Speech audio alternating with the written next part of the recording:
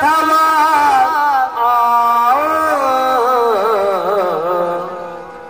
ಹೇ ರಾಮಾನುಜ ಹೇ ಜಗತ್ರಯು ಗುರು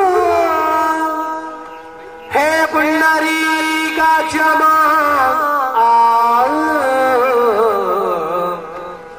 ಹೇ ಗೋಪಿ ಜನನಾಥ ಬಾಲಯ ಪಾದಂ ಧ್ಯಾಯಾಮಿ ಚಿತ್ತೆ ಸದಾ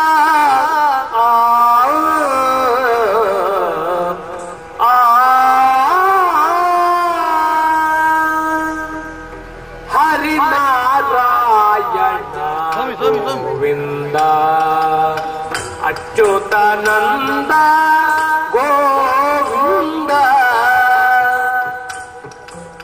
ಮತ್ಸ್ಯಾವತಾರ ಗೋವಿಂದ ಪೂರ್ಣ ಸ್ವರೂಪ ಗೋವಿಂದ ಕ್ರೋಡಕಾರ ಗೋವಿಂದ ಹರಿವಾಮನ ಗೋವಿಂದ ಆನಂದ ಮಹಿಮ ಗೋವಿಂದ ಭಾಗವ ರಾಮ ಗೋವಿಂದ ದಶರಥನಂದನ ಗೋವಿಂದ ವಸುದೇವಾತ್ಮಜ ಗೋವಿಂದ ಬೌದ್ಧವತಾರ ಗೋವಿಂದ ಕಲ್ಕಿ ಸ್ವರೂಪ ಗೋವಿಂದ ಕೇಶವ ಮಾಧವ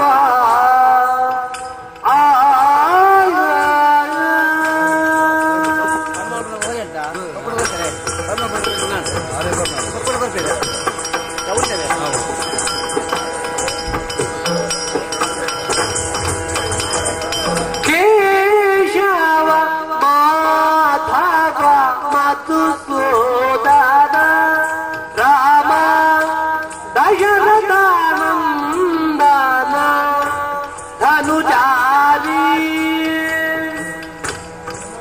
ಕಣ್ಮನಾದಾಣಿ ನಾನು ನೋಡುವೆ ತಾಯಿ ಹಣ್ಣು ವೇಲೆ ಪೂಜೆ ಮಾಡುವೆ ಸೃಷ್ಟಿ ಗೋಡೆಯನ್ನು ಕೊಂಡಾಡುವೆ ನಾನಿತ್ತೆಂದು ಭಿನ್ನ ಭಾವ ಮಾಡುವೆ ಇಷ್ಟಾರ್ಥವರಗಳ ಆಗ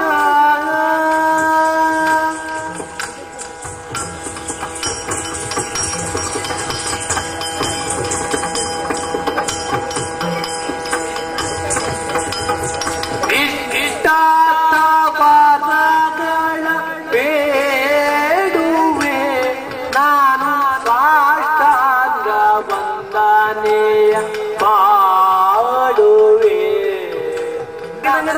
ತೋಂಗದಿ ಕುತಕ ತಾತೀಯ ದಿನತ ತಾತ ದಿನತ ತಿಮಿತ ದಿನತ ದಿನತ ದಿನತ ದಿನತಿ ದಿನತ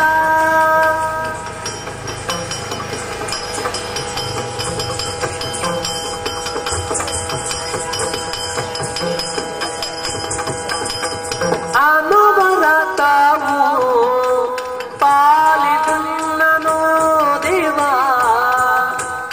ಇನುಮಯಾತ್ಮಕ ಸರ್ವೋತ್ತಮ ನೀನು ತಿಂದನ ತಿಂದನ ತಿಂದನ ತೆಯ್ಯತ್ತ ತೊಂದನ ತೊಂದನ ತೊಂದನ ತೆಯ್ಯತ್ತ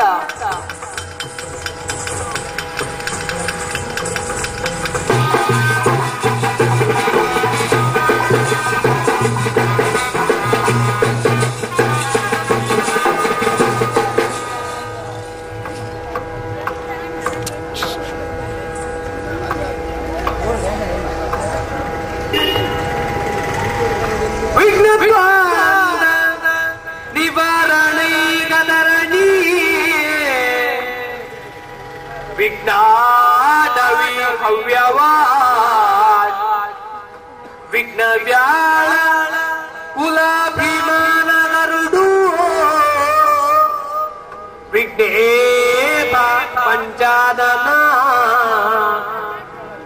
ವಿಘ್ನೋತುನ ಗಿರಿ ಪ್ರಭೇದನ ಭವಿ ವಿಘ್ನಾತಿ ಕುಂಭೋದ್ಭವ ವಿಘ್ನಾಘಾಭ್ರ ಕುಲ ಪ್ರಚಂಡ ಭವನು ವಿಘ್ನೇಶ್ವರ ಪಾಹಿ ಮಾಂ ಗಜಮುಖ ತಮಗೆ ಗಣಪಗೆ ಚಲ್ವತಿ ಜಾಗವಂದಿತಾನಿ ಆರತಿ ಎತ್ತೀರೆ ಆರತಿ ಎತ್ತೀರೆ ಆರತಿ ಬೆಳಗಿರಿ ಗಜಮುಖದ ಬಗೆ ಗಣಪಗೆ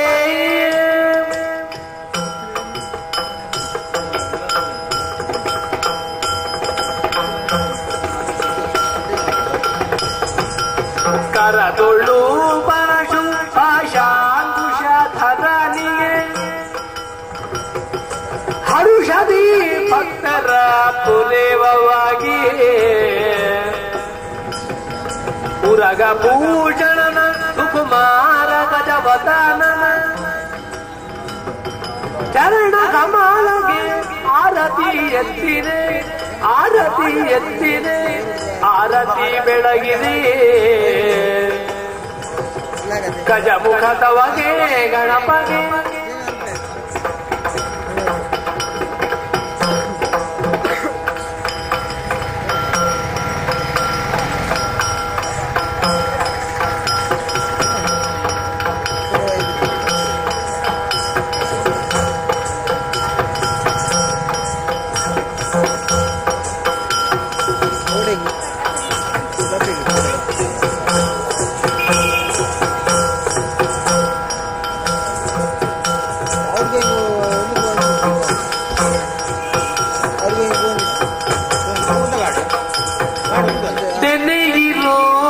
ಜನರೆಲ್ಲ ಗುಣಯುತಾನ ಘನಭೂತಿ ಮತವೂರ ಗಣನಾಥನಾಯ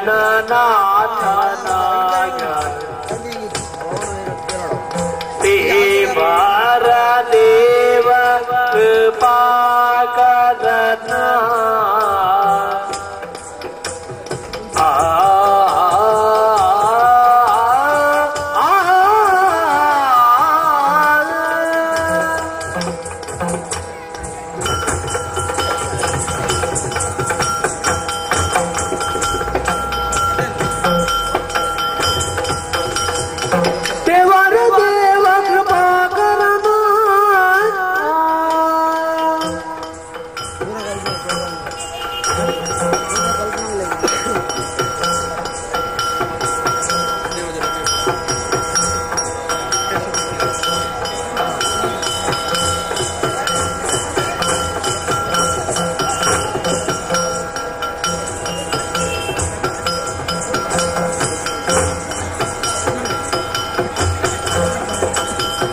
ದೇವರ ದೇವ ಕೃಪಾಕರನ ಪಾವನ ಚರಿತ ಪುಣ್ಯೋದಯನ ಭಾವಾಜ ವಿಷಯಕ್ಕೆ ತಿಲುಕಾದನ ಕೋವಿದೆ ಗಿರಿ ಜಯವರ ಸುತನ ಕೋವಿದೆ ಗಿರಿ ಜಯವರ ಸುತನಾಗ ಚಂದ್ರಾಗೆ ಶಾಪಾವ ಇತ್ತವನ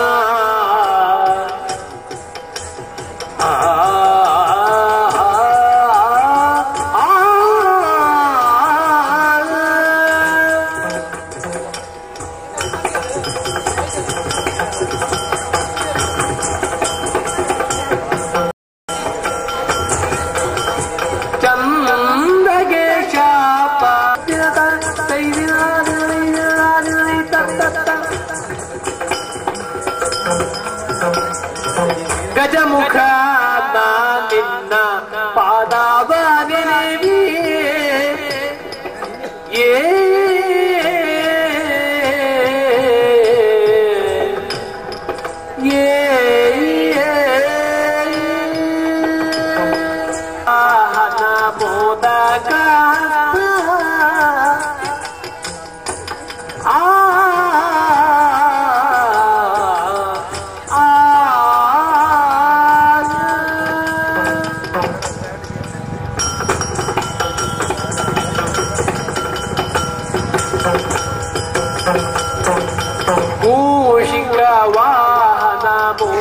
ಮೋದಕಾತ್ತ ಪಾಶಾಂಕುಶಧಾರ ಕಮಲ ಪ್ರಶಸ್ತ ಮೂಷಿಕವಾನ ಮೋದಕಾತ್ತ ಪಾಶಾಂಕುಶಧಾರ ಕಮಲ ಪ್ರಶಸ್ತ ಶ್ಯಾಮಲ ಬಾಣ ವಿಳಂಬಿತ ಸೂತ್ರ ವಾಮನ ರೂಪ ಮಹೇಶ್ವರ ಪುತ್ರ ಶ್ಯಾಮಲವರ್ಣ ವಿಳಂಬಿತ ಸೂತ್ರ ವಾಮನ ರೂಪ ಮಹೇಶ್ವರ ಪುತ್ರ ಗಜಮುಖ ನಿನ್ನ ಪಾಲು ಗಜವದನ ಸುಗುಣ ವಿಶಾಲ ದಯಾ ಸದನ ಸುಗುಣ ವಿಶಾಲ ದಯಾ ಸದನ ಪಾಲಗಿರಿ ಜಯಳ ಪಾಲ ನೆನೆಸಿರಿಪು ಪಾಲಗಿರಿ ಜಯಳ ಪಾಲ ನೆನೆಸಿರಿಪು ಜಲವರಿದ ಜಯಶೀಲನೆಯನ್ನನು ಕರೆಯೋಳು ರಂಜಿಸುವ ಮತವೂರ ಪುರದೊಳ್ಳು ನೆಲೆಸಿರುವ ಕರುಣಾದಿ ನಿಜ ಕಿಂಕರನಿಗೊಲಿದು ಮಾನಸಿರವನ್ನು ಪಾಲಿಸುತ್ತಿರುವ ವಿನಾಯಕ ಪಾಲಿಸು ಗಜವದನ ಸುಗುಣ ವಿಶಾಲ ದಯಾ ಸದನ ದಿನ ದಿನ ದೈ ದಿನ ದೈ ದಿನ ತನ ದಿನ ದೈ ದಿನ ದೈ ದಿನ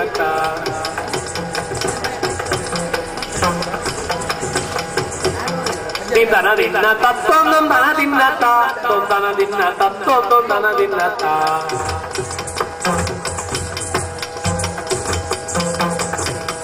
ದಿನದ ತೊಂದನ ದೀಯದ ತೈದಿನದ ತತ್ತಿನದ ತೈದಿನದ ತತ್ತಿನದ ತೈದಿನದ ದಿನದ ದಿನದಿ ತತ್ತ ದೇವರ ದೇವ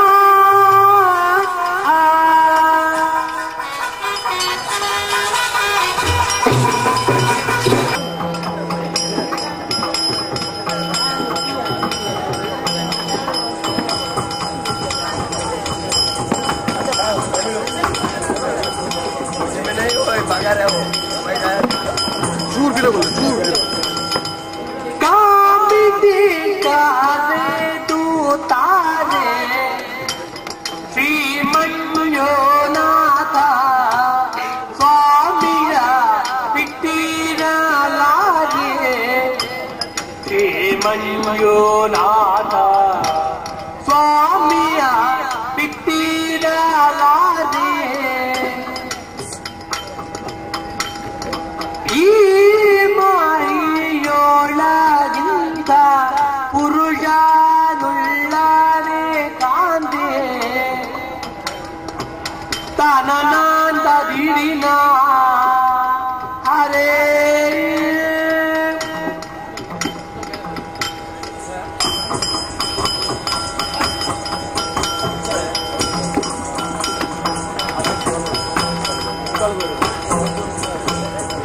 ಈ ಮಾಯಿಯೊಳಗಿಂತ ಪುರುಷನುಳ್ಳನೆ ಕಾಂತೆ ಈ ಮಾಬಾಲನೋ ಬಾಲೋ ಸಾಮಾಧ್ಯ ದಿನತ ತಾತ ದಿನತ ದಿನಿತ ದಿನತ ದಿನತ ದಿನತ ದಿನತಿ ದಿನತ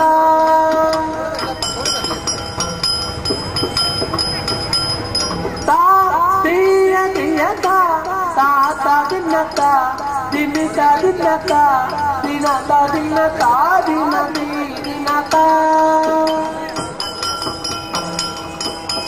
tana tom tana tana din tana tana tom tana dindana dirina tom tana dirina dindana dirina tom tana dirina dinta dinta dinna ta dia diata ta ta dinata dimita dinata dinata dinata dinati dinata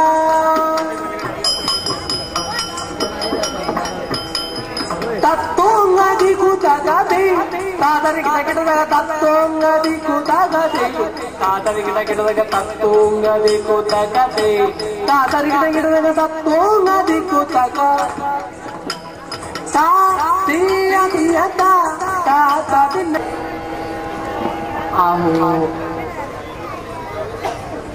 Kateel Shri Durga ಪರಮೇಶ್ವರಮ್ಮನವರು ಮತ್ತು ಶ್ರೀ ದುರ್ಗಾ ಪರಮೇಶ್ವರಮ್ಮನವರು ಸರ್ವಮಂಗಲ ಮಾಂಗಲ್ಯ ಶಿವೆ ಸರ್ವಾರ್ಥ ಸಾಧಿಕೆ ಶಯನೆ ತ್ರ್ಯಂಬಕೆ ದೇವಿ ನಾರಾಯಣಿ ನಮೋಸ್ತುತೆ ನಂಬಿದಂತಹ ಭಕ್ತರ ಮೇಲೆ ಪ್ರೀತಿ ಇಟ್ಟುಕೊಡುವಂತಹ ತಿರುಮಣಿ ಕಂದ ಪ್ರಸಾದ ಶಿವ ಅರ್ಪಣಮಸ್ತು.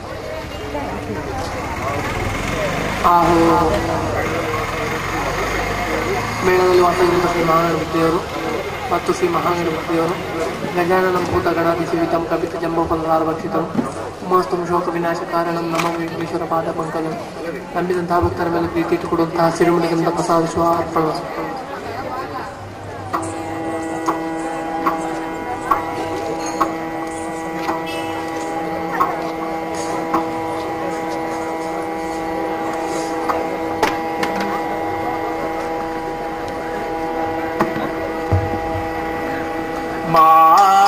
ಮಾಯಗಾರನು ನೀನೇ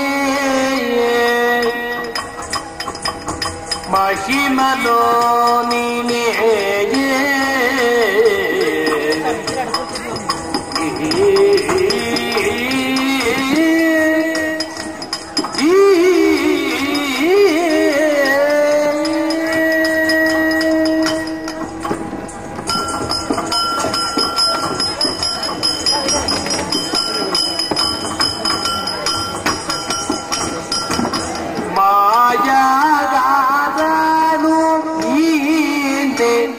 ಮಹಿಮನೋ ನೀನೇ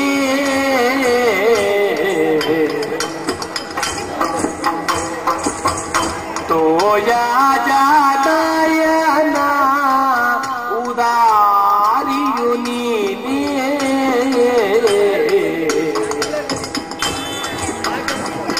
ಕಾಯ ಜಾಪಿತ ಲೋಕ ನಾಯಕ ಹರಿಯೇ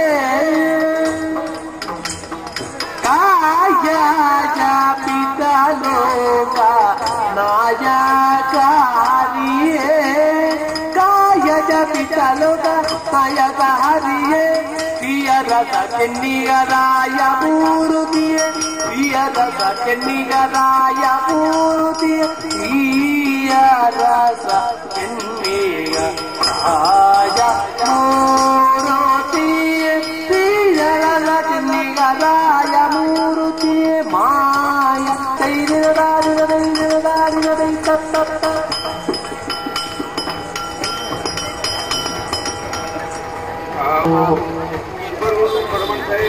ಶಿಬರೂರು ಕೊಡಮಣಿತಾಯ ದೇವದೇವರುಗಳು ಮತ್ತು ಶ್ರೀ ಶಿಬರೂರು ಕೊಡಮಣಿತಾಯ ದೇವದೇವರುಗಳು ನಂಬಿದಂತಹ ಭಕ್ತರ ಮೇಲೆ ಪ್ರೀತಿ ಇಟ್ಟುಕೊಡುವಂತಹ ಸಿರುಮಣಿಗಂಧ ಪ್ರಸಾದ ಶಿವ ಅರ್ಪಣಮಸ್ತು.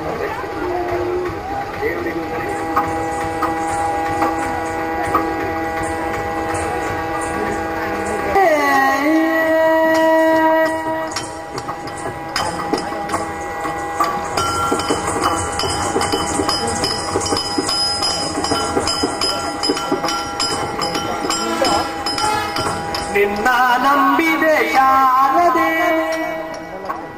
ಭಕ್ತಗೆ ಮತಿಯನ್ನು ಪಾಲಿಸಬಾರದೆಯೇ ಭಕ್ತಗೆ ಮತಿಯನ್ನು ಪಾಲಿಸಬಾರದೆ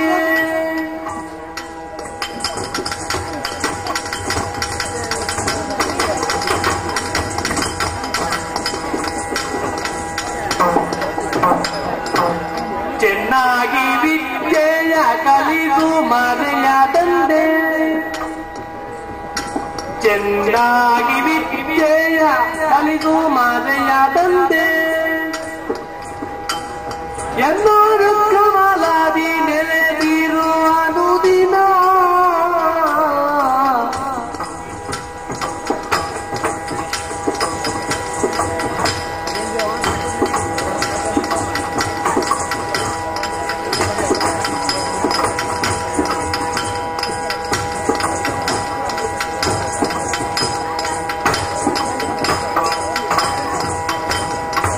ನಿನ್ನ ನಂಬಿದೆ ಶಾರದೆ ಭಕ್ತಗೆ ಮತಿಯನ್ನು ಪಾಲಿಸಬಾರದೆಯೇ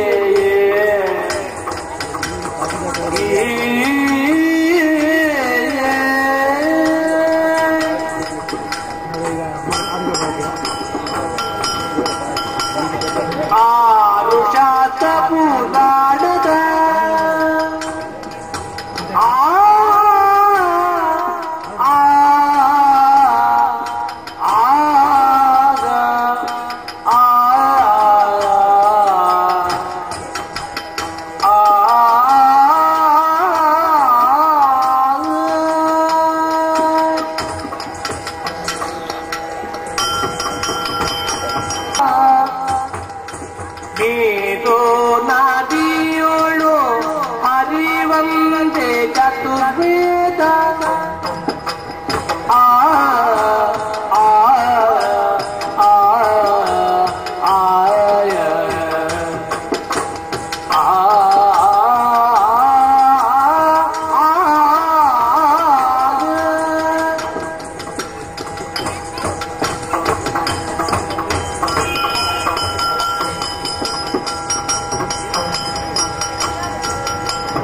ನೀರು ನದಿಯೋಳು ಹರಿವಂತೆ ಚತುರ್ವೇದ ಪಾದವ ಅರುಣಿನ ಜಿಯೊಳೆನೆದಿರೋ ನೀರು ನದಿಯಳು ಹರಿವಂತೆ ಚತುರ್ವೇದ ಹಲವಾರು ನದಿಯಳು ನೆಲೆಸಿರೋ ನಿನ್ನ ನಂಬಿದೆ ಶಾರದೆ ಕಾದು ಸನ್ಮತಿಯ ಕೊಡು ತತ್ತಿನದ ತೈದಿನದ ದಿನದ ಈ ದಿನದ ದಿನದ ತತ್ತ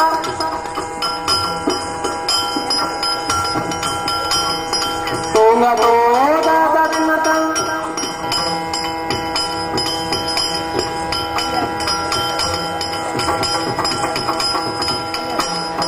ಹೋಗಿ ನಮ್ಮ ಹೊತ್ತು ಹೋಗದಿನಾಗಿ ಆದಿಕೇಶವರನ್ನ ಬಾರ ಮನೆಗೆ ಕಣ್ಣ ಮುಚ್ಚಲು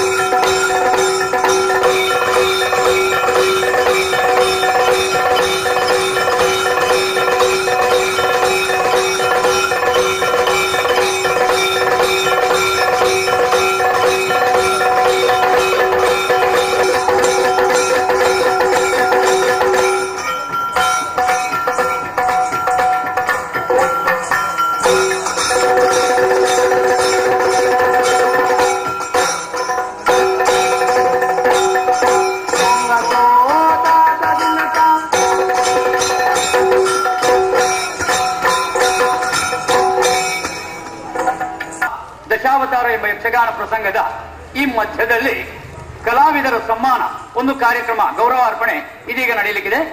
ದಿವಂಗತ ಕಟೀಲ್ ಗೋಪಾಲಕೃಷ್ಣ ಅಭಿಮಾನಿ ಬಳಗ ಮುಂಬೈ ದುಬೈ ಇವರ ಹೆಸರಿನಲ್ಲಿ ಇದುವರೆಗೆ ಒಟ್ಟು 29 ಮಂದಿ ಕಲಾವಿದರಿಗೆ ಬೆಂಕುತಿಟ್ಟಿನ ಹಿರಿಯ ಭಾಗವತರಾದ ಬಲಿಪ ನಾರಾಯಣ ಭಾಗವತ ಈ ಕಾರ್ಯಕ್ರಮವನ್ನು ಜರುಗಿಸಿಕೊಡುವರೆ ನಮ್ಮಲ್ಲಿಗೆ ಆಗಮಿಸಿದಂತಹ ಅತಿಥಿಗಳು ಸನ್ಮಾನಿತರೆಲ್ಲರೂ ಕೂಡ ವೇದಿಕೆಗೆ ಆಗಮಿಸಬೇಕಾಗಿ ಕೇಳಿಕೊಳ್ತಾ ಇದ್ದೇನೆ.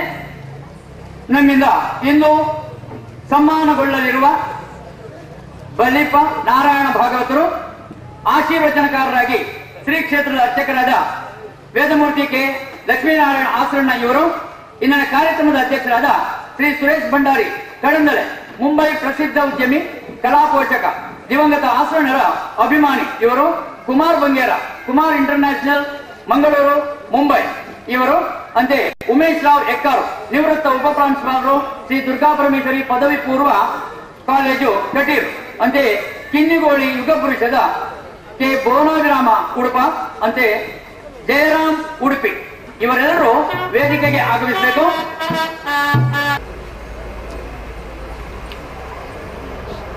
ಜಯರಾಮ್ ಉಡುಪಿ, ಕುಮಾರ್ ಬಂಗೇರ ಬರ್ಬೇಕು.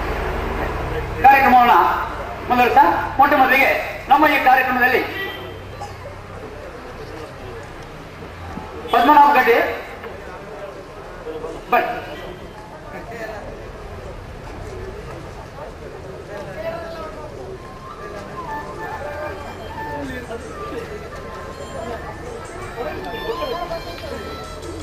ಅತಿಥಿ ಅಭ್ಯಾಗತರನ್ನ ಮೊಟ್ಟ ಮೊದಲಿಗೆ ಹಾರಾರ್ಪಣೆಯ ಮೂಲಕ ಗೌರವಿಸುವ ಕಾರ್ಯಕ್ರಮ. ಈ ಅತಿಥಿ ಅಭ್ಯಾಗತರನ್ನ ಪದ್ಮನಾಭ ಕಟ್ಟಿ ಇವರೇ ಮಲ್ಲಿಗೆಯ ಹಾರಗಳನ್ನು ತೊಡಿಸಿ ಗೌರವಿಸಲಿಕ್ಕೆ ಕೇಳ್ಕೊಳ್ತಾ ಇದ್ದೇನೆ. ಮೊಟ್ಟ ಮೊದಲಿಗೆ ಇನ್ನ ಕಾರ್ಯಕ್ರಮದ ಸನ್ಮಾನಗೊಳ್ಳಲಿರುವ ಬಲಿಪ ನಾರಾಯಣ ಭಾಗವತರು ಇವರಿಗೆ ಮಲ್ಲಿಗೆಯ ಹಾರವನ್ನು ತೊಡಿಸ್ತಾ ಇದ್ದಾರೆ. ಆಶೀರ್ವಚನಕಾರರಾಗಿ ಆಗಮಿಸಿದಂತಹ ಶ್ರೀ ಲಕ್ಷ್ಮೀನಾರಾಯಣ ಆಸರಣ್ಣ ಇವರಿಗೂ ಮಲ್ಲಿಗೆ ಹಾರವನ್ನು ತೊಡಿಸ್ತಾ ಇದ್ದಾರೆ. ಅಧ್ಯಕ್ಷರಾದಂತಹ ಮುಂಬೈಯ ಪ್ರಸಿದ್ಧ ಉದ್ಯಮಿ ಕಲಾಪೋಷಕ ದಿವಂಗತ ಆಸರಣ್ಣರ ಅಭಿಮಾನಿ ಇವರನ್ನು ಹಾರವನ್ನು ತೊಡಿಸಿ ಗೌರವಿಸ್ತಾ ಇದ್ದಾರೆ. ಉಮೇಶ್ ರಾವ್ ಎಕ್ಕಾರ್ ದುರ್ಗಾಪರಮೇಶ್ವರಿ ಪದವಿ ಪೂರ್ವ ಕಾಲೇಜಿನ ಉಪ ಪ್ರಾಂಶುಪಾಲರು ಹಾಗೂ ಪದ್ಮನಾಭ ಕಟೀಲ್ ಇವರ ಗುರುಗಳು, ಅಲ್ಲಿ ಕೆ ಭುವನಾಭಿರಾಮ ಉಡುಪ ಇವರನ್ನು ಗೌರವಿಸ್ತಾ ಇದ್ದಾರೆ. ಜಯರಾಮ್ ಉಡುಪಿ ಆಸರಣ್ಣರ ಅಭಿಮಾನಿಗಳು ಇವರನ್ನು ಹಾರವನ್ನು ತೊಡಿಸಿ ಪದ್ಮನಾಭ ಕಟೀಲ್ ಇವರು ಗೌರವಿಸುವುದರ ಮೂಲಕ ಎಲ್ಲರನ್ನ ಕಲಾಭಿಮಾನಿಗಳಾದ ತಮ್ಮೆಲ್ಲರನ್ನ ಅತಿಥಿ ಅಭ್ಯಾಗತರೆಲ್ಲರನ್ನ ಮತ್ತೊಮ್ಮೆ ಮಗಳೊಮ್ಮೆ ಪದ್ಮನಾಭ ಶ್ರೀಮತಿ ಹರಿಣಾಕ್ಷಿ ಪದ್ಮನಾಭ ಕಟೀಲ್ ಇವರ ಕುಟುಂಬಿಕರ ಪರವಾಗಿ ಹಾರ್ದಿಕವಾಗಿ ಸ್ವಾಗತಿಸ್ತಾ ಸನ್ಮಾನ ಕಾರ್ಯಕ್ರಮವನ್ನು ಮುಂದುವರಿಸ್ತಾ ಇದ್ದೇವೆ. ಮೊಟ್ಟ ಮೊದಲಿಗೆ ನಮ್ಮ ಕ್ಷೇತ್ರದ ಅರ್ಚಕರಾದ ವೇದಮೂರ್ತಿ ಕೆ ಲಕ್ಷ್ಮೀನಾರಾಯಣ ಆಸರಣ್ಣರು ಆಶೀರ್ವಚನ ಒಂದು ಕಾರ್ಯಕ್ರಮವನ್ನು ನಿರ್ವಹಿಸಬೇಕಾಗಿ ಕೇಳ್ಬೇಡಿ. ಮತ್ತೆ ಸನ್ಮಾನ ಕಾರ್ಯಕ್ರಮ ಹಿರಿಯ ಭಾಗವತರಾದ ಬಲಿಪ ನಾರಾಯಣ ಭಾಗವತರಿಗೆ ಇದೀಗ ವೇದಿಕೆಯಲ್ಲಿರುವ ಎಲ್ಲ ಮಹನೀಯರು ಒಟ್ಟಿಗಿದ್ದುಕೊಂಡು ಗೌರವಿಸಬೇಕಾಗಿ ಕೇಳ್ಕೊಳ್ತಾ ಇದ್ದೇನೆ. ಮೊಟ್ಟ ಮೊದಲಿಗೆ ಕ್ಷೇತ್ರದ ವತಿಯಿಂದ ಆಗಮಿಸಿದಂತಹ ನಮ್ಮವರೇ ಆದ ವೇದಮೂರ್ತಿ ಲಕ್ಷ್ಮೀನಾರಾಯಣ ಆಸರಣ್ಣ ಇವರು ಶಾಲೊಂದನ್ನ ಬಲಿಪರಿಗೆ ಹೊದಿಸಿ ಗೌರವಿಸುತ್ತಾರೆ. ಕಾರ್ಯಕ್ರಮದ ಅಧ್ಯಕ್ಷ ಸುರೇಶ್ ಭಂಡಾರಿ ಇವರು ಮಲ್ಲಿಗೆಯ ಹಾರವೊಂದನ್ನು ತೊಡಿಸ್ತಾ ಇದ್ದಾರೆ. ಭುವನಾಭಿರಾಮ ಉಡುಪ ಇವರು ಫಲತಾಂಬೂಲವನ್ನು ನೀಡಬೇಕು. ಫಲತಾಂಬೂಲವನ್ನು ನೀಡ್ತಾ ಇದ್ದಾರೆ.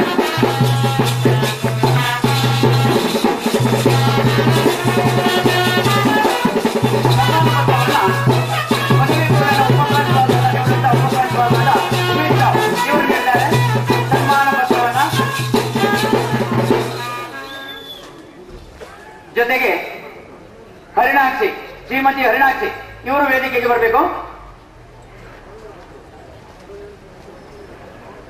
ಬಲಿಪರಿಗೆ ನೆನಪಿನ ಕಾಣಿಕೆಯಾಗಿ ಬಂಗಾರದ ಉಂಗುರವನ್ನ ಈಗ ಪದ್ಮನಾಭ್ ಕಟೀಲ್ ದಂಪತಿಗಳು ತೊಡಿಸಲಿದ್ದಾರೆ.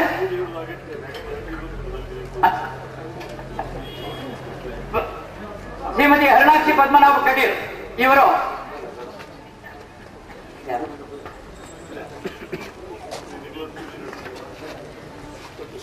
ಶ್ರೀಮತಿ ಹರಿಣಾಕ್ಷಿ ಪದ್ಮನಾಭ ಕಟೀಲ್ ಇವರು ಫಲತಾಂಬೂಲವನ್ನು ನೀಡ್ತಾ ಇದ್ದಾರೆ. ನೆನಪಿನ ಕಾಣಿಕೆಯಾಗಿ ಚಿನ್ನದ ಉಂಗುರವನ್ನ ತೊಡಿಸಬೇಕಾಗಿ ಕೇಳಿಕೊಳ್ತಾ ಇದ್ದೇನೆ. ಪದ್ಮನಾಭ ಕಟೀಲ್ ಇವರು ತೊಡಿಸ್ತಾ ಇದ್ದಾರೆ.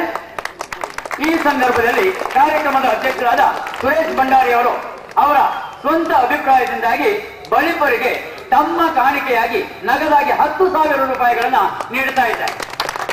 ಕಾರ್ಯಕ್ರಮದ ವಿಶೇಷತೆ ಅಂತ ಹೇಳಿದ್ರೆ ಕ್ಷೇತ್ರದಲ್ಲಿ ನಡೆಯುವಂತಹ ಪ್ರತಿಯೊಂದು ಕಾರ್ಯಕ್ರಮವು ಒಂದಕ್ಕಿಂತ ಒಂದು ಮಿಗಿಲೆನ್ನಿಸುತ್ತದೆ.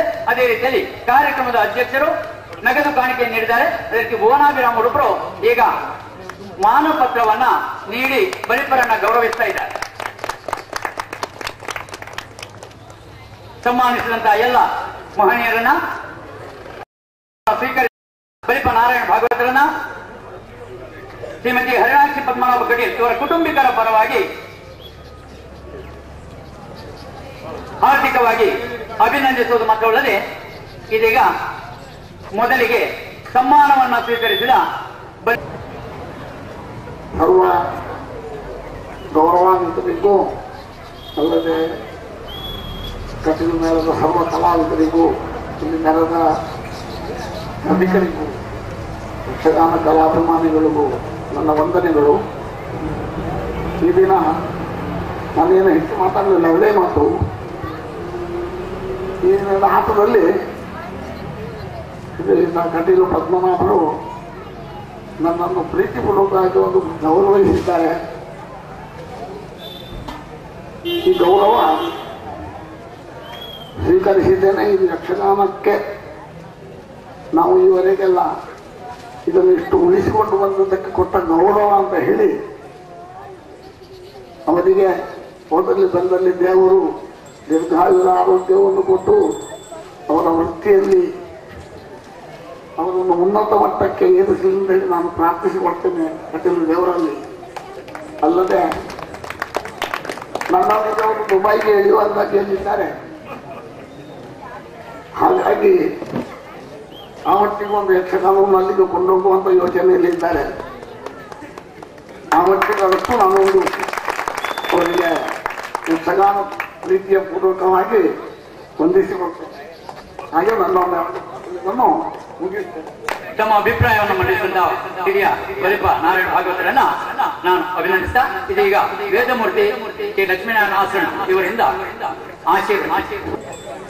ಸರ್ವಸ್ವರೂಪೇ ಸರ್ವೇಶೆ ಸರ್ವಶಕ್ತಿ ಸಮನ್ವಿತೆ ಭಯಭ್ಯಸ್ತ್ರಾಯಣೋ ದೇವಿ ದಿಗ್ಗೇ ದೇವಿ ನೋತಿ.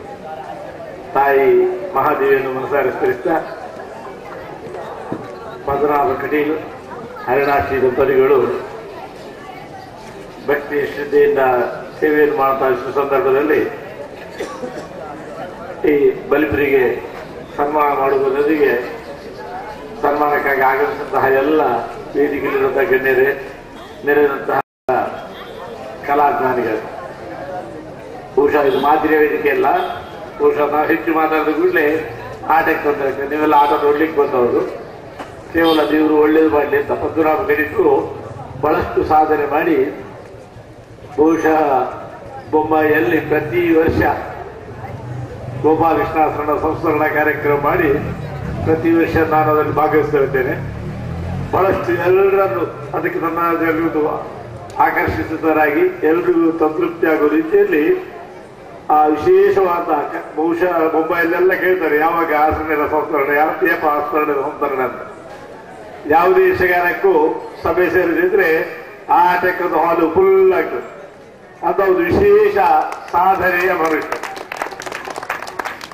ಕೇವಲ ಬೊಂಬಾಯಲ್ಲಿ ಮಾತ್ರ ಅಲ್ಲ, ಅವರು ಹೋದ ವರ್ಷ ದುಬೈಯಲ್ಲಿದ್ದಾಗಲೂ ಬೊಂಬಾಯಲ್ಲಿ ನಿಲ್ಬಾರ್ದು ಅಂತ ಹೇಳಿ ಎಲ್ಲ ಕಾರ್ಯಕ್ರಮವನ್ನು ದುಬೈಯಲ್ಲಿ ಸಂಯೋಜನೆ ಮಾಡಿ ಬೊಂಬಾಯಲ್ಲಿ ಕಾರ್ಯಕ್ರಮ ಮಾಡಿದ್ದಾರೆ. ಅವರು ದುಬೈಯಲ್ಲೇ, ಅವರ ಕಾರ್ಯಕ್ರಮ ಬೊಂಬಾಯಲ್ಲಿ ನಡೆದಿದೆ. ಅಷ್ಟು ಒಂದು ವಿಶೇಷವಾದ ಸಾಧನೆ ಪದ್ಮನಾಭ ಕಟೀಲ್ರದ್ದು. ಬಹುಶಃ ಕಟೀಲ್ನ ಒಂದು ಯಕ್ಷಗಾನದ ಕಟೀಲ್ನ ಮಣ್ಣಿನ ಯಕ್ಷಗಾನದ ವೃತ್ತಿ ಎಂಬುದನ್ನು ಅವ ಪದ್ಮನಾಭ ಬಹುಶಃ ಅವನು ಹೋಟೆಲ್ ಸಾಹುಕಾರ ಅಲ್ಲ, ಅವರು ಇವರೊಟ್ಟಿಗೆ ಸೇರಿ ಯಕ್ಷಗಾನ ಮಾಡ್ತಾ ಇದ್ದಾನೆ. ಎಲ್ಲ ಕಲಾವಿದರು ಎಷ್ಟು ಪ್ರೀತಿಯಲ್ಲಿ ಕಲಾವಿದರಿಗೆ ಇದ್ದಾರೆ ಅಂತ ಹೇಳಿದ್ರೆ ಮೇಳದ ಕಲಾವಿದರಲ್ಲಿ ಕೇಳಿದ್ರೆ ಗೊತ್ತಾಗುತ್ತೆ. ಬಹುಶಃ ಅವರಿಗಿದ್ದಾರೆ ಪದ್ಮನಾಭ ಅದೇ ಪಾಠ ಅಂತ. ಬಹುಶಃ ರೇಪ ದುಬೈದ ಮರುಪುಣಿತ ಈ ರೀತಿಯ ಒಂದು ವಿಶೇಷವಾದ ಈ ಕಲೆಯ ಮೇಲೆ ಕಲೆಯನ್ನು ಪ್ರದರ್ಶಿಸುವ ಕಲಾವಿದರ ಮೇಲೆ ವಿಶೇಷವಾದ ಪ್ರೀತಿಯಲ್ಲಿ ನಿರಂತರ ಸನ್ಮಾನ ಮಾಡಿ ಬಹುಶಃ ಇದು 29ನೇ ಸನ್ಮಾನ ಆಗಿದೆ. 29ನೇ ಸನ್ಮಾನ, ಇದು 30ನೇ ಸನ್ಮಾನ. 30ನೇ ಸನ್ಮಾನವನ್ನು ಮಾಡ್ತಾ ಇದ್ದಾರೆ. ಬಹುಶಃ ಅವರು ಬೊಂಬೈಗೆ ಹೋಗಿ 30 ವರ್ಷ ಆಗಲಿಲ್ಲ, ಆದ್ರೆ ದುಬೈಗೆ ಹೋಗಿ 1 ವರ್ಷ ಆಗುದಷ್ಟೇ. ಇಂತಹ ಒಂದು ಒಳ್ಳೆಯ ಕರ್ತವ್ಯ ಕಲಾವಿದರು ಕೇಳಿದ್ರೆ, ಕಲಾ ಸೇವೆ ಅಂತ ಹೇಳಿದ್ರೆ ಕೇವಲ ಯಕ್ಷಗಾನ ಮಾಡಿಸುವುದಲ್ಲ, ಯಕ್ಷಗಾನ ನೋಡುವುದಲ್ಲ, ಅದರೊಂದಿಗೆ ಕಲೆಗೋಸ್ಕರ ತಮ್ಮನ್ನು ಸಾರ್ಥಕವಾಗಿ ತಿಳಿಸಿಕೊಂಡಂತಹ ಕಲಾವಿದರನ್ನು ಗುರುತಿಸಬೇಕು, ಗೌರವಿಸಬೇಕು ಅನ್ನೋ ಒಂದು ವಿಶೇಷವಾದ ಮನೋಭಾವ. ಯಾಕಂತ ಹೇಳಿದ್ರೆ ಕಲಾವಿದರು ನಮ್ಮ ಧರ್ಮದ ಪರಿಚಯ ನಮ್ಮ ಮಾಡಿಸಿಕೊಟ್ಟವರು. ಸ್ವಾಮಿಗಳು ಅಲ್ಲ, ಬಹುಶಃ ನಮ್ಮಂತವರೆಲ್ಲ ವೇದಿಕೆಯಲ್ಲಿ ಮಾತಾಡಲಿಕ್ಕೆ ಪಾಠ್ಯನ ಮುಖ್ಯರು ಬೊಕ್ಕೆ ದುಬ್ಬು ಇಂತ ಹೇಳುವ ಜನ ಜಾಸ್ತಿ. ಆದ್ರೆ ಕಲಾವಿದರು ಕಲೆಯ ಪ್ರದರ್ಶನದೊಂದಿಗೆ ಮನೋರಂಜನೆಯ ಒತ್ತಿಗೆ ನಮ್ಮ ಧಾರ್ಮಿಕ ಬೋಧನೆ ನಮ್ಮ ಜನರಿಗೆ ಕೊಡ್ತಾ ಇದ್ದಾರೆ. ರಾಮ ಎಂದ್ರೆ ದೇವರು, ರಾವಣ ಎಂಬಂತ ರಾಕ್ಷಸ ಎಂಬಂತಹ ವ್ಯತ್ಯಾಸ ನಮ್ಮ ಜನರಿಗೆ, ನಮ್ಮ ಮಕ್ಕಳಿಗೆ ಗೊತ್ತಿದ್ದಿದ್ರೆ, ಬಹುಶಃ ನಮ್ಮ ಸಂಸ್ಕೃತಿ ಸಂಸ್ಕಾರ ಗೊತ್ತಿದ್ದಿದ್ರೆ ಈ ಕಲಾವಿದರು ವೇದಿಕೆಯಲ್ಲಿ ಗುರುಗಳಾಗಿ ನಮ್ಮ ಹಿಂದೂ ಬಾಂಧವರನ್ನೆಲ್ಲ ಶಿಷ್ಯರನ್ನಾಗಿ ಸ್ವೀಕರಿಸಿದ್ದಾರೆ. ಆ ನಿಟ್ಟಿನಲ್ಲಿ ಬಹಳಷ್ಟು ಸಾಧನೆ ಮಾಡಿ ನಮ್ಮೆಲ್ಲರ ಒಂದು ದಕ್ಷಿಣ ಕನ್ನಡದ ಒಂದು ಗಂಡು ಕಲೆಯನ್ನು ಈ ಜಗತ್ತಲ್ಲಿ ಪ್ರಸಿದ್ಧಿ ಮಾಡ್ತಾ ಇದ್ದಾರೆ. ಬಲಿಪರಂದು ಮಾಡಿದಂತಹ ಸಾಧನೆ ಅದು ಬಲಿಪ ಸ್ಟೈಲ್ ಅಂತ ಆಗಿರುತ್ತದೆ. ಭಾಗವತರು ತುಂಬಾ ಮಂದಿ ಭಾಗವತರಿದ್ದಾರೆ ಕೆಲವರಲ್ಲಿ, ಆದ್ರೆ ಬಲಿಪರದ ಸ್ಟೈಲೇ ಬೇರೆ, ಬಲಿಪರದ ವಾತಾವರಣ ಬೇರೆ ಅಂತ ಒಂದು ಜೀವಂತ. ಬಹುಶಃ ಇನ್ನಷ್ಟು ಕಾಲ ಅವರು ಬದುಕಬೇಕು. ಅವರು ದುಬೈಲಿ ಹೋಗೋದು, ಯಾಕಂದ್ರೆ ಬಲಿಪರು ಬಹಳ ಮುಗ್ಧರು ಮಾಡ್ತಾ ಇದ್ದಾರೆ. ವಿಶೇಷ ಸೇವೆ ಮಾಡಿದಾಗ ದೇವರ ಅನುಗ್ರಹಿಸ್ತಾರೆ. ದೇವರ ಪೂರ್ಣ ಅನುಗ್ರಹ ಆಗಲಿ, ಅವರ ಸೇವೆ ಪರಿಪೂರ್ಣವಾಗಲಿ. ಯಾವ ರೀತಿ ದಶಾವತಾರ ಮೂಲಕ ದೇವರು ವಿಷ್ಣು ದೇವರು ದುಷ್ಟರನ್ನೆಲ್ಲ ಸಂಹರಿಸಿ ಶಿಷ್ಟರನ್ನು ರಕ್ಷಿಸಿ ಜನಕ್ಕೆ ಸಂತೃಪ್ತಿ ಪಡಿಸಿದ್ದಾರೋ, ಹಾಗೆ ಪದ್ಮನಾಭರು ನಮಗೆಲ್ಲರಿಗೂ ಯಕ್ಷಗಾನ ಪ್ರದರ್ಶನದ ಕಲಾವಿದರ ಗುರುತನ್ನು ಮಾಡಿ, ಕಲಾವಿದರನ್ನು ಗೌರವಿಸಿ, ಅವರಿಗೆ ಸಂತೋಷ ಮಾಡಿ, ಆ ಮುಖೇನ ಯಕ್ಷಗಾನದ ಸೇವೆಯೊಂದಿಗೆ ದೇವರ ಸೇವೆ ಮಾಡ್ತಾ ಇದ್ದಾರೆ. ಆ ಸೇವೆ ಪರಿಪೂರ್ಣವಾಗಲಿ. ಈ ದಿನ ವಿಶೇಷವಾಗಿ ಕ್ಷೇತ್ರದಲ್ಲಿ ಬಹುಶಃ ಕಟೀಲಿನಲ್ಲಿ ಅವರಿಗೆ ಯಕ್ಷಗಾನ ಸೇವೆ ಪ್ರಥಮ, ಅವರು ಮನೆ ಹತ್ತಿರ ಮಾಡಿರ್ಬೋದು. ಕಟೀಲಿನಲ್ಲಿ ಈ ಪ್ರಥಮ ಸೇವೆ ಆಟವಾಗಿ ದೇವರು ಪಂದ್ಯದಲ್ಲಿ ಮಾಡ್ತಾ ಇದ್ದಾರೆ. ಅವರು ಮಾಡುವಂತಹ ಸೇವೆ ಪರಿಪೂರ್ಣವಾಗಿ ದೇವರ ಪೂರ್ಣ ಅವರಿಗೆ ದೊರಕಲಿ. ಪದ್ಮನಾಭ ದಂಪತಿಗಳನ್ನು ಮಹಾದೇವಿ ಅನುಗ್ರಹಿಸಿ ನಡೆಸಲಿ ಅಂತ ದೇವರಲ್ಲಿ ಪ್ರಾರ್ಥಿಸುವುದರೊಂದಿಗೆ ಪದ್ಮನಾಭ ದಂಪತಿಗಳು ದಯವಿಟ್ಟು ವೇದಿಕೆ ಬರಬೇಕು. ಅವರು ಅನುಗ್ರಹಿಸಿದ ದೇವರಲ್ಲಿ ಪ್ರಾರ್ಥಿಸಿಕೊಡುತ್ತಾ ಪ್ರಸಾದ ಕೊಡ್ತಾ ಇದ್ದೇನೆ. ಅವರು ಬಂದು ಪ್ರಸಾದವನ್ನು ಸ್ವೀಕರಿಸಿ ದೇವರನ್ನು ಅನುಗ್ರಹಿಸಿ ಅಂತ ಮಗದೊಮ್ಮೆ ದೇವರಲ್ಲಿ ಪ್ರಾರ್ಥಿಸಿ ಲೋಕ ಸಮರ್ಥ ಸುಖಿನೋಬಹುದು ಅಂತ ಹೇಳುತ್ತಾ, ಕಲಾವಿದರ ಸಾಧನೆಗೆ ನಮ್ಮೆಲ್ಲರ ಪ್ರೋತ್ಸಾಹ ಖಂಡಿತ ಅತ್ಯಗತ್ಯ. ಯಾಕಂದ್ರೆ ಯಕ್ಷಗಾನದಂತಹ ಬಹುವಿಧ ಕಲೆ ಬೇರೆ ಯಾವ ಜಗತ್ತಲ್ಲೇ ಇಲ್ಲ ಅಂತ ನಾವು ಖಂಡಿತ ಹೇಳ್ಬೋದು. ಯಕ್ಷಗಾನ ಅಂತ ಹೇಳಿದ್ರೆ ಅದು ಒಂದು ಗಂಡು ಕಲೆ. ಅಂತಹ ಒಂದು ಗಂಡು ಕಲೆ ಯಾವುದೇ ಕಲೆ ನೋಡಿದ್ರು ಯಕ್ಷಗಾನದ ಒಂದು ಅಂಶ ಇರ್ತದೆ. ಎಲ್ಲ ಕಲೆಗಳ ಒಂದು ರಾಜರಾಗಿ, ಆದ್ರೆ ಅದಕ್ಕೆ ಸರಿಯಾದ ಪ್ರೋತ್ಸಾಹ ಸಿಗದಿದ್ದರಿಂದ ಕಲೆ ಸ್ವಲ್ಪ ಹಿಂದುಳಿದಿದೆ. ಇದು ಕೇವಲ ದಕ್ಷಿಣ ಕನ್ನಡ ಕಲೆಯಾಗಿ ಉಳಿದಿದೆ. ಇದು ಕೇವಲ ನಮ್ಮ ತೆಕ್ಕುದಿಟ್ಟು ದಕ್ಷಿಣ ಕನ್ನಡದ ಕಲೆಯಾಗಿ ಇರಬಾರದು. ಇದು ಜಗತ್ತಿನ ಕಲೆಯಾಗುವಾಗಿ ಮಹಾದೇವಿ ಅನುಗ್ರಹಿಸಿದ ದೇವರಲ್ಲಿ ಪ್ರಾರ್ಥಿಸಿ ಇಂತಹ ಸಾಧನಾ ಪುರುಷರ ಮುಖೇನ ಇನ್ನಷ್ಟು ಕಲೆ ಪ್ರಚಾರವಾಗಲಿ ಅಂತ ಮಗದೊಮ್ಮೆ ದೇವರಲ್ಲಿ ಪ್ರಾರ್ಥಿಸಿ ಅವಕಾಶಕ್ಕಾಗಿ ಕೃತಜ್ಞತೆ ಸಲ್ಲಿಸಿ ನನ್ನ ಮಾತನ್ನು ಮುಗಿಸಿದೆ.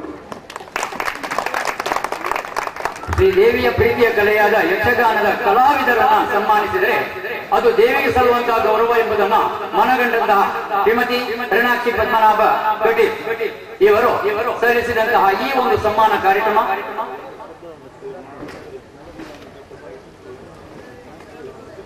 ಆಸರಣರ ಅನುಗ್ರಹದಂತೆ ಎಲ್ಲವೂ ನಡೆಯಲಿ ಎಂಬುದನ್ನು ಹಾರೈಸ್ತಾ ಇದೀಗ ಆಶೀರ್ವಚನಕಾರರಾಗಿ ಆಶೀರ್ವಚನ ಮಾಡಿದಂತಹ ವೇದಮೂರ್ತಿ ಕೆ ಲಕ್ಷ್ಮೀನಾರಾಯಣ ಆಸರಣ ಇವರನ್ನ ಶ್ರೀಮತಿ ಹರಿಣಾಕ್ಷಿ ಮತ್ತು ಪದ್ಮನಾಭ ಕಟೀಲ್ ದಂಪತಿಗಳು ಈಗ ಗೌರವಿಸ್ತಾ ಇದ್ದಾರೆ. ಪದ್ಮನಾಭ ಕಟೀಲ್ ಇವರು ಶಾಲೊಂದನ್ನು ಹೊದಿಸ್ತಾರೆ. ಹರಿಣಾಕ್ಷಿ ಇವರು ಫಲತಾಂಬೂಲವನ್ನು ನೀಡಿ ಆಸರಣರನ್ನ ಗೌರವಿಸ್ತಾ ಇದ್ದಾರೆ.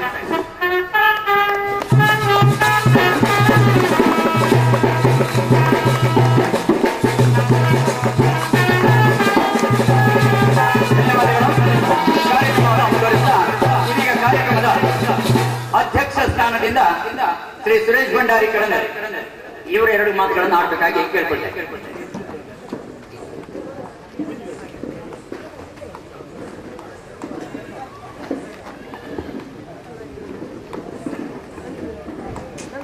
ಜಗನ್ಮಾತೆಯಾದಂಥ ಕಟೀಲ ಉಳ್ಳಾಲ್ಗೆ ನಮಿಸುತ್ತಾ, ಪೂಜ್ಯರಾದಂಥ ಅಸ್ರಣ್ಣರವರೇ, ಇವತ್ತು ಸನ್ಮಾನವನ್ನು ಪಡೆದಂಥ ಬಲಿಪ ಭಾಗವತರೇ, ವೇದಿಕೆಯಲ್ಲಿರುವ ಗಣ್ಯರೇ, ಯಕ್ಷಗಾನ ಪ್ರೇಮಿಗಳೇ, ಇದು ಮಾತಾಡುವಂಥ ಸಮಯವಲ್ಲ. ನಮ್ಮ ಅಸ್ರಣ್ಣವರು ಮಾತಾಡಿದ ಮೇಲೆ ಮಾತಾಡಲಿಕ್ಕೆ ವಿಷಯವೇ ಇಲ್ಲ. ಆದ್ರೂ ಕೂಡ ಅಧ್ಯಕ್ಷನಾದ್ರಿಂದ ಒಂದು ಮಾತನ್ನು ಹೇಳಲೇಬೇಕಾಗ್ತದೆ.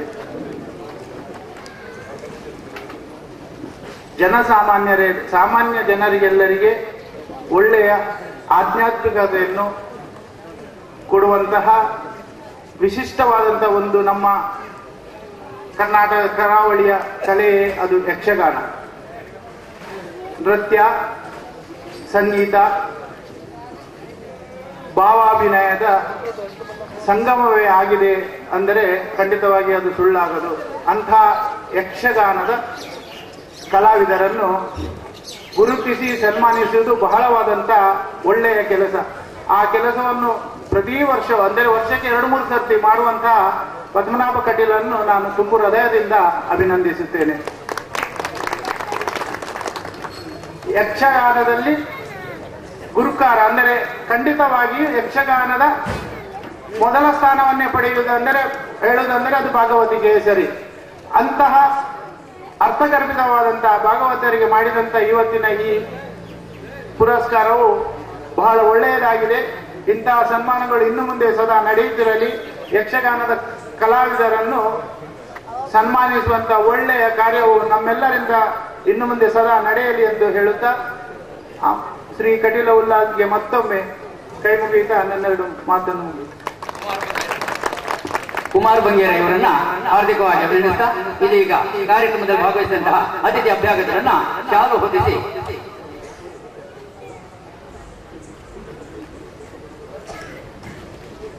ಶ್ರೀ ಸುರೇಶ್ ಭಂಡಾರಿ ಕಡಂದರ್ ಇವರನ್ನ ಹಾರ್ದಿಕವಾಗಿ ಅಭಿನಂದಿಸ್ತಾ, ಅತಿಥಿ ಅಭ್ಯಾಗತರನ್ನ ಇದೀಗ ಗೌರವಿಸುವ ಕಾರ್ಯಕ್ರಮ. ಮೊಟ್ಟ ಮೊದಲಿಗೆ ವಿನೋದ್ ಇವರು ಕಾರ್ಯಕ್ರಮದ ಅಧ್ಯಕ್ಷ ಸುರೇಶ್ ಭಂಡಾರಿ ಅವರನ್ನ ಶಾಲು ಹೊದಿಸಿ ಸನ್ಮಾನಿಸಿದರು. ಅದೇ ರೀತಿ ಉಮೇಶ್ ರಾವ್ ಎಕ್ಕಾರ್ ಇವರನ್ನ ದಿನೇಶ್ ಇವರು ಶಾಲು ಹೊದಿಸಿ ಗೌರವಿಸ್ತಾ ಇದ್ದಾರೆ. ವಿಕಾಸ್ ಇವರು ಕೆ ಭುವನಾಭಿರಾಮ್ ಉಡುಪ ಇವರನ್ನ ಶಾಲು ಹೊದಿಸಿ ಗೌರವಿಸಬೇಕಾಗಿ ಕೇಳ್ಕೊಳ್ತಾ ಇದ್ದೇನೆ. ಸದಾಶಿವ್ ಇವರು ಜಯರಾಮ್ ಉಡುಪಿ ಇವರನ್ನು ಶಾಲು ಹೊದಿಸಿ ಗೌರವಿಸಬೇಕು. ಈ ಕಾರ್ಯಕ್ರಮದಲ್ಲಿ ಭಾಗವಹಿಸಿದಂತಹ ಅತಿಥಿ ಅಭ್ಯಾಗತರೆಲ್ಲರನ್ನ ಸನ್ಮಾನವನ್ನು ಸ್ವೀಕರಿಸಿದಂತಹ ಹಿರಿಯ ಬಲಿಪ ನಾರಾಯಣ ಭಾಗವತರನ್ನು, ವೇದಮೂರ್ತಿ ಕೆ ಲಕ್ಷ್ಮಣ ಆಸರಣ ಇವರನ್ನು, ಸುರೇಶ್ ಭಂಡಾರಿ ಮತ್ತು ಉಮೇಶ್ ರಾವ್ ಎಕ್ಕಾರು, ಕೆ ಭುವನಾಭಿರಾಮ್ ಉಡುಪ ಮತ್ತು ಜಯರಾಮೂರ್ತಿ ಇವರೆಲ್ಲರನ್ನ ಶ್ರೀಮತಿ ಹರಿಣಾಕ್ಷಿ ಪದ್ಮನಾಭ ಕಟೀಲ್ ಇವರ ಪರವಾಗಿ, ಅಂತೆ ಈ ಕಾರ್ಯಕ್ರಮಕ್ಕೆ ಉಪಸ್ಥಿತರಿದ್ದಂತಹ ಕಲಾಭಿಮಾನಿಗಳಾದ ತಮ್ಮೆಲ್ಲರನ್ನ ಇವರ ಪರವಾಗಿ ಆರ್ಥಿಕವಾಗಿ ಅಭಿನಂದಿಸ್ತಾ ಯಕ್ಷಗಾನ ಬಯಲಾಟ ಕಾರ್ಯಕ್ರಮ ಮುಂದುವರಿಯುತ್ತದೆ. ಮತ್ತೊಮ್ಮೆ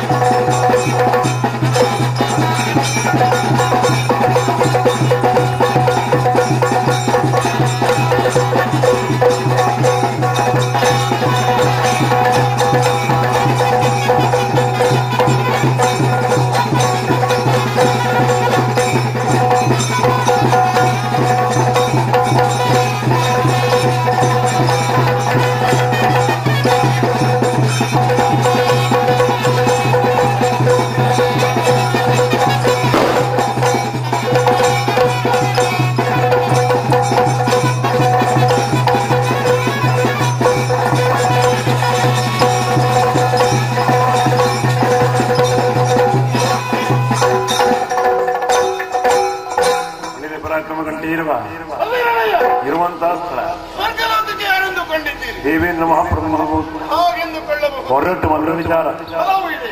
ಸುಮನಸರೇ, ನಿಮಗಾಗಿ ಮೀಸಲಿಟ್ಟಿದ ದೇವಸಭೆಯ ರತ್ನಖಚಿತವಾದ ಸಿಂಹಾಸನದಲ್ಲಿ ಕುಳಿತುಕೊಳ್ಳಿರಿ. ಸುರಗತಿಗೆ ನಮಸ್ಕರಿಸಿ ಏರಿಕೊಳ್ಳಿ.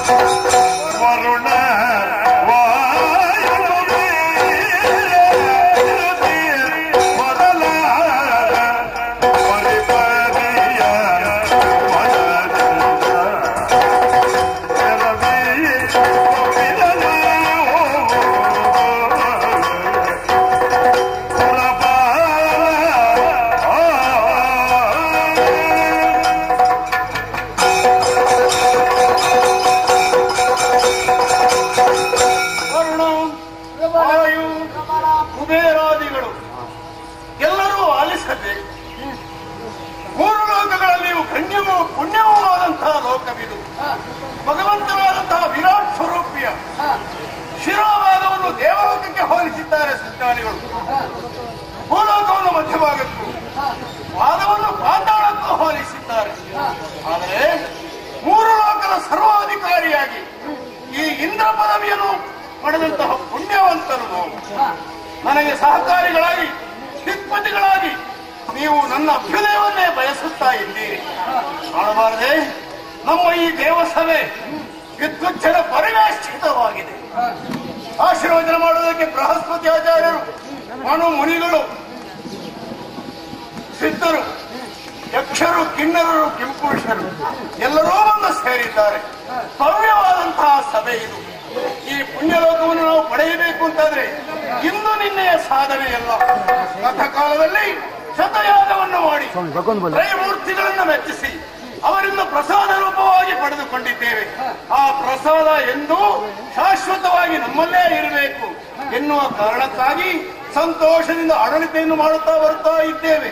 ಮೂರು ಮೂರ್ತಿಗಳ ಕೃಪಾ ಕಟಾಕ್ಷ ನಮ್ಮ ಮೇಲೆ ಸದಾ ಇದೆ. ನೋಡಬಾರದೆ ನಮ್ಮ ದೇವಸಭೆಯ ವಿಜೃಂಭಣೆಯನ್ನು.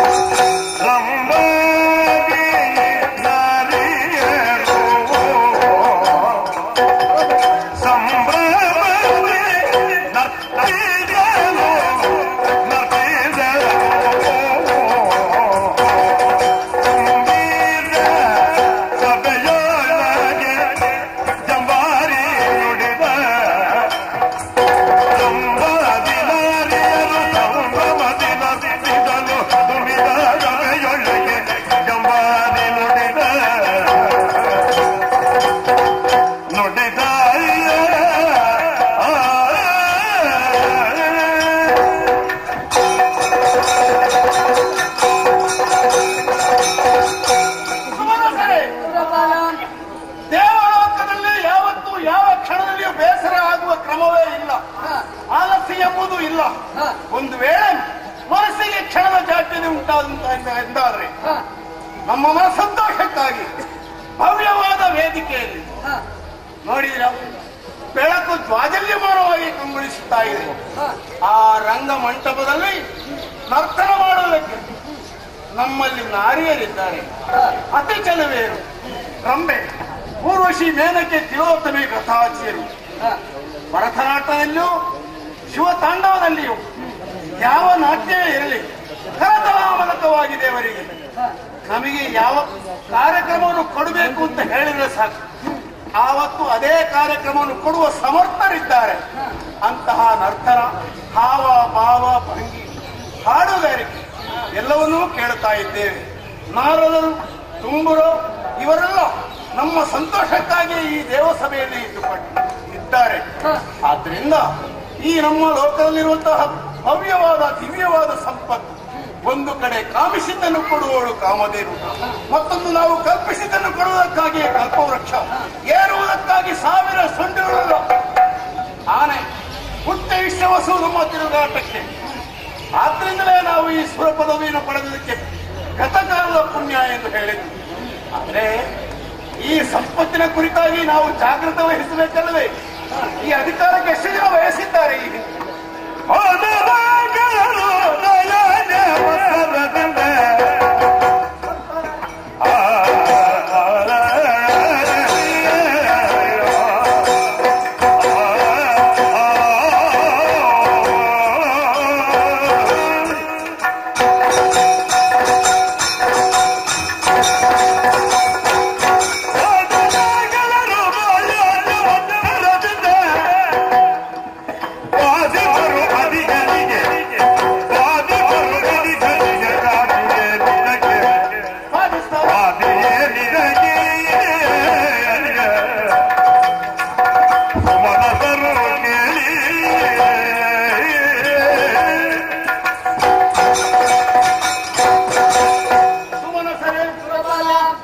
ಈ ದೇವಸಭೆಯಲ್ಲಿರುವಂತಹ ಭವ್ಯವಾದ ಸಂಪತ್ತು, ಇಂದ್ರ ಪದವಿ, ಇದನ್ನೆಲ್ಲ ಉಳಿಸಿಕೊಳ್ಳುವಲ್ಲಿ ನಾವು ಸದಾ ಜಾಗೃತರಾಗಿರಬೇಕು.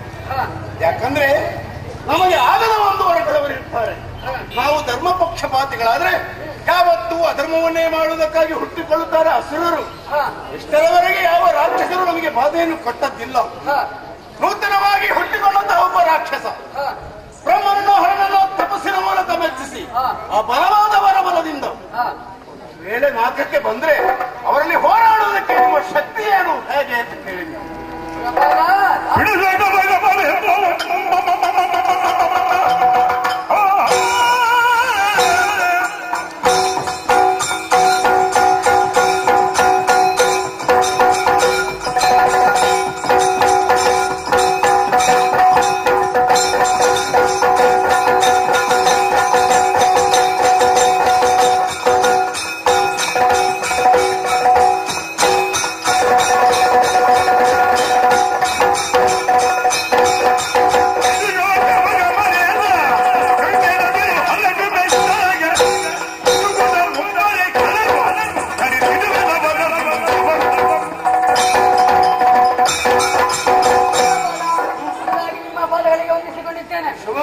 ನೀವು ಹೇಳಿದಂತಹ ಮಾತು ಅರ್ಥವಾಯಿತು. ಶತಯಾಗಗಳನ್ನ ಮಾಡಿ ಈ ಸುರಗದ್ದಿಗೆಯನ್ನ ಅಲಂಕರಿಸಿಕೊಂಡಿದ್ದೀರಿ. ನಮ್ಮನ್ನೆಲ್ಲರನ್ನು ಪಾಲಿಸುತ್ತಾ ಬಂದು ಗೋಪಾಲರಂದೇ ಪ್ರಖ್ಯಾತರಾಗಿದ್ದೀರಿ. ಆದರೆ ಏನು ಮಾಡೋಣ, ಈ ನಮ್ಮ ಸುರಲೋಕದ ಸಂಪತ್ತಿನ ಮೇಲೆ ಯಾವನವರಿಗೆ ಒಂದು ಗಮನವಿದ್ಯೆ ಉಂಟು. ಅವರೆಲ್ಲಾದ್ರೂ ಇಲ್ಲಿಗೆ ಬಂದರೆ ಅವರನ್ನು ಯುದ್ಧದಲ್ಲಿ ಜಯವನ್ನು ನಿಮಗೆ ತಂದು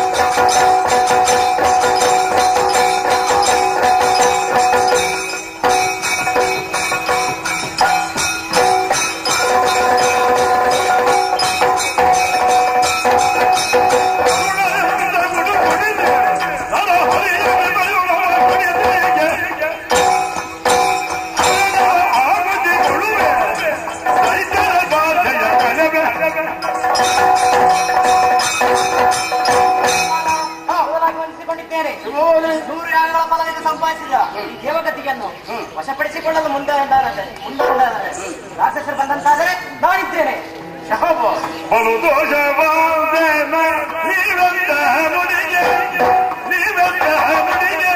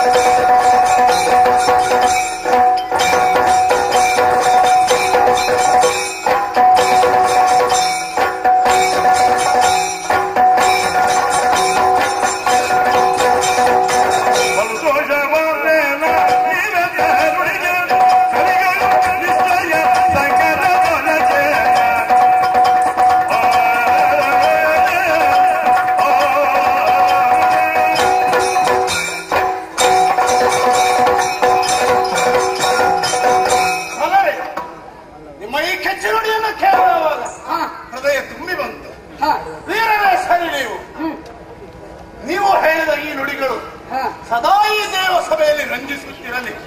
ಕಳರ ಕುರಿತಾಗಿ ಎಳ್ಳಿನಷ್ಟು ಭಯ ನಮಗೆ ಇಲ್ಲ. ನಿಮ್ಮ ಈ ನುಡಿ ಅವರಿಗೆ ಇದನ್ನು ಮುಟ್ಟಿತು ಎಂದಾದ್ರೆ ಈ ಕಡೆಗೆ ಶಿರ ಹಾಕಿ ಮಲಗಲಾರರು. ಆದ್ರಿಂದ ನಾವು ಈ ಸಂತೋಷವನ್ನು ಆಚರಿಸುವುದಕ್ಕೆ ಇಂದಿನ ಸಭೆಯನ್ನು ಮುಗಿಸಿ ನಮ್ಮ ಬಿಡದಿಯನ್ನು ಸೇರಿಕೊಳ್ಳೋಣ. ಅವಶ್ಯ ಇದ್ರೆ ರಾಜಕೀಯ ವಿಚಾರಗಳು ಏನಾದರೂ ನಿಮ್ಮಲ್ಲಿ ಸಮಾಲೋಚಿಸಲಿಕ್ಕೆ ಉಂಟು ಅಂತಾದ್ರೆ ನಿಮಗೆ ಆಳು ಬರುತ್ತದೆ, ತಕ್ಷಣ ಬಂದರಾಯಿತು. ಆದ್ದರಿಂದ ಇಂದಿನ ಸಭೆಯನ್ನು ನಿಲ್ಲಿಸೋಣ.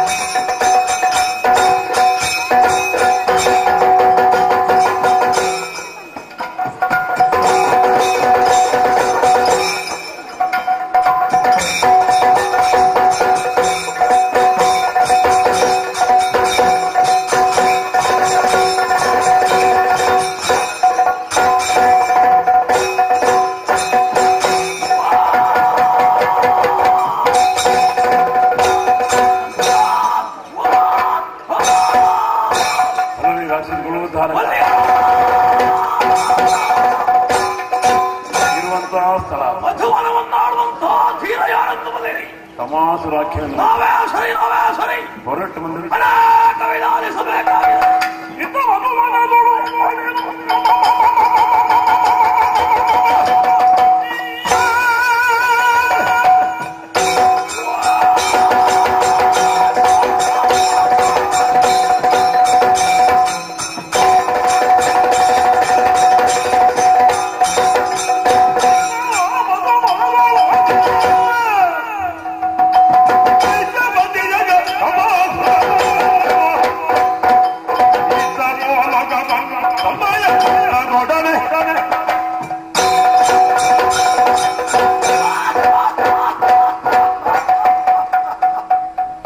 ಮಧುವರದ ಮಹಾಸಭೆ ಇದು ದೈತ್ಯ ಸಭೆ.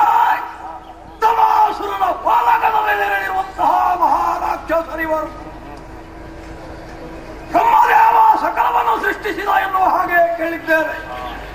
ಬ್ರಹ್ಮಾಂಡ ಘಟ ಬೀರಂತಹ ಸಮಯದಲ್ಲಿ ಅನೇಕ ಜೀವರಾಶಿಗಳು ಜನ್ಮ ತಳೆದವು. ಆಮೇಲೆ ಸಂಕಲ್ಪಿಸಿದಂತೆ ಬ್ರಹ್ಮದೇವ 2 ಪಂಗಡಗಳು ಇನ್ನೂ ಬೇಕು ಎನ್ನುವ ಹಾಗೆ ಆಲೋಚಿಸಿದ್ದೇ ತಡ ಅಷ್ಟಷ್ಟು ಮಂದಿ ಹುಟ್ಟಿ ಬಂದರು. ಕೆಲವರು ಬ್ರಹ್ಮದೇವರನ್ನು ಕೇಳಿಕೊಂಡಂತೆ ರಕ್ಷಿಸ್ತೇವೆ ಎನ್ನುವ ಹಾಗೆ, ಮತ್ತೆ ಕೆಲವರು ಭಕ್ಕಿಸ್ತೇವೆ ಅಂತ ಹೊರಟವರು. ಭಕ್ಕಿಸ್ತೇವೆ ಎನ್ನುವ ಹಾಗೆ ಯಾರು ಕೇಳಿಕೊಂಡರ ಅವರು ಯಕ್ಷರೆಂದು, ರಕ್ಷಿಸ್ತೇವೆ ಎನ್ನುವ ಹಾಗೆ ಯಾರು ಕೇಳಿಕೊಂಡರ ಅವರನ್ನು ರಾಕ್ಷಸರೆಂದು ಗುರುತಿಸಿದರು. ಹಾಗಿದ್ರೆ ಇರುವುದಕ್ಕೆ ಜಾಗ ಎಲ್ಲಿ? ಏನನ್ನು ರಕ್ಷಿಸಬೇಕು? ಪ್ರಪಂಚವನ್ನೇ ರಕ್ಷಿಸಿರಿ ಮಕ್ಕಳೇ. ಇದು ಬ್ರಹ್ಮ ರಾಕ್ಷಸರಿಗಿದ್ದಂತಹ ನೇಮ. ಪಾತಾಳ ಲೋಕ ಇಲ್ಲಿ ಅಧಿಕಾರಿಯಾಗಿದ್ದುಕೊಂಡು ಸಕಲವನ್ನು ನೋಡಿಕೊಳ್ಳುತ್ತಾ ಸುಕ್ಷೇಮದಿಂದ ಬದುಕಿರಿ ಎನ್ನುವ ಹಾಗೆಯೇ ಬ್ರಹ್ಮ ಆಶೀರ್ವದಿಸಿದ. ಆ ಪ್ರಕಾರ ಅವರ ಮಾತನ್ನು ಕೇಳಿ ಎಲ್ಲರೂ ಇಲ್ಲಿ ಸೇರಿದರು. ನಾನು ಇದ್ದ ಜೊತೆಯಲ್ಲಿ. ಹಾಗೆಂದು ರಾಕ್ಷಸರಿಗೆ ಸರಿಯಾದಂತಹ ನಾಯಕ ಬೇಕೋ ಬೇಡ? ಎಲ್ಲರೂ ಕೈ ಬೆರಳು ತೋರಿಸಿದ್ದು ನನ್ನದು. ತಮಾಸುರ, ಸೋಮಕದಾನವ, ನಮಗೆ ನಾಯಕನೆನಿಸುವುದಕ್ಕೆ ನೀನೇ ಸಮರ್ಥನಿದ್ದಿ ಎನ್ನುವ ಹಾಗೆ ನನಗೆ ಗೊತ್ತಿರಲಿಲ್ಲ. ಅವರು ತೋರಿಸಿದ ಕಾರಣ ನಾನು ಕುಳಿತೆ. ಅಭಿಷೇಕವು ನಡೆದು ಹೋಯಿತು. ಆಮೇಲೆ ವಿಚಾರಗಳು ಒಂದೊಂದೇ ಬೆಳಕಿಗೆ ಬಂದರೆ ನಮ್ಮನ್ನು ಕಡೆಗಣಿಸುತ್ತಿರುವವರು ಯಾರು?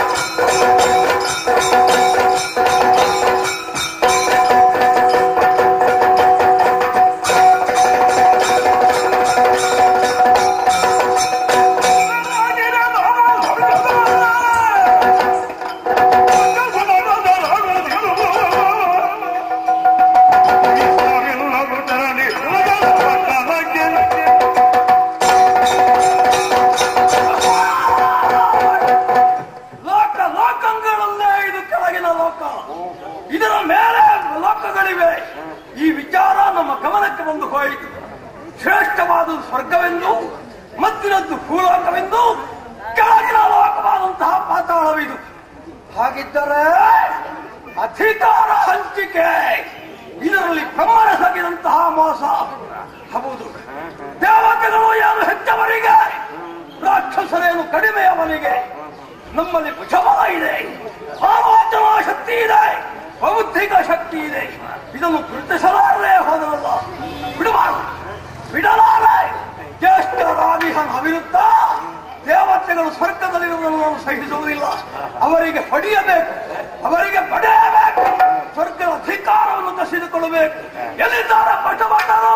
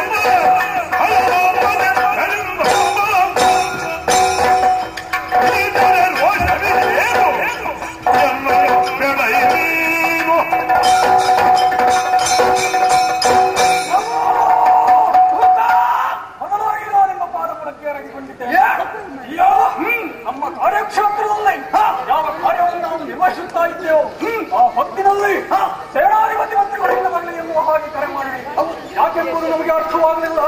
ಸೇನೆಯನ್ನು ನಡೆಸಿಕೊಳ್ಳುವ ಸಾಮರ್ಥ್ಯ ನಮ್ಮದಾಗಿದೆ. ಹೌದೇ?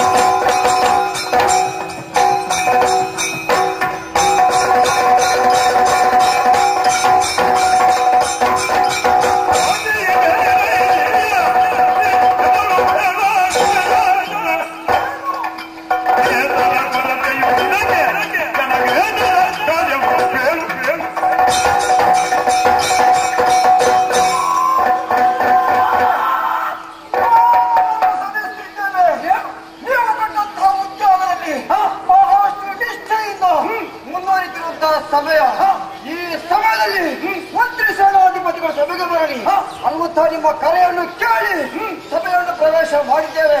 ನಮ್ಮನ್ನು ಕರೆಸಿಕೊಳ್ಬೇಕಾದ್ರೆ ನಿಮಗೆ ಏನು ಬರುತ್ತೆ ನಮ್ಮಿಂದ ಆಗಬೇಕಾದ ಕಾರ್ಯವನ್ನು ಅಪ್ಪಣೆ ಆಗಬೇಕು.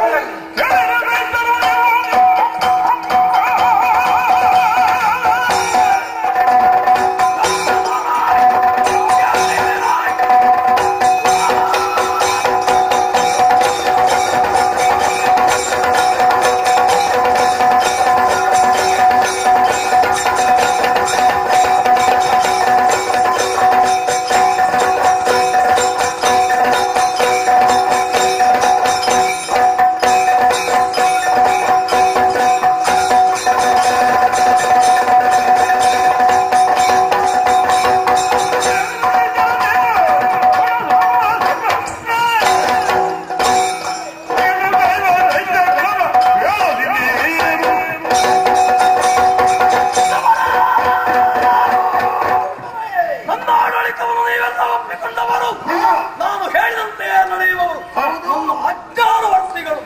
ನಾನೇನನ್ನು ಹೇಳುವೆನೋ ಅದನ್ನು ಮಾಡುವುದಕ್ಕೆ ನೀವು ಸಿದ್ಧರುತ್ತಾರೆ. ನಾವು ಸಾಮಾನ್ಯರವರಲ್ಲ, ನಾವು ಕಲೆಗಳು, ಕದನ ಕಟ್ಟಾಳುಗಳು. ಒಂದೊಮ್ಮೆಗೆ ಪರಶುವನೇ ಯುದ್ಧಕ್ಕೆ ನಿಂತರು, ಕೆಟ್ಟದವರಿಂದ ವಿರೋಧಿಸಿ ಶಂಕರನನ್ನಾದರೂ ಉರುಳಿಸುವಂತಹ ಶಕ್ತಿ ನಮ್ಮಲ್ಲಿದೆ. ಈ ವಿಷಯವನ್ನು ಯಾಕೆ ವಿಸ್ತರಿಸುತ್ತಿದ್ದೇನೆ? ಇಲ್ಲಿಂದ 13 ಲೋಕಗಳ ಮೇಲಕ್ಕೆ ಇವೆ. ಇದ್ದುದರಲ್ಲಿ ಕಡೆಯದ್ದು ಕೆಳಗಿನ ಲೋಕವು ನಮಗೆ ಲಭ್ಯವಾಗಿದೆ. ಇದು ಪಟ್ಟದ್ದು ಬ್ರಹ್ಮ. ನಾವು ಪಡೆದ ಬಾಯಿ ಮುಚ್ಚಿ ಬಂದು ಇಲ್ಲಿ ಕುಳಿತೇವೆ. ವಿಷಯ ಅದಲ್ಲ. ಭೂಲೋಕ, ಪರಲೋಕ, ಸ್ವರ್ಲೋಕ, ಭರ್ಲೋಕ, ತಮರ್ಲೋಕ, ಸತ್ಯಲೋಕ, ಹೀಗೆ ಮೇಲೆ 7 ಲೋಕಗಳು. ಅತಳ, ವಿತಳ, ಸುತಳ, ತಳಾತಳ, ರಸಾತಳ, ಮಹಾತಳ, ಕೊನೆ ಹಾಗಿದ್ದೇವೆ. ನಾವು ಎಷ್ಟು ಕೆಳಗಿದ್ದೇವೆ ಆಲೋಚನೆ ಮಾಡಿ. ನಾವು ಈಗ ಬಹಳಷ್ಟು ಕೆಳಗಿದ್ದೇವೆ. ನಾವು ಕೆಳಗಿರಬೇಕಾದವರ ಮೇಲೆ ಇರಬೇಕಾದವರು. ಹೌದಾ ಅಲ್ವಾ? ಶರೀರಕ್ಕೆ ಯಾವುದು ಭೂಷಣ? ಫಲಭೂಷಣ. ಹಾಗಿದ್ರೆ ಕಾಲು ಬೇಕಾ, ತಲೆ ಬೇಕಾ? ನಮಗೆ ಯೋಚನೆ ಮಾಡುವುದಕ್ಕೆ ತಲೆ ಬೇಕಾದ ಇಂದ್ರಿಯಗಳಿರುವುದು ಶಿರದಲ್ಲಿದ್ದಾನೆ. ಕೇವಲ ಪಾದವಿದ್ರೆ ಏನು ಮಾಡುವುದಕ್ಕೆ ಸಾಧ್ಯ? ಪಾದ ಬೇಡ ಎನ್ನುವುದರ ಅರ್ಥ ಅಲ್ಲ. ಪಾದ ಬೇಕು, ಆದರೆ ಶರೀರಕ್ಕೆ ಶಿರವೇ ಭೂಷಣ. ತಲೆ ಇಲ್ಲದೆ ಇದ್ರೆ ಏನು ಮಾಡುವುದಕ್ಕಾಗುವುದಿಲ್ಲ. ಏನು ಮಾಡಲಿಕ್ಕೆ ಸಾಧ್ಯವಿಲ್ಲ. ತಲೆ ಇಲ್ಲದೆ ಇದ್ದವರು ದಾಖಲಲ್ಲಿದ್ದಾರೆ. ತಲೆ ಇರುವ ನಾವು ಇಲ್ಲಿದ್ದೇವೆ. ನಾವು ಮತ್ತೆ ಕೆಳಗಿರುವುದ ಸರಿ ತಿರುಗಿ ಬಿಡಬೇಕಂತ.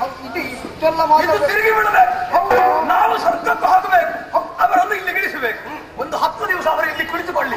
ಏನಾಗುತ್ತದೆ ಅಂತ ಗೊತ್ತಾಗ ಹಾಗೆಂದು ಕೇಳುವುದಕ್ಕೆ ಹೋದ್ರೆ ಸಿಗ್ಲಿಕ್ಕಿಲ್ಲ. ಹೊಡೆದಾಟವೇ ನಡೆದು ಹೋಯಿತು. ಕೇವಲ ಆಕಳ ಬಗ್ಗೆ ಯುದ್ಧ ಆದ್ರೆ ಏನು ಮಾಡ್ತೀವಿ?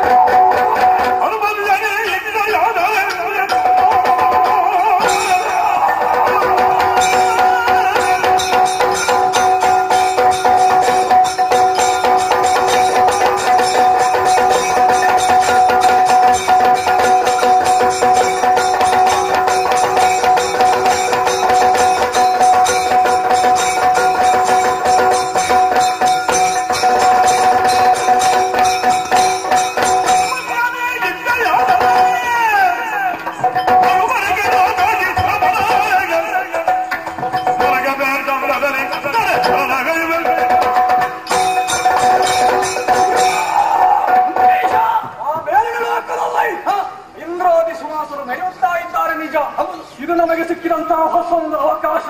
ಇದನ್ನು ಕಳೆಕೊಳ್ಳುವ ಹಾಗಿಲ್ಲ. ಈಗಿಂದೀಗಲೇ ನೀವು ಒಂದು ಆಜ್ಞೆಯನ್ನು ಹೊರಡಿಸಿ ಕೂಡಲೇ ಹೋಗಿ ಪಡೆದು ಅಲ್ಲಿಯ ಪೀಠವನ್ನು ನಿಮ್ಮದಾಗಿ ಇದಕ್ಕೆ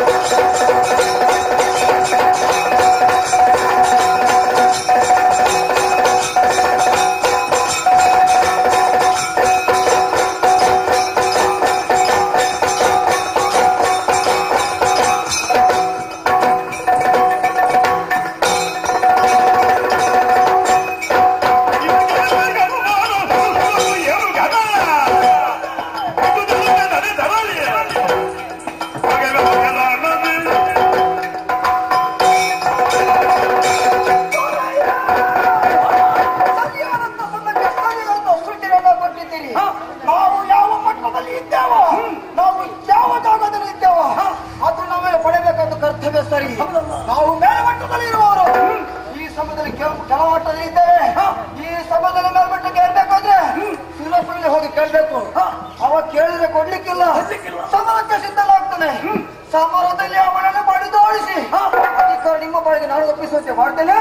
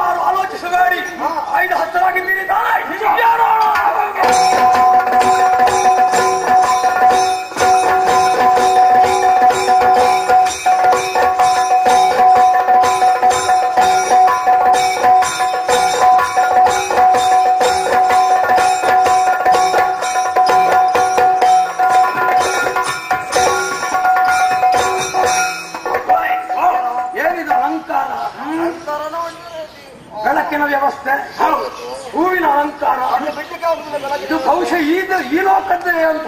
ಬೇರೆ ಎಲ್ಲಿಯಾದ್ರೂ ಸಿಗ್ಲಿಕ್ಕಿಲ್ಲ. ನಮ್ಮ ಊರಲ್ಲಿ ಉಂಟು ಇಂಥದ್ದು ಇಲ್ಲ. ಹಾಗಾದ್ರೆ ನಾವು ಇಲ್ಲಿಗೆ ಬಿಟ್ಟಿದ್ದೇವೆ. ಈಗ ನಾವು ಸ್ವರ್ಗಕ್ಕೆ ಬಂದಾಯ್ತಲ್ಲ. ಹೌದಾ? ನಾವೀಗ ಎಲ್ಲಿದ್ದೇವೆ? ಸ್ವರ್ಗದಲ್ಲಿ. ಸ್ವರ್ಗದ ಹೊರಗೆ. ಇನ್ನು ಒಳ ಹೊಕ್ಕರ ಒಳಗೆ. ಈಗ ಅಲ್ಲಿಂದ ಆಚೆ ಸ್ವರ್ಗ. ಹೌದು, ಈಚೆ ಹೊರಗೆ. ಇಲ್ಲಿ 3 ಬೆಳಕಿನ ವ್ಯವಸ್ಥೆ ಮಾಡಿದಾರಲ್ಲ, ಇದೆಂತದ್ದು? ಎಂತದ್ದು? ಇದ್ರ ಒಳಗೆ ಹಾಗೆ ಅಂತ. ಇದ್ರ ಒಳಗೆ ದೇವಲೋಕ. ಇದನ್ನು ಮತ್ತೆ ನಿಂತದಕ್ಕೆ ಹೋಗುವ. ಬೇಡ ಬೇಡ, ನಾವು ನಾವಾಗಿ ಹೋಗುವುದು ಹೋಯಿತು ಅಂತ ಆಗುವುದು ಬೇಡ. ಮತ್ತೆ ಯಾರು ಇಲ್ಲಿ ಕೇಳುವುದಕ್ಕೆ ಯಾರಾದ್ರೂ ಇದ್ದಾರ ನೋಡಿ ಜಾಗದಲ್ಲಿ, ಈ ಜಾಗದಲ್ಲಿ ದ್ವಾರದಲ್ಲಿ. ಇಲ್ಲಿ ಕೇಳಲಿಕ್ಕೆ ಯಾರಿದ್ದಾರೆ? ಯಾರಿಲ್ಲ.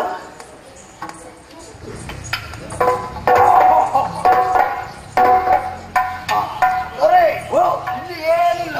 ಏನಿಲ್ಲ. ಒಂದು ಮೊಂಬೆಂಟು. ಬೆಳಿಗ್ಗೆ ಎಷ್ಟು ರಾತ್ರಿ ಎಷ್ಟು, ಬೆಳಿಗ್ಗೆ ಇಷ್ಟು ರಾತ್ರಿ ಎಷ್ಟು ಅಂತ ಹೇಳ್ತಾ ಉಂಟು. ಅದೆಂತದ್ದು? ಯಾರಿಗೆ ಗೊತ್ತು? ಹೌದಾ? ಹೌದು. ಓ, ಇದನ್ನೇ ಹೇಳಿದ್ದ. ಹೌದು, ಇವನಿಗೆ ಇಲ್ಲಿಗೆ ಒಂದು ನೀರಿನ ವ್ಯವಸ್ಥೆ ಮಾಡಿ. ಹೌದು. ಈ ಬೊಂಬೆಗೆ ನೀರಂತ ಅದಕ್ಕೆ ಹಿಂದಿನಿಂದ ಯಂತ್ರ ಅಳವಡಿಸಿರಬೇಕು.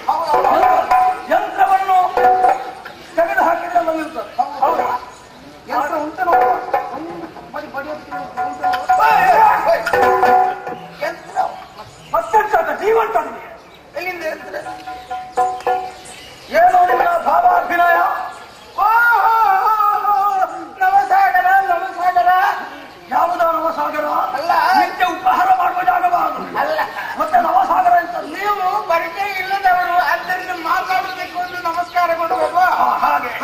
ಹಾಗೆ ನಮಸ್ಕಾರ ನಮಸ್ಕಾರ.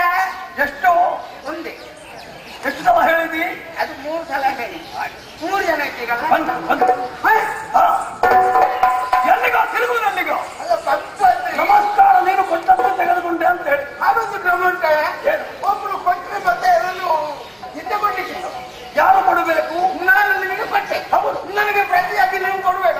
ನಿನಗೆ ನಾನು ಹಿಂದೆ ಕೊಡಬೇಕಾದವನ? ಮತ್ತೆ ಅಲ್ವಾ? ಹಿಂದೆ ಕೊಡಬೇಕಿದ್ರೆ ನನಗಿಂತ ದೊಡ್ಡ ಜನ ಬರಲಿ, ಅವರಿಗೆ ಕೊಡ್ತಾರೆ, ನಿನಗೆ ಕೊಡುವುದಿಲ್ಲ. ಹಾಗಿದ್ರೆ ನಾವು ದೊಡ್ಡವರಲ್ವಾ? ನಾನು ದೊಡ್ಡವರಲ್ವಾ? ಯಾರಿಗೆ ದೊಡ್ಡವರು? ನೀನು ದೊಡ್ಡವನೇನು? ನೀನು ಎಲ್ಲಿಗೆ ದೊಡ್ಡವ? ಎಲ್ಲರಿಗೂ ನಾನು ಪರಿಚಯದ ವ್ಯಕ್ತಿ. ಎಲ್ಲ ಪರಿಚಯ ಎಲ್ಲರಿಗೂ ಕೊಟ್ಟು ನೀವು ಒಂದು ಗೌರವ ಕೊಟ್ಟಿಲ್ಲ. ಹೋಗಿದ್ರೆ ದೊಡ್ಡ ವ್ಯಕ್ತಿಯ ಶರೀರ ಹೀಗ, ಅಲಂಕಾರ ಹೀಗ, ವೇಷಭೂಷಣಗಳು ಹೀಗೆ. ನಿನ್ನ ಕಿರೀಟ ಎಲ್ಲಿಯೋ? ಕಿರೀಟ ಯಾಕೆ ಕಿರೀಟ? ನಿನ್ನ ಎದೆ ಪದಕ ಎಲ್ಲಿ? ಯಾಕೆ ಎದೆ ಪದಕ ಕಿರೀಟ ಇದ್ರೆ ಮಾತ್ರ ಕೊಟ್ಟ ವ್ಯಕ್ತಿಗಳ ಚಿನ್ನದ ಚಿನ್ನದ ಕಿರೀಟ ಅದಲ್ಲಿ ಬೆಟ್ಟಿಗೆಯಲ್ಲಿ ಅದು ಬೆಟ್ಟಿಗೆಲ್ಲ ಕಿರೀಟ ಹಾಕಿ ಆನೆಗೆ ಹಾಕುವವನೇ ನಿನ್ನ ಆನೆಯಲ್ಲಿ ಉಂಟು. ಅದು ಅಲ್ಲ, ಅದು ಸ್ವರ್ಗದ ಆನೆ. ಹೌದು, ಅದು ಸೊನ್ನೆ ಹೇಳಿದ್ದು ನಾನು. ಸ್ವರ್ಗದ ಆನೆ ನನಗೆ ನೀನು ದೊಡ್ಡ ಜನ ಇದು ಎಲ್ಲಿ ಉಂಟು? ನಿನ್ನ ಆನೆಯಲ್ಲಿ ಉಂಟು. ಹೋಗಲಿ, ನಿನ್ನ ಕುದುರೆ ಎಲ್ಲಿ ಉಂಟು? ಅಯ್ಯೋ, ಕುದುರೆ ಕೊಂಡಾಯದಲ್ಲಿ ಉಂಟು. ನಿಮ್ಮ ಕುದುರೆ ಬರಲಿ, ನಿಮ್ಮ ಕುದುರೆ ಬರಲಿ. ಅದು ಬಿಳಿ ಕುದುರೆ ಉಟ್ಕಾಯಿಸಿರುವ ಹಾಗೆಲ್ಲ ನೀನು ದೇವೇಂದ್ರ ಅಲ್ವೇನೋ? ಕರ್ಮ ಕರ್ಮ ಕರ್ಮ. ನಾನು ಅಲ್ಲಿಗೆ ಬಿಡ್ಲಿಲ್ಲ. ನಾನು ಇಲ್ಲಿ ಮಾತ್ರ ದೊಡ್ಡ ಜನ. ಈ ಕಡೆ 3 ಆಗಲ್ಲ, 6 ಇದನ್ನು ನಿತ್ಯ ಬೆಳಿಗ್ಗೆ ಬೆಳಕನ್ನು ತೆಗೆಯುವುದು ನೀನೆ? ನಾನು ಮತ್ತೆ ನೀನಿಲ್ಲಿ ನಿತ್ಯ ಯಾರು ಬರುವರು ಯಾರು ಹೋಗುವರು ಇವರನ್ನು ಲೆಕ್ಕಾಚಾರ ಮಾಡಿ ಅವರನ್ನು ಹಾಗಿದ್ದರೆ ನಿನಗೆ ನಮ್ಮ ಪರಿಚಯ ಬೇಕಾಗಿದೆ. ಪರ್ವತಕ್ಕೆ ಕೈಕಾಲು ಮೂಡಿ ಬಂದು ಕೈಕಾಲ ಬಂದದ್ದು ಕೆಟ್ಟವನ ಅಲ್ಲ. ಪರ್ವತಕ್ಕೆ ಕೈಕಾಲ ಬರ್ತದೆ ಅಲ್ಲ, ಮತ್ತೆ ಅಷ್ಟು ಎತ್ತರಾದ ಅಲ್ಲಿ ನೀವು ಕಂಡು ಬರ್ತೀರಿ. ಆದ್ದರಿಂದ ನಮ್ಮಲ್ಲಿ 3 ವಿಷಯ. ಯಾವುದೆಲ್ಲ? ಒಂದು ಯಾರಪ್ಪ,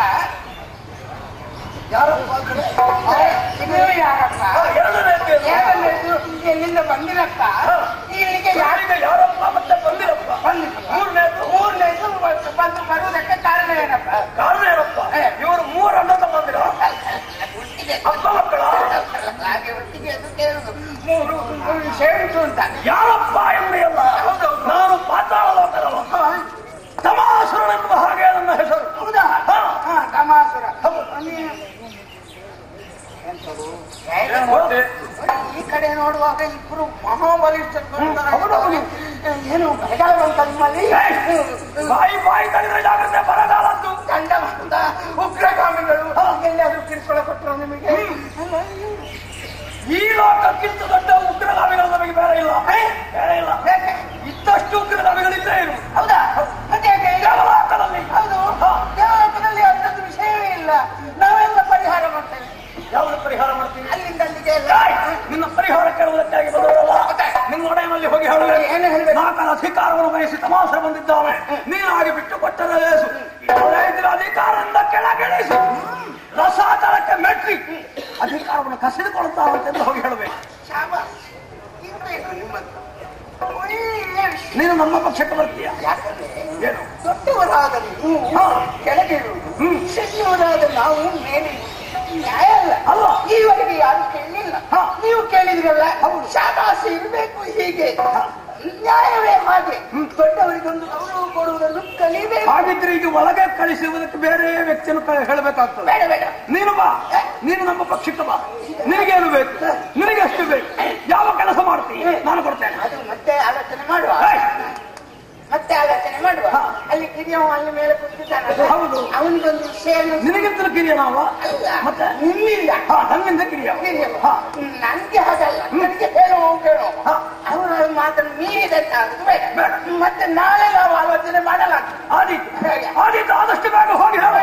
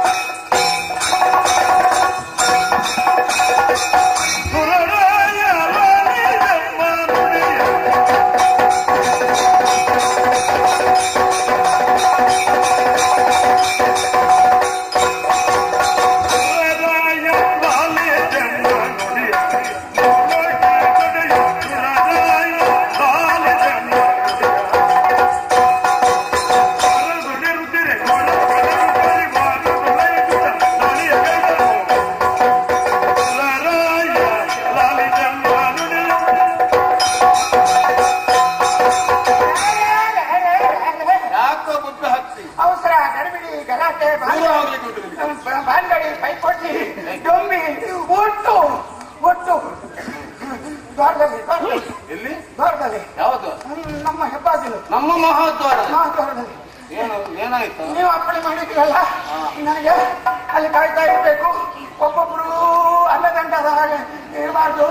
ಒಂದೊಂದು ಕಾರ್ಯವನ್ನು ಮಾಡ್ತಾ ದೇವರ ಅನುಗ್ರಹಕ್ಕೆ ಪಾತ್ರರಾಗಬೇಕು. ಹೌದು.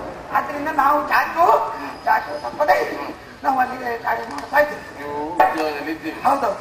ಆವಾಗಲೇ ತಗೊಳ್ಳಿ ಸರದಿಯಂತೆ ರಾಕ್ಷಸರ ದಂಡು ಒಬ್ಬರ ಇಬ್ಬರ ಸಾಲು ಸಾಲು ನಿಮ್ಮ ತುಪ್ಪಡಿ ಬಿದ್ದಿದೆ. ಎಲ್ಲಿ ಏನು ಸೇನ ರಾಕ್ಷಸರು ಬಂದರೆ ಬಂದು ಯಾರಂತೆ? ಮತ್ತೆ ನಾನು ಪರಿಚಯ ಮಾಡಿ ಏನು ಸಮಾಚಾರ ಅಂತ ನಾನು ಕೇಳುವಾಗ ಇಷ್ಟು ಹತ್ತಿರ ಬಂದ್ರು ನನ್ನ ಪರಿಚಯ ನಿನಗಾಗಲಿಲ್ವ? ಬೆಪ್ಪು ತಕ್ಕಡಿ ನೀನ್ ಎಲ್ಲಿದ್ಯೋ? ನಾನು ಪಾತಾಳದ ಹೌದು ನಾವು ಪಾತಾಳದ ಅಧಿಕಾರಿಗಳು. ನಾವು ಅಲ್ಲಿಂದ ಇಲ್ಲಿ ಬರೋದಕ್ಕೆ ಕಾರಣವೇನು ಮತ್ತೇನು ಅಲ್ಲ.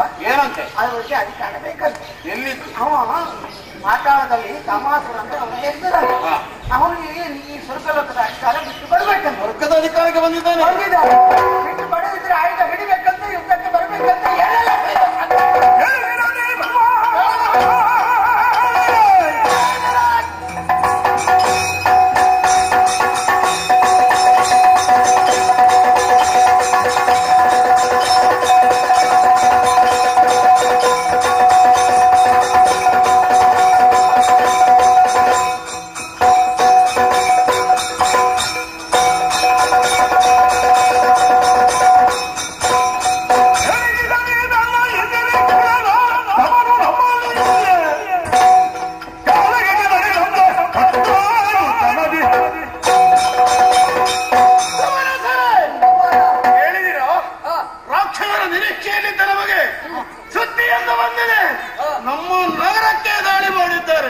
ವಿಳಂಬಿಸುವುದಲ್ಲ, ಹೋಗಬೇಕಾಗಿದೆ. ಏನು ಮಾಡ್ತೀರಿ ನೀವು? ನಿಮ್ಮ ಕೈಗಳನ್ನು ಹಿಡಿದುಕೊಳ್ಳಿ.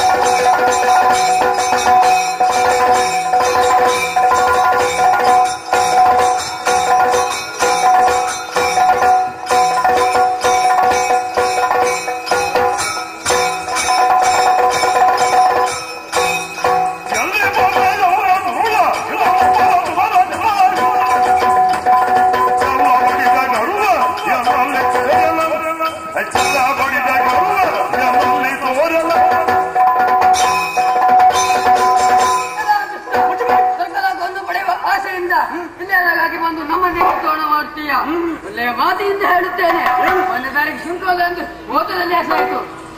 ಇದಿರಾದು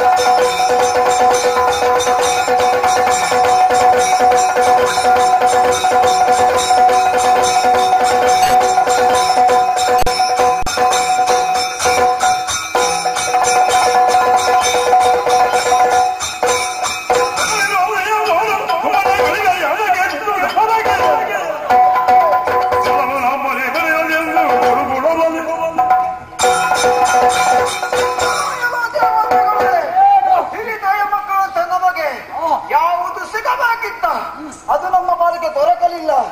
ಈ ಸಮಯದಲ್ಲಿ ಸುರಲೋಕದಲ್ಲಿ ನೀವು ಮೆರೆಸಿದ್ದೀರಿ. ಇದನ್ನು ಕೇಳುವುದಕ್ಕೆ ತಮಾಸರನ್ನು ಸೇರಿಕೊಂಡು ಬಂದಿದ್ದೇವೆ. ಸ್ವರ್ಗಲೋಕದ ಅಧಿಕಾರವನ್ನು ನೀವು ಬಿಟ್ಟು ಕೊಡ್ತೀರಾ ಅಥವಾ ಸ್ವರ್ಗವನ್ನು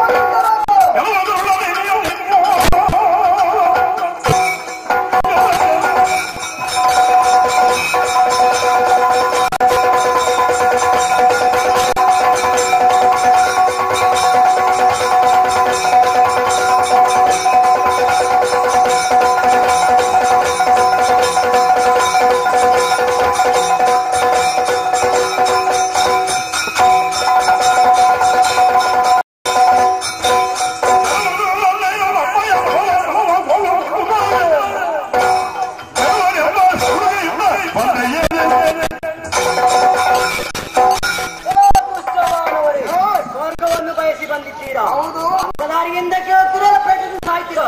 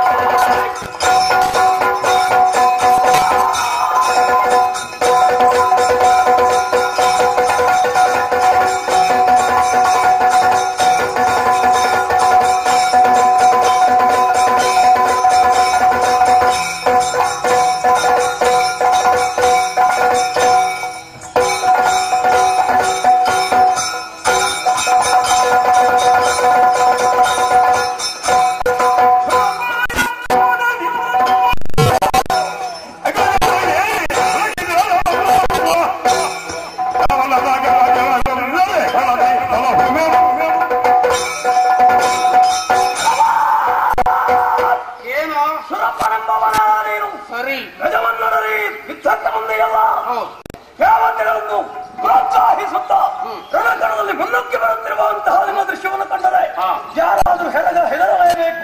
ಆದರೆ ಸೋಮಕದಾನವ ಹಾಗಲ್ಲ, ವಿರೋಧಿಗಳನ್ನು ಹೆದರಿಸುವುದಕ್ಕಾಗಿಯೇ ಇರುವವನ್ನ ಬಿಟ್ಟುಕೋ. ಯುದ್ಧ ಬೇಕಾ? ಮುಂದೆ ಬಾ, ಇಲ್ಲದೆ ಇದ್ರೆ ಕಾಲಿಗೆ ಬೇಡ.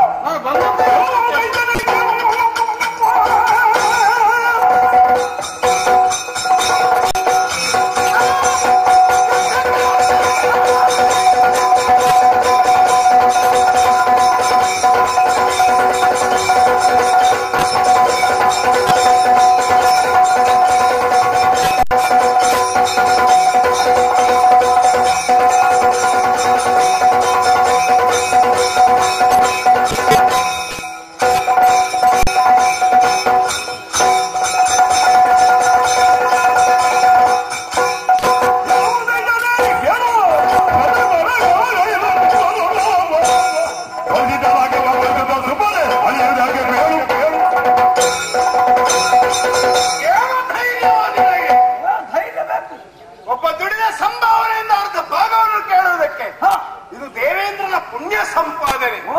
ನಾನು ಗಳಿಸಿದಂತಹ ಪುಣ್ಯದಲ್ಲಿ ನೀನು ಪಾಲು ಕೇಳುವುದಕ್ಕೆ ನೀನು ಯಾವನು? ಇಲ್ಲಿ ಪಾಪ ಮಾಡಿದವರು ಯಾರು ಇಲ್ಲ, ಎಲ್ಲ ಪುಣ್ಯಾತ್ಮರೇ.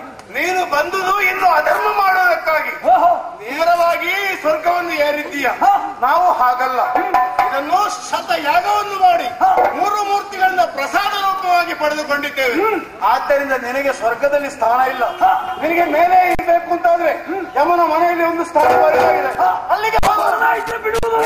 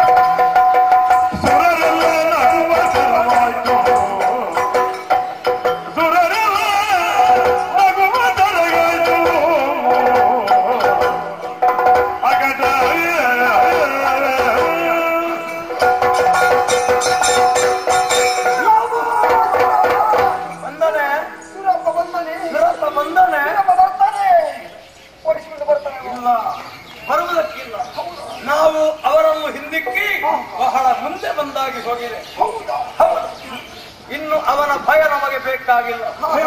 ಬರುವನೆ ಬರ್ಲಿಕ್ಕಿಲ್ವೇ? ಬಾರದೆ ಇದ್ದಾನೆ.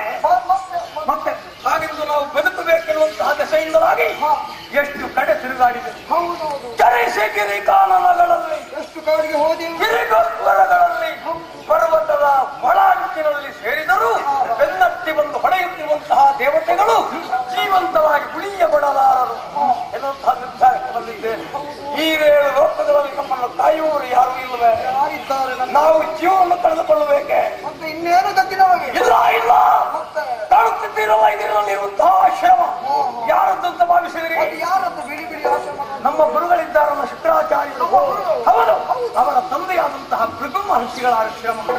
ನಾವು ಹೋಗಿ ಕೈ ಹಿಡಿದ್ರೆ, ಅವರ ಕಾಲು ಹಿಡಿದ್ರೆ ಖಂಡಿತವಾಗಿ ಆಶ್ರಯ ಇಲ್ಲ ಅಂತ ಹೇಳಲಿಕ್ಕಿಲ್ಲ. ನಮ್ಮ ಜೀವನ ಉಳಿಸಿದ ಅವರೇ ಶಕ್ತರು.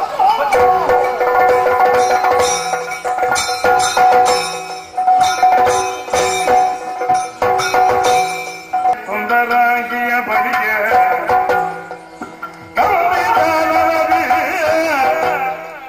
ಮುನಿಪತಿಯ ಸುಂದರಾಗಿಯ ಬಳಿಗೆ ಒಂದೇ ಮನಸ್ಸಿನನು ಅಂದು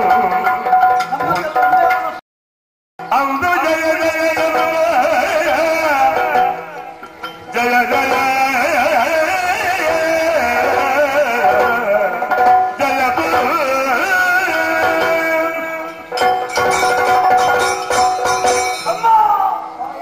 ನಾವೆಲ್ಲ ಒಂದೇ ಬುದ್ಧಿಯವರು, ಬೇರೆ ಬೇರೆ ಬುದ್ಧಿಯವರು ನಮ್ಮಲ್ಲಿ ಯಾರೂ ಇಲ್ಲ.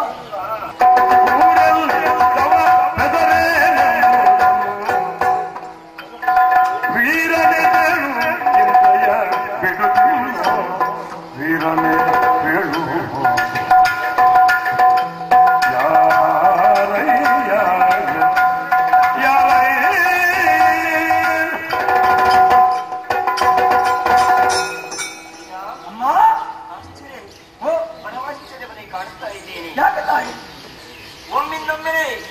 ನೀವೆಲ್ಲರೂ ಒಟ್ಟು ಸೇರಿಕೊಂಡು ಭಯದಿಂದ ತತ್ತರಿಸ್ತಾ ನನ್ನ ಆಶ್ರಮವನ್ನು ಸೇರಿಕೊಂಡಿದ್ದೀರಿ. ಇಲ್ಲಿ ನಮಗೆ ವೈರಿಗಳಿಂದ ಕಿರುಕುಳ ಬರ್ತದೋ, ಯಾರು ನನಗೆ ಹೊಡೆಯುತ್ತಾರೆ ಎನ್ನುವುದಾಗಿ ಭಯದಿಂದ ನೀವು ನನ್ನ ಆಶ್ರಮವನ್ನು ಸೇರಿದ್ದೀರಿ. ಒಬ್ಬಿಬ್ಬರಲ್ಲ ಅನೇಕ ಮಂದಿ ಇದ್ದೀರಿ. ನಿನ್ನನ್ನು ನೋಡಿದ್ರೆ ಒಬ್ಬ ವೀರನೆಂಬುದರಲ್ಲಿ ಸಂದೇಹವಿಲ್ಲ. ಆದ್ರೆ ವೀರ ಅಂತ ನಿನಗೆ ಈ ರೀತಿಯಾದಂತಹ ಕಷ್ಟ ಬರುವುದಕ್ಕೆ ಕಾರಣ ಏನು? ಯಾರಿಂದ ನಿನಗೆ ಈ ರೀತಿಯಾದಂತಹ ಭಯ ಉಂಟಾಯಿತು? ನೀನು ಯಾರು? ನಿನ್ನ ಹೆಸರೇನು? ನಿನ್ನ ಊರು ಯಾವುದು? ಸಮಸ್ತ ವಿಚಾರಗಳನ್ನು ತಿಳಿಯಬೇಕಿರುವಂತಹ ಹಂಬಲ ನನಗಿದೆ. ಹೇಳುವೆಯ? ನಿಮ್ಮ ಕಾಲದಲ್ಲಿ ಶರಣಗೆ ಮಣಿದು ಹೊರೆವ ಬಿನ್ನಗ ಅಮ್ಮ ಕೇಳು ಕಳರೆಯ ದಮಾತುಲ ಎಂದೆಲ್ಲ ಕರೆವರು ಅಮ್ಮಗೆ ಪುರಲೋಗೆ ಬಯಸುತ್ತ ತೆರಳಿಕೊಳ್ಳಗೈದೆ. ಅಮ್ಮ ಅಮ್ಮ ಅಮ್ಮ ಅಮ್ಮ ಕೇಳು ಸುರವರರೆಲ್ಲ ಭಂಗಿದೆ ತೆರಳಿದೆ ಈಯದೆ ಅಮ್ಮ ಕೇಳು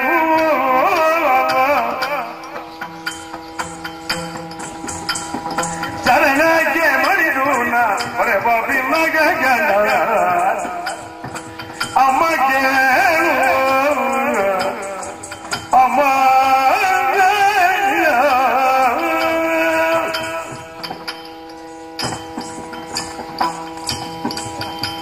ಅಮ್ಮ ಮೊದಲನೆಯದಾಗಿ ದೀರ್ಘದಂಡ ಪ್ರಣಾಮ ಮಾಡಿದ್ದೇನೆ. ನಾನೊಬ್ಬನೇ ಅಲ್ಲ, ನಾವೆಲ್ಲ ಚರಣಕ್ಕೆ ಬಡಿದ ಮೇಲೆ ನಾ ಹೊರಗೆ ಭಿನ್ನಪವನ್ನು ಕೇಳುವ ಕೃತ್ಯ ಮಾಡಬೇಕು ತಾಯಿ. ಮಾತು ಕೊಟ್ಟಿದ್ದೇನೆ. ನೀವು ಯಾರು ಎಂಬುದನ್ನು ನನ್ನನ್ನು ತಮಾಸುರ ಎಂದು ಗುರುತಿಸಿದೆ ರಾಕ್ಷಸರು. ಹೌದು, ಸೋಮಕನೆನ್ನುವ ಹಾಗೆ ಮತ್ತೊಂದು ಹೆಸರಿನಿಂದಲೂ ಕರೆಯುತ್ತಿದ್ದಾರೆ. ಖಳನೆರೆಯ. ಇಂತಹ ಅಸಂಖ್ಯ ಸಂಖ್ಯೆಯ ರಾಕ್ಷಸ ಸಮೂಹಕ್ಕೆ ಖಳನೆರೆಯ ತಮಾಸುರನೆಂದಿರುವ ಕರೆವರು. ಇವರೆಲ್ಲರ ಅಪೇಕ್ಷೆಯ ಮೇರೆಗೆ ಸ್ವರ್ಗಲಾಭವನ್ನು ಪಡೆಯಬೇಕೆನ್ನುವಂತಹ ಭಾಷೆಯುಳ್ಳವರಾಗಿ ಎಲ್ಲರೂ ಲಾಕಕ್ಕೆ ತೆರಳಿದೆವು. ಸುರವರರೆಮ್ಮ ಭಂಗಿಸಿದರಮ್ಮ. ನಾವು ಊಹಿಸಿದ್ದೊಂದು, ಕಲ್ಪಿಸಿದ್ದೊಂದು, ನಡೆದದ್ದು ಒಂದು. ದೇವತೆಗಳನ್ನು ಪಡೆಯಬೇಕು ಅಂತ ನಾನು ಮನಸ್ಸು ಮಾಡಿದ್ದೇನೆ. ಆದರೆ ದೇವತೆಗಳೆಲ್ಲ ಸೇರಿಕೊಂಡು ನಮ್ಮನ್ನು ಬೆನ್ನಟ್ಟಿ ಹೊಡೆಯುತ್ತಾ ಇದ್ದಾರೆ. ಆ ಶ್ರೀಕರನ್ನು ಪಡೆಯುವಂತಹ ಮಹರ್ಷಿಗಳ ಪತ್ನಿ ತಾವು. ನಿಮ್ಮ ಬರಹಕ್ಕೆ ಮುಂತಾದ್ರೆ ಖಂಡಿತವಾಗಿಯೂ ಪ್ರಾಣದ ಭಯ ಬಗ್ಗೆ ನಿಮಗೆ ಕಳವಳ ಇದೆ. ಖಂಡಿತವಾಗಿ ಅದನ್ನು ಉಳಿಸಿಕೊಡ್ತೀರಿ ಎನ್ನುವ ಹಾಗೆ ಭಾವಿಸಿ ನಿಮ್ಮೆಡೆಗೆ ಬಂದಿದ್ದೇವೆ. ನಮ್ಮನ್ನು ರಕ್ಷಿಸಬೇಕು, ಪ್ರಾಣಕ್ಕೆ ಅಪಾಯ ಉಂಟಾಗದ ಹಾಗೆ ಅನುಗ್ರಹ ಮಾಡಬೇಕು ಎನ್ನುವ ಹಾಗೆ ಕೇಳಿಕೊಳ್ತೇವೆ.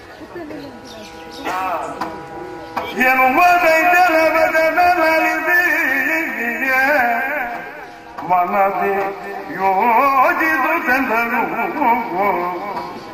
ಈತನು ಧನುಜ ಚರಣನಂಬಿದ ಆತರಾಗಿಗನು ಈತನು ಚರಣ ನಂಬಿದ ಆರ್ತನಾಗಿಗನು ಮುನಿತನಗೆ ಜನಪದ ಆನಿವನ ತನೆಯಲು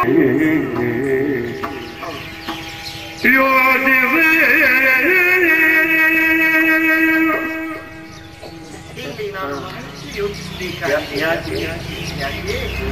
ಇಲ್ಲಿ ನಡೆದಂತಹ ವಿದ್ಯಮಾನವನ್ನು ಎಣಿಸುವಾಗ ಆಲೋಚಿಸಿದೆ ನಾನು ಕಾರ್ಯ ದಾಳಿ ಮಾಡುವುದು ಇದು ಎಂದು ನಿನ್ನೆಯ ವಿಚಾರವಲ್ಲ. ಏನು ನಡೆದಿದೆ ಆದ್ರೆ ಪ್ರಸ್ತುತ ದೇವತೆಗಳಿಂದ ಈ ರಾಕ್ಷಸರಿಗೆ ಸೋಲಾಗಿದೆ. ಸೋಲನ್ನು ಅನುಭವಿಸಿ ಭಯದಿಂದ ತತ್ತರಿಸ್ತಾ ಎಲ್ಲಿ ನಮಗೆ ಆಶ್ರಯ ಸಿಗ್ತದೆ ಎಂಬುದಾಗಿ ಮೃತ್ತ ಎಲ್ಲಿ ಸಿಗದೆ ಕಾರಣ ನನ್ನ ಆಶ್ರಮವನ್ನು ಸೇರಿಕೊಂಡಿದ್ದಾನೆ. ಹೌದು, ಇವರಿಗೆ ರಕ್ಷಣೆ ಕೊಡುವನವೇ ದೇವತೆಗಳು ಸಜ್ಜನರು, ಮೂರು ಲೋಕದ ಹಿತವನ್ನು ಬಯಸುವವರು. ಅವರಿಗೆ ನಾನು ಕೇಡು ಬಗೆದ ಹಾಗಾಗ್ತದೆ. ಇವರಿಗೆ ರಕ್ಷಣೆಯನ್ನು ಕೊಟ್ಟರೆ ಒಂದು ವೇಳೆ ಇವರನ್ನು ತೊರೆದು ಬಿಡೋಣವೇ? ಆರ್ತರಾಗಿ ಬಂದವರನ್ನು ನಾನು ತೊರೆದೆ ಎಂದಾದ್ರೆ ಜನಪದಗಳು ಮಣಿಪುರಕ್ಕೆ ಅಪರಾಧ ಮಾಡಿದ ಹಾಗಾಗ್ತದೆ. ಏನು ಮಾಡೋಣ? ಸಂದಿಗ್ಧ ಪರಿಸ್ಥಿತಿ ನಾನು ಸಿಕ್ಕಿದ ಹಾಗಾಗಿದೆ. ಏನು ಮಾಡೋಣ? ಮತ್ತು ಆರ್ತರಾಗಿ ಬಂದವರನ್ನು ಯಾವತ್ತು ತಿರಸ್ಕರಿಸುವುದು ಖಂಡಿತ ಈ ಮಣಿಪುರಕ್ಕೆ ಅಪರಾಧವೇ ಮೊದಲು ಸಂದೇಹವಿಲ್ಲ. ನಾನು ಅದಕ್ಕೆ ಅವಕಾಶ ಮಾಡುವುದು ಖಂಡಿತ ಸರಿಯಲ್ಲ. ಇದು ಪುಣ್ಯಾಶ್ರಮ. ಆರ್ತರಾಗಿ ಬಂದವರನ್ನು ರಕ್ಷಿಸಬೇಕಾದ್ದು ನಮ್ಮ ಕರ್ತವ್ಯ. ಆದ್ದರಿಂದ ಅಯ್ಯ ಕೈ ಬಿಡುವಿರ ಚಿಂತಿಸಬೇಡಿ. ಮನದಲ್ಲಿಯೇ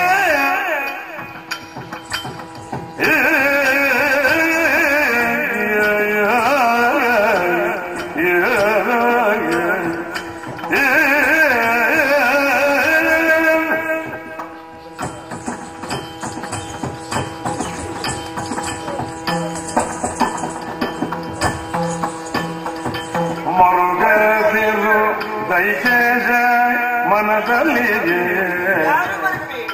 ಹೊರವೇ ಎಲ್ಲ ಸಮಾಧಿ ಗುಡ್ಡದೆ ಹೊರವೇ ಎಲ್ಲ ಸಮಾಧಿ ಗುಡ್ಡದಿಗೆ ಸುರರ ಬೀದಿಯ ತೊರೆದು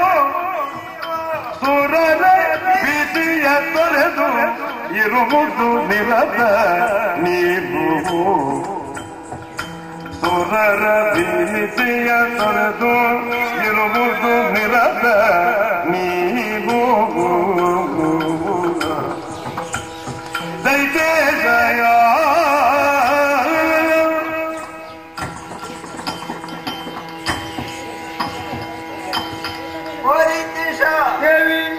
ಮನದಲ್ಲಿ ಹುರಿದಂತ ಆ ಬೇಸರ ಮನಕವನ್ನು ಈಗಲೇ ತೊಳೆದುಬೇಡಿ. ನನ್ನ ಎದೆ ಟಪ ಟಪ ಟಪ ಟಪ ಹೇಳ್ತಿದ್ದಾರೆ. ಎಷ್ಟೊತ್ತಿಗೆ ಆಘಾತ ಆಗ್ತದೆ ಇನ್ನು ಆ ರೀತಿ ಆಗುವುದಕ್ಕೆ ಸಾಧ್ಯ ಇಲ್ಲ. ಯಾಕೆ ಆಶ್ರಮ ಇಲ್ಲಿ ಬಂದವರಿಗೆ ಆಪ್ತರಾಗಿ ಬಂದವರಿಗೆ ರಕ್ಷಿಸಬೇಕಾದ್ದು ನಮ್ಮ ಕರ್ತವ್ಯ. ಆದ್ದರಿಂದ ನೀವೆಲ್ಲರೂ ಭಯವನ್ನು ಬಿಟ್ಟಬೇಡಿ, ಸಂತೋಷವನ್ನು ತಳೆಯಬೇಕು, ಧೈರ್ಯವನ್ನು ತಳೆಯಬೇಕು. ಆಯ್ತಲ್ಲ, ಇನ್ನು ಮುಂದಕ್ಕೆ ನಮಗೆ ಸುಲಭದಿಂದ ಕಷ್ಟ ಬಂದಿತ್ತು ಎನ್ನುವಂತಹ ಭಯವನ್ನು ಈಗಿಂದೀಗಲೇ ಪಡೆದುಬೇಡಿ. ಯಾರಿಂದಲೂ ಈ ಆಶ್ರಮ ಸಾಧ್ಯ ಇಲ್ಲ. ಏನಮ್ಮ, ನನ್ನ ಮಗ ಶುಕ್ರ ಈ ಆಶ್ರಮಕ್ಕೆ ಬರುವ ತನಕ ಅಷ್ಟು ಮಾಡಿದ್ರು. ನಿನಗೆ ಉತ್ಸಾಹ ಬಂದಾಗ ಒಬ್ಬಳುವಂತಹ ಅಟ್ಟಹಾಸ ಕೊಡುವಂತಹ ಇಲ್ಲ. ಅದಕ್ಕೆ ಯಾರಿಗೆ ಕೈ ಇಟ್ಟು ಸುಮ್ಮನಿರ್ತೇನೆ ಗುಪ್ತವಾಗಿ ಅನ್ಯರಿಗೆ ಯಾರಿಗೂ ನೀವು ಇದ್ದಂತ ವಿಚಾರ ತಿಳಿಯುವ. ಇಲ್ಲಿ ಅಣುವಿನಲ್ಲಿ ಅಣುವಾಗಿಟ್ಟುಕೊಂಡು ನಾವೆಲ್ಲವರು ಸುತ್ತವಾಗಿರ್ತೇವೆ. ಯಾಕೆಂದ್ರೆ ಹತ್ತು ಮಂದಿ ಇದ್ದೇವಲ್ಲ ನಾವು. ಹಾಗಿದ್ರೆ ಮಾತ್ರ ಅವಕಾಶ ಹೋಗಿ ನಿಶ್ಚಿಂತೆಯಿಂದ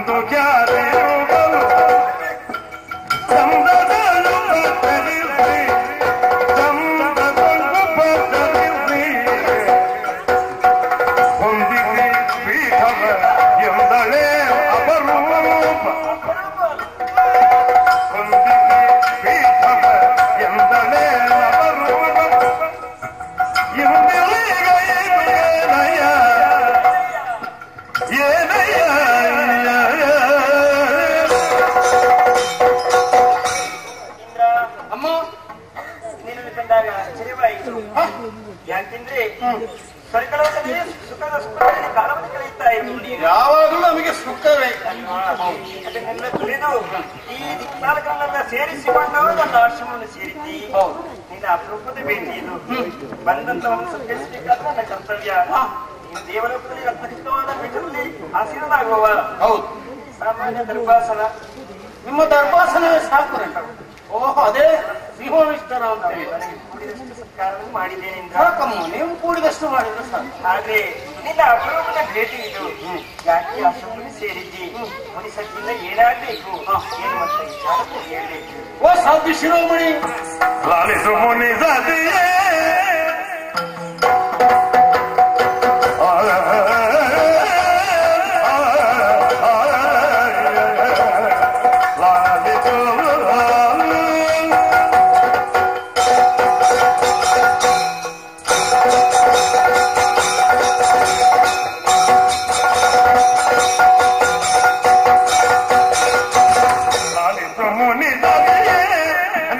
ವಿಶಾಲತ ಗುಣಮಣಿ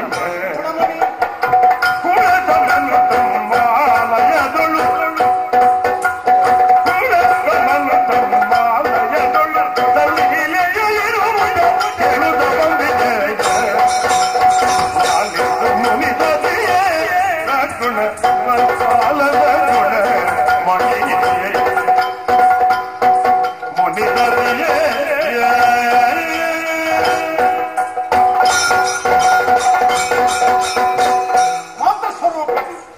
ಖ್ಯಾತಿದೇವಿ ಪುಲೋಮಜೆ ಎಂದು ನಿಮ್ಮನ್ನು ಕೊಂಡಾಡುತ್ತಾ ಇದ್ದಾರೆ.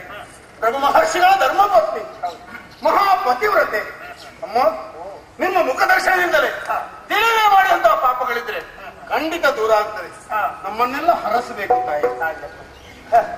ಒಂದು ಸುವರ್ಣ ಅವಕಾಶ. ಯಾವುದು? ನಿಮ್ಮನ್ನು ಕಾಣುವಂತ ಸುಯೋಗ ಬಂದದ್ದು. ಅಲ್ಲ, ಬರ್ಬೇಕು ಅನ್ನೋ ನಿರೀಕ್ಷೆಯಲ್ಲಿ ಇರಲಿಲ್ಲ. ಪ್ರಸಂಗ ಹಾಗೆ ಬಂತು. ಅದೇ ಕಾರಣ ಇಲ್ಲದೆ ಬರುವವನಲ್ಲ. ಹೌದಮ್ಮ, ನಾನು ಮೇಲಿಂದ ಕೆಳಗೆ ಒಮ್ಮೆಲೆ ಬಂದದ್ದಲ್ಲ. ಅಲ್ಲ, ಎಲ್ಲಾ ಕಡೆ ತಿರುಗಾಡಿಕೊಂಡು ನಿಮ್ಮ ಆಶ್ರಮಕ್ಕೆ ಬಂದೆ. ತಿರುಗಿ ಬಂದವ. ನಿಮ್ಮ ಮನೆ ಅತಿಥಿಯಾಗಿ ಬಂದದ್ದಲ್ಲ. ಹಾಗೆಂತ ನಿಮ್ಮ ಅತಿಥಿ ಸತ್ಕಾರ ಮನಸ್ಸಿಗೆ ತೃಪ್ತಿಯಾಯಿತು. ಎಲ್ಲ ವ್ಯವಸ್ಥೆ ಇದೆ. ವಾಲಗನರು ಕುಡಿಯುವುದಕ್ಕೆ ಇಂದ್ರನಿಗೆ ಭವ್ಯವಾದ ಸ್ವಾಗತವೇ. ಅಮ್ಮ, ಅವರಿಗೆ ಬರ ಹೇಳೋದಕ್ಕೆ ನಾನು ಹೇಳಬೇಕಾದಿಲ್ಲ. ಎಣಿಸಿದ ಸಾಕು ಮನಸ್ಸಲ್ಲಿ ತಕ್ಷಣ. ನಿಮ್ಮ ವ್ಯವಸ್ಥೆ ಎಲ್ಲ ಒಳ್ಳೆಯದು. ನಾನೊಂದು ವಿಷಯ ಕೇಳಲಿಕ್ಕೆ ಉಂಟು. ಏನಪ್ಪ? ಎಲ್ಲ ಇಲ್ಲಿ ನಾವು ಕುಡಿಯುವುದು ತಿನ್ನುವುದೆಲ್ಲ ಆಮೇಲೆ ನಮ್ಮೊಂದು ಮುಟ್ಟಿನ ವಿಷಯ. ಹೌದಮ್ಮ, ನಾನೊಬ್ಬರನ್ನು ಹುಡುಕಿಕೊಂಡು ಬಂದದ್ದು ಇಲ್ಲಿಗೆ. ಹೌದು. ಅವ ತಪ್ಪಿಸಿಕೊಂಡ ಹೋದವರ ಅಲ್ಲ ಏನಾದ್ರೂ ಕದ್ದು ದರೋಡೆ ಮಾಡಿದವರ? ನಮ್ಮ ಕೈಯನ್ನು ತಪ್ಪಿಸಿಕೊಂಡವ ಸೋಮಕ, ಕಲಾಸುರ ಎನ್ನುವ ದೈತ್ಯ. ಅವನೊಂದಿಗೆ ಸಹಸ್ರ ಸಂಖ್ಯೆಯಲ್ಲಿ ರಾಕ್ಷಸ ಗಡಣ. ದೇವಲೋಕದ ಅಭಿಲಾಷೆಯಿಂದ ಬಂದ, ಯುದ್ಧ ಮಾಡಿದ, ಸೋತು ಮಾಡಿದ್ದಾನೆ. ಅಂತವರನ್ನು ಬದುಕುವುದಕ್ಕೆ ಬಿಡಬಾರದು. ನಯವಂಚಕರು, ಮಿತ್ರದ್ರೋಹಿಗಳು, ಅಧರ್ಮಿಗಳು ಒಂದಲ್ಲ ಒಂದು ದಿನ ಮೂರು ಲೋಕವನ್ನು ತನ್ನ ವಶದಲ್ಲಿರಿಸಿಕೊಂಡು ಎಲ್ಲರನ್ನೂ ನಾಶ ಮಾಡುತ್ತಾನೆ. ಅವನಿಂದಾಗಿ ಲೋಕ ವಿನಾಶವಾಗಬಾರದು. ಅದಕ್ಕಾಗಿ ವಜ್ರಧಾರಿಯಾಗಿ ನಾನೇ ಬಂದಿದ್ದೇನೆ. ನಮ್ಮವರೆಲ್ಲ ಇದ್ದಾರೆ. ಎಲ್ಲಿಯಾದ್ರೂ ಈ ಕಡೆಗೆ ಬಂದಿದ್ದಾನ? ನಿಮ್ಮ ಆಲಯದೊಳಗೆ ಇರುವನೇ ಇದ್ರೆ ಹೇಳಿ, ಅವರನ್ನು ಈಗಲೇ ಬಿಡುವ.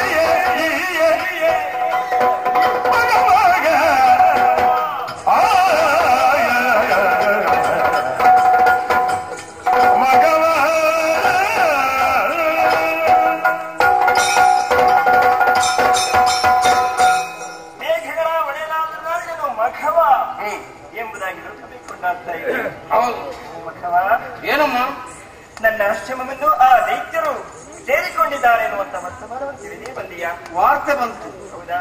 ಇಲ್ಲೇ ಇರ್ಬೇಕು ಅಂತ. ವಾರ್ತೆ ತಪ್ಪಲ್ಲ. ನನ್ನ ಆಶ್ರಮದಲ್ಲಿದ್ದಾರೆ ಮಾಡಬೇಡ. ಎಲ್ಲಿ ಇಂದ್ರ? ಆ ದೈತ್ಯರನ್ನು ನಾನು ಅವರಿಗೆ ರಕ್ಷಣೆಯನ್ನು ಕೊಟ್ಟಿದ್ದೇನೆ. ಒಳ್ಳೆಯದು. ಇಲ್ಲಿಂದ ಎಲ್ಲಿಗೂ ಹೋಗುವುದಕ್ಕೆ ಬಿಡ್ಲಿಲ್ಲಲ್ವಾ? ಸ್ವಲ್ಪ ಬದಿಯಲ್ಲಿ ಅವರ ತಲೆ ಹೊಡೆದು ಹಾಕ್ತಾರೆ. ಅವಕಾಶ ಇಲ್ಲ.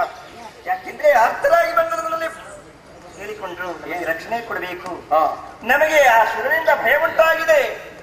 ಆದ್ದರಿಂದ ನಮ್ಮನ್ನು ರಕ್ಷಿಸಬೇಕಮ್ಮ ಎಂಬುದಾಗಿ ಮಕ್ಕಳಂತೆ ಬಂದು ಬೇಡಿಕೊಂಡ್ರು. ಆ ಹೊತ್ತಿಗೆ ನಾನು ನಿರ್ವಾಹವಿಲ್ಲದೆ ಅವರಿಗೆ ಆಶ್ರಯವನ್ನು ಕೊಟ್ಟಿದ್ದೇನೆ. ಆದ್ದರಿಂದ ಇಂದ್ರ, ನಾನು ರಕ್ಷಿಸುತ್ತಿರುವಂತ ಆ ದೈತ್ಯರನ್ನು ನೀನು ಕೇಳಬಾರದು. ಅವರನ್ನು ಬಿಟ್ಟುಕೊಡುವುದಕ್ಕಾಗುವುದಿಲ್ಲ. ಹೇಳಿದರೆ ನೀವು ಈಯೇನ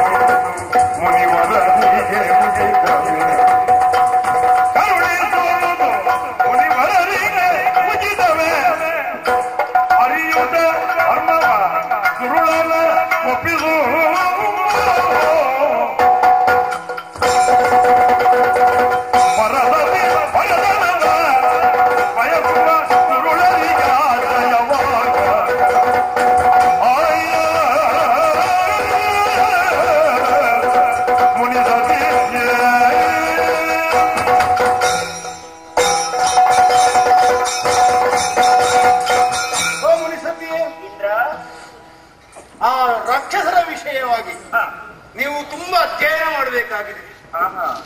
ಭೂಲೋಕದಲ್ಲಿ ಪಾತಾಳದಲ್ಲಿ ಮಾಡಬಾರದ ಅನ್ಯಾಯಗಳನ್ನು ಎಸಗಿ ನಮ್ಮ ಲೋಕಕ್ಕೆ ಬಂದಿದ್ದಾರೆ.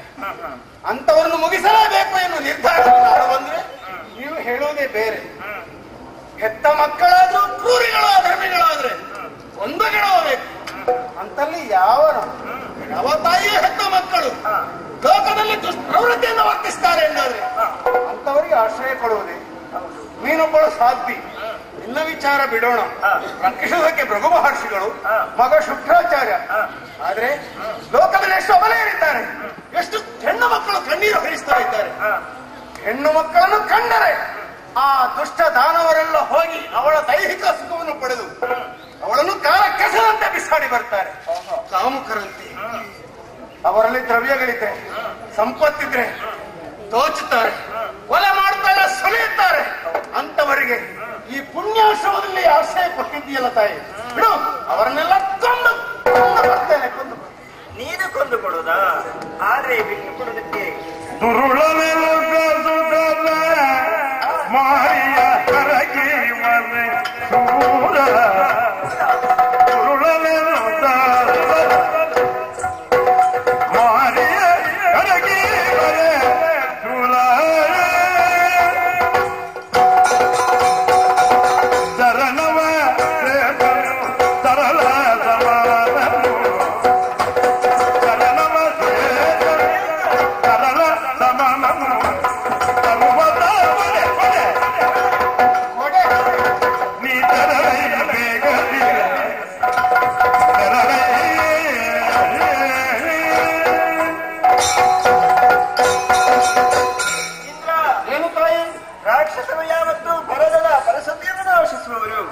ಅಂತವರಿಗೆ ನಾನು ಆಶ್ರಯ ಕೊಟ್ಟದ್ದು ತಪ್ಪು. ಹೌದು. ಆದ್ರೆ ಏನು ಮಾಡೋಣ? ಏನು ಈ ಸಂದರ್ಭದಲ್ಲಿ ನನ್ನ ಆಶ್ರಯದಲ್ಲಿದ್ದಾರವರು, ಇನ್ನವರಿಗೆ ಅರ್ಥದಲ್ಲಿ ಯಾವತ್ತೂ ಅವಕಾಶವಿಲ್ಲ. ಯಾಕೆಂದ್ರೆ ನಿನಗೊಂದು ಮಾತು ಹೇಳ್ತಾ ಇದ್ದೇನೆ. ಏನು? ಈ ಲೋಕದಲ್ಲಿ ತಾಯಿಯಾದವರು ನನ್ನ ಮಕ್ಕಳು ಅನ್ಯಾಯವನ್ನು ಮಾಡುತ್ತಾರೆ ಎಂಬುದಾಗಿ ತಿಳಿದು ಅವಳವರ ಆ ಅನ್ಯಾಯವನ್ನು ಸಹಿಸುವುದಕ್ಕಾಗದೆ ಯಾವ ತಾಯಿಯೇ ಆದ್ರೂ ಕೂಡ ಅವರು ಆ ಮಕ್ಕಳನ್ನು ಮಾರಿಯ ಕೈಗೆ ಔತಣವೇ ಯುದ್ಧಕ್ಕೆ ಮನ ಮಾಡ್ತಾನೆ ಹೇಳೋ ಅಂತ ಮಕ್ಕಳು ಇರಬಾರ್ದಮ್ಮ. ಆದ್ದರಿಂದ ಮಕ್ಕಳಷ್ಟೇ ಕೆಟ್ಟವರಾದ್ರೂ ಕೂಡ ಈ ಲೋಕದಲ್ಲಿ ತಾಯಂದ್ರು ಕೆಟ್ಟವರಾಗಿರುವುದಿಲ್ಲ. ಅವರಿಗೆ ನೀತಿಯ ಮಾತುಗಳನ್ನು ಹೇಳಿ ಮುಂದೆ ಸರಿದಾರಿಯಲ್ಲಿ ನಡೆಯುವಂತೆ ಪ್ರಯತ್ನಿಸ್ತಾರೆ. ಅಂತೆಯೇ ನಾನು ಕೂಡ ಅವರು ರಾಕ್ಷಸರಾದ್ರೂ ಕೂಡ ಅವರಿಗೆ ನಾನು ರಕ್ಷಣೆ ಕೊಟ್ಟದ್ದು ಯಾಕೆ? ಆರ್ತರಾಗಿ ಬಂದಿದ್ದಾರೆ, ಅಂಥವರನ್ನು ಪೊರೆಯಬೇಕಾದ್ದು ಈ ಸತ್ಯಾಂತ ನನ್ನ ಕರ್ತವ್ಯ. ಆದ್ದರಿಂದ ನನ್ನ ಮಕ್ಕಳಂತೆ ಅವರನ್ನು ಪರಿಪಾಲಿಸ್ತಾ ಇದ್ದೇನೆ. ಆದ್ದರಿಂದ ಅವರನ್ನು ಬಿಟ್ಟು ಕೊಡುವುದಕ್ಕೆ ನೀನು ಕೊಡೆ, ನಾನು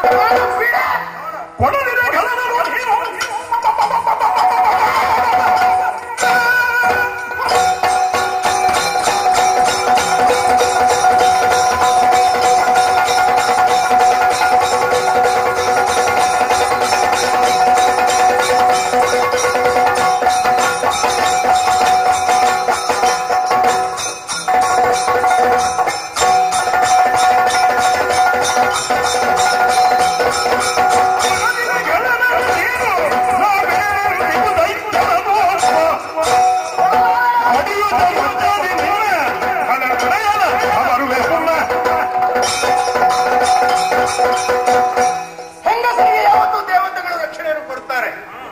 ನಾರಿ ಅಂದ್ರೆ ನಮಗೆ ಪೂಜ್ಯ ಭಾವನೆ ಇದೆ. ನಾರಿ ಸರ್ವತ್ರ ಪೂಜ್ಯತೆ. ಹಾಗೆಂತ ನಿಮ್ಮನ್ನು ಮಾನಿಸಿದ್ರೆ ನಮ್ಮ ಮಾತಿಗೆ ಮಾನ್ಯತೆ ಇಲ್ಲ.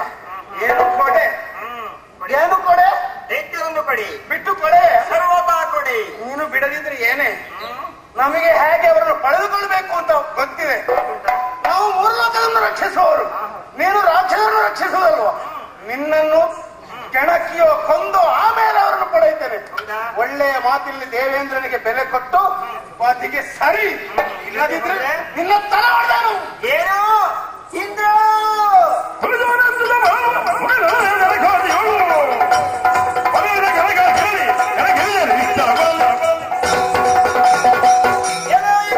ಏನು ನಿನ್ನ ತಲೆ ಹೊಡೆದನು. ಕೊಡೆ ಎಂದಾಗ ಬೀಡ ಎಂಬುದಾಗಿ ಹೆಸರಿಡಿದ್ದೇನೆ.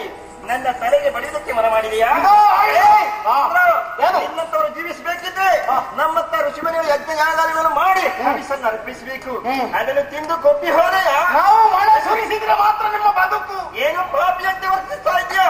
ನಾನವಳ ಸಾಮಾನ್ಯ ನಾರಿ ಎಂಬುದಾಗಿ ತಿಳಿದುಕೊಂಡೆಯ? ಮಹಾ ತಪಸ್ವಿಯಾದಂತಹ ಬೃಹಮಹರ್ಷಿ ಒಳದಿ ಈ ಖ್ಯಾತಿ ದೇವಿಯ ಖ್ಯಾತಿ ಎನ್ನುವುದನ್ನು ನಾನು ತೋರ್ಪಡಿಸ್ತೇನೆ. ಏನೇ ಹಿಡಿದ ಕರ ಶವವಾಗಿ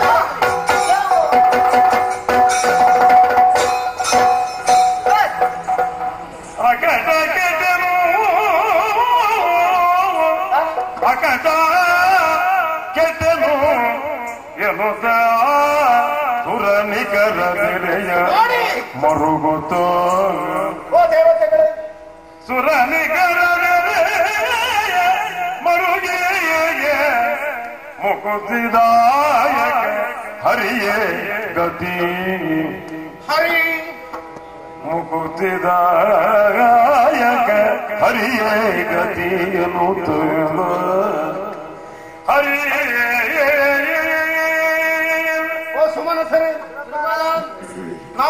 ನಾವು ತಪ್ಪಿದ್ದೇವೆ. ಧರ್ಮವನ್ನು ಉಳಿಸುವುದಕ್ಕೆ ಧನುಜರನ್ನು ವಧಿಸುವುದಕ್ಕೆ ಮುಂದೆ ಹೋದ್ರೆ ಖ್ಯಾತಿ ದೇವಿಯ ಶಾಪಕ್ಕೆ ಒಳಗಾಗಿದ್ದೇವೆ. ಹಾಗಾದ್ರೆ ರಾಕ್ಷಸರು ಧರ್ಮಿಷ್ಠರು, ನಾವು ಅಧರ್ಮಿಗಳು ಎಂದಾಯಿತು. ಅವಳ ಪುಣ್ಯ ಸಂಚಯವನ್ನು ಶಾಪದ ರೂಪದಿಂದ ನಮಗೆ ಕೊಟ್ಟಿದ್ದಾಳೆ. ಅಯ್ಯೋ, ನೀವು ಕಣ್ಣೀರು ಹರಿಸ್ತಾ ಇದ್ದೀರಿ, ಇಂದ್ರ ಸ್ಥಿತಿ ಹೀಗಾಯಿತಲ್ಲ ಎಂದು. ನಾವು ಹಿಂದೆ ಮುಂದೆ ಯೋಚಿಸಬೇಕಿತ್ತು. ಇವಳನ್ನು ಕೆಳಕುವುದಕ್ಕೂ ಮೊದಲು ಇವಳ ಪತಿಯಲ್ಲಿ ಮಾತನಾಡಬೇಕಿತ್ತು. ಕಾರ್ಯ ಮಿಂಚಿ ಹೋಗಿದೆ, ಇನ್ನು ಏನು ಮಾಡುವುದು? ಹೌದು, ಕಷ್ಟ ಬಂದ್ರೆ ನಮ್ಮನ್ನು ರಕ್ಷಿಸುವ ಭಗವಾನ್ ಪಕ್ಷಿ ವಾಹನ ಶ್ರೀಮನ್ನಾರಾಯಣ, ಆ ಪದ್ಮನಾಭ, ಅಲ್ಲಿಗೆ ಹೋಗೋಣ.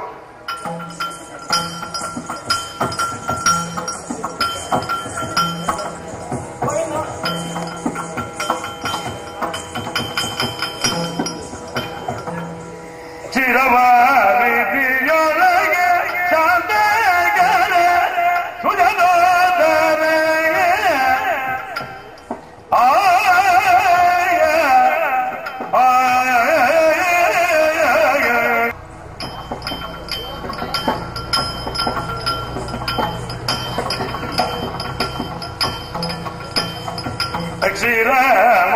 ಕ್ಷೀರವಾರಿದಿಯೊಳಗೆ ಶಾಂತಗರ ಸುಜನೋದರ ಸಜ್ಜನವಾದ ಜಯ ಜಯ ಜನರು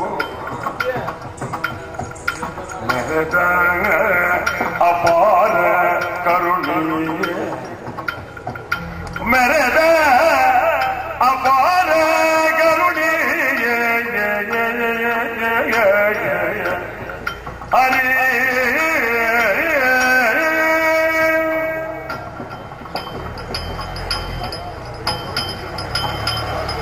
ಲೋಕ ಸಮಸ್ತ ಸುಖಿನೋ ಭವಂತು.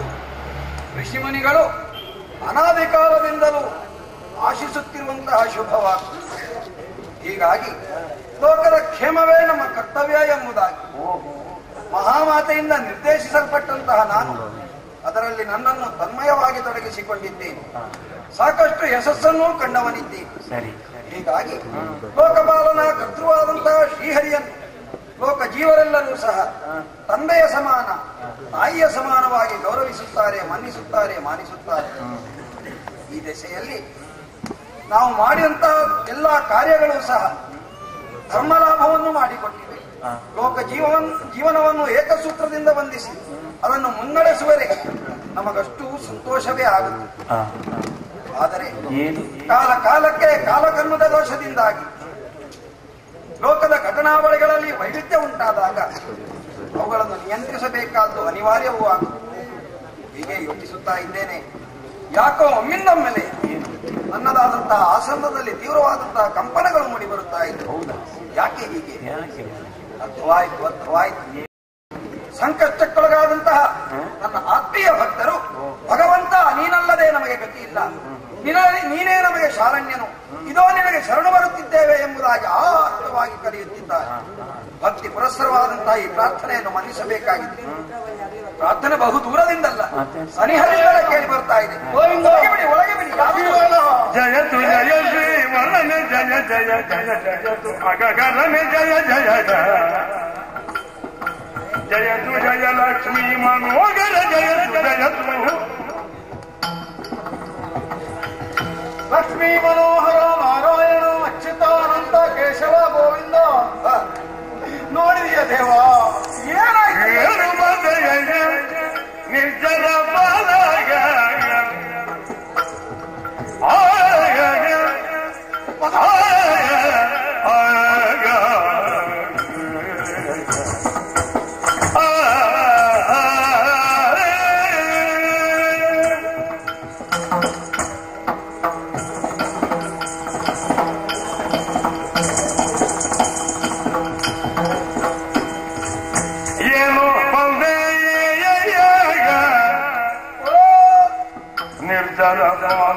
ಮಾನವಂತನಿ ಪಿಳಯ್ಯ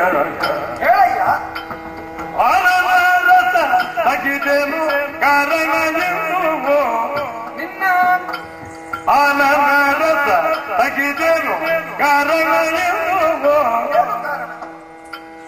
ದಾನವ ಕೃಪದಲ್ಲ ಹೆಚ್ಚಿಸ ನಿನಗೆ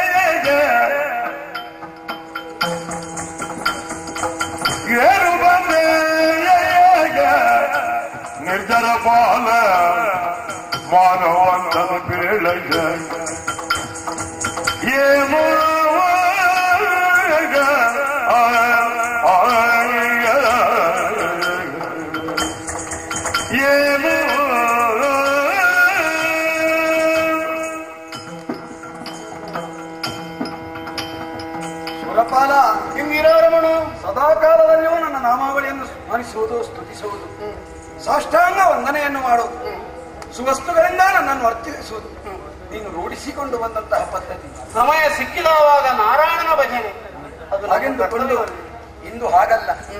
ಒಂದು ಕೈ ಎತ್ತಿ ಹಿಡಿದಿದ್ದಿ ವಜ್ರದಂಡ ಸಹಿತವಾಗಿ, ಬಾಯಲ್ಲಿ ನಾರಾಯಣನ ನಾಮಸ್ಮರಣೆ. ಇದು ನೀನು ವಿರೋಧವನ್ನು ಸೂಚಿಸುತ್ತಿದ್ದೀಯೇ, ಸಂತೋಷವೇ. ದೇವರಿಗೆ ಕೈ ಎತ್ತುವ ಕ್ರಮ ಉಂಟೆ, ಒಂದು ಅರ್ಥವಾದ ಮನಸ್ಸಿನಲ್ಲೂ ಹಾಗೆ ಎಣಿಸುವುದಿಲ್ಲ ದೇವರೇ. ಹಾಗೆಂದುಕೊಂಡು ನಿನ್ನ ಮುಖಭಾಗವನ್ನು ಕಾಣುವಾಗ ಆ ಭಾವರಸ ಏನು ಎಂಬುದಾಗಿ ಅರ್ಥವಾಯಿತು. ಪೂರ್ತಿ ಕಂದಿ ಹೋಗಿದೆ, ಕುಂದಿ ಹೋಗಿದೆ. ಆದ್ದರಿಂದ ನಿನ್ನ ಕೈಯನ್ನು ತಡವರಿಸಿ ಅದನ್ನು ಯಥಾಸ್ಥಿತಿಗೆ ತಂದಿದ್ದೇನೆ. ಶವವಾಗಿತ್ತು ಈ ಕೈ, ಈಗ ಸರಿಯಾಗಿದೆ. ಆದರೆ ನಿನ್ನ ಮುಖಭಾವ, ಭಾವರಸ ಈ ರೀತಿಯಾಗಿ ಕುಂದಿ ಹೋಗುವುದಕ್ಕೆ ಕಾರಣ ಏನು ಹೀಗೆ ತರ್ಕಿಸಬಹುದೇ? ಸಾಮಾನ್ಯವಾಗಿ ಲೋಕಮುಖದಲ್ಲಿ ದುರ್ಜನ, ಅವರು ರಾಕ್ಷಸ ವರ್ಗದಲ್ಲಿ ಅಧಿಕರಾಗಿದ್ದಾರೆ. ಒಂದಲ್ಲ ಒಂದು ರೀತಿಯಿಂದ ದೇವತೆಗಳನ್ನು ಪೀಡಿಸಬೇಕು ಎನ್ನುವಂತಹ ಸ್ಪರ್ಧಾತ್ಮಕ ಮನೋಭಾವ ಅವರಲ್ಲಿ ಮೂಡಿ ಬರುತ್ತಿರುವುದು ನಮ್ಮ ಗಮನಕ್ಕೆ ಬಂದಿದೆ. ಹಾಗೇದಾನುದ್ರು ಆಗಿ ಅಂತಹ ದುಷ್ಟಗಾರಾದರೂ ನಿನ್ನನ್ನು ಪೀಡಿಸಿದರೆ ಇಲ್ಲ, ನಿನ್ನವರೇ ಆದಂತಹ ದೇವತೆಗಳು ನೀನು ಕೊಟ್ಟಂತಹ ಆಜ್ಞೆಯನ್ನು ಧಿಕ್ಕರಿಸಿ ದೇವೇಂದ್ರ ಏನೂ ಅಲ್ಲ ಎಂಬುದಾಗಿ ನಿನ್ನ ಆಜ್ಞಾಭಂಗ ಮಾಡಿದರೆ ಯಾವ ರೀತಿಯಾದಂತಹ ಅವಮಾನ, ಏನು ವಿಚಾರ ಹೇಳಯ್ಯ, ಹೇಳು. ಆಲಿಸಬೇಕು ಸ್ವಾಮಿ. ಪರಮ ಪುರುಷ ಸೇವಕರಿಗೆಲ್ಲ ಕರುಣದಿಂದದಿ ಸಲಹು. ಪರಮ ಪುರುಷ ಲಾಲಿಸು ಸೇವಕ ಎಲ್ಲ ಕರುಣದಲ್ಲಿ ಸಲಹು.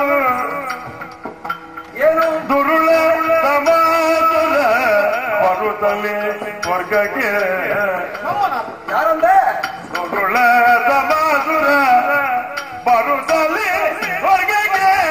ಏನು ಮಾಡಿದ? ದುರ್ಗೈದು ನಮ್ಮಲ್ಲಿ ಬರದೊಡ್ಡ ಓಡಿದ ಸ್ವಾಮಿಯೇ.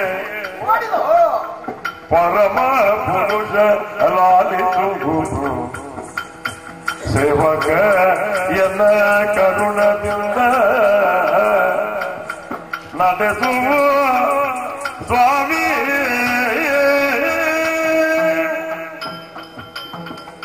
ನಿತ್ಯಾನಂದ ಸ್ವಾಮಿ, ಸುರಪಾಲ ಚಿದಾನಂದನೇ, ಆತ್ಮಾನಂದನೂ ಹೌದು.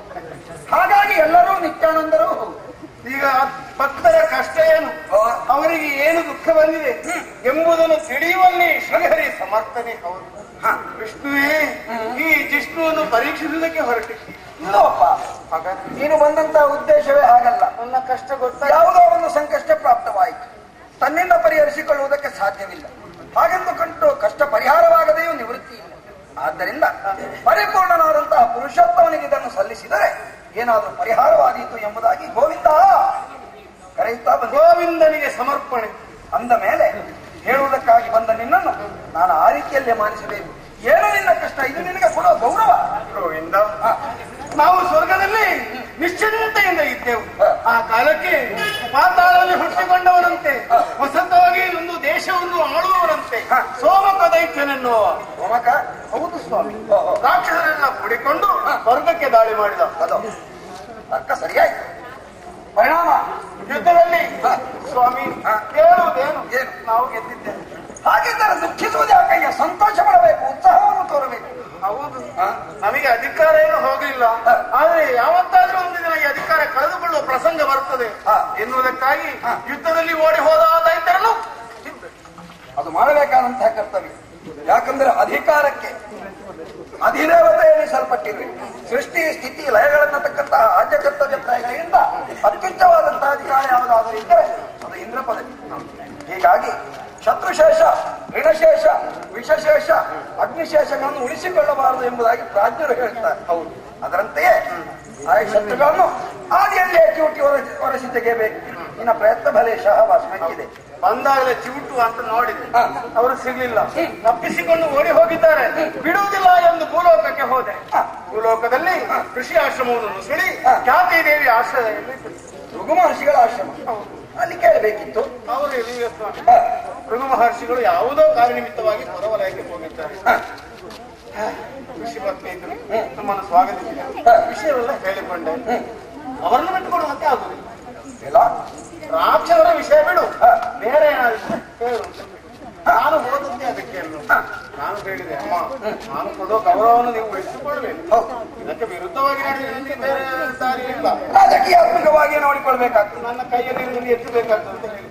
ಓ ಸೂಚನೆ ಕೊಟ್ಟು ನೀನು ಏನು ಮಾಡ್ತೀಯೋ ಅದನ್ನೆಲ್ಲ ನೋಡಿಕೊಳ್ತೇನೆ ಅಂತ ಹೇಳಿ. ನನ್ನಲ್ಲಿ ವಜ್ರ ಇತ್ತಲ್ಲ, ಎತ್ತಿದೆ, ಅವಳ ಹಣೆಗೆ ಹೊಡೆಯುತ್ತೇನೆ ಅಂತ. ಇಲ್ಲ, ಅವಳ ಹಣೆಗೆ ದಾಟಿಸಲೇ ಇಲ್ಲ. ನನ್ನ ಗದೆ ಹೀಗೆ ಇಲ್ಲಿಯವರೆಗೆ ಅಸ್ತ್ರ ಸಹಿತವಾಗಿ ಹಸ್ತ ಶವವಾಗಿ ಹೋಯ್ತು. ಶಾಪ ಅವಳು ಪತಿವ್ರತೆಯ ಮಾತು ಶಾಪ ಇಲ್ಲ ಸ್ವಾಮಿ. ಅಮ್ಮನ ಶಾಪವನ್ನು ಹೊತ್ತುಕೊಂಡು ಇಲ್ಲಿಗೆ ಬಂದಿದ್ದೇನೆ. ತಂದೆಯಾದ ನೀನೇ ರಕ್ಷಿಸಬೇಕು. ಶಾಪ ವಿಮುಕ್ತಿ ಆಗಿದೆ. ಹೆದರಬೇಡ. ಮರುಗದೆ ರೈ ಮನದಿ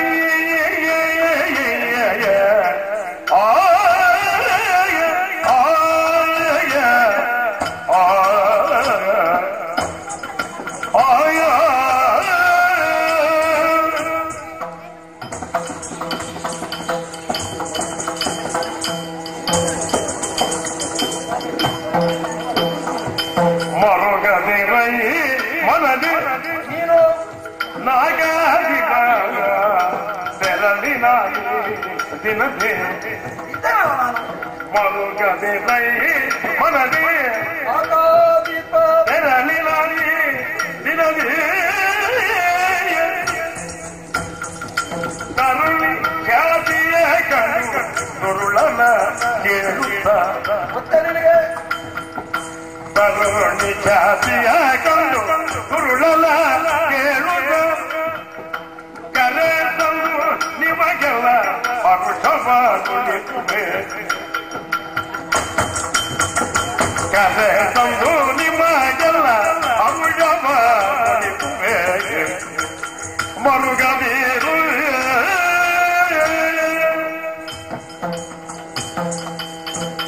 ಸುರಪಾಲ ಶ್ರೀಹರಿಯಲ್ಲಿ ಕಷ್ಟವನ್ನು ಸಮರ್ಪಿಸಿಕೊಂಡರೆ ಇಷ್ಟಾರ್ಥವನ್ನು ಈಡೇರಿಸಿಕೊಡುತ್ತಾನೆ. ನೀನಲ್ಲದೆ ಅನ್ಯರು ಯಾರಿದ್ದಾರೆ ಎನ್ನುವ ಬಲವತ್ತರವಾದಂತಹ ಭಾವನೆಯಿಂದ ಬಂದಿರುವುದು. ಹೌದು, ಆ ಭಾವಕ್ಕೆ ಎಂದೂ ದೋಷ ತಟ್ಟುವುದಕ್ಕಿಲ್ಲ. ನಾನು ಶರಣಾಗಿದ್ದೇನೆ. ನಿನ್ನ ಮನಸ್ಸಿನಲ್ಲಿ ಮೂಡಿದಂತಹ ಮರುಕವನ್ನು ಬಿಟ್ಟು ಬಿಡು. ಇದು ಹರಿಸಮರ್ಪಣ.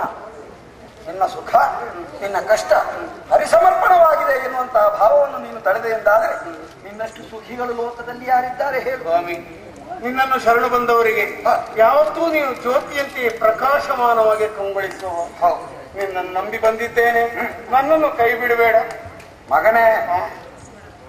ಲೋಕ ಜೀವನದಲ್ಲಿ ಸಾಮಾನ್ಯವಾಗಿ ಕಾಣುವಂತಹ ಒಂದು ಸಾದೃಶ್ಯ, ದೇಹಕ್ಕೆ ನೆರಳು ಸದಾ ಅದರ ಬೆಂಗಡೆಯಲ್ಲಿ. ನೆರಳನ್ನು ಬಿಟ್ಟು ದೇಹ ಇಲ್ಲ, ದೇಹ ಇಲ್ಲದೆ ನೆರಳು ಇಲ್ಲ. ಇದು ದೇಹ. ಶ್ರೀಹರಿ ಎನ್ನುವಂತಹ ದೇಹಕ್ಕೆ ದೇವೇಂದ್ರನೆನ್ನುವುದೇ ನೆರಳು. ಲೋಕ ಪಾಲನೆಯನ್ನು ಯಾವ ರೀತಿ ಮಾಡಬೇಕು ಎನ್ನುವುದನ್ನು ನಾನು ತರ್ಕಿಸುತ್ತೇನೆ, ಕಾರ್ಯರೂಪಕ್ಕೆ ಕಲಿಸುತ್ತೇನೆ. ಅದು ನಿನ್ನ ಮೂಲಕವಾಗಿ ಘಟಿಸುತ್ತದೆ. ಹೀಗಾಗಿ ನಿನ್ನನ್ನು ಕೇವಲ ಮೂರು ಲೋಕದ ಒಡೆತನದಲ್ಲಿ ಮಾತ್ರ ಸ್ಥಾಪಿಸಿದ್ದಲ್ಲ, ಧರ್ಮಾಧ್ಯಕ್ಷನಾಗಿ ಯಜ್ಞ ಸಂಸ್ಥೆಗಳಿಗೆ ಅಧೀಶನಾಗಿದ್ದುಕೊಂಡು ಲೋಕಧರ್ಮವನ್ನು ಕಾಪಿಟ್ಟುಕೊಳ್ಳುವುದಕ್ಕೆ 33 ಕೋಟಿ ದೇವತೆಗಳ ಸಹಕಾರವನ್ನು ನಿನಗೆ ಒದಗಿಸಿಕೊಟ್ಟಿದ್ದೇನೆ. ಹೌದು ಸ್ವಾಮಿ. ಆದ್ದರಿಂದ ನೀನೇನು ಕೀಳರಿಮೆಯನ್ನು ತಾಳಬೇಕಾದ. ಆದ್ದರಿಂದ ನಾನು ಹೋದೆ. ನಿನಗೆ ಇಂತಹ ಒಂದು ಸಂಕಷ್ಟ ಬಂದದಕ್ಕಿತ್ತು ಎಂದರೆ ಅರ್ಥ ಏನು? ನಾನು ಮಾಡಿದ ಅಧರ್ಮ ಅಂತ ಇದು ಲೋಕದ ಕಷ್ಟ, ನನ್ನದು ಅಧರ್ಮ. ನಿನ್ನ ತಪ್ಪಿಲ್ಲ. ಏನು ಮಾಡೋಣ, ಕೆಲವೊಮ್ಮೆ ತಿಳಿದವರು ಸಹ ಮೂರ್ಖರಂತೆ ವರ್ತಿಸ್ತಾರೆ. ಹಾಗಾಯ್ತು ಅಂತ ಹಾಗಾಯ್ತು ಆಶ್ರಮದಲ್ಲಿ. ಹಾಗೆಂದುಕೊಂಡು ಅದಕ್ಕೆ ನಾವು ಪ್ರೋತ್ಸಾಹವನ್ನು ಕೊಡುವುದು, ಅವಜ್ಞೆಯನ್ನು ತಾಳುವುದು, ಹೆಣ್ಣು ಎಂಬುದಾಗಿ ಕರುಣೆಯನ್ನು ತೋರಿದೋ ಮಾಡಿದಾದರೆ ಮುಂದಕ್ಕೆ ಲೋಕಕ್ಕೆ ಬಹಳಷ್ಟು ಸಂಕಷ್ಟ. ಇದನ್ನು ಇಲ್ಲಿಗೆ ಬಿಡಬಾರ್ದು ಸ್ವಾಮಿ. ಇಲ್ಲ, ಇದನ್ನು ಮುಂದುವರಿಸಬೇಕು. ಅದಕ್ಕೆ ನಾನು ಪರಿಹಾರವನ್ನು ಮಾಡ್ತೀನಿ. ಈಗಿಂದಿಗಲೇ ಹೋಗಿ ಖ್ಯಾತಿ ದೇವಿಯಲ್ಲಿ ಕಳವನ್ನು ಕೇಳಿ ಅವರನ್ನು ಬಿಡಿಸಿ ನಿಮ್ಮ ಮನಸ್ಸಿಗೆ ಸಂತೋಷವನ್ನು ಒದಗಿಸಿ. ಬಿಡಿಸಿ ನೀವು ಅಲ್ಲೇ ಇಟ್ಟು ಬರೋದು ಬೇಡ, ಅಲ್ಲಿಂದ ರಾಕ್ಷಸರನ್ನು ಅಲ್ಲಿಂದ ಬಿಡಿಸಿ. ಮುಂದೆ ಅವರಿಗೊಂದು ಆಯ್ಕೆ ಉಂಟು. ಯಾಕಂದ್ರೆ ಯಾವಾತನು ಜೀವ ಭಯದಿಂದ ಒಂದೆಡೆಯಲ್ಲಿ ಆಶ್ರಯವನ್ನು ಪಡೆಯುತ್ತಾನೋ ಅಂಥವನನ್ನು ಅಲ್ಲಿಯೇ ಕೊಲ್ಲುವುದು ನಮ್ಮಂತಹ ಮೇಧಾವಿಗಳಿಗೆ, ಸಮರ್ಥರಿಗೆ ವಿಹಿತವಲ್ಲ.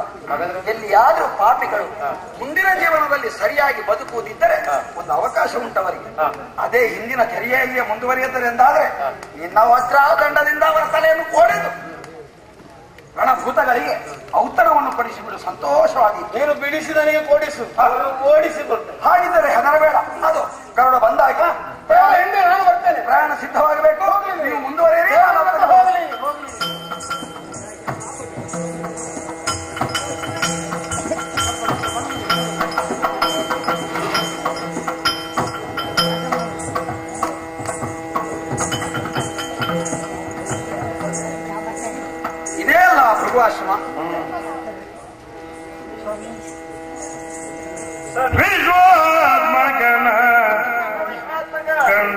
ಭಕ್ತಿಯಲ್ಲಿ ಮನಸಾದಿಷ್ಟ ಕಾಮನ ಸಿದ್ಧಿರ ವಿನೋದ ಚರಣವ ತೊಳೆದು ಪೂಜಿಸಿ ವಿನೋದ ಚರಣವ ತೊಳೆದು ಪೂಜಿಸಿ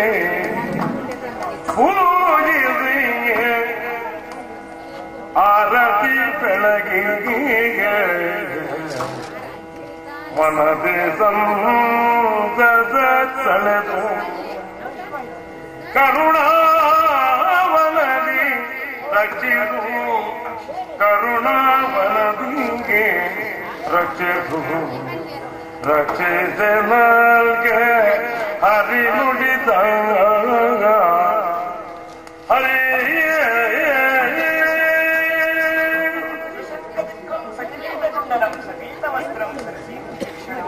ಸಹಾರ ವಕ್ಷಸ್ಥಲ ಒಳ್ಳೆಯ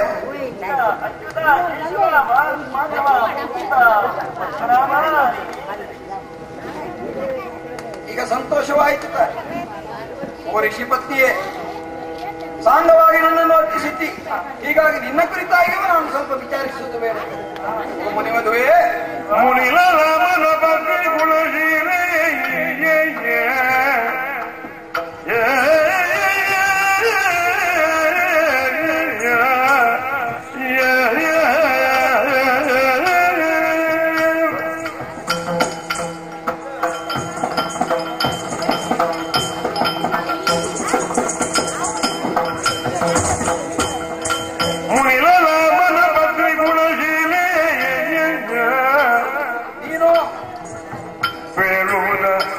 ಮನದಿನಿ ಗ್ರಹಿಸುತ್ತ ನುಡಿಬಾಲೆ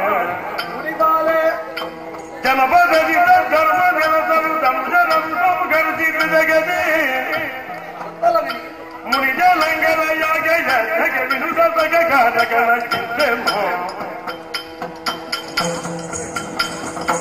ಮುನಿಲ ಮನ ಪತ್ನಿ ಗುಣಶೀಲೆ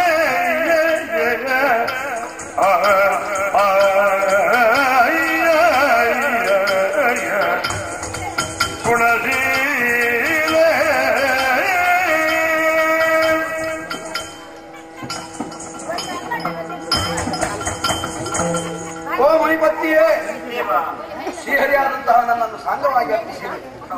ಇದು ನಿನ್ನ ಜನ್ಮಜಾತವಾಗಿ ಮೂಡಿ ಬಂದಂತಹ ಸಂಸ್ಕಾರ ಮತ್ತು ಕರ್ಮ ಫಲ. ಅದಕ್ಕೆ ಅನುಗುಣವಾಗಿ ಆಶ್ರಮವಾಸಿನಿಯಾದಂತಹ ಆಶ್ರಮ ಸ್ವಾಮಿನಿಯಾದವಳು ಹೇಗೆ ವರ್ತಿಸಬೇಕು ನೀನು ಮಾಡಿದಂತಹ ಪೂಜೆಗೆ ತಕ್ಕ ಫಲ ನಿನಗೆ ಕಾಲಾಂತರದಲ್ಲಿ ಪ್ರಾಪ್ತವಾಗಿದೆ. ಆದರೆ ನಿನಗೆ ಗೊತ್ತಿರುವಂತೆ ಸಕಲವು ಶ್ರೀಹರಿಯಿಂದ ಲೋಕಮುಖದಲ್ಲಿ ನಡೆಯುತ್ತದೆ ಎನ್ನುವುದನ್ನು ತಿಳಿದವು. ಹೇಗೆ ನಿಮ್ಮ ಆಶ್ರಮದಲ್ಲಿ ಎಲ್ಲವೂ ಸಹ ಋಷಿಗಳ ಜೀವನ, ಋಷಿಪತ್ನಿಯರ ಸಹಕಾರ, ಹಾಗೆಯೇ ಅವರ ಸಂತತಿಯ ಅಭಿವೃದ್ಧಿ, ವೇದಗಳ ಧರ್ಮಗಳು, ಯಾಗ ಯಜ್ಞಾದಿಗಳು ಸಾಂಗವಾಗಿ ಜರುಗುತ್ತಾ ಇವೆಯಲ್ಲ, ಎಲ್ಲವೂ ಕ್ಷೇಮಕರ ತಾನೆ. ನೀವೆಲ್ಲರೂ ಸುದ್ದಿಗಳೇ ಎನ್ನುವುದು ಒಂದು ಪ್ರಶ್ನೆ. ಮತ್ತೊಂದು, ನನ್ನ ಸ್ವರೂಪವನ್ನು ಮತ್ತಷ್ಟು ನಿನಗೆ ಸ್ಫುಟಪಡಿಸ್ತಾ ಇದ್ದೇನೆ. ಶ್ರೀಹರಿ ಎಂದಾಕ್ಷಣ ಕೇವಲ ಶಾಂತಮೂರ್ತಿ, ಸದಾಕಾಲದಲ್ಲಿಯೂ ಮಂದಸ್ಫುತನಾಗಿದ್ದುಕೊಂಡು ಸಾತ್ವಿಕದ ಸಂಕೇತವಾಗಿರುತ್ತಾನೆ ಎಂಬುದಾಗಿ ನೋಡುವುದಲ್ಲ. ಈ ಹರಿಗೆ ಎಲ್ಲಿಯಾದರೂ ತನ್ನ ಆಪ್ತರಿಗೆ ಸಂಕಷ್ಟವನ್ನು ಒದಗಿತು ಎಂದಾದರೆ ನಿಮ್ಮಂತಹವರಿಗೆ, ಮುನಿಜನರಿಗೆ ಧೂಳರ ತಲೆಯನ್ನು ಬೇಕಿದ್ದರೆ ಸರಿದು ರಕ್ತ ಪ್ರವಾಹವನ್ನು ಹರಿಸಿ ಆದರೂ ಸರಿ ಮುನಿಗಳನ್ನು, ಮುನಿವಧುಗಳನ್ನು, ಲೋಕದ ಸಜ್ಜನರನ್ನು, ಗೋವುಗಳನ್ನು ಸಂರಕ್ಷಿಸುವಲ್ಲಿ ಹಿಂದುಳಿಯುವುದಿಲ್ಲ. ಅರ್ಥವಿಸಿ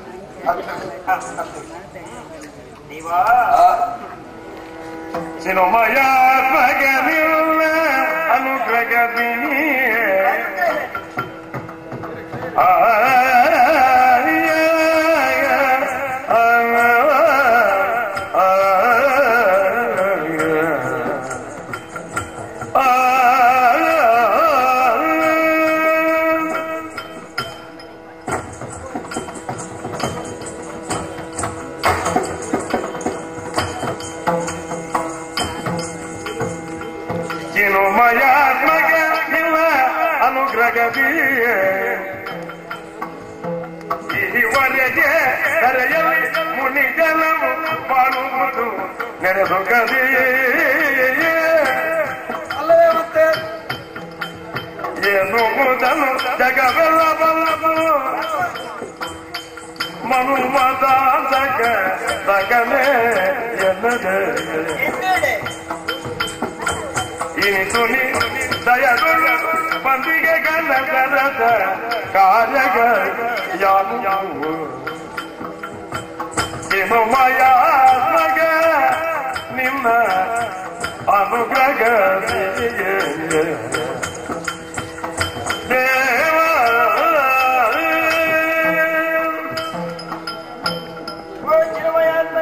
ಋಷಿಪತ್ನಿಯೇ ಸತೀದೇವಿ ಮತ್ತೊಮ್ಮೆ ನಿಮ್ಮ ಪುಣ್ಯವಾದಗಳಿಗೆ ನಮೋ ನಮಃ. ಶುಭವಾಗಲಿ. ದೇವ ಈ ಪ್ರಪಂಚದಲ್ಲಿ ನಿಮ್ಮ ಇಚ್ಛೆ ಇಲ್ಲದೆ ಯಾವುದೂ ಸಾಗುವುದಕ್ಕೆ ಸಾಧ್ಯ ಇಲ್ಲ. ಎಲ್ಲವರು ಹೇಳಿಕೊಡ್ತಾರೆ ಏನೋ ಒಂದು ಘನ ಕಾರ್ಯವನ್ನು ಮಾಡಿದ್ರೆ ಇದೆಲ್ಲ ನಾನು ಮಾಡಿದ್ದು ನನ್ನಿಂದ ಆದದ್ದು ಎಂಬುದಾಗಿ. ನಿಮ್ಮ ಇಚ್ಛೆ ಇಲ್ಲದೆ ತೃಣ ಒಂದಾದ್ರೂ ಖಂಡಿತ ಅನುಭವಿಸಲಿಕ್ಕೆ ಸಾಧ್ಯ ಇಲ್ಲ ಸ್ವಾಮಿ. ನಿಮ್ಮ ಪ್ರೇರಣೆ ಖಂಡಿತ ಬೇಕೇ ಬೇಕು. ದೇವ ಈ ಪ್ರಪಂಚವೆಂಬ ರಂಗಸ್ಥಳದ ಸೂತ್ರಧಾರಿ ನೀವು. ನಿಮ್ಮ ಇಚ್ಛೆಯಂತೆ ಕುಣಿಯುವಂತ ಗುಂಡಿಗಳು ನಾವೆಲ್ಲರೂ. ದೇವ ಅದಲ್ಲದೆ ದುಷ್ಟ ಶಿಕ್ಷಕ ಶಿಷ್ಟ ರಕ್ಷಕ ಎನ್ನುವಂತ ಬಿರುದು ಕೂಡ ನಿನಗಿದೆ ಉಂಟಲ್ಲ. ಈ ಲೋಕದಲ್ಲಿ ಆ ಶಿಷ್ಟರು ಮರುಮನೆತು ನಿಂತಾಗ ಅವರನ್ನು ವರ್ಧಿಸಿ ಈ ಲೋಕದ ಶಿಷ್ಟರನ್ನು ಪಡೆಯುವಂತ ಆ ಮಹಾಮಹಿಮರು ನೀವಾಗಿದ್ದೀರಿ ದೇವ. ಹಾಗಿರುವಾಗ ಅಂತ ಮಹಾಮಹಿಮನ ಅಂತ ನಿಮ್ಮ ದರ್ಶನ ಭಾಗ್ಯ ಲಭಿಸಬೇಕಿದ್ರೆ ಅದು ಪೂರ್ವಜನ್ಮದ ಪುಣ್ಯ ವಿಶೇಷ ಎಂಬುದರಲ್ಲಿ ಸಂದೇಹವಿಲ್ಲ. ಎಷ್ಟೋ ನಮ್ಮಂತ ಋಷಿಮುನಿಗಳು ಅನೇಕ ವರ್ಷಗಳು ತಪಸ್ಸನ್ನು ಆಚರಿಸಿದ್ದು ಕೂಡ ಅಂಥವರಿಗೂ ಅಗೋಚರ ಅಂತ ನೀವಿದ್ದು ಈ ಮುನಿಸತಿಗೆ ನಿಮ್ಮ ದಿವ್ಯ ಮಂಗಲ ಸ್ವರೂಪದ ದರ್ಶನವನ್ನು ಕೊಟ್ಟಿದ್ದೀರಿ ಸ್ವಾಮಿ. ಧನ್ಯಳಾದೆ ದೇವ. ಅದೇ ನೀವೇ ಕೇಳಿದ್ರಲ್ಲ ಹೇಗಿದ್ದೀರಿ ಎಂಬುದಾಗಿ ಸ್ವಾಮಿ. ನಿಮ್ಮ ಅನುಗ್ರಹದಿಂದ ಈ ಆಶ್ರಮದಲ್ಲಿ ಯಜ್ಞ ಯಾಗಾದಿಗಳನ್ನು ಮಾಡುತ್ತಾ ಸುಖವಾಗಿ ಜೀವನವನ್ನು ಸಾಗಿಸ್ತಾ ಇದ್ದೇವೆ. ಸಂತೋಷ. ಯಾವುದೇ ಕುಂದು ಕೊರತೆಗಳೆಂಬುದು ನಮಗೆ ಬಂದದ್ದಿಲ್ಲ. ಒಳ್ಳೆಯದು ಸ್ವಾಮಿ. ಆದ್ರೆ ದೇವಾದಿ ದೇವರ ಅಂತ ನೀವು ಯಾವುದೇ ಘನ ಕಾರ್ಯವಿಲ್ಲದೆ ಇಲ್ಲಿಗೂ ಖಂಡಿತ ನೀವು ಹೋಗುವವರಲ್ಲ. ಆಗುವುದಿಲ್ಲ ಸ್ವಾಮಿ. ನೀವು ಬರಬೇಕಂತ ಹೆಚ್ಚಿಸಿದ್ರೆ ಖಂಡಿತ ಬರುವುದಿಲ್ಲ. ಹೋಗಿ ಅಂದ್ರೆ ಅಲ್ಲ ಅಲ್ಲ. ಅಂತಹ ಮಹಾಮಹಿಮರ ಅಂತ ನೀವಿದ್ದು ನನ್ನ ಆಶ್ರಮಕ್ಕೆ ಯಾಕಾಗಿ ಬಂದಿದ್ದೀರಿ? ಈ ಮನಸ್ಸತಿಯಿಂದ ಯಾವ ಕಾರ್ಯ ಆಗಬೇಕು ಎಲ್ಲವನ್ನು ತಿಳಿಸಿ ನನ್ನನ್ನು ತಿಳಿಸಬೇಕು. ನಾನು ಬಂದೆ ಎನ್ನುವುದಕ್ಕಿಂತ ನೀನು ಬರಿಸಿಕೊಂಡೆ ಎನ್ನುವುದೇ ಲೇಸು. ಬರಿಸಿಕೊಂಡದ್ದು ಋಷಿಪತ್ನಿ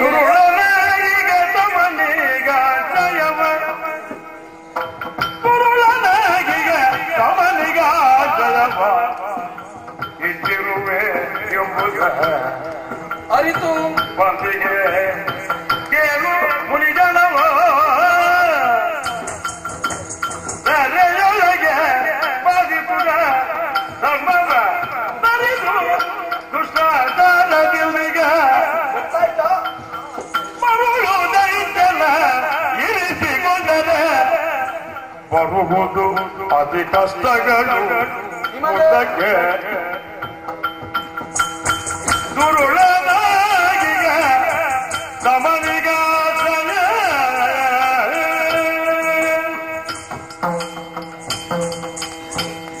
ಓ ಋಷಿಪತ್ನಿಯೇ ದೇವ. ಹತ್ತು ಹಲವು ಏನೂ ಇಲ್ಲ. ಇತ್ತೀಚೆಗೆ ತಾನೇ ಘಟಿಸಿದಂತಹ ಘಟನೆ. ದುರುಳನಾದಂತಹ ತಮಾಸುರ ನಿನ್ನಲ್ಲಿ ಆಶಯವನ್ನು ಪಡೆದಿದ್ದಾನೆ. ಪೂರ್ವ ಋಷಿಪತ್ನಿಯಾಗಿದ್ದುಕೊಂಡು ಅವನಿಗೆ ಆಶಯವನ್ನು ಕೊಟ್ಟಿರುವೆ. ಯೋಚಿಸಿ ನೋಡು. ದುರುಳರ ಸ್ವಭಾವವೇನೋ ಇವು ಅರಿಯದವರಲ್ಲ. ಬೇಕಷ್ಟು ಪುರಾಣ ಪ್ರವಚನವನ್ನು ಕೇಳಿದವರು ಓದಿದವರು. ಹೀಗಾಗಿ ದುರುಳರು ಯಾವ ರೀತಿಯಲ್ಲಿ ಇರ್ತಾರೆ?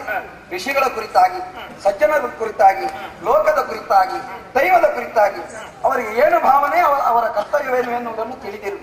ಹೀಗಿದ್ದು ಸಹ ಅವರನ್ನು ಇರಿಸಿಕೊಂಡಿರುವುದು ಮುಂದಕ್ಕೆ ಬಹಳಷ್ಟು ಸಂಕಷ್ಟವನ್ನು ನೀನೇ ಕಾಪಿಟ್ಟುಕೊಂಡಂತಾಗುತ್ತದೆ, ಕರೆದು ತಂದಂತಾಗುತ್ತದೆ. ಲೋಕದ ಮಾರಿಯನ್ನು ಮನೆಯಲ್ಲಿ ಆರಾಧಿಸಿದಂತಾಗುತ್ತದೆ. ಆದ್ದರಿಂದ ಅವರನ್ನು ಬಿಟ್ಟುಕೊಡು. ದುರುಳರು ಎಂದೆಂದಿಗೂ ವದಾರ್ಹರೇ ಆಗಿದ್ದಾರೆ. ಬಿಡು ಅವರನ್ನು, ಬಿಡು ಬಿಡು ಬಿಡು ಬಿಡು ಸ್ವಾಮಿ. ಓ ಶ್ರೀರಾಮ. ದುಷ್ಟ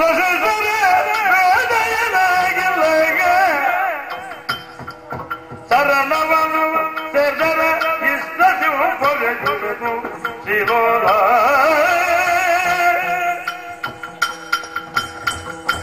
ಸೃಷ್ಟಿ ಸತಿಯೊಳು ಸತ್ಸಂಗದಿಂದಲಿಯೇ ಶ್ರೇಷ್ಠರ ಪರಮುಖ ಜನಗಳು ಇಷ್ಟರಿತು ಅಭಯ ಇತ್ತಿಗೆ ಕಷ್ಟ ಬರೆ ನಾ ಸಹಿಸಿಕೊಳ್ಳುವೆ ಕಷ್ಟ ಬರೆ ನಾ ಸಹಿಸಿಕೊಳ್ಳುವೆ ದುಷ್ಟ ಶಿಷ್ಟರ ಬೇಡ ಎನಗಿಲ್ಲ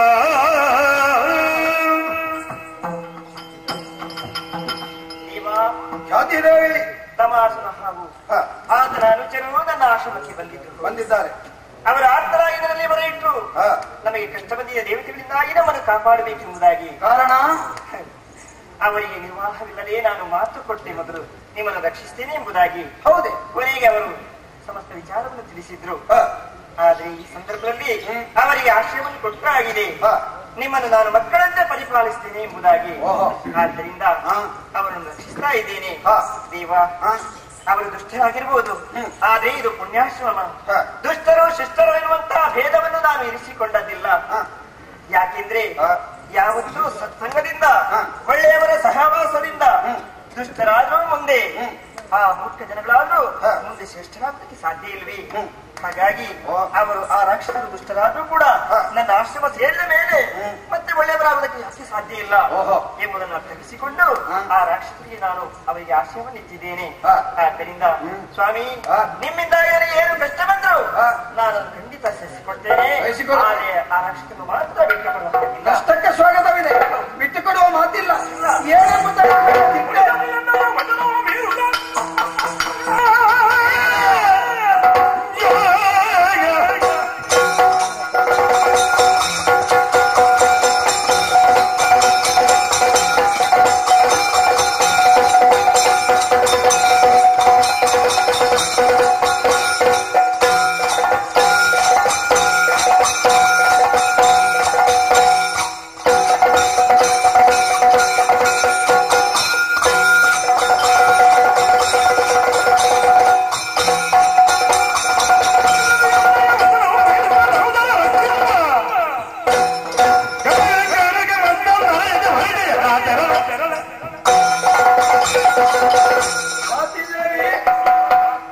ನೀನು ಮಾಡುವಂತಹ ವ್ಯವಹಾರ ಅವರ ಋಷಿಪತ್ನಿಯ ವ್ಯವಹಾರವಾಗಿರಬೇಕಿತ್ತು. ಯೋಚಿಸಲೇ ಇಲ್ಲ, ಮಾತು ಕೊಟ್ಟು ಬಿಟ್ಟೆ. ಆಡುವಂತಹ ನಾಲಿಗೆ, ನೋಡುವ ಕಣ್ಣು, ಆಲಿಸುವ ಕಿವಿ, ಇದು ನಿನಗೆಲ್ಲಿಂದ ಬಂತು? ಭಗವತ್ ಕೃಪೆಯಿಂದ. ನೀನೇ ಹೇಳಿದಂತೆ ಈ ಪ್ರಪಂಚವೆನ್ನುವಂತಹ ರಂಗಮಂದಿರದಲ್ಲಿ ಪ್ರತಿಯೊಂದು ಪಾತ್ರವೂ ಸಹ ಪ್ರತಿಯೊಂದು ವ್ಯಕ್ತಿಯಾಗಿರುತ್ತದೆ. ಅದನ್ನು ಬೇಕಾದಂತೆ ಆಡಿಸುವವನು ನಾನು ಎಂಬುದಾಗಿ ಹೇಳಿದೆಯಲ್ಲ. ಹಾಗಿದ್ದರೆ ನನ್ನ ಸೂತ್ರವನ್ನು ಮೀರಿ ನಡೆಯುತ್ತಿರುವೆ ಅಂದ ಮೇಲೆ ನಮ್ಮ ಮೇಳಕ್ಕೆ ಆಗ್ಲಿಕ್ಕಿಲ್ಲ ನೀನು. ಹಾಗಿದ್ದರೆ ಏನು ಮಾಡಬೇಕು? ನಿನ್ನ ಸೂತ್ರ ಪಥವನ್ನು ಕಿತ್ತು ಹರಿದು ಬಿಟ್ಟು ಹೊರಗೆಸೆಯಬೇಕು. ಸಾರಿ ಹೇಳುವುದು, ಘಟ ಸರ್ಪವನ್ನು ಅದು ಕಷ್ಟದಲ್ಲಿದೆ, ಕರುಣ ಬಾಯಿಗೆ ಸಿಕ್ಕಿ ಸಾಯುತ್ತದೆ ಎಂಬುದಾಗಿ ಮಡಿಲಲ್ಲಿ ಯಾರು ಕಟ್ಟಿಕೊಳ್ಳುವುದಿಲ್ಲ. ಬೇವಿನ ಗಿಡಕ್ಕೆ ಸಕ್ಕರೆಯ ಪಾಕವನ್ನೇ ಎರೆದು ಅದರಲ್ಲಿ ಸಿಹಿಯಾದಂತಹ ಫಲಗಳನ್ನು ಪ್ರಾಪ್ತಿಸಿಕೊಳ್ಳುತ್ತೇನೆ ಎಂಬುದಾಗಿ ಯಾರಾದರೂ ಪ್ರಯತ್ನಿಸಿದರೆ ಅದಕ್ಕೆ ಮೂರ್ಖತ್ವ ಎನ್ನುತ್ತಾರೆ. ರಾಜ್ಯನಾದಂತಹ ಭೃಗುವಿನ ಪತ್ನಿಯಾಗಿ, ಶುಕ್ರಾಚಾರ್ಯರ ತಾಯಿಯಾಗಿ ಈ ರೀತಿಯಾದಂತಹ ನಿನ್ನ ವರ್ತನೆ ಲೋಕಕ್ಕೆ ಸಹ್ಯವಲ್ಲ. ಲೋಕಕ್ಷೇಮಕ್ಕೋಸ್ಕರವಾಗಿ ಬಿಟ್ಟುಕೊಡುವವರನ್ನು ಬಿಟ್ಟುಕೊಡು. ಈ ಲೋಕದಲ್ಲಿ ಪಾಲನಕರ್ತೃವಾದ ನಿಮ್ಮ ಸ್ಥಾನ ಮಾತೆಗೆ ಸಮಾನ. ಈ ಮಾತೆಯನ್ನು ಈ ಹೊತ್ತಿನ ಶಿಕ್ಷಣಕ್ಕೆ ಮನ ಮಾಡ್ತಾ ಇದ್ದೀರಿ ಸ್ವಾಮಿ. ಶ್ಯಾಮನಾಗರ ಅಂತ ನಿಮ್ಮ ಕೋಮಲ ಕರದಲ್ಲಿ ಚಕ್ರವನ್ನು ಹಿಡಿದು ನನ್ನನ್ನು ಗಾತಿಸ್ತಾ ಇದ್ದೀರಾ. ಹೌದು, ನಾನು ತಪ್ಪು ಮಾಡಿದ್ರೆ ನನಗೆ ಶಿಕ್ಷೆಯಾಗಲಿ. ಹೌದೇ, ಖಂಡಿತ ನಾನು ಇದೋ ನೋಡು, ಸಮದರ್ಶಿಯಾದಂತಹ ಈ ಸುದರ್ಶನಕ್ಕೆ ಆಜ್ಞೆಯನ್ನು ಕೊಟ್ಟಿದ್ದೇನೆ. ನೀನು ತಪ್ಪಿದಸ್ಥರಾಗಿದ್ದರೆ ನಿನ್ನ ಶಿರಸ್ಸು ಕತ್ತಿರಿಸಲ್ಪಡಲಿ.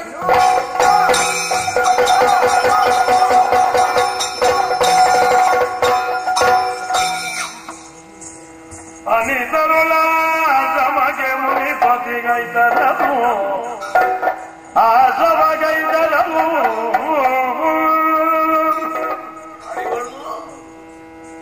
ನನ್ನ ಒಡಲಿ ಮಾಯಮ್ಮನೆ ರಮಣೀ ಒಲಿದನು ಕಾಣುತ್ತ ಮನ ಮರುಗಿ ಮುನಿಪತಿಗೆ ಮರುಗಿ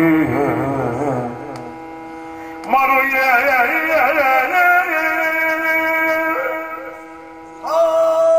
ಮಾಯಮ್ಮನ ಇದೆ, ರಕ್ತದ ಓಕುಳಿ. ಈ ರಕ್ತದ ಮಡುವಿನಲ್ಲಿ ಬಿದ್ದಿದ್ದೀಯಲ್ಲ ಕೊಲೆಯಾಗಿ. ಹಾಗಾದ್ರೆ ಏನಿದರ ಅರ್ಥ?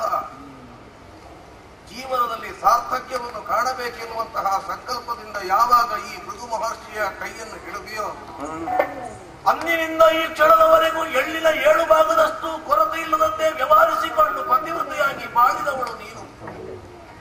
ಸ್ತ್ರೀ ಸಮೂಹಕ್ಕೆ ನೀನು ಆದರ್ಶಳಾಗಿ ನಿಂತೆ. ಆದರೆ ಇಷ್ಟು ಬೇಗ ಅಕಾಲ ಮರಣಕ್ಕೆ ಗುರಿಯಾಗುತ್ತಿದ್ದು ನಾನು ಗ್ರಹಿಸಿರಲಿಲ್ಲ. ಮಾಯಾಂತನ ಇಂದಿನ ಈ ಸ್ಥಿತಿಯನ್ನು ಕಾಣುವಾಗ ಅಯ್ಯೋ ಶಿವನೇ ಶಿವನೇ, ಇಂತಹ ಸ್ಥಿತಿ ನಿನಗೆ ಬಂದೊದಗಿದ್ದಲ್ಲ. ಹಾಗಾದ್ರೆ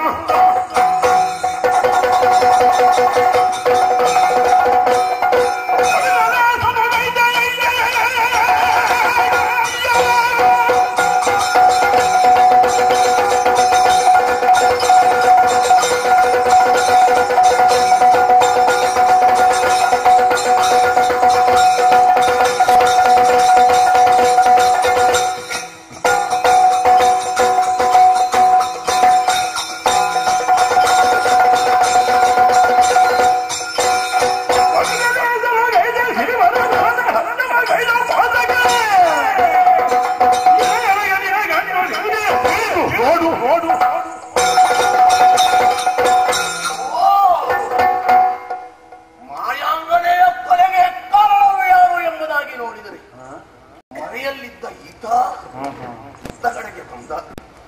ಮುಖವನ್ನೊಮ್ಮೆ ಹಾಗೆ ನೋಡ್ತೇನೆ. ಲೋಕದಲ್ಲಿ ನಿನ್ನ ಸ್ಥಾನ ಏನು? ಸೃಷ್ಟಿಯೋ ಸ್ಥಿತಿಯೋ ಲಯ, 3 ಕಾರ್ಯಗಳನ್ನು ಮಾಡುವಂತಹ ನಿರ್ವಹಿಸುವಂತಹ ಸಾಮರ್ಥ್ಯ ಉಂಟು. ಆದರೆ ಭೃಗು ಮಹರ್ಷಿ ಇಲ್ಲದ ವೇಳೆಗೆ ಆಶ್ರಮವನ್ನು ಸೇರಿ ಒಂಟಿ ಹೆಂಗಳೆಯಲ್ಲಿ ಮಾತನಾಡೋದಕ್ಕೆ ಪ್ರಾರಂಭ ಮಾಡಿದೆ.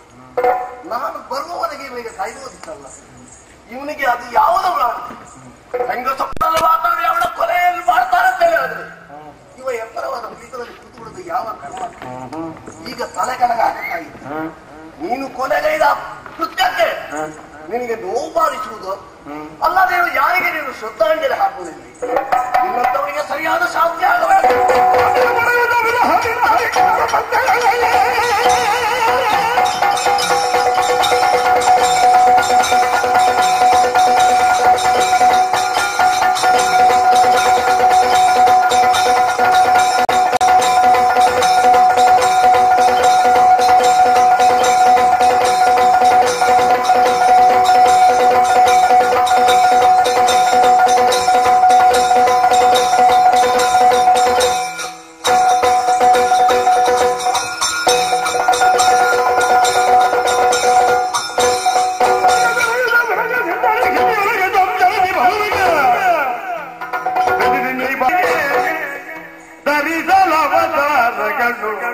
ಎನಗದು ಹರುಷ ಹರುಷವಾಯಿತು.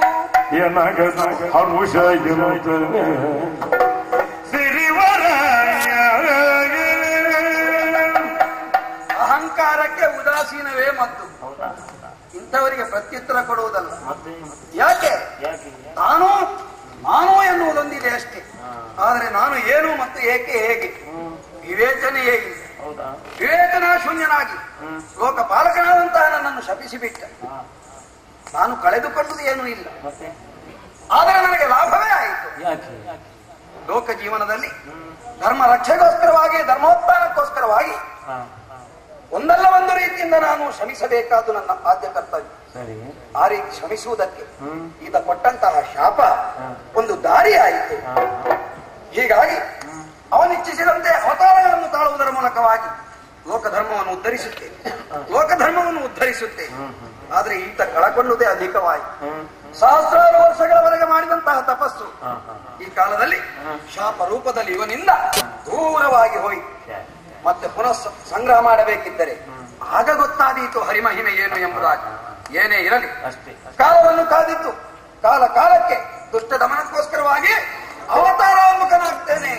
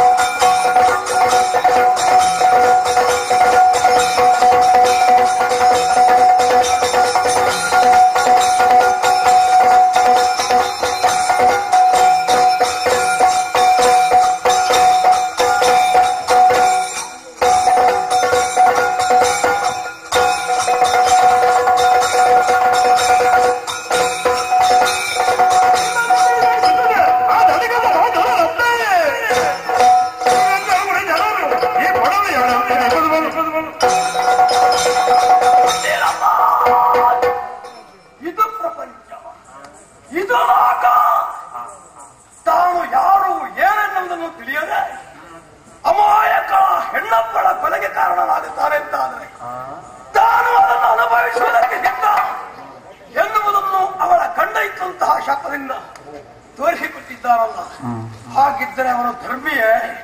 ಖಂಡಿತವಾಗಿಯೂ ಅಲ್ಲ. ನಮಗೆ ಆಶ್ರಯ ಕೊಟ್ಟುದಕ್ಕಾಗಿ ಹೆಣ್ಣೊಬ್ಬಳ ತಲೆ ಕಡದರಲ್ಲ, ಕಾಫಿ ಬಿಡ್ಲಿಕ್ಕಿಲ್ಲ. ನಾವು ಜೀವ ಇರುವಲ್ಲಿವರೆಗೆ ವಿಷ್ಣುವನ್ನು ಬಿಡ್ಲಿಕ್ಕಿಲ್ಲ. ಸರಿಯಾದಂತಹ ಪಾಠ ಕಲಿಸಲೇಬೇಕು, ಬೇರು ಸಮೇತ ಕೇಳಬೇಕು ಅಂತ ಮಾಡಿದ್ದೇನೆ. ಏನು ಮಾಡೋಣ? ದೇವತೆಗಳ ಬಲ ಹೆಚ್ಚುವುದು ಹೇಗೆ? ಋಷಿಮುನಿಗಳು ಮಾಡುವಂತಹ ಯಜ್ಞ ಆಗಲಿಲ್ಲ, ಯಜ್ಞಯಾಗವೇ ನಡೆಯಲಾಗಿದ್ದ. ದೇವತೆಗಳ ಬಲ ಹೆಚ್ಚುವುದು ಹೇಗೆ? ದೇವತೆಗಳು ಕೈ ಮುಗಿದರಿದ್ರೆ ಈ ನಾರಾಯಣ ಯಾರಿಗೆ ಬೇಕು? ಮಾಡ್ತೇನೆ. ಋಷಿಮುನಿಗಳಿಗೆ ವೇದ ಬರ ಕೊಡೋದು, ಮಂತ್ರ ಪಠಿಸ ಕೊಡ. ಮಂತ್ರ ಇರುವುದೆಲ್ಲಿ? ಎಲ್ಲಿ? ಸತ್ಯಲೋಕದ ಬ್ರಹ್ಮದೇವರ ಬಳಿಯಲ್ಲಿ. ಅವನಿಗೆ ಗೊತ್ತಾಗದ ಹಾಗೆ ಅವನ ಬಳಿ ಸಾರಿ ಅವನಿಗೆ ಮಂಕು ಕವಿಸಿ ಅವನಲ್ಲಿರುವಂತಹ ವೇದವನ್ನು ಅಪಹರಿಸಬೇಕು. ಗೊತ್ತಾಗದ ಹಾಗೆ ಇರಬೇಕಿದ್ರೆ ಜಾಗ ಎಲ್ಲಿ? ಸಮುದ್ರದ ತಳಭಾಗ. ಅದೇ ಸರಿ. ಅಷ್ಟೇ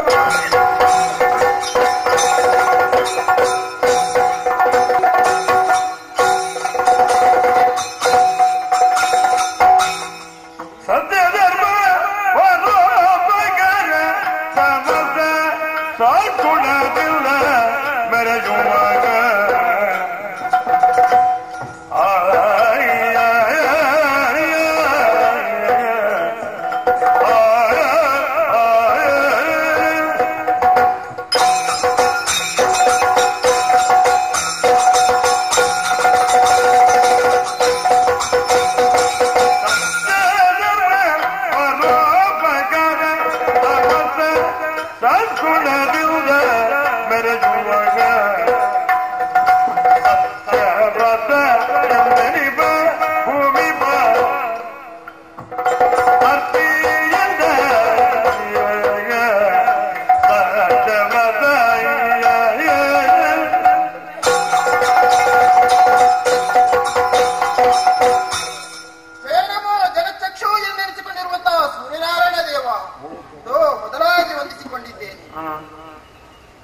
ದೇವರ ಅನುಗ್ರಹ ಎಂಬುದು ಬೇಕೇ ಬೇಕು.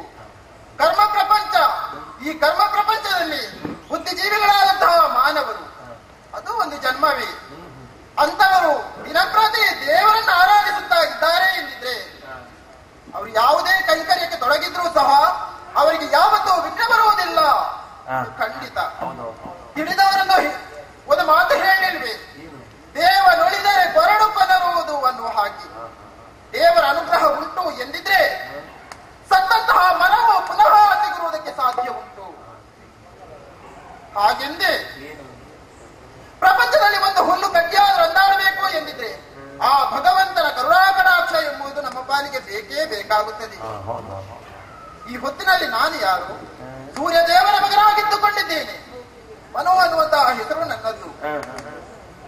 ಹಾಗೆಂದೇ ನಮ್ಮದಾದಂತಹ ದ್ರಾವಿಡ ದೇಶದ ಚಕ್ರವರ್ತಿಯಾಗಿ ಮೆರೆಯುತ್ತಾ ಇದ್ದೇನೆ. ಸತ್ಯ ಧರ್ಮಕ್ಕೆ ಎಡೆಗಾಡಿಕೊಡುವವ ನಾನಾಗಿದ್ದೇನೆ. ಅಧರ್ಮಕ್ಕೆ ಯಾವತ್ತೂ ಅವಕಾಶ ಇಲ್ಲಿ ಇಲ್ಲ, ಕಲ್ಪಿಸಿ ಕೊಟ್ಟದ್ದು ಇಲ್ಲ. ಹಾಗಾಗಿಯೇ ಅಲ್ವೇ ನಮ್ಮ ಪ್ರಜೆಗಳೆಲ್ಲ ನನ್ನನ್ನು ಗುರುತಿಸಿದ್ದು ಸತ್ಯವ್ರತ ಅನ್ನುವ ಹಾಗೆ.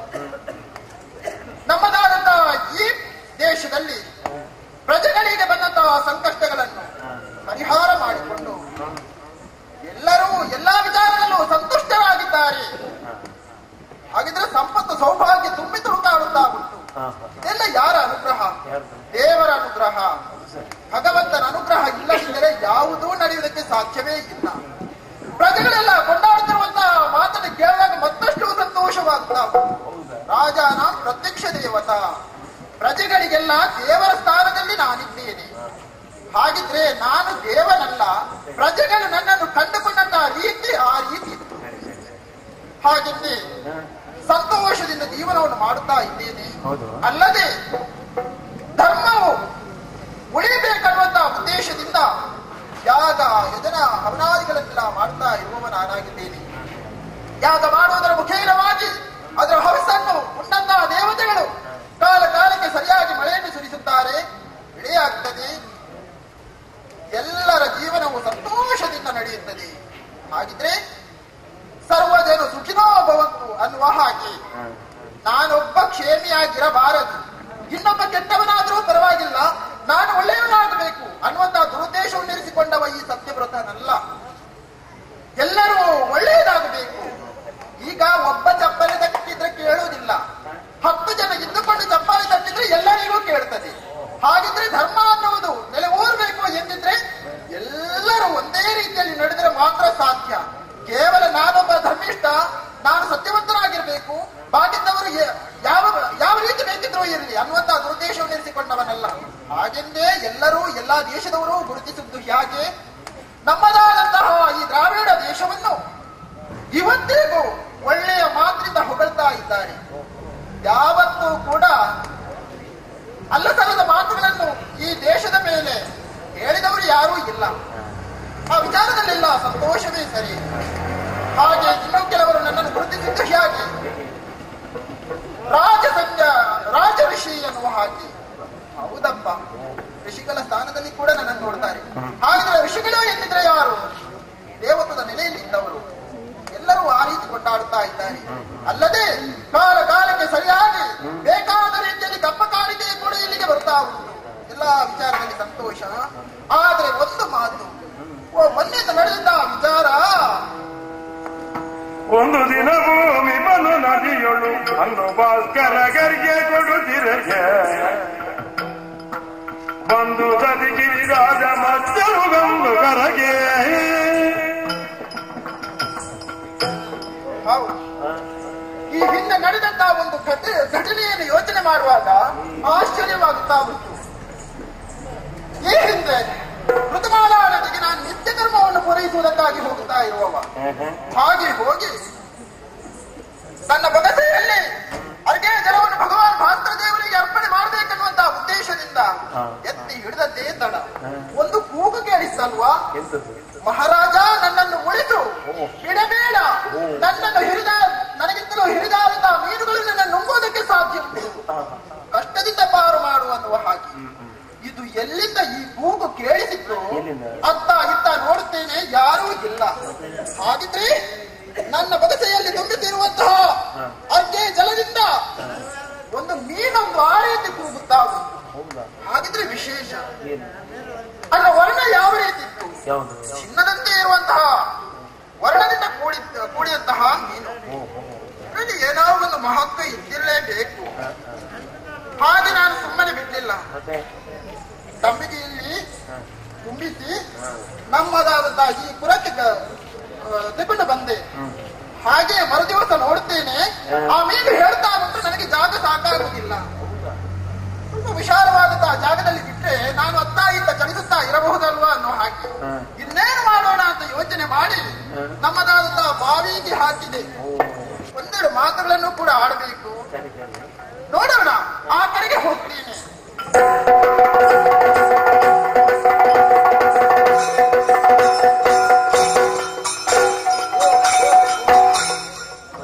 ಬಂದು ನಿಂತಹ ಸ್ಥಳ ನೀಲವಾದಂತಹ ಸರೋವರ, ಸಮುದ್ರ.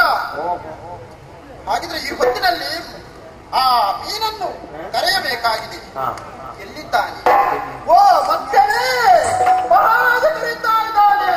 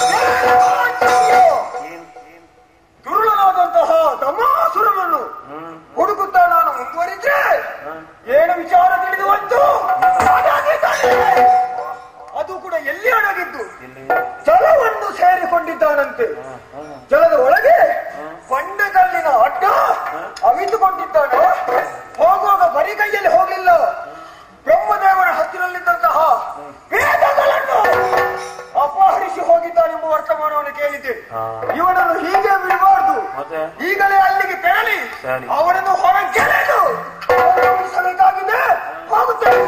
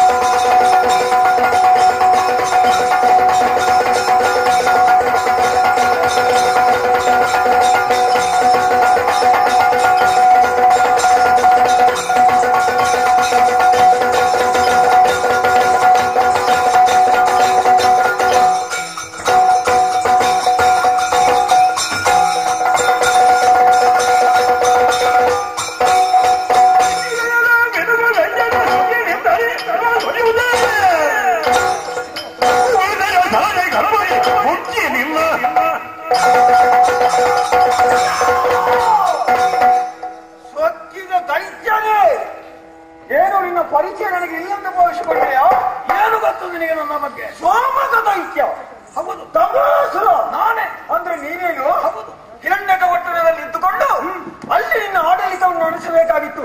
ಅದು ಸಾಲದೆಂಬುದಾಗಿ ದೇವಲೋಕವನ್ನು ಆಡಳಿತೆ. ಹೌದು. ಸುಮನಸರನ್ನು ಕಾರಣದಲ್ಲಿ ಅಲ್ಲಿಯ ಪೀಠವನ್ನು ನೀನು ಭದ್ರಪಡಿಸಿಕೊಂಡೆಯಾ?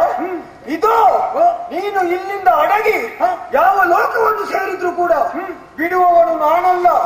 ವೇದಗಳನ್ನು ಅಗಲಾಡಿಸಿಕೊಂಡು ಹೋಗ್ತಾ ಇದೆಯಾ? ನನ್ನ ಕಾಲಿಗೆ ಒಪ್ಪಿಸೋದನ್ನೆಲ್ಲ ಒಪ್ಪಿಸೋ.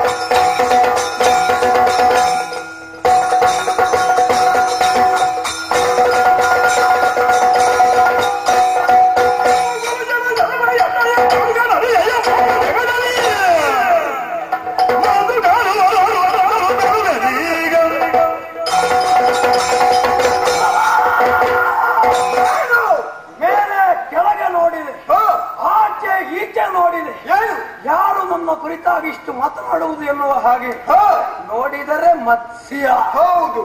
ಮೀನು. ಹುಲ ಜಲಚರ.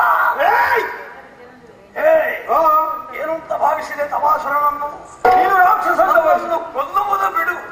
ನನ್ನ ದೇಹ ಮುಟ್ಟುವಂತಹ ಸಾಮರ್ಥ್ಯವು ನಿನ್ನಲ್ಲಿಲ್ಲ. ಯಾಕೆ? ಹುಟ್ಟುವಾಗ ಬಹಳ ಸಣ್ಣವನಾಗಿದ್ದಂತಹ ಸೋಮಕ ಬೆಳೆದು ಬೆಳೆದು ಬೆಳೆದು ಭೂವ್ಯಾಮಗಳನ್ನು ಆವರಿಸಿದ್ದಾನೆ. ನನ್ನಷ್ಟು ಬೆಳೆಯಲಿಕ್ಕೆ ಆಗಲಿಲ್ಲ ನಿಮಗೆ. ಇದ್ರಲ್ಲ ನಿನ್ನ ಬೆಳವಣಿಗೆ. ಇದ್ರಲ್ಲ ನೋಡು ಸರಿಯಾಗಿ. ಇದ್ರಲ್ಲ ಬೆಳವಣಿಗೆ. ಹೌದು. ಇದರಿಂದ ದೊಡ್ಡದಾಗುವುದಕ್ಕಾಗುದಿಲ್ವಲ್ಲ. ನನ್ನಷ್ಟು ದೊಡ್ಡದಾಗ ಬಾಯಿ ಬಿಡ್ತಾನೆ ಇಷ್ಟಿಷ್ಟುದ್ದ. ಇದಕ್ಕಿಂತ ದೊಡ್ಡದಿಲ್ಲ. ಹೌದಾ? ಬೆಳೆಯುವುದಕ್ಕೆ ಆದ್ರೂ ಬೆಳೆಸ್ತೇನೆ. ಒಳ್ಳೆ ಮತ್ಸ್ಯ. ಹೇಗೂ ನಾನು ಇಲ್ಲಿ ತಿನ್ನದ ಕೆಲವು ದಿವಸ ಆಯ್ತು. ಅದಕ್ಕೆ ಒಳ್ಳೆ ಆಹಾರವೂ ಸಿಕ್ಕಿದೆ. ಯಾವುದು? 3 ತುಂಡು ಮಾಡಿದ್ರೆ 3 ತಿಂಗಳಿಗೆ ಸಾಕಲ್ಲ. ಕೊಂದು ಕೊಂದು ತಿಂತಾರೆ ಜಾಗ್ರತೆ.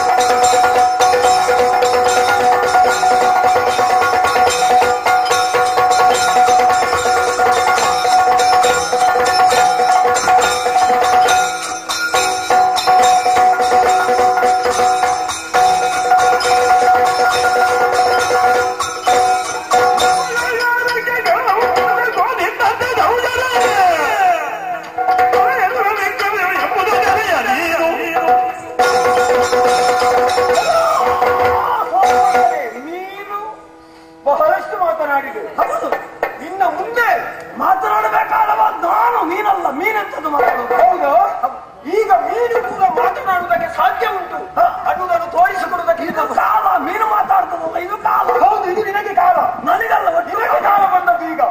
ಏನು ನಿನ್ನ ಕೋಲ, ನನ್ನ ಕಾಲ ಅಲ್ಲ, ನಿನ್ನ ಕೋಲ. ಕೋಲವನ್ನು ನಿನ್ನ ಮುಂದೆ ತೋರಿಸಿದ್ರೆ ಬಂದಿದ್ದು ನಿನಗೆ ಆ ಕಾಲ. ಆಡಳಿತಕ್ಕೆ ನಾನು ಬಂದದ್ದು ಈ ರೂಪದಿಂದ. ನಿನಗೆ ಹೋಕಾಲ ಏನು?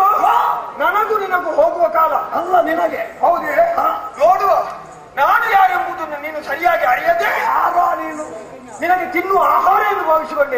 ಅವನ ಕೈಲಾಸ ಲೋಕದಲ್ಲಿ ಧರ್ಮ ನಾಶವಾಗುವಾಗ ಆ ಧರ್ಮವನ್ನು ದಾಂಡು ಮಾಡಿದಂತಹ ದಾನವರನ್ನು ವಧಿಸುವುದಕ್ಕಾಗಿ ಬರುತ್ತಿರುವವನು ನಾನೇ. ಯಾರು? ನಾನಂದ್ರೆ ಯಾರು? ಜಗತ್ತನ್ನೇ ಪಾಲಿಸುವಂತಹ ಪಾಲನಕರ್ತ. ಇದರ ಬಗ್ಗೆ ನೀನು ತಿಳಿದುಕೊಂಡೆಯಾ? ಪಾಲನಕರ್ತ. ಹೌದು. ಸುರರನ್ನು ಪಡೆಯುವವ ಸೃಷ್ಟಿಕರ್ತನ ಅಪ್ಪ. ಈ ಜಗತ್ತಿನಲ್ಲಿ ಹುಟ್ಟಿದಂತಹ ಪ್ರತಿ ಒಂದು ಚರಾಚರ ವಸ್ತು ಚಲಿಸಬೇಕಾದ್ರೆ ಅಥವಾ ಹುಲ್ಲು ಕಡ್ಡಿ ಅಲುಗಾಡಬೇಕಾದ್ರೆ ನನ್ನ ಕರುಣೆ ಬೇಡ. ನೀನೇ ಚಲಿಸಬೇಕಿದ್ರೆ ಬ್ರಹ್ಮನಿಗೆ ಅಪ್ಪನಾಗಿ ಬಂದಿದ್ದೇನೆ. ನಾನು ಯಾರೆಂದು ತಿಳಿಯೆಯ? ಯಾರು ನೀನು? ಹರಿ. ನಾನು ಹರಿ ಮಧುಸೂದನ. ಈ ರೂಪದಿಂದ ನಿನಗೆ ನಾಚಿಕೆ ಇಲ್ಲವ?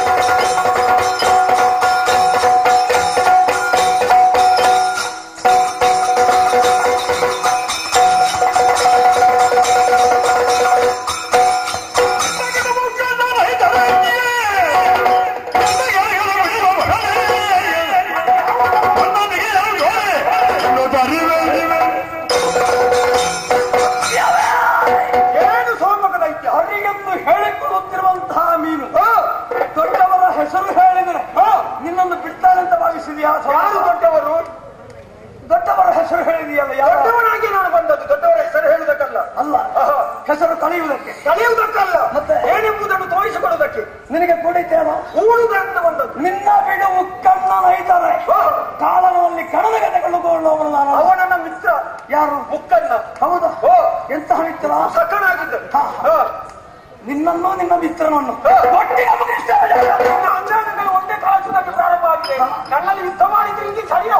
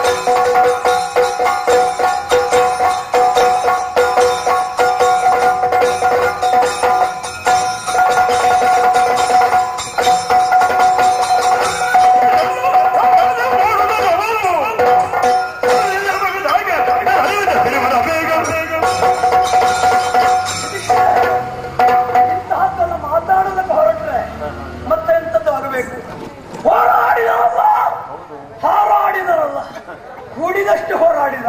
ಇದಕ್ಕಿಂತ ಹೆಚ್ಚಿದಕ್ಕೆ ಕೊಡಬೇಕಲ್ಲ. ಇರುವುದೆರಡು ರೆಕ್ಕೆ, ಬಿಟ್ಟರೆ ಒಂದು ಹಿಂಭಾಗ.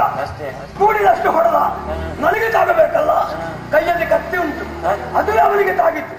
ಬಿದ್ದಿದ್ದಾನೆ ನೋಡಿದ್ದೀರಾ? ಒಟ್ಟಿಗೆ ಕೊಲ್ತಾನಂತವ. ಹೌದು, ನೋಡಿದ್ದ ಅವನಿಗೆ. ಅವನ ದಾಡೆ ಒಂದು ಸಿಗಬೇಕಿತ್ತು. ದಾಡೆ ಎಲ್ಲ ಹಿಡಿದು ಮರದಲ್ಲಿ ಮುಳುಗಿಸಬೇಕು ಅಂತ ಮಾಡಿದ್ದೆ. ಇವನಿಗೆ ಇಷ್ಟು ಸಾಲದು. ನಾವಿಲ್ಲಿ ನಿತ್ಯ ಅಪಾಯ ಉಂಟು. ನೀರಿನಲ್ಲಿ ಮೀನಿಗೆ ಬಲ ಹೆಚ್ಚು.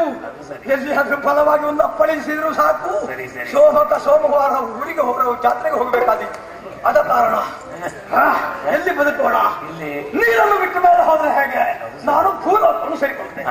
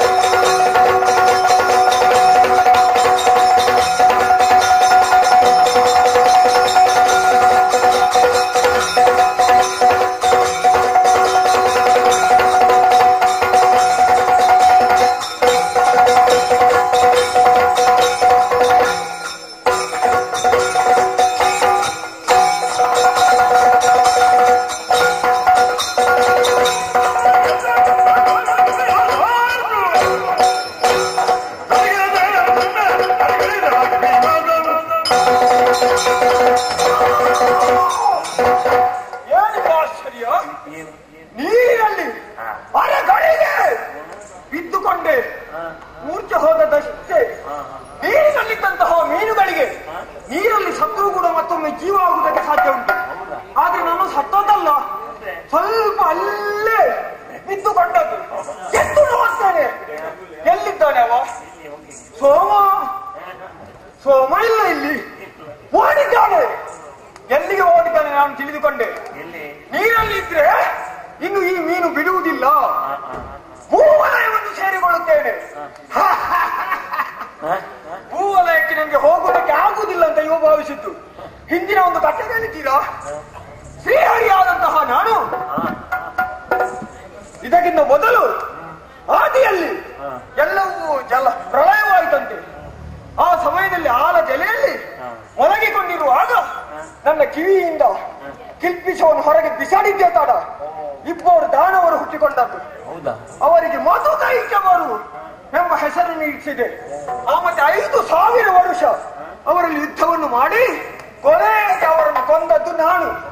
ಆ ಮಧು ಎಂಬ ದಾನವರನ್ನು ಕೊಂದು ಮೇದಿನೆಯನ್ನು ನಿರ್ಮಾಣ ಮಾಡಿದ್ದು ನಾನಲ್ವಾ? ನಾನೇ ನಿರ್ಮಾಣ ಮಾಡಿದಂತಹ ಮೇದಿನೆಯಲ್ಲಿ ನನಗೆ ಹೋಗುವುದಕ್ಕೆ ಆಗುವುದಿಲ್ವ, ಕೊಡುವುದಿಲ್ವಾ? ಇವ ಮೂರ್ಖ, ಹೀಗೆ ಬಿಡಬಾರ್ದು. ಇವ ಮೇಲೆ ಹೋದ್ರೇನು? ಈ ಸಲ ಈ ಭೂಮಿಯನ್ನೇ ಒಮ್ಮೆ ಪ್ರಳಯ ಮಾಡಬೇಕು. ಪ್ರಳಯ ಮಾಡಿದ್ರೆ ನೀರೇ ತುಂಬಿಕೊಳ್ಳುತ್ತದೆ, ಭೂಮಿ ಇರುವುದೆಲ್ಲಿ? ಅದಕ್ಕಾಗಿ ಯೋಚನೆ ಮಾಡುವುದು ಸರಿಯಲ್ಲ. ಕೆಲವು ಒಮ್ಮೆ ಅಪ್ಪಳಿಸಿ ಪ್ರಳಯ ಮಾಡಬೇಕು.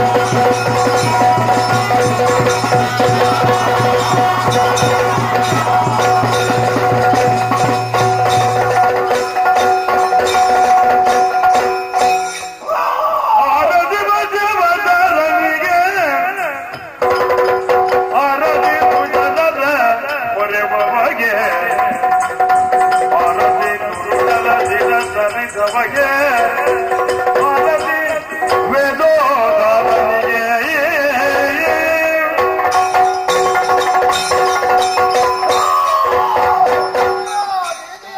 ಶಾಂತಾಕಾರಂ ಭುಜಗಶಯನಂ ಪದ್ಮನಾಭಂ ಸುರೇಶಂ ವಿಶ್ವಾಧಾರಂ ಗಗನ ಸದೃಶಂ ಮೇಘವರ್ಣಂ ಶುಭಾಂಗಂ ಲಕ್ಷ್ಮೀಕಾಂತಂ ಕಮಲ ನಯನಂ ಯೋಗಿ ಹೃದ್ಯಾನಗಮ್ಯಂ ವಂದೇ ವಿಷ್ಣುಂ ಭವಭಯಹರಂ ಸರ್ವಲೋಕೈಕನಾಥಂ. ಓ ಶ್ರೀಹರಿಯೇ, ಧರೆಯ ಧರ್ಮವನ್ನು ಉಳಿಸುವುದಕ್ಕೋಸ್ಕರವಾಗಿ ದುಷ್ಟನಾದಂತಹ ತಮಾಸುರನನ್ನು ಕೊಲ್ಲುವುದಕ್ಕೆ ಬೇಕಾಗಿ ಮಹಾವಿಷ್ಣುವಾದಂತಹ ನೀನು ಈ ಹೊತ್ತಿನಲ್ಲಿ ಮಧ್ಯಾವತಾರವನ್ನು ತಾಳಿ ಬಂದೆಯ ತಂದೆಯೇ. ನಿನ್ನನ್ನು ಕಂಡು ನನ್ನ ಕಣ್ಣುಗಳು ಪಾವನವಾದವು ತಂದೆಯೇ, ಪಾವನವಾದವು. ಸತ್ಯವ್ರತ ಭೂಪಾಲ ಧರೆಯಲ್ಲಿ ಆದಂತಹ ಅನ್ಯಾಯವನ್ನು ದೂರ ಮಾಡುವುದಕ್ಕಾಗಿ ಈ ಭೂಮಿಗೆ ಇಳಿದು ಬಂದಂತಹ ಭಗವಂತ ನಾನು ಮೊದಲಿನ ರೂಪದಲ್ಲಿ ಬರಲಿಲ್ಲ, ಮತ್ಸ್ಯಾವತಾರವನ್ನು ಗೈದು ಬಂದೆ. ನೋಡಿದೀಯಾ, ಸಜ್ಜನರನ್ನು ಪಡೆಯುವುದಕ್ಕಾಗಿ ಬಂದ ಕಾರಣ ಎಲ್ಲರೂ ನನ್ನನ್ನು ಜಯಘೋಷದಿಂದ ಹೊಗಳುತ್ತಾ ಇದ್ದಾರೆ. ಈ ಭೂಮಿಯಲ್ಲಿ ಆದಂತಹ ತಮಾಸುರನ ಅಧರ್ಮವನ್ನು ತಾಂಡವಾಡುವುದಕ್ಕಾಗಿ ಅಥವಾ ನಾಶ ಮಾಡುವುದಕ್ಕಾಗಿ ಈ ರೂಪದಿಂದ ನಾನು ಬಂದೆ. ಬ್ರಹ್ಮನ ಕೈಯಲ್ಲಿದ್ದಂತಹ ವೇದಗಳನ್ನು ಅಪಹರಿಸಿಕೊಂಡು ಹೋದಂತಹ ತಮಾಸುರನನ್ನು ಕೊಂದು ವೇದಗಳನ್ನು ಬ್ರಹ್ಮನಿಗೆ ಒಪ್ಪಿಸಿದ ಕಾರಣ ವೇದೋದ್ಧಾರಕ ಎಂಬುದಾಗಿ ನನ್ನನ್ನು ಹೊಗಳುತ್ತಾ ಇದ್ದಾರೆ. ಅಯ್ಯ ಸತ್ಯವ್ರತ, ನಾನು ಆಡಿದ ಪ್ರಕಾರ ನೀನು ನಾವೇನು ಏರಿಕೊಂಡು ಇಂತಹ ಕೆಲಸವನ್ನು ಮಾಡಿದ್ದಿ. ಇನ್ನು ಮುಂದೆ ಸೂರ್ಯ ಚಂದ್ರರು ಇರುವ ತನಕ ನಿನ್ನ ಹೆಸರು ಹೀಗೆ ಶಾಶ್ವತವಾಗಿ ಉಳಿಯಲಿ. ನಾನು ಅದೃಶ್ಯರಾಗುತ್ತೇನೆ, ಅದೃಶ್ಯರಾಗುತ್ತೇನೆ, ಅದೃಶ್ಯರಾಗುತ್ತೇನೆ.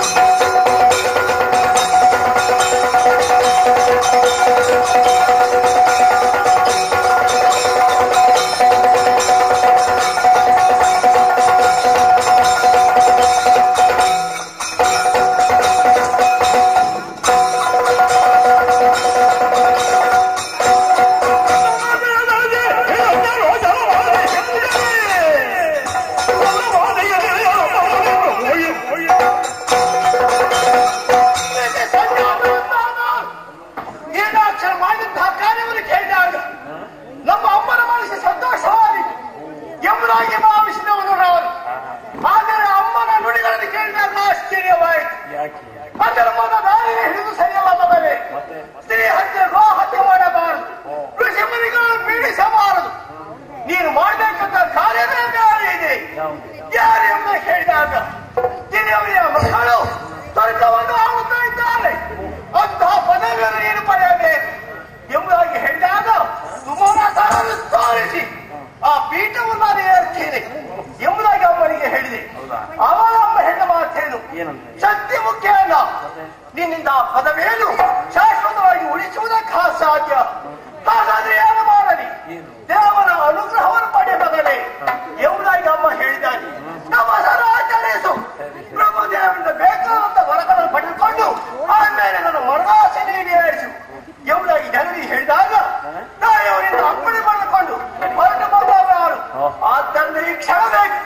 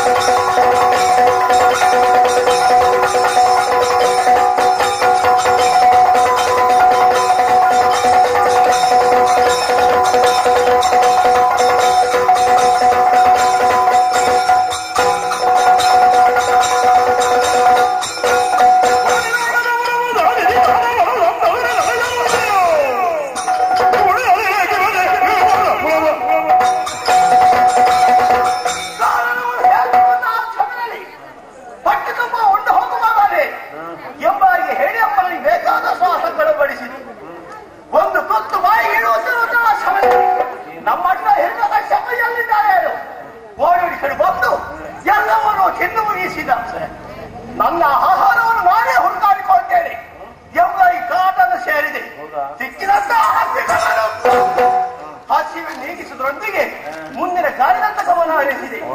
ಸ್ವಸ್ಥಳವನ್ನು ಆರಿಸಿ ಕಠಿಣವಾದ ತಪಸ್ಸರಾಚರಿಸಿದೆ. ಬ್ರಹ್ಮದೇವರ ಕುರಿತು ತಪಸ್ಸರಾಚರಿಸಿದೆ. ನನ್ನ ಭಕ್ತಿಗೆ ಬ್ರಹ್ಮದೇವ ಓದಿರಲಿಲ್ಲ. ಯಾವ ರೀತಿ ಒಲಿಸಿಕೊಳ್ಬೇಕು, ಚೆನ್ನಾಗಿ ತಿಳಿದವನಾನು ಎಂತ ಕುಂಡವನ್ನು ನಿರ್ಮಾಣ ಮಾಡಿ ಕಾತ್ರೆಯಿಂದ ನಾನು ಸಿರಮರು ಎಂತ ಕುಂಡಕ್ಕೆ ಹೋಮಿಸ್ತೇನೆ ಎಂಬುದಾಗಿ ಮುಂದಾದಾಗ ಬ್ರಹ್ಮದೇವ ಪ್ರತ್ಯಕ್ಷನಾದ. ನಿನ್ನ ಭಕ್ತಿಗೆ ಮೆಚ್ಚಿನ ಮಗನೇ, ಮನದ ಇಷ್ಟಾರ್ಥ ಬೇಡಿಕೆ ಎಂಬುದಾಗಿ ಹೇಳಿದಾಗ ನಾನು ಕೇಳಿದಂತ ವರಗಳು 7 ದಿನ ಒಂದಕ್ಕೆ 100 ಹಂದಿಗಳು ನನಗೆ ಆಹಾರವಾಗಿ ಸಿಗುವಂತೆ ಅನುಗ್ರಹಿಸು ಎಂಬುದಾಗಿ ಹೇಳಿದಾಗ ತಥಾಸ್ತು ಎಂಬುದಾಗಿ ಹೇಳಿದ್ದೇನೆ. ಅಷ್ಟು ಮಾತ್ರವಲ್ಲ, ಇತ್ಯಾದಿ ದೇವತೆಗಳು ಯಕ್ಷಕಿನ್ನರ ಕಿಂಪುರುಷರಿಂದ ನನಗೆ ಮರಣವೇ ಬರಬಾರದು ಎಂಬುದಾಗಿ ಹೇಳಿದ ತಥಾಸ್ತು ಹೇಳಿದ. ಆಮೇಲೆ ನೀನು ವಿಜಯಶಾಲಿಯಾಗಿ ಬದುಕಬೇಕು ಮಗನೇ ಎಂಬುದಾಗಿ ದಿವ್ಯವಂತಹ ಕದಾದಂಡವನ್ನು ಕರುಣಿಸಿದಾನೆ. ಆಮೇಲೆ ಒಂದು ಮಾತನ್ನು ಹೇಳಿದ, 100 ಹಂದಿನ ಬಿಟ್ಟು 101ನೇ ಹಂದಿ ತಿನ್ನುವುದಕ್ಕಾಗಿ ಮುಂದಾದಾಗ ಆ ಹಂದಿನ ನೆನೆಯ ಮಾರಾಣ ಎಂಬುದಾಗಿ 100 ಹಂದಿಯನ್ನು ತಿಂದು ಮುಗಿಸಿದವನಿಗೆ ಮತ್ತೊಂದು ಹಂದಿ ಹೆಚ್ಚಾದಿಕ್ಕೆ ಅದು ನಾಳೆ ಎಚ್ಚರಿಕೆ ಗಮನ ಹರಿಸ್ತೇನೆ ಎಂಬುದಾಗಿ ಬ್ರಹ್ಮದೇವನಿಗೆ ಹೇಳಿ ಬ್ರಹ್ಮದೇವರಿಂದ ವರಗಳನ್ನು ಪಡೆದಿದ್ದೇನೆ. ಸಂತೋಷದ ವಿಚಾರವನ್ನು ತಿಳಿಸುವುದಕ್ಕಾಗಿ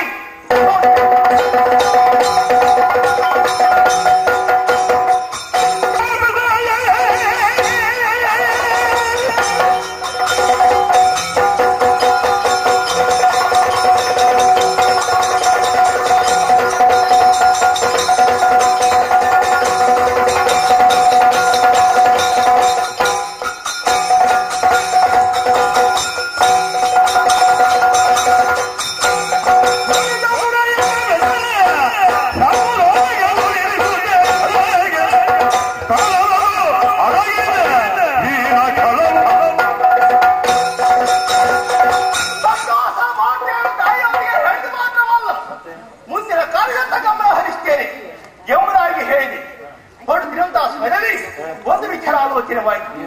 ಆಶ್ರಮದಲ್ಲಿ ಇರುವುದು ಸರಿಯಲ್ಲ, ಒಂದು ಸರಿಯಾದ ಪುರ ನಮಗೆ ಆಗಬೇಕು ಎಂಬುದಾಗಿ ತೀರ್ಮಾನಿಸಿ ಹೊಸದಾದ ಪುರವನ್ನು ನಿರ್ಮಾಣಿಸಿ ಪುರ ಎಂಬುದಾಗಿ ಹೆಸರಿಸಿ ಮಾತ್ರವಲ್ಲ, ಅಸುರರಿಗಳಲ್ಲಿ ಹಿದ್ದರಾಗಿ ನಮ್ಮನ್ನ ಹಿರಣ್ಯಕಾಶಿ ಮೆರೆಯುತ್ತಾ ಇದ್ದಾನೆ. ಆದ್ದರಿಂದ ದಿಗ್ವಿಜಯ ಮಾಡಬೇಕು. ನನ್ನ ಸಾಮರ್ಥ್ಯವಾಗಿ ಮಾಡಬೇಕು ಉದ್ದೇಶದಿಂದ ಎಲ್ಲ ಕಡೆಗೆ ಹೊರಟು ಎಲ್ಲ ಕಡೆ ತಿರುಗಾಟ ಮಾಡಿದೆ.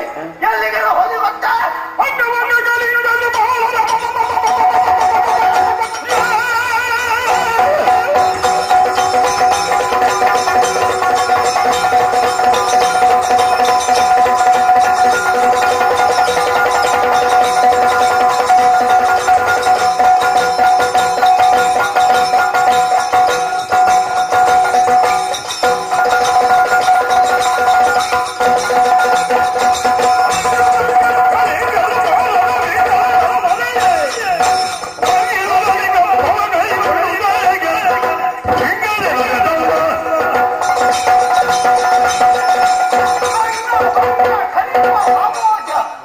ಎಲ್ಲ ದೇಶಗಳನ್ನು ಸೇರಿದೆ. ಅಲ್ಲಿರುವುದಲ್ಲ ಸಾಮರ್ಥ್ಯವೇನೆಂಬುದನ್ನು ತೋರ್ಪಡಿಸಿ ಮಾತ್ರವಲ್ಲ, ನನ್ನ ಸಾಮರ್ಥ್ಯವಾಗಿ ಮಾಡಿಕೊಂಡೆ. ಅಲ್ಲಿಗೆ ಸಮಾಧಾನವಾಗಲಿಲ್ಲ, ಪಾತಾಳವನ್ನು ಸೇರಿದೆ, ಬಿಟ್ಟಿದೆ. ಅಷ್ಟಿಗೆ ಸತ್ಯ ಅಮ್ಮನ ಮರದ ಸೇರು ಪುರ ಗದ್ದಿಗೆ ನೀನು ಹೇಳಬೇಕೆ ಮಗನೇ ಎಂಬುದಾಗಿ. ಆದ್ದರಿಂದ ಇನ್ನು ಮುಂದೆ ನನ್ನ ದೃಷ್ಟಿ ಲೋಕಕ್ಕೆ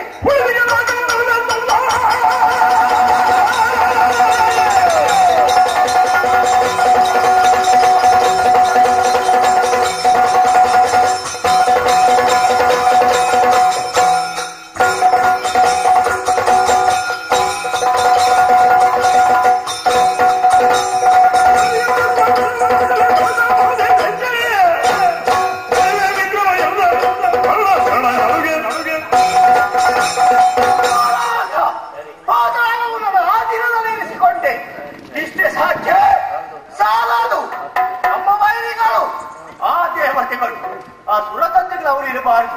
ಆ ಗಂಧಗಳನ್ನು ಅವರಿಗೆ ಏರಬೇಕು, ವೈಭವದಿಂದ ಮೆರೆಯಬೇಕು. ಆ ಚಂದವನ್ನು ಅಮ್ಮ ಕಾಣಬೇಕು. ಹಾಗಾದ್ರೆ ಚಾಡಬೇಕು ದೇವರು.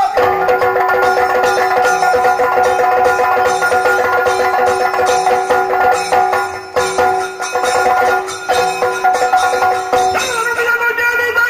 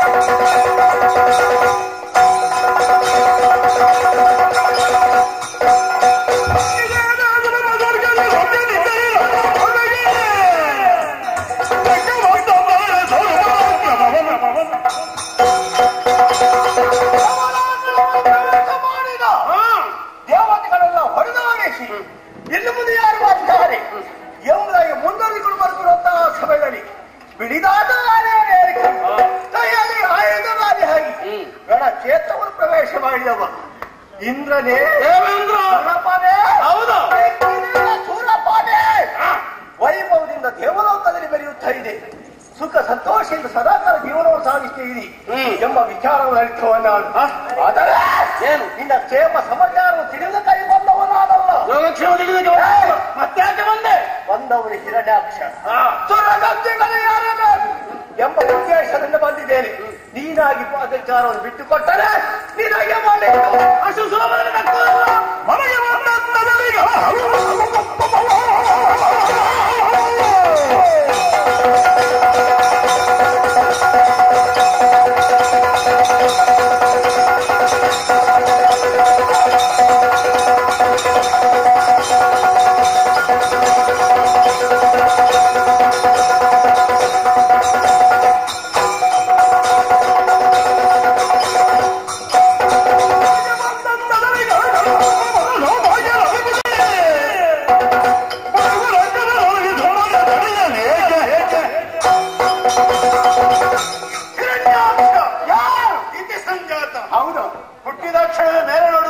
ನಮ್ಮ ಅಭ್ಯಾಸವೇ ಸುಲಭದಲ್ಲಿ ಯಾವಾಗ ದಕ್ಷಿಣೆ ಎಂದು ಭಾವಿಸ್ತೀಯ?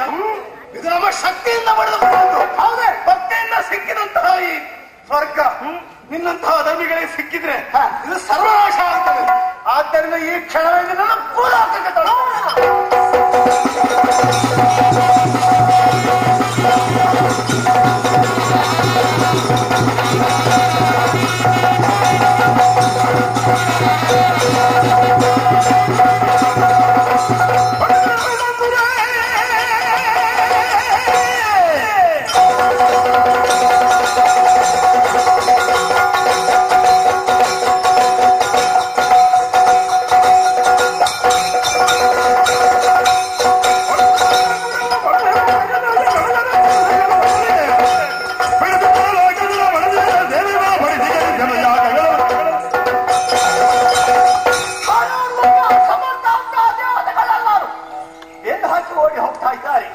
ಹಿಂಬಾಲಿಸುವುದು ಸರಿಯಲ್ಲ.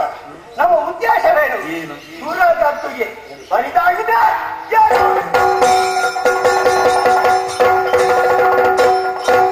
ಸ್ವರವಾಪನ ವಿಚಾರ ಹಿರಣ್ಯಾಕ್ಷ ಎಂಬ ವಿಚಾರ ಇಲ್ಲಿಯವರಿಗೆ ಮಾತ್ರ ಗೊತ್ತಾಗಬಾರದು. ಭೂಲೋಕ ಪಾತಾಳ ಲೋಕ ಎಲ್ಲ ಲೋಕದ ಅವರಿಗೆ ಗೊತ್ತಾಗಬೇಕು. ಅದಕ್ಕಾಗಿ ಅಲ್ಲಲ್ಲಿ ಡಂಗುರನ್ನು ಬಾಳಿಸುವುದಕ್ಕೆ ಹೇಳಿದ್ದೀನಿ. ಮಾಡ್ತೀನಿ ಎಂಬುದಾಗಿ ಎಲ್ಲರೂ ಒಂದೊಂದು ಕಡೆಯಿಂದ ಹಿಡಿದುಕೊಂಡು ಹೋಗಿದ್ದಾರೆ.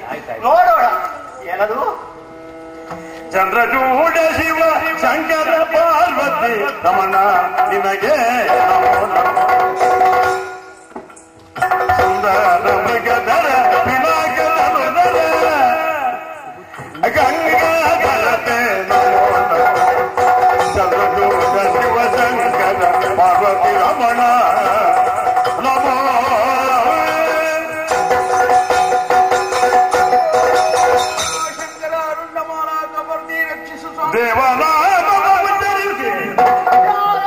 ದೇವ ಮುನಿವಾರದನು ಬರುತ್ತೀಗ ಭಾವವನ್ನು ತಿಳಿದು ಹಿರಣ್ಯ ಕನಸಗಿ ಎರಗಿ ಬಾಲಕ್ಕೆ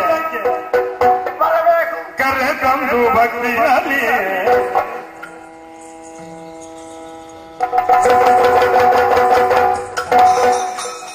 ಅಲ್ಲಿ ಕುಳಿತುಕೊಳ್ಳುವುದಕ್ಕೆ ಹೇಳಿದವರು ಯಾರು? ಬರ್ಬೇಕು ಅಂತ ಹೇಳಿದವರು ಯಾರು? ಬರ್ಬೇಕು ಎಂಬುದಾಗಿ ಮಾತ್ರ ಹೇಳಿದ್ರು ನಾನು. ಇಲ್ಲ ಕಣಸನ್ನೆ ಕೈಸನ್ನೆ ಎಲ್ಲ ನನ್ನಲ್ಲಿ ಕೂತ್ಕೊಳ್ಳಿಸಿ. ಕೈಸನ್ನೆ ಕಣಸನ್ನೆ ಹೌದು. ನಾವು ದೊಡ್ಡವರು ಅದು ಯಾಕೆ ಹೇಳ್ತೇವೆ ಯಾಕೆ ಮಾಡ್ತೇವೆ ಎಂಬ ವಿಚಾರ ನಿಮಗೆ ಗೊತ್ತಿಲ್ಲ.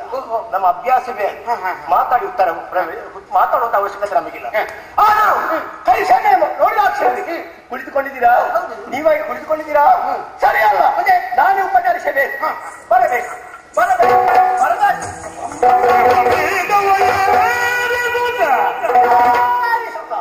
ಭವಸುತದಿ ಪಾದ ಪೂಜೆಯ ದನದಗಿ ಕಳರಾಜ ಬರೆದನು ನಾರದ ನೋಡಿದ್ದು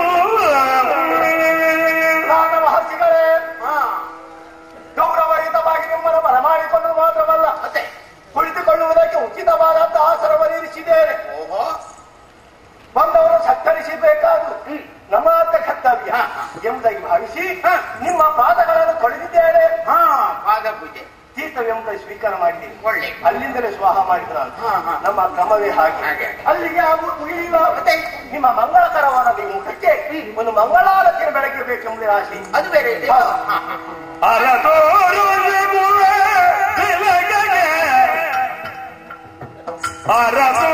ಜಯ ಜಯ ಶಾರದಾ ಬಾಲಕಗೆ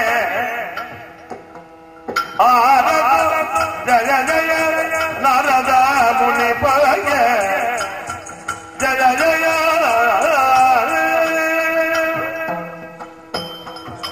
ಮಹರ್ಷಿಗಳೇ, ಓ ಹಿರಣ್ಯಾಕ್ಷ, ನಿಮ್ಮ ಮಂಗಳಕರವಾದಂತಹ ಮುಖಕ್ಕೆ ಮಂಗಳಾರತಿ ಬೆಳಗಿದ್ದೇನೆ. ಇಲ್ಲ ಅಷ್ಟರ ಮಟ್ಟಿಗೆ ನಾನು ನಿಮ್ಮನ್ನು ಗೌರವಿಸಿದ್ದೇನೆ, ಸತ್ಕರಿಸಿದೆ.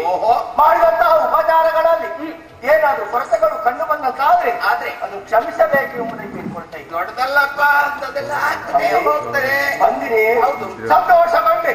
ಆದರೆ ಒಂದು ಪ್ರಶ್ನೆ, ಯಾವುದು?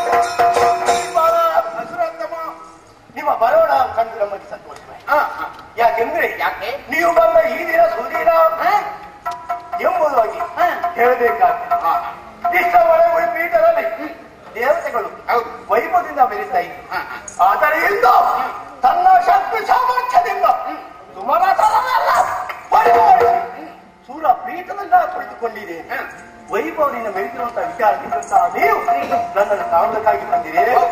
ಸಂತೋಷವಾಗಿ ಸದಾ ತಾವು ತಿರುಗಾಡುವವರಲ್ಲಿ ಜ್ಞಾನಿಗಳು ಸಕಲ ಲೋಕದ ವಿಚಾರವನ್ನು ತಿಳಿಯುವವರಲ್ಲಿ ಸ್ವಾಮಿ ಕೆಲವರು ಹೇಳ್ತಾರೆ, ಲೋಕದ ಕಲ್ಯಾಣಕ್ಕಾಗಿ ಸದಾ ತಾವು ಶ್ರಮಿಸುವವರು ನಾವೆದುರು.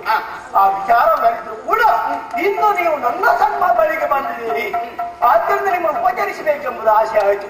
ಅದರ ಈ ಹಿರಣ್ಯಾಕ್ಷ ಸಾಮರ್ಥ್ಯ ಏನು ಎಂಬುದು ತಿಳಿದೋ ಅದು ತಿಳಿಯದೆ ಬಂದಿದೆ ಎಂಬುದು ಗೊತ್ತಾಗುವುದು. ಸಾಮರ್ಥ್ಯ ಏನು? ನಾನು ಮಾಡಿದಂತಹ ಕಾರ್ಯಗಳು ಯಾವುದು? ಬ್ರಹ್ಮದೇವರು ತಪಸ್ಸಿನ ಮೂಲಕ ಬೆಳಕಿಸಿದೆ, ಬೇಕಾದ ವರಗಳನ್ನು ಪಡೆದು ಮಾತ್ರವಲ್ಲ ಭೂಲೋಕವನ್ನೆಲ್ಲ ಸಂಚರಿಸಿದೆ, ರಾಜಾಜರಾಜರನ್ನೆಲ್ಲ ಬಂದು ಬಡಿದು ತನ್ನ ಅಧಿಕಾರವನ್ನಲ್ಲಿ ಸ್ಥಾಪಿಸಿದೆ, ಪಾತಾಳವನ್ನು ಸೇರಿದೆ, ನಾಗಾದಿಗಳ ಅಲ್ಲಿಗೆ ಸಮಾಧಾನವಾಗಲಿಲ್ಲ, ಅಲ್ಲಿಗೆ ಸಮಾಧಾನವಾಗಲಿಲ್ಲ, ದೇವಲೋಕ ಸ್ವಾಧೀನ ಮಾಡಿದೆ. ಇಷ್ಟು ಸಾಕೆ ಹಾಕೆ ಹೋರಾಡಬೇಕು, ಹೋರಾಡಬೇಕು ಉದ್ದೇಶದಿಂದ ಯಾರಿದ್ದಾರೆ ಎಂದು ನೋಡಿದೆ ಶರಟಿಯ ಬಳಿಗೆ ಹೋಗಿ ಕರೆದೆ, ಅವನನ್ನು ಸಮುದ್ರ ರಾಜ್ಯನ ಸಮುದ್ರ ರಾಜ್ಯ ಎಂಬುದನ್ನು ಕೊಂಡಾಡ್ತಾರೆ. ಹೌದು,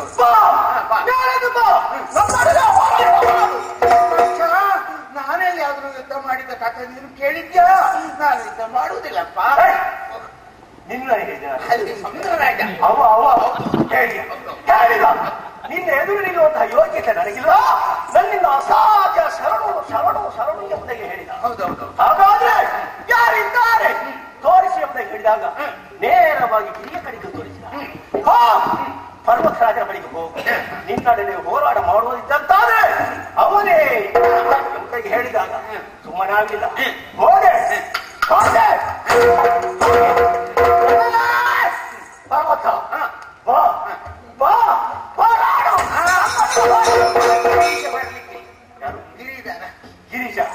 ಗಿರಿಜ ಬಂದನೆ ಬಂದ್ರೆ ಬಿಡ್ತಾನೆ. ಹಿರಣ್ಯಾಕ್ಷ, ನಿನ್ನ ಶಕ್ತಿಯ ಮುಂದೆ ನನ್ನ ಶಕ್ತಿ ಇಲ್ಲ ಅಂತ ಅವಾಗ ನನ್ನ ಸ್ವರ ಕೇಳಿದ ಅಕ್ಷರದಲ್ಲಿ ನಡುವುದಕ್ಕೆ ಪ್ರಾರಂಭ ಮಾಡಿ ಕೇಳಿ ಬಂದ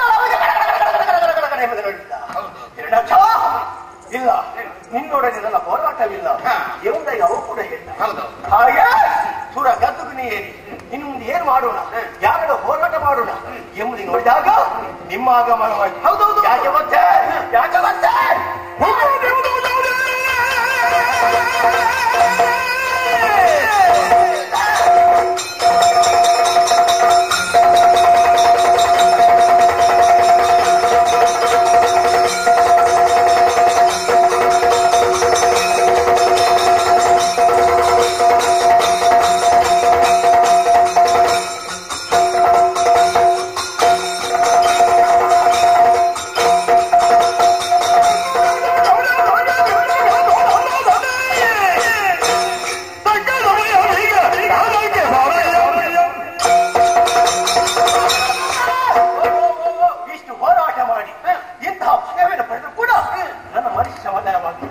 ಸಮಾಧಾನವಾಗಲಿಲ್ಲ.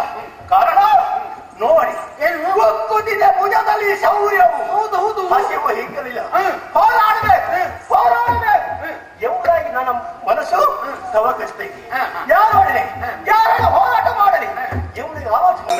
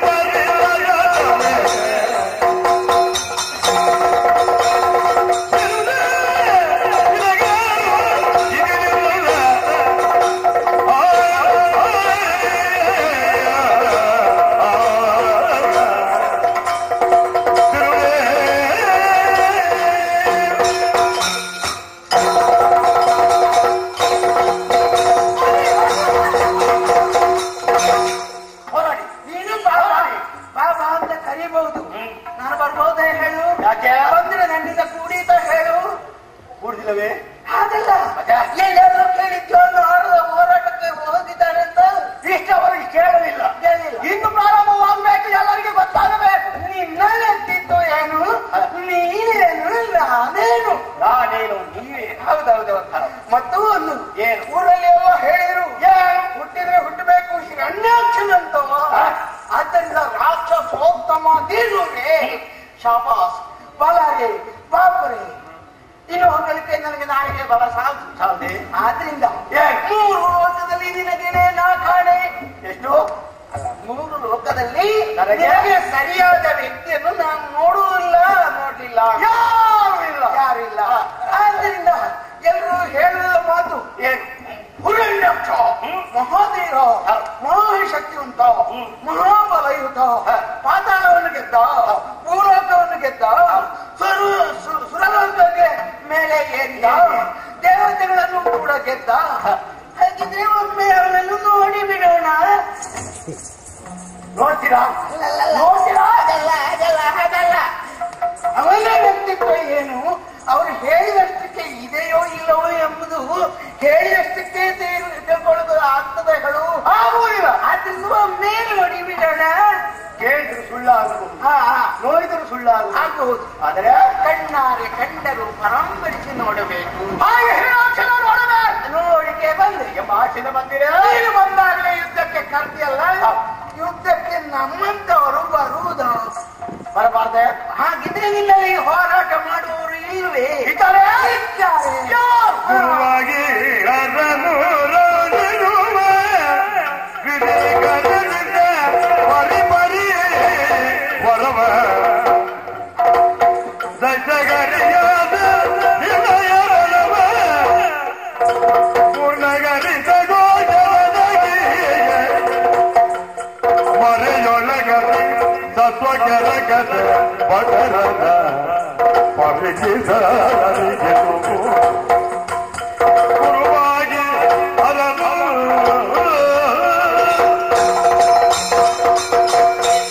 ಹೋರಾಟ ಮಾಡುವವರು ಉರಗರೆ, ಸಿದ್ಧರೇ, ಸಾಧ್ಯರೇ,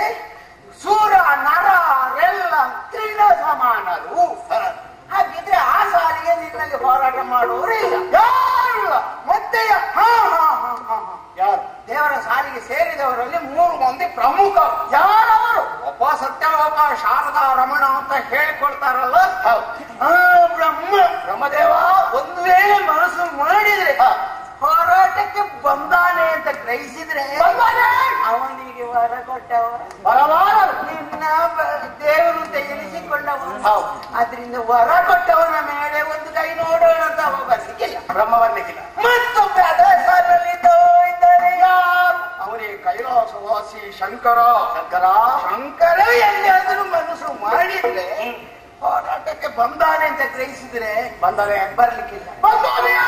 ಅದು ನಿಮ್ಮ ಕುಲದೇವರು, ಅವರು ನಿಮ್ಮವರಿಗೆಲ್ಲ ಗುರುವಾಗಿ ರಂಜಿಸ್ತಾ ಇದ್ದಾರೆ. ಭಕ್ತರ ಮೇಲೆ ಮುಡಿಯುತ್ತಾನೆ, ಅವ ಬರ್ಲಿಕ್ಕಿಲ್ಲ.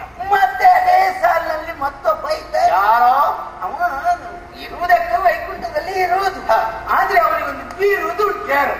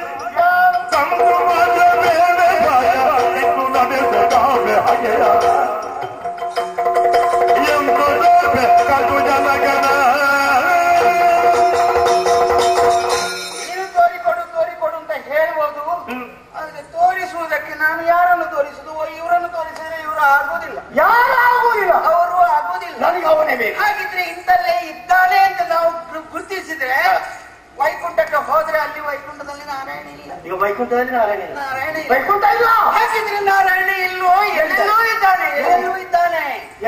ಎಲ್ಲಿದ್ದಾನೆ ಅಂತ ಕೇಳಿದ್ರೆ ಋಷಿ ಮುನಿಗಳಿಗೂ ಕೂಡ ಗೋಚರ. ಮಹಾಮಾಯಾವಿ, ಮೋಸಗಾರ, ವಂಚಕ, ಆದ್ರಿಂದಲೇ ರಾಕ್ಷಸ ಕುಲ ಕುಟಾರಕ ಅಂತ ಅವನಿಗೆ ಬಿರುದು. ಆದ್ದರಿಂದ ನೀನು ತೋರಿಕೊಡು ಅಂತ ನಾನು ನನ್ನಲ್ಲಿ ಕೇಳಿದ್ರೆ ನಾನು ಎಲ್ಲಿಂದ ತೋರಿಸಲಿ? ಅದಕ್ಕೆ ಒಂದು ಉಪಾಯ ಮಾಡೋಣ. ನೀನಿದ್ದಲ್ಲಿಗೆ ನಾರಾಯಣ ಬರುವ ಹಾಗೆ ನೀನು ಮಾಡಿದ್ರೆ ನಾನಿದ್ದಲ್ಲಿಗೆ ನಾರಾಯಣ ಬರ್ತಾನೆ. ಏನ್ ಮಾಡ್ಬೇಕು?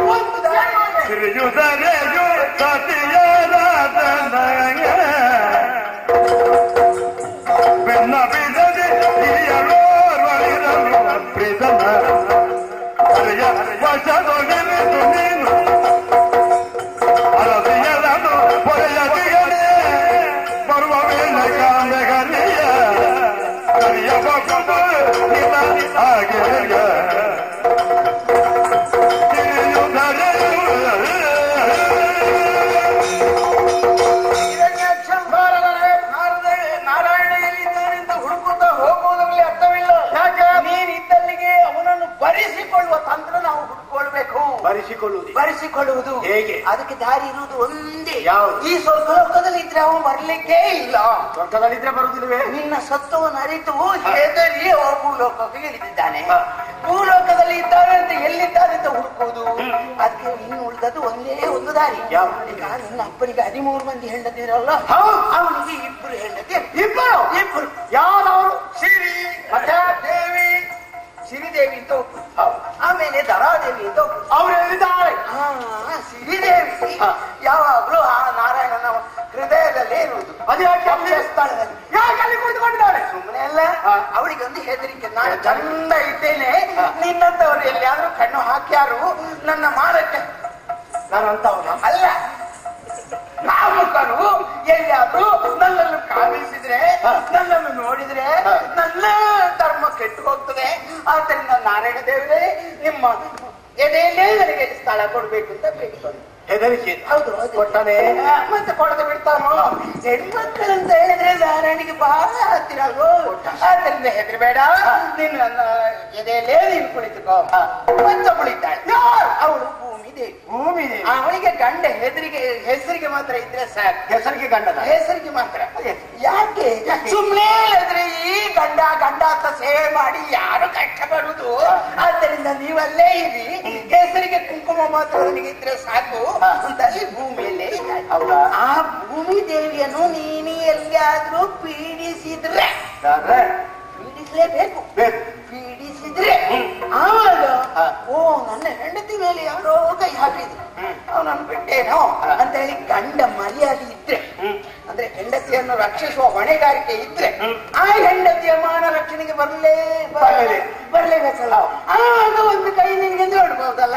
ಆದ್ರಿಂದ ಇಲ್ಲಿ ಸ್ವರ್ಗಲ್ಲ ಮೂಲಕ್ಕೂ ಹೋಗ್ಬೇಕು.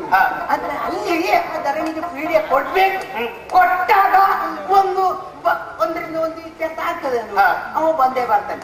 ಆದ್ರಿಂದ ಅವಳಿಗೆ ಕಷ್ಟ ಕೊಡು. ಕಷ್ಟ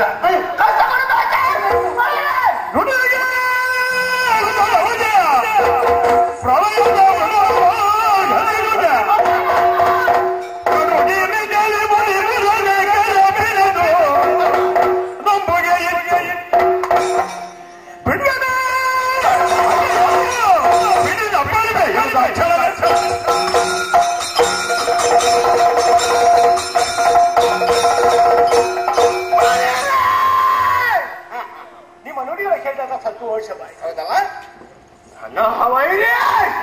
ಹರಿ ಹರಿ ಹರೇ ಹೌದು. ನನ್ನ ಬಳಿಗೆ ಬರ್ಬೇಕು. ಅದಕ್ಕೆ ದಾರಿಯನ್ನು ತೋರಿಸಿಕೊಟ್ಟಿದ್ದೀನಿ. ಭೂಮಿ ದೇವಿ ಪೀಡಿಸಿ ಬರ್ತಾರೆ. ಬಿಡಲಾರೆ. ಆ ತಲೆಯನ್ನು ಪೀಡಿಸ್ತೇನೆ. ತನ್ನ ಪತ್ನಿಯ ರಕ್ಷಣೆಗೆ ಬಂದದ್ದಾನೆ. ಹೌದಾ? ಏನು ಈಗ ಈ ಭಾಷಣ ಮಾಡುವವರೆಲ್ಲ ಮಾಡ್ತಾರೆ, ಕಾರ್ಯವನ್ನು ಮಾಡ್ತಾರೆ ಅಂತ ಗ್ರಹಿಸಬಹುದ ಹೇಳು. ಈ ಬಾಯಿ ಬಲ ಇದ್ದವರಿಗೆ ಗಂಟೆ ಬಲ ಇರೋದಿಲ್ಲ. ಹೌದಾ? ನಾನು ಹಾಗೆ ನಾನು ಹೀಗೆ ಅಂತ ಡಂಬಾಚಾರ ಕೊಚ್ಚಿಕೊಳ್ಳುವವರೇ ಹೆಚ್ಚು. ನಾನು ಇದನ್ನೆಲ್ಲ ನನಗೆ ಎಷ್ಟು ಜನ ಹೇಳಿದ್ದಾರೆ, ಎಷ್ಟು ಜನ ನನ್ನನ್ನು ನೋಡಿದ್ದಾರೆ, ಅವರೆಲ್ಲ ಹೇಳಿದ್ದು ನಾನು ಭಾಷಣ ಮಾಡುವವನ, ನಾನು ಅದನ್ನು ಮಾಡುವುದಕ್ಕಿರುವವನ. ಹಾಗಲ್ಲ, ಆಡಿದ ಮಾತನ್ನು ಮಾಡಿ ತೋರಿಸುವುದೇ ಹಿರಣ್ಯಾಕ್ಷರ ಕರ್ತವ್ಯ. ನೀವು ತಲೆಯನ್ನು ಪೀಡಿಸ್ತೇನೆ, ರಕ್ಷಣೆಗೆಂದು ಹರಿ ಬಂದಂತಾದೆ. ಆ ಬ್ರಹ್ಮದೇವ ಕೊಟ್ಟದ್ದೇ ಕಥೆಯಿಂದ ಅವನ ತಲೆಯನ್ನು ಹೊಡಿ ಮಾಡ್ತೇನೆ, ಅವನನ್ನು ಸಂಹರಿಸ್ತೇನೆ. ನಮ್ಮ ಆರಾಧ್ಯ ದೇವರಾದಂತಹ ಪರಮೇಶ್ವರ ಪಾದ ಸಾಕ್ಷಿ ಸತ್ಯ. ಬರಬೇಕು.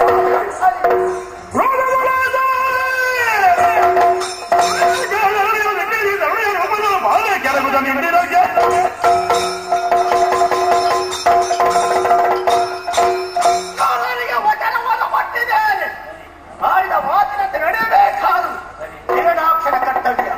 ದೇವಲೋಕವನ್ನು ಬಿಟ್ಟು ಮೂಲೋಕವನ್ನು ಸೇರಿದ್ದೇನೆ. ಆ ಧರೆಯನ್ನು ನೋಡಬೇಕು.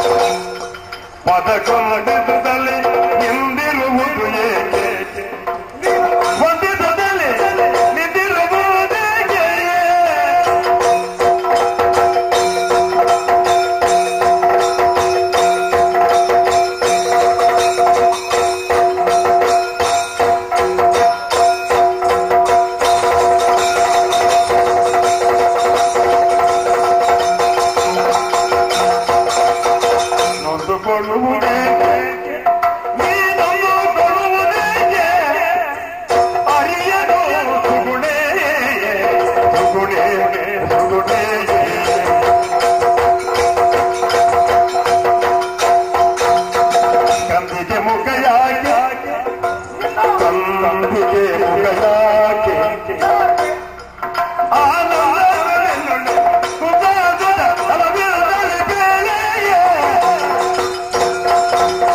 ಸುಂದರಾಗಿ ತುಮಗಂಬಿಗ ಚಂದ್ರಮಂಡಲಕ್ಕೆ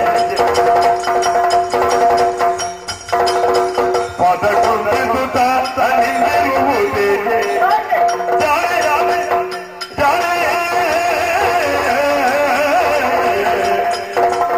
ಸುಗುಣೇ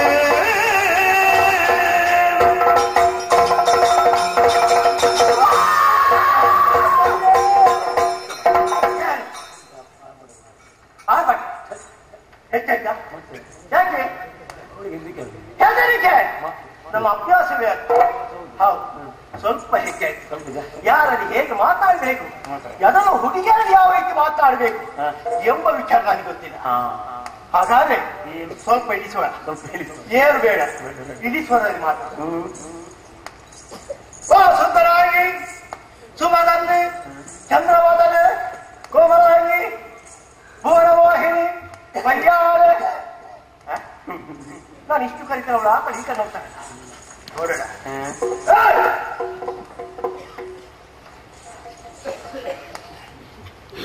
ಮಾತು ಮಾಡೋದಿಲ್ಲ ಬಾಯಿ ಬರ್ತದೆ ಮನೆಗೆ.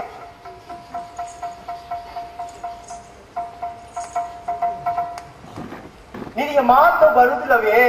ಮಾತು ಬರುವುದಿಲ್ಲ, ಬಾಯಿ ಬರ್ತದೆ. ಮತ್ತೆ ಬಾಯಿ ಬರ್ತದೆ. ನೀ ಮಾತಾಡಿ. ಏನು ಕೇಳಿದ್ದೆ ನೀನು? ನೀ ಮಾತಾಡಿಕ ಆಗುದಿಲ್ಲ ಅಂತ ಕೇಳಿದ. ಹೌದು, ಮಾತು ಬರ್ತದಲ್ಲ ಈಗ. ಯಾರೇ ನೀನು? ಸುಗುಣೇ ನೀನು. ಎಂದಾಗ ಈಗ ಅರ್ಥವಾಯ್ತು. ನೀನು ಯಾರನ್ನು ಕರೆದದ್ದಾಗ ಈಗ ನೀನು ಗೊತ್ತಾಗಿಲ್ವ? ನಾನು ಆಚೆ ಈಚೆ ನೋಡುದು ನನ್ನ ಜೊತೆಯಲ್ಲಿ ಯಾರು ಬಂದಿದ್ದಾರೆ ಅಂತ. ಇಲ್ಲಿ ನಿನ್ನನ್ನು ಬಿಟ್ಟರೆ ಬೇರೆ ಯಾರಿದ್ದಾರೆ? ಬೇರೆ ಯಾರಿಲ್ಲ, ನಾನು ಹತ್ತಾರು ಕರೆದದ್ದು ಯಾರನ್ನು? ನಿನ್ನನು. ಹೆಸರು ಕರೆದದ್ದು ಸರಿ, ಅದೆಲ್ಲ ಒಪ್ಪುತ್ತದಂತ ಬೇಕಾದ. ಹೌದಪ್ಪ, ಸುಂದರವಾದ ವದನ ಆ ಸೌಂದರ್ಯ ನಿನ್ನಲ್ಲಿ ಕೂಡಿ ಬಂದ ಕಾರಣ ಸುಂದರಾಗಿ ಎಂದೇ ಕರೀದಿ. ಸುಮಗಂಧಿ ಯಾಕೆ ಅಂದ್ರೆ ನಿನ್ನ ಹತ್ತಿರ ಬರುವಾಗ ಹೂವಿನಿಂದ ಪರಿಮಳ ಯಾವ ರೀತಿ ಬರುತ್ತದೋ ಹಾಗೆ ಅಂಥ ಪರಿಮಳ ನಿನ್ನ ಶರೀರದಿಂದ ಬರುತ್ತದೆ.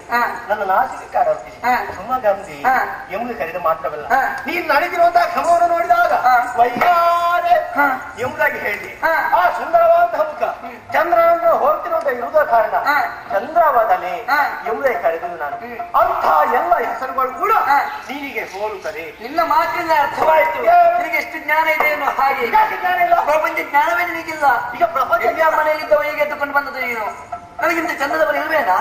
ನಿನಗಿಂತ ಚಂದದವರು ಹೌದು ಇದ್ದಾರೆ. ಮತ್ತೆ ದೇವಲೋಕದಲ್ಲಿ ಎಷ್ಟು ಚಂದದವರು ಇದ್ದಾರೆ ಗೊತ್ತ ನಿನಗೆ?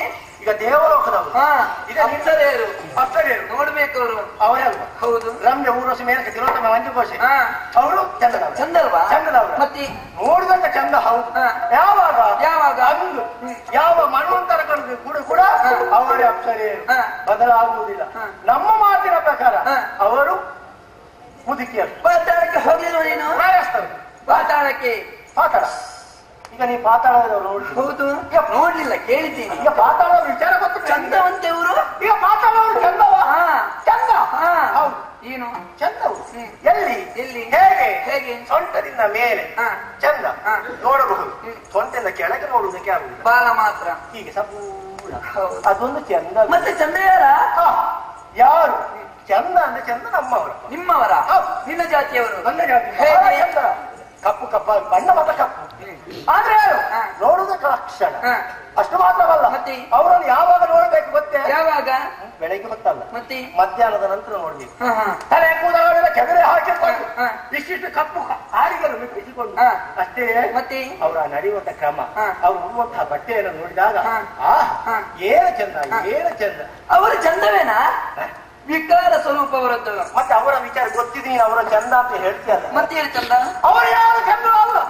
ಮೂರು ಲೋಕದಲ್ಲಿ ಕೂಡ ಚಂದದ ತರುಣೀರು ಯಾರಿಲ್ಲ. ಹಾಗಾದ್ರೆ ಚಂದ ಅಂದ್ರೆ ಏನು? ಏನು ಇದು? ಹೌದಾ? ನೀನು ಆದ್ರಿಂದ ನೀನು ತ್ರಿಭುವನ ಮೋಹಿನಿ ಎಂಬುದೇ ಕರೆದವ ನಾನು. ಆದ್ರೆ ನಿನ್ನ ನೋಡಿದಾಗ ಆಶ್ಚರ್ಯವಾಗ್ತದೆ.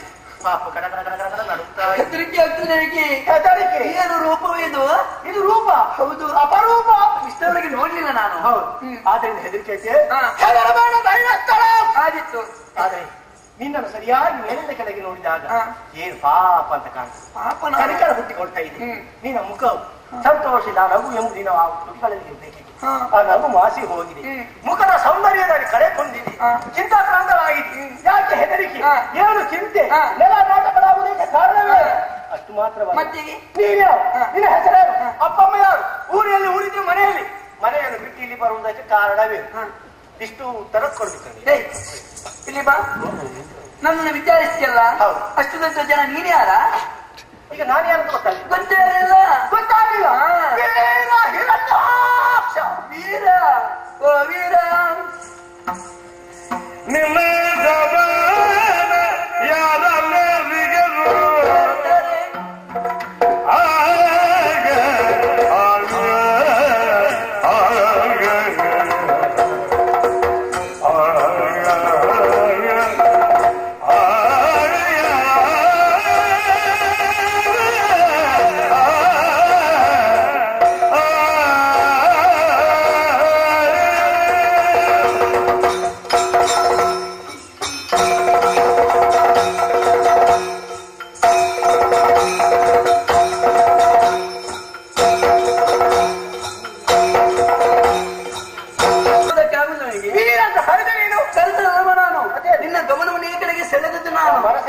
ಹೌದು.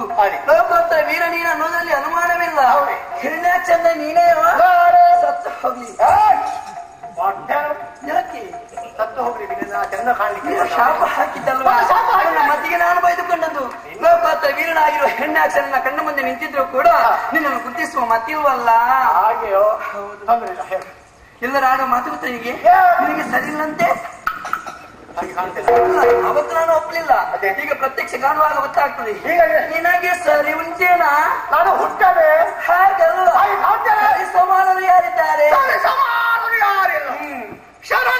ಶರದಿಯೇ ಸರಿ, ಗಗನವೇ ಸರಿ, ನೀನೇ ಸರಿ. ನಿನ್ನ ಬಗ್ಗೆ ತುಂಬಾ ಅಭಿಮಾನವನ್ನು ತಾಳಿದವನು ನಾನು. ಯಾಕೆ ಸತ್ಕಾರ್ಯವನ್ನು ಮಾಡುವ ಮೂಲಕವಾಗಿ ಲೋಕೋತ್ತರ ವೀರನಾಗಿ ಮೆರೀತಾ ಇದ್ದವ. ವರ್ತಮಾನ ಕಾಲದಲ್ಲಿ ಹಿರಣ್ಯಾಕ್ಷನೇ ಸರಿ. ನಿನ್ನ ಈ ವಿಚಾರವನ್ನು ತಿಳಿದ ಮೇಲೆ ಯಾಕೋ ಏನು ನಿನ್ನ ಬಗ್ಗೆ ಅಭಿಮಾನ ಮೂಡಿತು ನನಗೆ. ನಾನು ಯಾರು ಬಲ್ಲೆಯ? ನಾನೆಲ್ಲ ಅಭಿಮಾನಿ. ಹೌದು, ನೀನು ಅಭಿಮಾನಿ? ಒಂದು ಹುಡುಗಿ ನನಗೆ ಅಭಿಮಾನಿ ಇದ್ದಾಳ ನಿಮಗೆ ಗೊತ್ತಾದ. ನೀನು ಆಚೆ ನೋಡಿದ ಯಾಕೆ? ಬೇರೆ ಯಾರು ಇದ್ದಾರ? ಬೇರೆ ನಾನು ಒಬ್ಬಳೇ ಇರೋದು. ಈಗ ಒಬ್ಬಳೇ ತೊಂದರೆ. ಹೌದು, ನಿನ್ನ ಬಳಗದವರು ಯಾರಾದ್ರೂ ಇದ್ರೆ ಹೋಗಿ ನನ್ನ ವಿಚಾರ ಹೇಳು. ಮುಂದೆ ಅಭಿಮಾನಿಗಳಾಗುವುದಕ್ಕೆ ಹೇಳು. ಆದ್ರೆ ಒಂದು ವಿಚಾರ, ಏನು ತಪ್ಪು ಮಾಡಿಲ್ಲ ನಾನು. ನನ್ನ ಎದೆಗೆ ಬಂದು ತುಳಿದೆಯಲ್ಲ ನೀನು. ಎಷ್ಟು ನೋವಾಗಿದೆ ಗೊತ್ತಾ? ಸುಳ್ಳು ಹೇಳ್ಬಾರ್ದು. ಇಂಥದ್ದು ಸುಳ್ಳು ಹೇಳ್ಬಾರ್ದು. ಯಾಕೆ? ನಾನು ನಿನ್ನ ಎದೆಗೆ ತುಳಿದಲ್ಲ. ಎಷ್ಟು ಆಘಾತವಾಯ್ತು ನನಗೆ ಆಗ. ಸತ್ಯ, ನಿಜವಾಗಿಯೂ ಏನು ನನಗೆ ಗೊತ್ತಾಗಿಲ್ಲ. ಅವಸರದಲ್ಲಿ ಬರುವಾಗ ಏನು ಪರಮವಸ ಆಗಿರಬಹುದು. ಇನ್ನು ಮುಂದೆ ಹಾಗೆ ಆಗದಂತೆ ಎಚ್ಚರ ವಹಿಸ್ತೀನಿ. ಆದ್ರೆ ಒಂದು ವಿಚಾರ, ಈಗ ನೆಮ್ಮದಿ ಆಯ್ತು. ಏನೋ ಎಷ್ಟೋ ಏನೋ ಹಾಗೆ ತಿಳಿದಿದ್ದೆ. ನಿನ್ನ ಧೈರ್ಯದ ಮಾತನ್ನೇ ಕೇಳಿದ ಮೇಲೆ ನಿನ್ನಲ್ಲಿ ಮಾತನಾಡಬಹುದು ಎನ್ನುವ ಹಾಗೆ ಧೈರ್ಯವಂತ. ಒಂದು ವಿಚಾರ, ಆವತ್ತೆಲ್ಲ ಮಾಡಬಾರ್ದು, ಅನ್ಯವನ್ನೇ ಮಾಡ್ತಾ ಇದ್ದಂತೆ ಅಧರ್ಮದ ಕಾರ್ಯವನ್ನು ಮಾಡ್ತೀವಂತ ಆ ಸಮಾಜದಲ್ಲಿ ಇದನ್ನು ನೋಡಿದ ನಿನ್ನ ಅಮ್ಮ ಏನಂದ್ರು ಗೊತ್ತ ನಿನಗೆ? ಮಗನೇ, 3 ಸುತ್ತು ತಿರುಗಬೇಕು. ಯಾಕ? ಏನು ನಿನ್ನ ಮಗನ? ನಾನು ನೀನ್ ನನ್ನ ಮಗಲ್ಲ. ಬರ್ಕೊಂಡ ನಿನಗೆ ಹಾಗೆ ನಿನ್ನ ಅಮ್ಮನಿಗೆ ನೀನು ಮಗನಂತೆ. ಅಮ್ಮನಿಗೆ ಮಗನ? ಆವತ್ತು ನಿನ್ನ ಅಮ್ಮ ಬಳಿಗೆ ಕರೆದು, ಮಗನೇ ಹೀಗೆಲ್ಲ ಮಾಡಬಾರ್ದು, ಸತ್ಕಾರ್ಯವನ್ನೇ ಮಾಡ್ಬೇಕೆಂದು ಹಾಗೆ ಅಮ್ಮ ಹೇಳಿದ ಮೇಲೆ ಅಮ್ಮನ ಮಾತಿ ಮಾನ್ಯತೆಯನ್ನು ಕೊಟ್ಟೆ ಅಂತ. ಆಮೇಲೆ ಅದರಂತೆ ನಡೆದುಕೊಳ್ಳುವುದಕ್ಕೆ ಮುಂದಾದೆ ಅಂತ. ತುಂಬಾ ಆನಂದವಾಯಿತು. ಬರ್ತೇನೆ.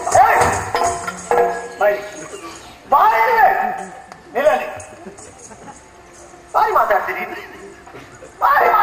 ನಿಜವಾಗಿ ಇದ್ದದ್ದನ್ನೇ ಮಾತನಾಡಿದ ಬುದ್ಧಿವಂತಿಗೆ ಏನು ನೀನು ನನ್ನ ಹೊಗಳಿ ಮೇಲೆ ಕೇಳಿಸಿ ಒಮ್ಮೆಲೆ ಕೆಳಗೆ ಬಿಡು. ಹೊಗಳಿದ್ದಲ್ವಾ? ಇದು ನಿಜವಾಗಿ ಇದ್ದದ್ದೇ ಹೀಗೆ. ಸತ್ಯ ಸಂತೋಷವಾಯಿತು. ಆದ್ರೆ ನಾನು ಕೇಳಿದ ಪ್ರಶ್ನೆ ಏನು, ನೀನು ಕೊಟ್ಟ ಉತ್ತರವೇ ಏನು? ನೀನು ಯಾರು ಎಂದು ಕೇಳಿದ ಆ ಪ್ರಶ್ನೆ ಉತ್ತರ ಕೊಟ್ಟೆಯಾ? ಕೊಟ್ಟಿದೀಯಾ? ಯಾರು ನೀನು? ನನ್ನ ಉದ್ಯೋಗ ಏನಂದ್ರೆ ಉದ್ಯೋಗ ಫಲ ಜಾಲವ ಇತ್ತು ಕಲ ಕಲಕು ಫಲ ಜಾಲವ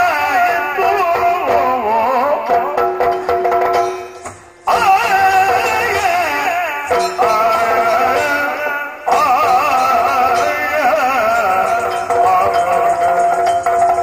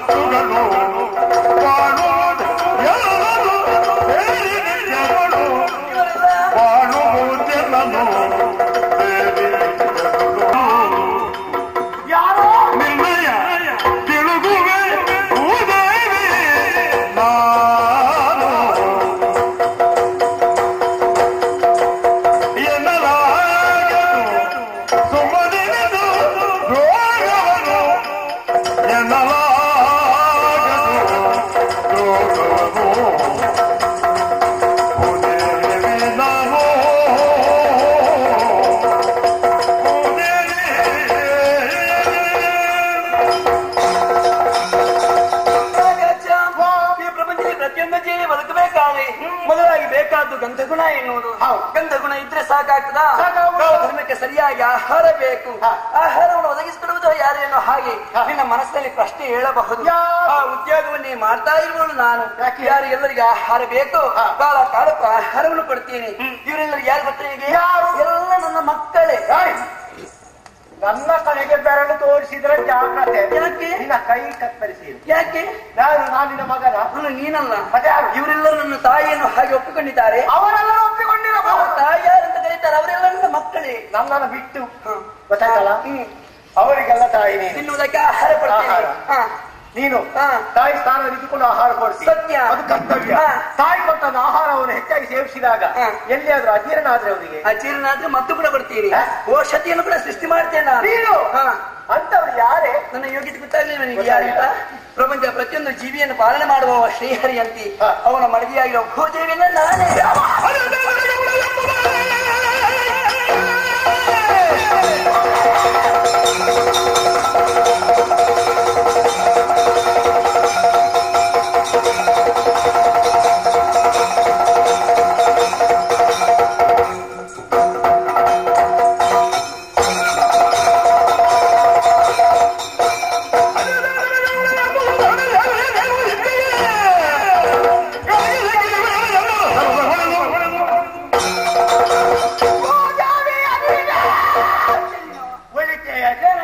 ಅರಸುತ್ತಿರುವಂತಹ ಬಳ್ಳಿ ನನ್ನ ಕಾಲಿಗೆ ಸಿಕ್ಕಿದೆ. ನಿನ್ನೆ ಹುಡುಕಾಡಿಕೊಂಡು ಯಾಕೆ? ನಾನೇ ತಪ್ಪು ಮಾಡಿ. ನೀನು ತಪ್ಪು ಮಾಡಲಿಲ್ಲ. ಮತ್ತೆ ತಪ್ಪು ಮಾಡಿದವ ಹರಿ. ಹರಿ ಅವರನ್ನು ಕಾಣಬೇಕಾದ್ರೆ ಇರುವುದೇ ಒಂದೇ ದಾರಿ. ವೈಕುಂಠಕ್ಕೆ ಹೋಗು. ವೈಕುಂಠಕ್ಕೆ ಹೋಗಿ ಸಿಗ್ತಾರೆ, ಅಲ್ಲಿ ಇರುವುದಿಲ್ಲ. ಆದ್ದರಿಂದ ಅವರೇ ನನ್ನ ಮನೆಗೆ ಬರಬೇಕು. ಬರಬೇಕಾದ್ರೆ ಈ ಧರೆಯನ್ನು ಪ್ರೇರಿಸಬೇಕು. ಪತ್ನಿಯ ರಕ್ಷಣೆಗಾಗಿ ಪತಿ ಎಲ್ಲಿದ್ರು ಕೂಡ ಬರ್ತಾರೆ ಎಂಬ ವಿಚಾರವನ್ನು ತಿಳಿದಿದ್ದೇನೆ. ಆದ್ದರಿಂದ ದೂರ ಮಾಡ ನೀನಾಗಿ ಬಂದು ನನ್ನ ಜಂಗೆ ಒಳಿತು. ನಿನ್ನ ಕೈಗೆ ಸಿಗುವಳು ನಾನಲ್ಲ. ಸಿಗುವುದಿಲ್ಲ. ಸಿಗಲಿಲ್ಲ ಬಿಡಲ್ಲ. ಏನು ಮಾಡ್ತೀನೋ?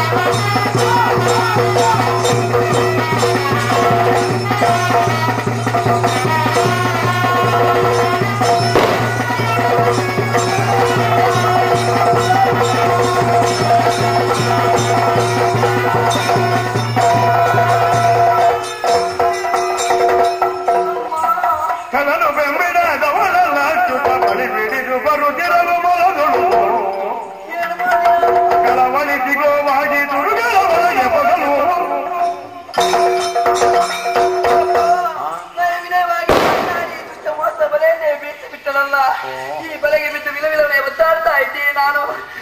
ಏನು ಮಾಡೋಣ? ಈ ರೂಪವು ನನಗೆ ಮಾರಕವಾಗಿ ಎನ್ನುವುದು ಸ್ಪಷ್ಟವಾಯಿತು ಎಂದು ನನ್ನ ಉಳಿವಿಲ್ಲ. ಬದುಕುವ ದಾರಿಯನ್ನು ಹಾಗೆ ಯೋಚಿಸ್ತಾ ಇದ್ದೆ. ಓಹೋ, ಮುಂದೆ ಕಾಣ್ತಾ ಇದೆ ಗೋವುಗಳು. ಗೋವಿನ ರೂಪಗಳು ತಾಳಿ ಅದರ ಸಾಲಿನಲ್ಲಿ ಸೇರಿಕೊಂಡು ಯಾವುದೇ ರೀತಿ ಆಪತ್ತು ಬರುವುದಕ್ಕೆ ಸಾಧ್ಯವಿಲ್ಲ. ಅದನ್ನ ಗೋರೂಪಿನಂತೆ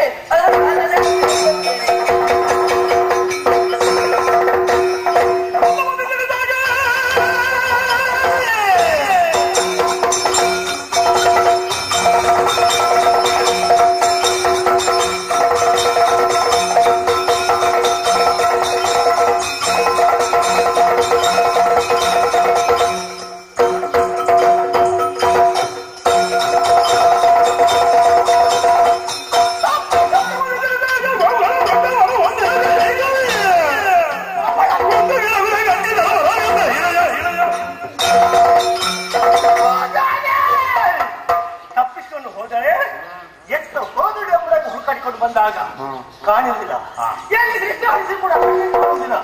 ಹಾಗೆ ಮುನ್ನಡೆಸಿಕೊಂಡು ಹೋದಾಗ ಗೋವುಗಳ ಹಿಂದೆ ಕಾಣುತ್ತಿದೆ. ರಕ್ಷಣೆಗಾಗಿ ಇವುಗಳೊಡನೆ ಸೇರಿಕೊಂಡಿರಬೇಕು. ಆದ್ದರಿಂದ ಕಾಣ್ತಿರುವಂತಹ ಗೋವುಗಳ ಕೆಲವನ್ನ ಮುಂದುವರಿತೇನೆ.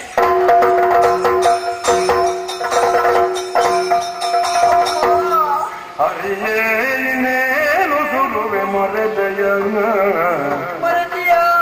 ಯಮಮ ಈ ಬರಿ ಗುರುಳನು ಬಾದಿ ಬರೆ ಈ ಬಗೆ ಬರಿ ಗರಿತು ಹರೇ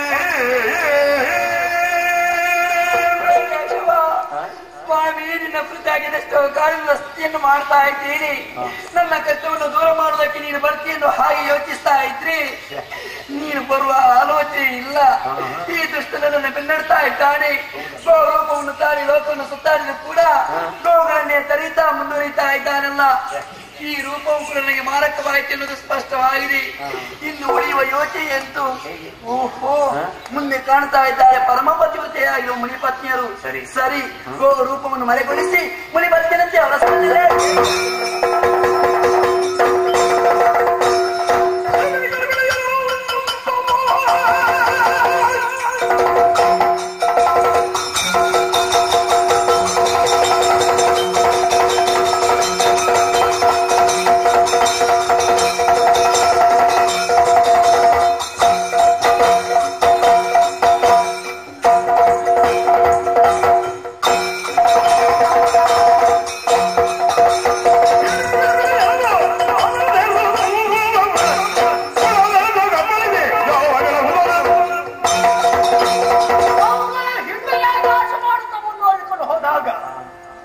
ತಪ್ಪಿಸಿಕೊಂಡು ಹೋದ ಎತ್ತ ಹೋದಳು ಎಂಬುದನ್ನು ಮುಂದುವರಿಕೊಂಡು ಹೋದಾಗ ಏನು ಕಾಣದಿದ್ದ ಋಷಿ ಪತ್ನಿಯರು. ಹಾಗಾದ್ರೆ ಇವರೊಡನೆ ಸೇರಿಕೊಂಡಿರಬೇಕು ಎಂಬುದಾಗಿ ನನ್ನ ಮನವು ಹೇಳುತ್ತಿದೆ. ಕಾಣ್ತಿರುವಂತಹ ಋಷಿ ಪತ್ನಿಯರ ತಲೆಯನ್ನು ಹುಡುಕಾಡ್ತೀನಿ.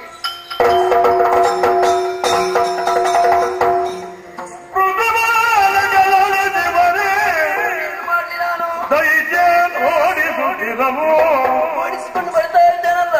ಬಲು ಬೇಸಗಳ ಬೋಧೇಮಿ ಲೋಕ ಲೋಕಗಳ ಚರಿಸಿ ಲೋಕ ಲೋಕವನ್ನು ಸುತ್ತಾಡಿದ ಹಾಗಾಯ್ತು. ಎತ್ತ ಮೊದಲು ಬಿಡುವಂತಿಲ್ಲ. ಅವನ ಕಾಣುತ್ತ ಅದೋ ಲೋಕಗಳ ಪೋಪೆ ಕಾಣುತ್ತಿರುವುದೇ ಅಧೋ ಲೋಕ ಎನ್ನುತ್ತ ಇಳೆಯೊಳ ಪಕ್ಕಲ ಅದಾದಲವನ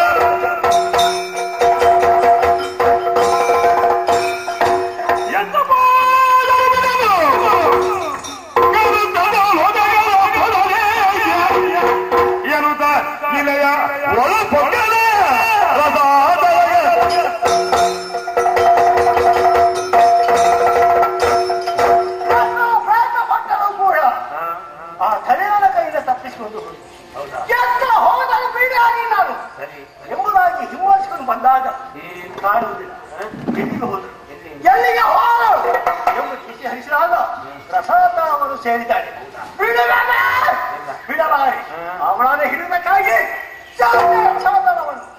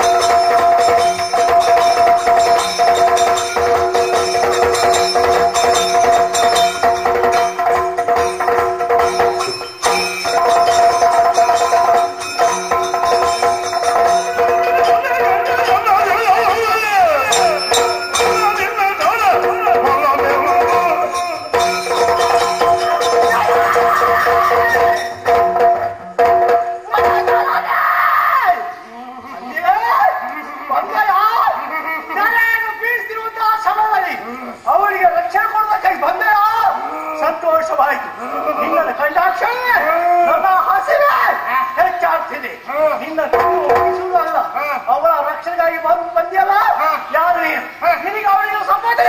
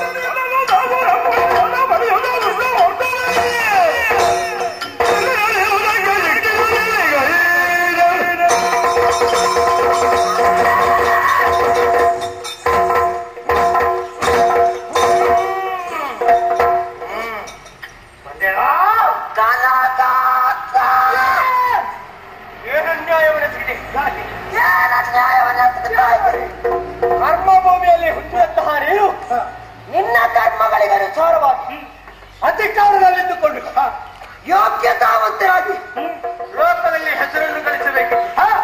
ಆದ್ರೆ ಅದನ್ನು ಬಿಟ್ಟೆ ಅನ್ಯಾಯದ ದಾರಿಯನ್ನು ಹಿಡಿದೆಯಾ? ಬ್ರಾಹ್ಮಣೋತ್ಸವರನ್ನು ವಿಧ ವಿಧವಾಗಿ ಪೀಡಿಸಿದೆಯಾ? ಕಟ್ಪಿಡಿ ಸ್ತ್ರೀಯರ ಉದರವನ್ನು ಬಗೆದೆಯಾ?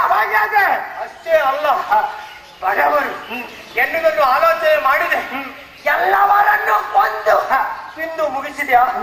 ಅಷ್ಟೇ ಸಾಲದೆ ದೇವತೆಗಳನ್ನು ಓಡಿಸಿದೆಯಾ? ಮೂರು ಲೋಕ ತನ್ನ ಅಧಿಕಾರದಲ್ಲಿದ್ದ ಅಹಂಕಾರದಿಂದ ಏನು ಮಾಡಿದೆ? ಅಷ್ಟೆಲ್ಲವೂ ಮಾಡಿದ್ದು ಸಾಲದೆ ಮತ್ತೆ ಭೂದೇವಿಯ ಸರಕಿಗೆ ಕೈ ಹಿಡಿದಲಿದ್ದಕ್ಕೆ ಮುಂದಾದೆಯಾ?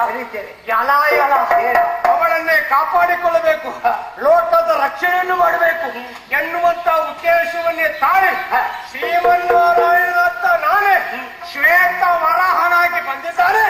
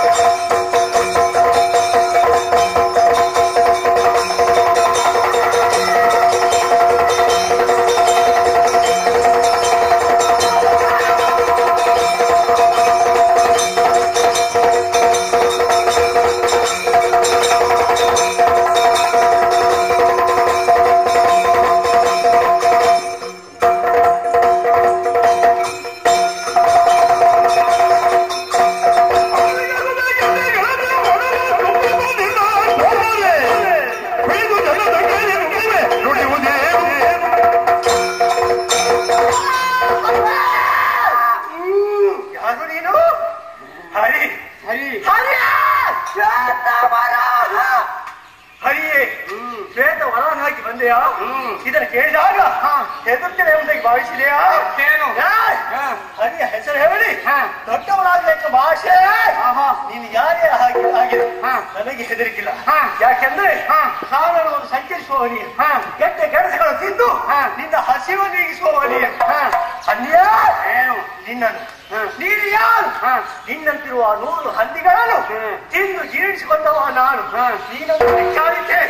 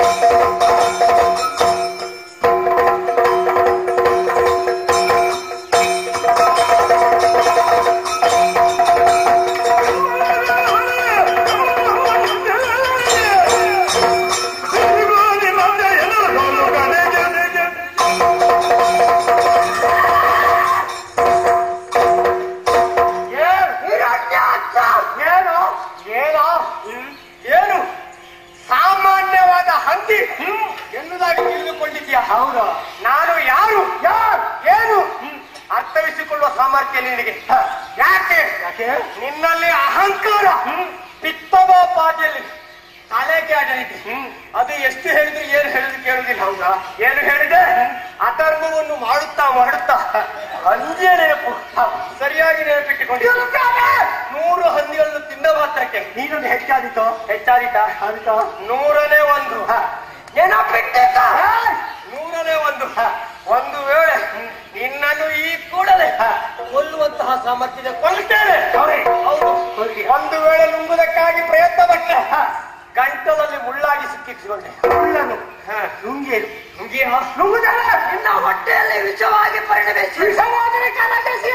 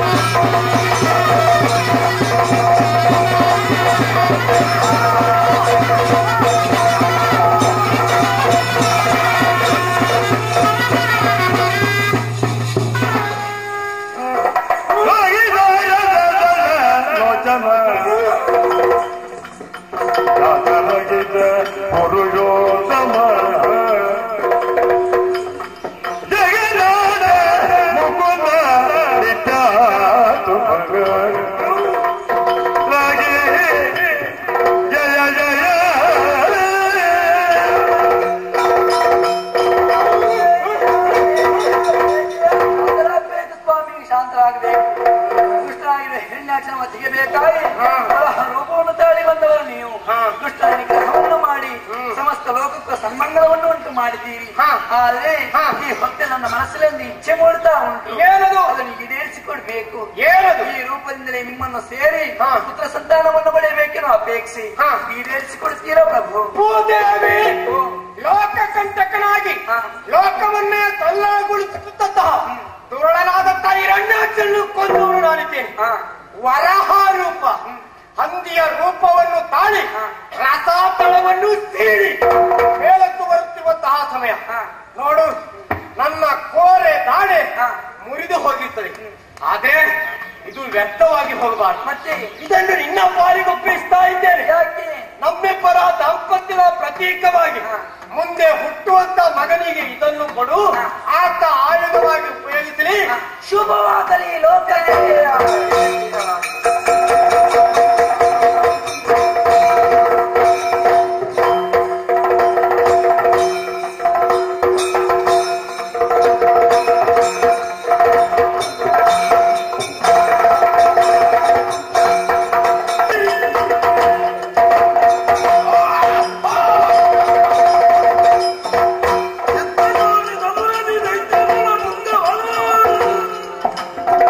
ಭಕ್ತ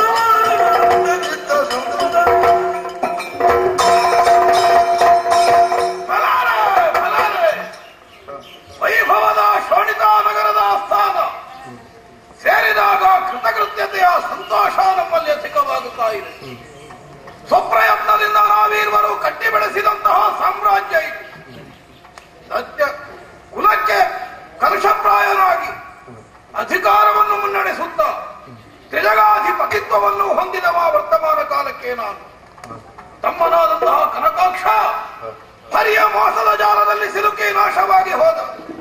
ವಿರೋಧವನ್ನು ಸಾಧಿಸುವುದಕ್ಕಾಗಿ ಸಾಕಷ್ಟು ಯತ್ನ ಮಾಡಿದರು, ಫಲಕಾರಿಯಾಗದೆ ಮತ್ತೆ ಅರಮನೆಗೆ ಸೇರುವಂತಹ ಸ್ಥಿತಿಯಾಗಿ ಹೋಯಿತು.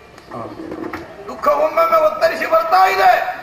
ಆದ್ರೆ ಏನು ಮಾಡೋಣ, ನಮ್ಮ ವಿರೋಧಿಯಾದಂತಹ ಹರಿ ಯಾವ ಕಾಲಕ್ಕಾದರೂ ಸಿಕ್ಕೇ ಸಿಗ್ತಾನೆ ಅನ್ನುವಂತಹ ವಿಶ್ವಾಸದಿಂದ ಆ ವಿಚಾರವನ್ನು ಸ್ವಲ್ಪ ಹಿಂದೆಗೆದುಕೊಂಡವನು ನಾನು. ಸಾಂಸಾರಿಕವಾದಂತಹ ದೃಷ್ಟಿಯಿಂದ ಯೋಚಿಸುವಾಗ ತುಂಬು ಸಂಸಾರ ನಮ್ಮದು, ಮನಕೊಪ್ಪಿದಂತಹ ಸತೀಕಯಾದು, ಮನಕ್ಕೆ ಹಿತವಾಗುವಂತೆ ನಡೆಯುವಂತಹ ಪ್ರಹ್ಲಾದ, ಇವರಿರುವರ ಸಾಂಗತ್ಯದಿಂದ ಮನಸ್ಸಿಗೆ ಹಿತವನ್ನಿಸ್ತಾ ಇದೆ. ನಿನ್ನೆ ದಿನ ಗುರುಮಠಕ್ಕೆ ವಿದ್ಯಾಭ್ಯಾಸಕ್ಕಾಗಿ ಕಳುಹಿದ್ದೆ ಹುಡುಗನನ್ನು, ಅದೊಂದು ವ್ಯಥೆ ಕಾಡ್ತಾ ಉಂಟು ಮನಸ್ಸಿನಲ್ಲಿ. ಯಾವಾಗ ಬರ್ತಾನೋ ಎಂದು ಕಂಡೇನೋ ನಮ್ಮ ಮಗನ ಮುಖ.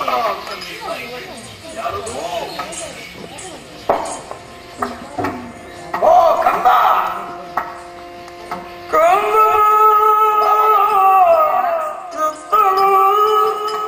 ಮಗನೇ, ನೀ ಬೇಗ ಬಂದುದೇನು ಗುರಿಗಳು, ನೀ ಬೇಗ ಬಂದುದೇನು ಗುರಿಗಳು, ಎಂದರೆ ನನು ಗುರುಗಳು, ನಿನಗೆ ಎಂದರೆ ನನು ಗುರುಗಳು, ನಗು ನಗುದನೆಂದಿರುವುದೇಕೆ ಪೇರು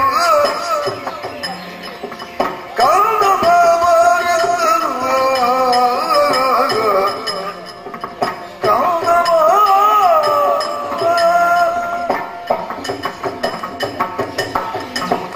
ಮಗನೇ ಪ್ರಹ್ಲಾದ, ದಿನವಷ್ಟೇ ಗುರುಮಠವನ್ನು ಸೇರಿಕೊಂಡವನು ನೀನಿಲ್ಲದೆ ಆ ಅಗಲುವಿಕೆಯ ದುಃಖದಲ್ಲ ಕಾಲವನ್ನು ಕಳೆಯುತ್ತಾ ಇದೆ. ಅನಿರೀಕ್ಷಿತವಾಗಿ ಆಸ್ಥಾನದಲ್ಲಿ ಒಮ್ಮೆಗೆ ಕಾಣಿಸಿಕೊಂಡವನಿದ್ದೆ.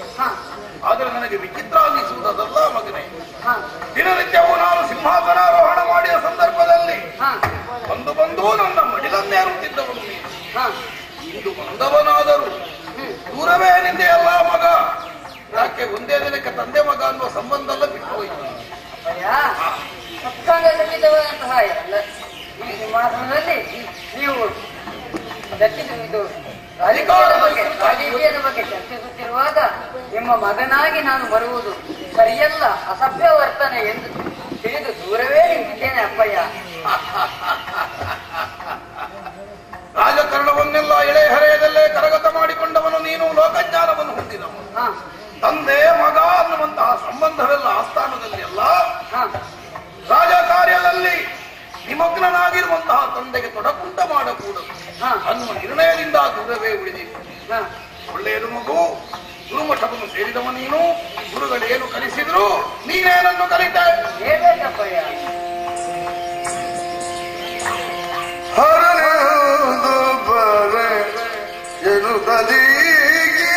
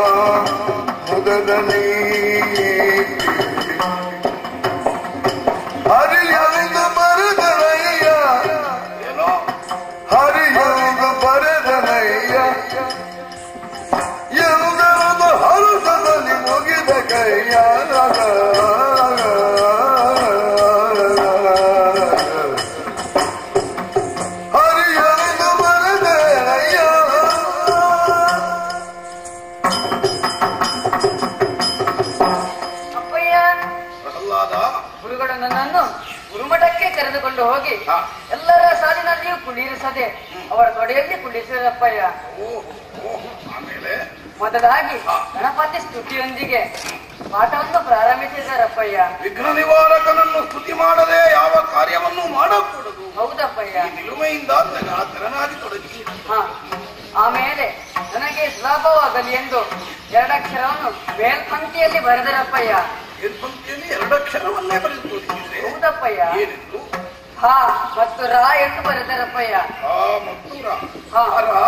ನಮ್ಮ ಕುಲದೇವನ ಹೆಸರು ಏನ್ ಮಾಡಿ ಮಗ? ಅಪ್ಪಯ್ಯ, ನಾನು ಹಾಗೆ ಬರೆಯಲಿಲ್ಲ ಅಪ್ಪಯ್ಯ. ಹಾಗೆ ಬರೆಯಲಿಲ್ಲ. ಹರಿ ಎಂದು ಬರೆದೆ. ಏನೆಂದು? ಹರಿ ಎಂದು ಬರೆದೆ. ಹರಿಯೆಂದು ಬರೆಯಬಹುದೇ? ಏನು? ಹರಿಯೆಂದು ಬರೆಯಬಹುದೇ? ಎನ್ನದನೆ ಬರೆಯದಿರು ಹುದಿಯ ಬರಿದೆಯೇ? ಎನ್ನದನೆ ಬರೆಯದಿರು ಹುದಿಯ ಬರಿದೆಯೇ? ಹರಿಯೆಂದು ಬರೆಯಬಹುದೇ? ಬರೆದು ನಗುದೆಯೇ?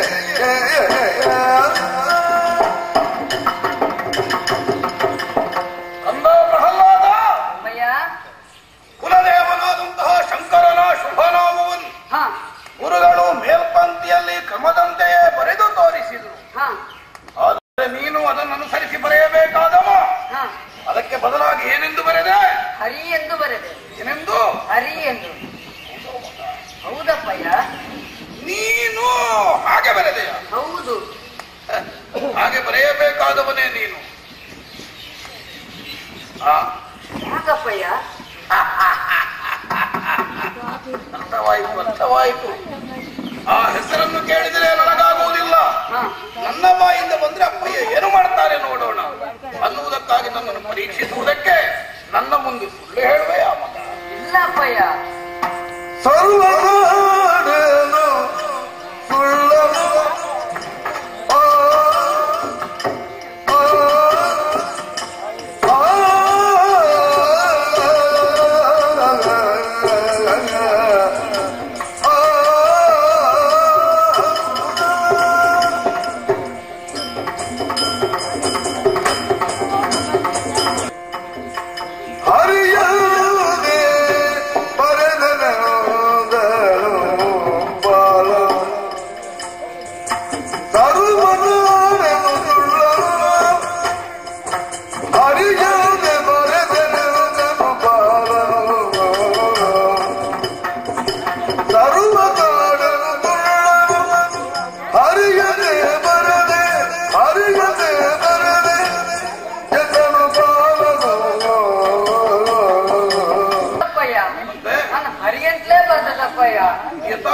ಹೌದಪ್ಪಯ್ಯ, ನಾನು ಸರಿಯಂತೆ ಎನ್ನಲಾಗಬೇಡ.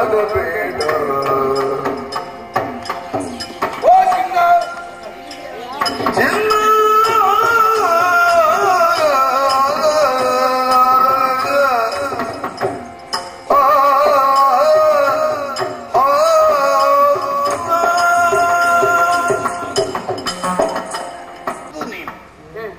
ಹೇಳಿದ್ದನ್ನು ಸರಿಯಾಗಿ ಕೇಳಿಸಿಕೊಂಡು ತಂದೆ ತಾಯಿಗಳಿಗೆ ಇಷ್ಟವಾಗುವ ಬಗೆಯಿಂದ ಬದುಕುವಂತಹ ಗುಣ ಇದ್ದವ. ಏನೋ ಅರಿಯದೆ ಆಡುತ್ತಿರಬೇಕು, ಹೋಗಲಿ ಬಿಡು, ದೊಡ್ಡ ವಿಷಯ ಅಲ್ಲ. ಇನ್ನು ಮುಂದೆ ಮಾತ್ರ ನಿನ್ನ ಹರಿಯ ಹೆಸರನ್ನು ಹೇಳಕೂಡದು. ನಮಗವ ಬದ್ಧ ವಿರೋಧಿ ಇದ್ದಾನೆ, ಅವ ಅನ್ಯಾಯಗಾರಲಿದ್ದಾನೆ. ನಿನ್ನ ಚಿಕ್ಕಪ್ಪನಾದಂತಹ ಕನಕಾಕ್ಷರನ್ನು ಹಂದಿಯ ರೂಪವನ್ನ ಅಂತ ಬಂದು ಕೊಂದು ಕಳೆದಮ್ಮ. ಅಂತಹ ನಮಗೆ ಅನ್ಯಾಯ ಮಾಡಿದ ಆ ದುರ್ನೀತಿವಂತನ ಹೆಸರನ್ನು ನನ್ನ ಮಗನಾಗಿ ನೀನು ಹೇಳಕೂಡದು ಮಗ. ಅವನ ಹೆಸರನ್ನು ಬಿಟ್ಟು ಬಿಡಿ ಅಪ್ಪಯ್ಯ.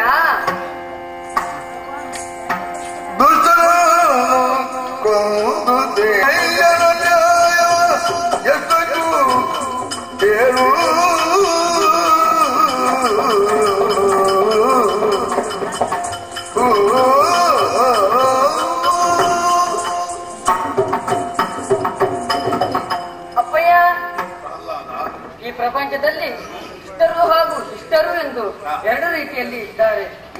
ನಮ್ಮ ಚಿಕ್ಕಪ್ಪ ದುಷ್ಟನಾಗಿ ಲೋಕ ಕಂಟಕನಾಗಿ ಮೆರೆದಾಡುತ್ತಿದ್ದಾನೆ. ಆದ ಕಾರಣ ಹರಿ ಅವನನ್ನು ಕೊಂದದ್ದಪ್ಪಯ್ಯ. ಸಜ್ಜನರಿಗೆ ಹರಿ ಏನೂ ಮಾಡುವುದಿಲ್ಲ ಅಪ್ಪಯ್ಯ.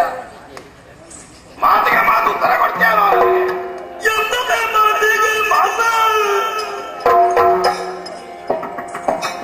ಬೆಳೆಸುತ್ತ ತಂದೆಗೆ ವಿರೋಧವಾದದ್ದನ್ನೇ ಸಾಧಿಸಬೇಕು ಅನ್ನುವ ಹಠವನ್ನೇನೋ ನನಗೆ. ದುಷ್ಟನಂತೆ ಅನ್ಯಾಯಗಾರರು, ನಾರಾಯಣ ಸಜ್ಜನ ಪಕ್ಷಪಾತಿ. ಏನೇ ಇರಲಿ, ನಮಗವನಿಂದ ಕೇಡಾಗಿದೆ ಅನ್ನುವುದು ಸ್ಪಷ್ಟ. ಇನ್ನು ಮುಂದೆ ಎಲ್ಲಿಯಾದ್ರೂ ಗೋವಿಂದನ ಹೆಸರು ನಿನ್ನ ಬಾಯಿಯಲ್ಲಿ ಬರಬೇಕು. ಒಂದು ಕೊಂದು ಮುಗಿಸಿ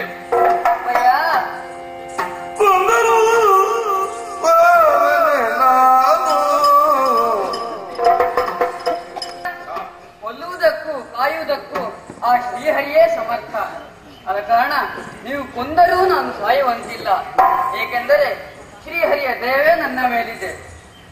ಬಿಡುವುದಿಲ್ಲ ನೀನು ಹರಿಸ್ಮರಣೆ. ಆದ ಕಾರಣ ನಾನು ಶ್ರೀಹರಿ ಸ್ಮರಣೆಯನ್ನು ಬಿಡುವುದೇ ಇಲ್ಲ.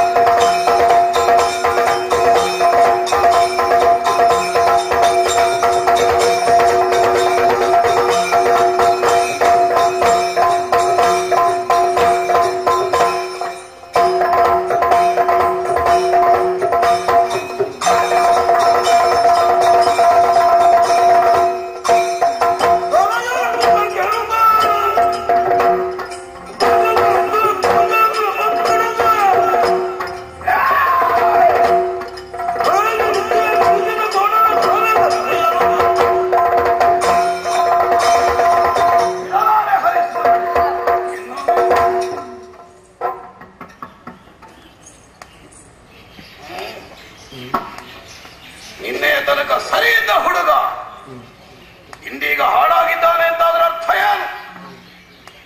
ಹೌದು, ಇವನ ತಪ್ಪಲ್ಲ, ಎಲ್ಲ ಅವನದ್ದೇ ಇರಬೇಕು ಮೋಸ. ವಿದ್ಯೆ ಹೇಳಿದ ಕೋಣ ಎಲ್ಲಿ ಚಂದ ಬಕ್ಕರು.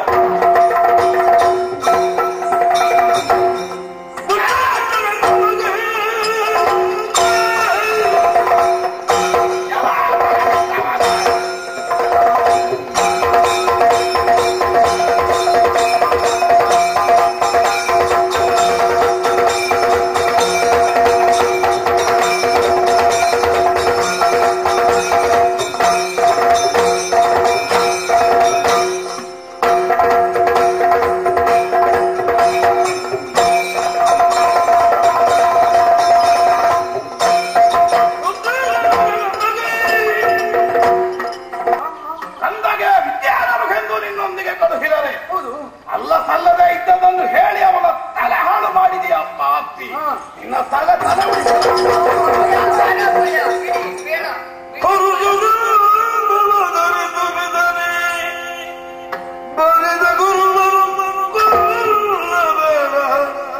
ಮತ್ತೆ ಏನಾದ್ರೂ ಹೇಳುವ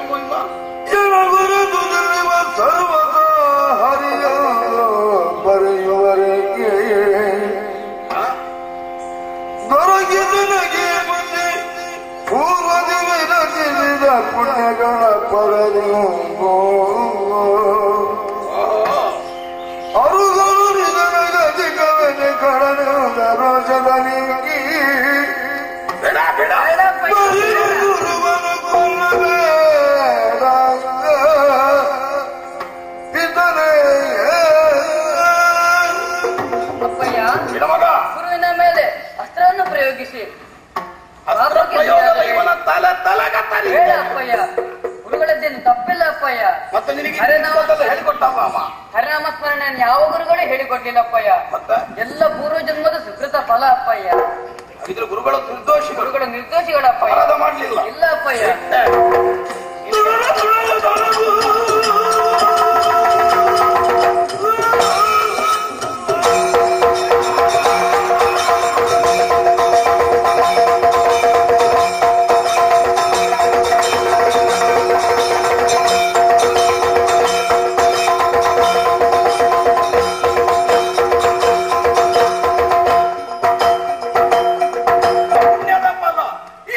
ಪುಣ್ಯ ತೀರಿಸ್ತೇನೆ.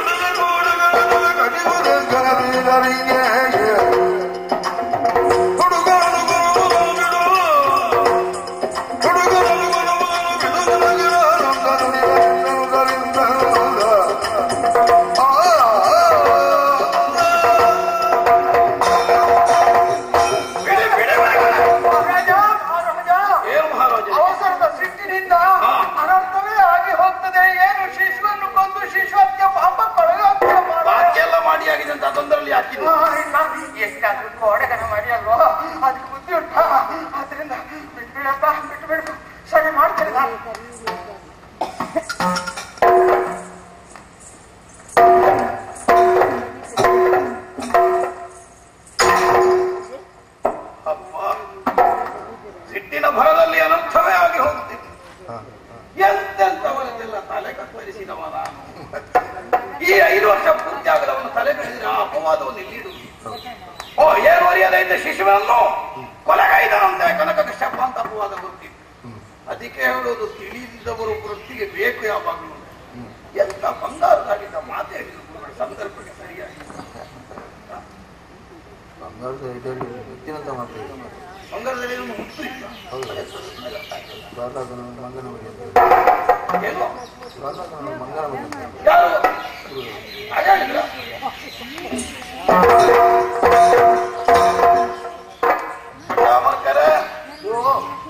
ಏನು ಮಣ್ಣು ಪರಿಮಳ ಬರ್ಲಿಕ್ಕೆ ಪ್ರಾರಂಭ ಆಗಿದೆ ನಿಮಗೆ? ಏನಾಯ್ತು ಏನಾಯ್ತು? ಪ್ರಹ್ಲಾದ ಎಂಬುದು ಮಂಗನ ಮರಿಯ ಮತ್ತೆಲ್ವಾ? ಹಾಗೆ ನನ್ನನ್ನು ದೊಡ್ಡ ಮಂಗ ಮಾಡಿ ಹೋಗುವಂತ ಆಲೋಚನೆ. ಹಾಗಲ್ಲ ಹಾಗಲ್ಲ, ಸಿಟ್ಟು ಮಾಡ್ಕೊಳ್ಬೇಡ. ಈ ಮಂಗನ ಮರಿ ಉಂಟಲ್ಲ ಅದಕ್ಕೆ ಚಪಲತೆ ಹೆಚ್ಚು. ಹಾಗೆ ಹೋಲಿಕೆ ಕೊಡುವಾಗ ಮಕ್ಕಳಿಗೆ ಅದನ್ನೇ ಹೋಲಿಕೆ ಹಾಗೆ ಹಾಗೆ. ಸ್ಥಿರವಾದ ಬುದ್ಧಿಯಲ್ಲ ಅಲ್ಲ. ಈಗ ಇದ್ದ ದರೆಗಳಿಗೆ ಇದ್ದೀತು ಅನ್ನುವ ವಿಶ್ವಾಸ ಇಲ್ಲ. ಬಿಟ್ಟು ಬಿಡಲೂಬಹುದು. ಏನೋ ಒಂದು ಹಠದಿಂದ ಹಾಗಾಡ್ತಾನೆ ಹೊರತು ಅದೇ ನಿಜವಾಗಿರ್ಬೇಕು ಅನ್ನುವಂತಹ ನಿಯಮ ಏನೂ ಇಲ್ಲ. ಹಾಗೆ ಬುದ್ಧಿಯಲ್ಲಿ ಮಂಗನ ಮರಿಗೆ ಸಮನಾದವನು ನೀರು ಸಿಕ್ಕಿದೆ ಮರದಲ್ಲಿ ಕೋಣ ನಾನು ಮೊದಲಿಗೆ ಲೆಕ್ಕ ಹಾಕಿದ್ದ ಹಾಗೆ. ಹೌದು, ನಿಮ್ಮನ್ನು ಕೋಣ ಮಾಡಿದ್ದಕ್ಕೆ ನಾನು ಈ ಸಲ ಮಂಗ ಮಾಡಿ ಹೋಗ್ತೀರಾ ಇಲ್ಲಿಂದ? ಆಗುದಿಲ್ಲ ಆಗುದಿಲ್ಲ. ಅದು ಸಿಟ್ಟಿನ ಅವಶ್ಯ. ಅದಕ್ಕೆ ಅಲ್ವಾ ತಿಳಿದವರೊಂದು ಹೇಳಿದ್ರು, ಊಟಕ್ಕೊಂದು ಮೊಸರು, ಮಾತಾಡುವಾಗ ಯಾವ್ದಾದ್ರು ಮೊಸರು ಬಂದೇ ಬರ್ತದೆ. ಹೋಗ್ಲಿ ಬಿಡಿ, ದೊಡ್ಡ ವಿಷಯ ಅಲ್ಲ. ಒಂದೇ ಸಲಕ್ಕೆ ಕಡಿದು ಮುಗಿಸ್ತಿದ್ದೆ ಹುಡುಗನನ್ನು. ನಾನು ಹೇಳಿಕೊಡ್ತೇನೆ, ಇನ್ನಾದ್ರೂ ತಿದ್ದಿದ್ದೇನೆ. ನಾನು ಒಮ್ಮೆ ಕರ್ಕೊಂಡು ಹೋಗ್ತೇನೆ. ಸರಿ ಮಾಡ್ತೀರಾ? ಹೌದು. ಧೈರ್ಯ ಉಂಟಾ? ಹೌದೌದು. ಪ್ರಯತ್ನ ಕೊನೆಯ ಪ್ರಯತ್ನ. ಹೌದು. ನಿಮ್ಮಿನ್ನು ಬೇರೆ ಅವಕಾಶ ಇಲ್ಲ.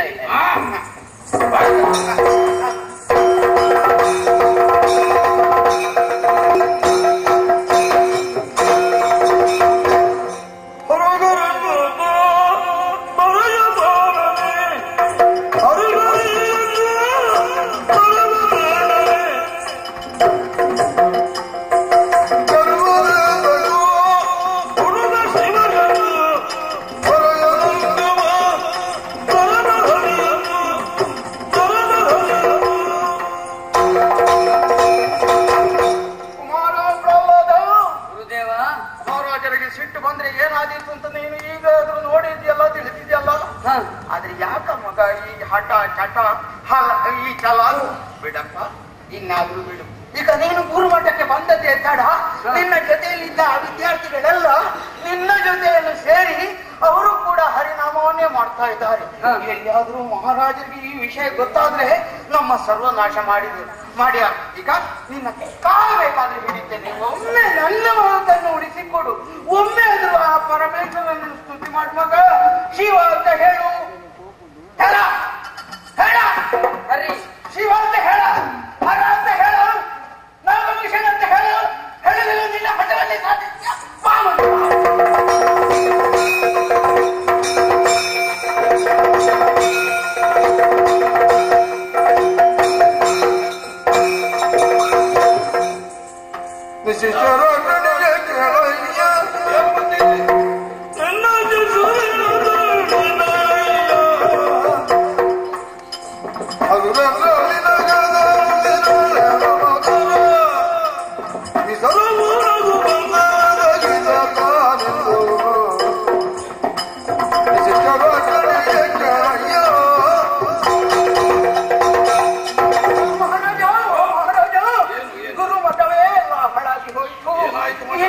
ನಿನ್ನ ಹುಡುಗ ಒಬ್ಬರಿಂದ ಹೀಗೆಲ್ಲ ಆಗಿ ಹೋದದ್ದು. ಏನು ಮಾಡಿದವ? ಮತ್ತೇನು, ನಾನು ಹೇಳಿಕೊಟ್ಟಾಗ ಅವ ಹೇಳುವುದೇ ಇಲ್ಲ.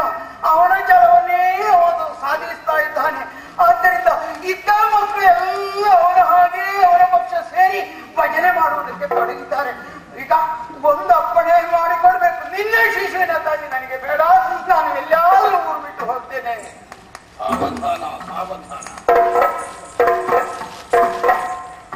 ಚಂಡಾಮರ್ಕರೇ ಮಹಾರಾಜ, ನಿಮಗೆ ಕರ್ಕೊಂಡು ಹೋದ ಮೇಲೆ ಅನುಭವಕ್ಕೆ ಬಂದದ್ದು. ನನಗೆ ಮೊದಲೇ ಅರ್ಥ ಆಗಿದೆ, ಇವನನ್ನು ಸರಿ ಮಾಡ್ಲಿಕ್ಕೆ ನಿಮ್ಮಿಂದ ಆಗುವುದಿಲ್ಲ. ಯೋಚನೆ ಮಾಡಬೇಡಿ. ಹುಡುಗನಿಗೆ ಬೇಕಾಗಿ ನಮ್ಮ ಸಂಬಂಧ ಹಾಳಾಗ್ತದೆ ಎಂದು ತಪ್ಪಾಗಿ ಕಲ್ಪಿಸಿಕೊಳ್ಬೇಡಿ. ನೀವು ಮೊದಲಿನ ಉದ್ಯೋಗದಲ್ಲೇ ಇದ್ದುಕೊಳ್ಳಿ. ಗುರುಮಠ ಸೇರಿ ಹುಡುಗನ ನಾನು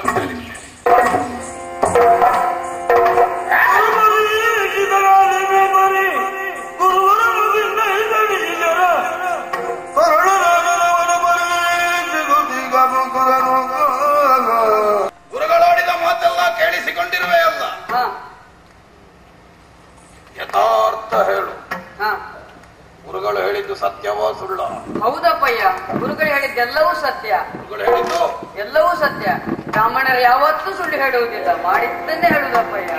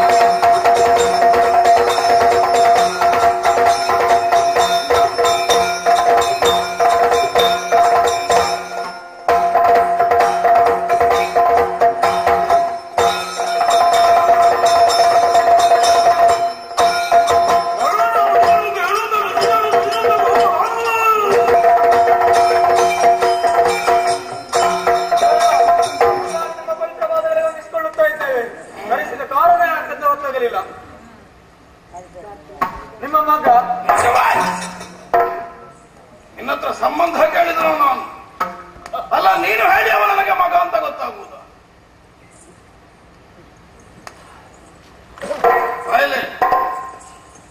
ನೋಡವನನ್ನು ಕಣ್ಣು ಕಣ್ಣು ನೋಡು, ಪ್ರಜ್ವಲಿಸುವ ಕೆಂಡದ ಹಾಗೂ ಕೈಯ ಗಠಾರಿ ನೋಡು. ಬೇಡ, ಕರುಣೆ ಅನ್ನುವ ಶಬ್ದಕ್ಕೆ ಇಬ್ಬರಿಗೂ ಅರ್ಥ ಗೊತ್ತಿಲ್ಲ. ಸ್ವಾಮಿನಿಷ್ಠರಾದಂತಹ ಸೇವಕರು ಅವರ ಪ್ರಾಣವನ್ನೇ ನಾನು ಬೇಕೆಂದು ಬಯಸಿದರೆ ನನ್ನ ಕಾಲಬುಡದಲ್ಲಿ ಕಿತ್ತಿಡಬಲ್ಲಂತಹ ಪ್ರಭುನಿಷ್ಠೆಯುಳ್ಳವರು.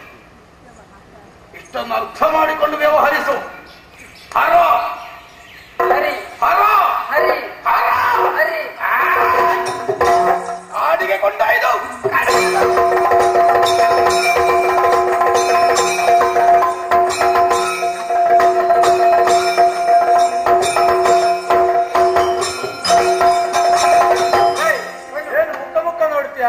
ನೀನು ಮೊದಲು ಕಾಡಿ, ನೀವೇ ಕಾಡಿ.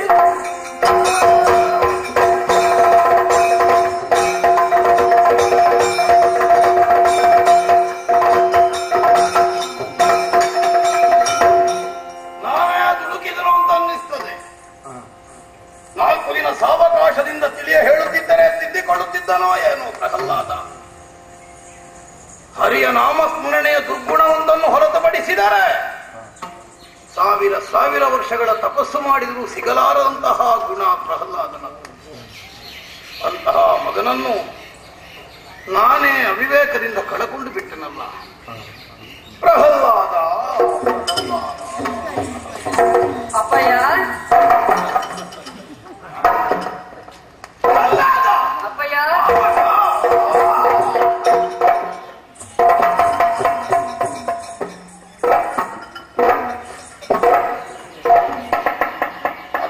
ಅಪ್ಪಯ್ಯ, ಅವರು ನಿನ್ನನ್ನು ಕಾಡಿಗೆ ಕೊಂಡೋದ್ರ ಮಗ? ಹೌದಪ್ಪಯ್ಯ. ತಲೆ ತಲೆ ತಲೆ ಕತ್ತರಿಸಿದ? ಇಲ್ಲಪ್ಪಯ್ಯ, ಅವರವರೇ ಜಗಳ ಮಾಡಿ ಅವರವರೇ ಕಳ್ಕೊಂಡ್ರಪ್ಪಯ್ಯ. ಅವರವರೇ ಸತ್ರಪ್ಪಯ್ಯ. ಸತ್ತಲ್ಲಿ ಸತ್ತು ಪಾತಿ ಮಕ್ಕಳು.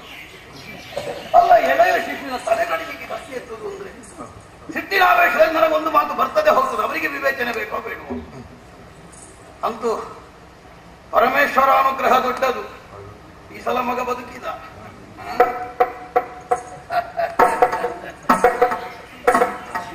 ಪ್ರಹ್ಲಾದ ಅಪ್ಪಯ್ಯ, ನಿನ್ನನ್ನು ನಾನು ಹೊಡೆದೆ ಬಡೆದೆ ದಂಡಿಸಿದೆ, ಕಟುಕರೆ ಕೈಗೆ ಕೊಟ್ಟೆ, ಕೊಲ್ಲುವುದಕ್ಕಪ್ಪಣೆ ಮಾಡಿದೆ.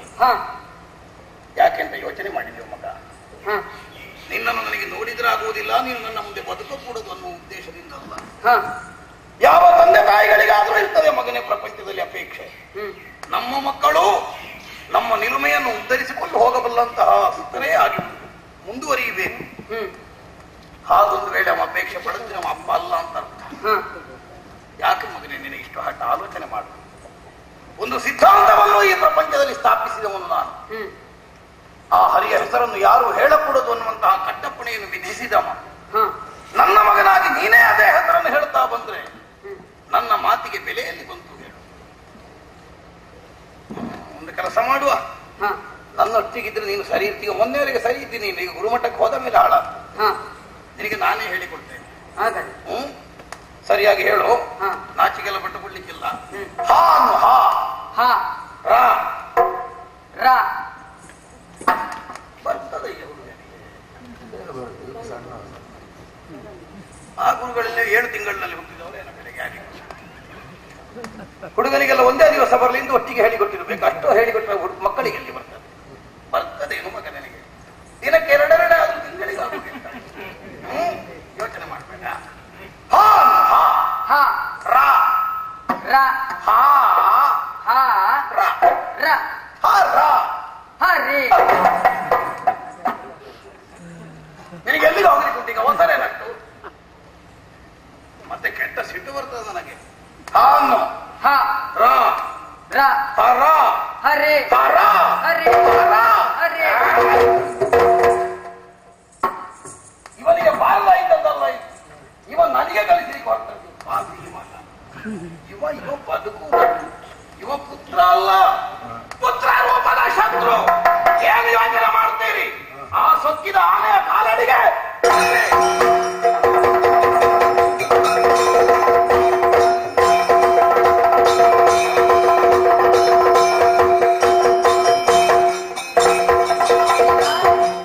ಆನೆಯ ಕಾಲಡಿಯಲ್ಲಿಯೂ ಬದುಕಿ ಬಂದೆಯ? ಪ್ರಜ್ವಲಿಸುವಂತಹ ಪ್ರಳಯ ಅಗ್ನಿ ಸದೃಶವಾದಂತಹ ಅಗ್ನಿಕುಂಡಕ್ಕೆ ನಿನ್ನನ್ನು ಬೀಳಿಸಿದೆ. ಅಲ್ಲಿಂದಲೂ ಬದುಕಿ ಬಂದೆಯ? ಕಾಳೋರಗಳೇ ತುಂಬಿರುವಂತಹ ಪಂಜರದೊಳಗೆ ನಿನ್ನನ್ನು ನೂಕಿಸಿದೆ. ಆ ವಿಷಸರ್ಪ ನಿನಗೇನೂ ಮಾಡಲಿಲ್ಲ. ಎತ್ತರವಾದಂತಹ ಪರ್ವತಾಗ್ರದಿಂದ ಪ್ರಪಾತಕ್ಕೆ ತಳ್ಳಿಸಿದೆ. ನಿನ್ನ ಮೈಗೊಂದು ಸಣ್ಣ ಗಾಯವೂ ಆಗಲಿಲ್ಲ. ವಿಶಾಲವಾದ ಶರಧಿಗೆ ನಿನ್ನನ್ನು ಬೀಳಿಸಿದೆ. ನಿನಗೆ ಉಸಿರುಗಟ್ಟಲಿಲ್ಲ. ನಗುನಗುತ್ತಾ ಎದ್ದು ಬಂದೆಯ? ಹೌದಪ್ಪಯ್ಯ. ಹೌದಪ್ಪಯ್ಯ. ನಗಬೇಡ. ನನಗರ್ಥ ಆಗುತ್ತದೆ. ಎಲ್ಲ ನನ್ನ ಮುಂದೆ ಒಪ್ಪಿಕೊಂಡು ಹೋದದ್ದು ಮಾತ್ರ. ಈ ಎಳೆಯ ಶಿಶುವಿನ ಮುಗ್ಧ ನಗೆಯನ್ನು ನೋಡಿ ಆ ಅಪ್ರಬುದ್ಧರು ಮರುಳಾಗಿ ಹೋದರು. ಇವ ಹಲ್ಲು ತೋರಿಸಿಯೇ ಬದುಕಿದೆ ಇವ ಮಗ. ಹಾಗಲ್ಲ. ಸರಿಯೋ? ಓ ಅದೇ ಸರಿ.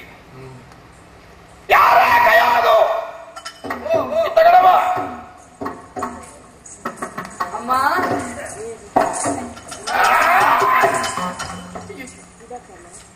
ಹೇಳು ಮಾಡ ಮನೆ ಒಳಗ.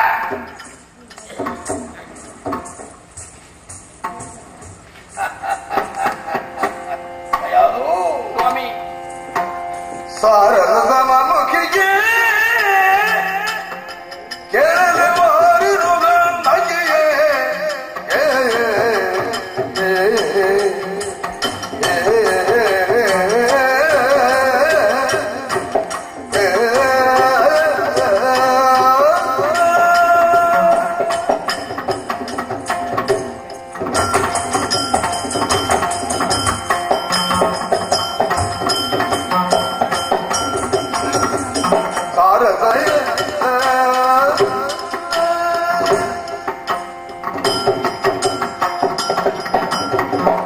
ಸರೋಜಮುಖಿ ದಯಾಳು ಪ್ರಾಣೇಶ್ವರ ಮಾರಿರುಹಂಬಕ್ಕಿಂತ ನಿನ್ನನ್ನು ನಾನು ಕರೆಯುತ್ತಾ ಇದ್ದೆ.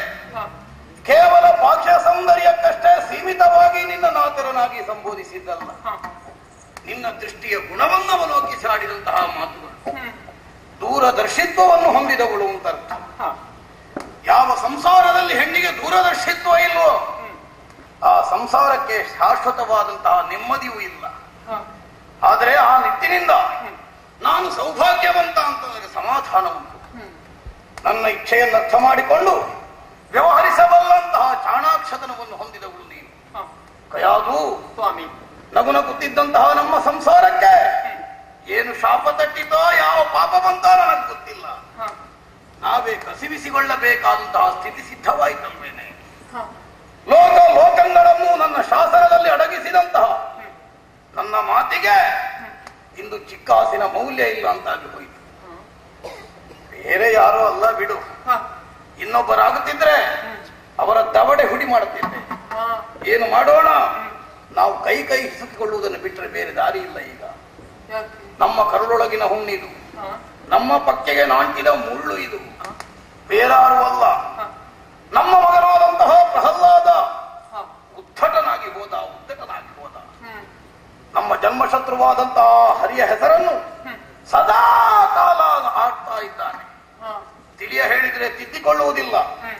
ಬುದ್ಧಿ ಹೇಳಿದ್ರೆ ಅರ್ಥ ಆಗುವುದಿಲ್ಲ, ಹೊಡೆದ್ರೆ ಅವನಿಗೆ ನೋವಾಗುವುದಿಲ್ಲ, ದಂಡಿಸಿದ್ರೆ ಹಠ ಬಿಡುವುದಿಲ್ಲ. ಏನು ಮಾಡೋಣ ಅನ್ನೋದೇ ನನಗೆ ಅರ್ಥವಾಗುವುದಿಲ್ಲ. ಊರಿನವರಿಗೆ ಮುಖ ತೋರಿಸುವುದಕ್ಕೆ ಮುಖ ಇಲ್ಲ ಅಂತ ಆಗಿ ಹೋಯಿತಲ್ಲ. ನಮಗೆಲ್ಲ ಒಂದು ಅಪ್ಪಣೆಯನ್ನು ವಿಧಿಸಿದ ಕನಕ ಕಶ್ಯಪ ಅವನ ಮಗ ಬೇರೆ ಆಗಿ ವ್ಯವಹರಿಸುತ್ತಾ ಇದ್ದರು. ಕೈ ಕಟ್ಟಿ ಕುಳಿತ ಅಂತ ಅಪವಾದವನ್ನು ಹೊಂದಬೇಕಾದಂತಹ ಸ್ಥಿತಿ ನಮಗೆ ಬಂತು. ಇದನ್ನು ಹೇಗೆ ಸರಿ ಮಾಡೋಣ ಸ್ವಾಮಿ? ಪ್ರಹ್ಲಾದ ಎಷ್ಟಾದ್ರೂ ನಮ್ಮ ಮಗ, ಸಣ್ಣವ. ಒಂದು ತಿಳಿದ್ರೆ 9 ತಿಳಿಯುವುದಿಲ್ಲ. ಇವತ್ತಲ್ಲದಿದ್ರೆ ನಾಳೆ ಸರಿಯಾದಾನು. ಹಾಗೆಂತ ಎಷ್ಟು ದಿನ ಕಾಯುವುದು? ಗಿಡವಾಗಿ ಬಗ್ಗದ್ದು ಮರವಾಗಿ ಬಗ್ಲಿಕ್ಕುಂಟ. ಈಗಲೇ ಸರಿ ಮಾಡಬೇಕಾದ್ದು ನಮಗಿರುವಂತಹ ಹೊಣೆ. ತಿಳಿಯ ಹೇಳಿದ್ರೆ ಅವ ತಿಳಿದುಕೊಂಡು ಸರಿಯಾದ. ನನಗೆ ತಿಳಿದಂತೆಲ್ಲ ತಿಳಿಯ ಹೇಳಿದ ನಾನು ಅವನಿಗೆ ಅರ್ಥ ಆಗುದಿಲ್ಲ.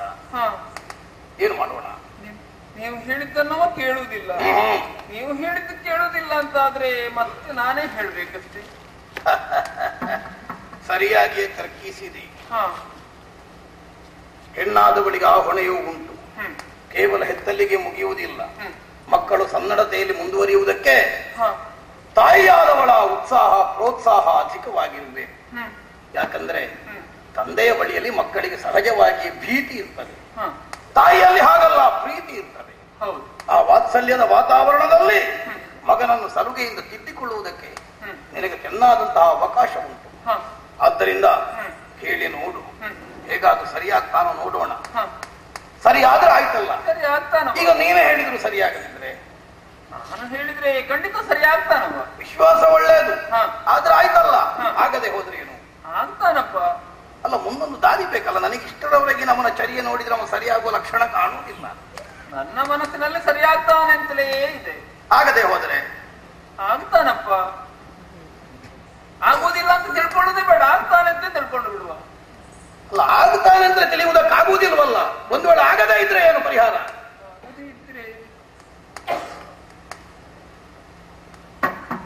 ಬೇಡ, ನಾನೇ ಹೇಳ್ತೇನೆ ಪರಿಹಾರ. ನಿನಗೆ ನಿನ್ನ ಮಗ ಪ್ರಹ್ಲಾದ ಬೇಕೋ ನಾನು ಬೇಕೋ? ಅಯ್ಯೋ, ಇದೆಂತ ಸಂದಿಗ್ಧ ಪ್ರಶ್ನೆ. ಮಗ ಬೇಕು ತಂದೆ ಬೇಡ, ತಂದೆ ಬೇಕು ಮಗ ಬೇಡ, ಹೀಗೆ ಹೇಳುವುದಕ್ಕುಂಟೆ ಸ್ವಾಮಿ? ನನಗಿಬ್ಬರು ಬೇಕು. ಆ ಯೋಗ ನಿನಗಿದ್ದಾಗ ನನಗನ್ನಿಸುವುದಿಲ್ಲ. ಆಯ್ಕೆಯ ಅವಕಾಶವನ್ನು, ಪೂರ್ಣ ಸ್ವಾತಂತ್ರ್ಯವನ್ನು ನಿನಗೆ ಕೊಟ್ಟಿದ್ದೇನೆ. ಬೇಕಾದದ್ದನ್ನು ನೀನು ಆಯ್ದುಕೊಳ್ಳಬಹುದು. ನಿನಗೆ ನಿನ್ನ ಹಣೆಯ ತಿಲಕ ಮುಖ್ಯವೋ ಕುಲ ತಿಲಕ ಮುಖ್ಯವೋ ಯೋಚಿಸಿ ನಿರ್ಣಯ ಮಾಡಬಹುದು.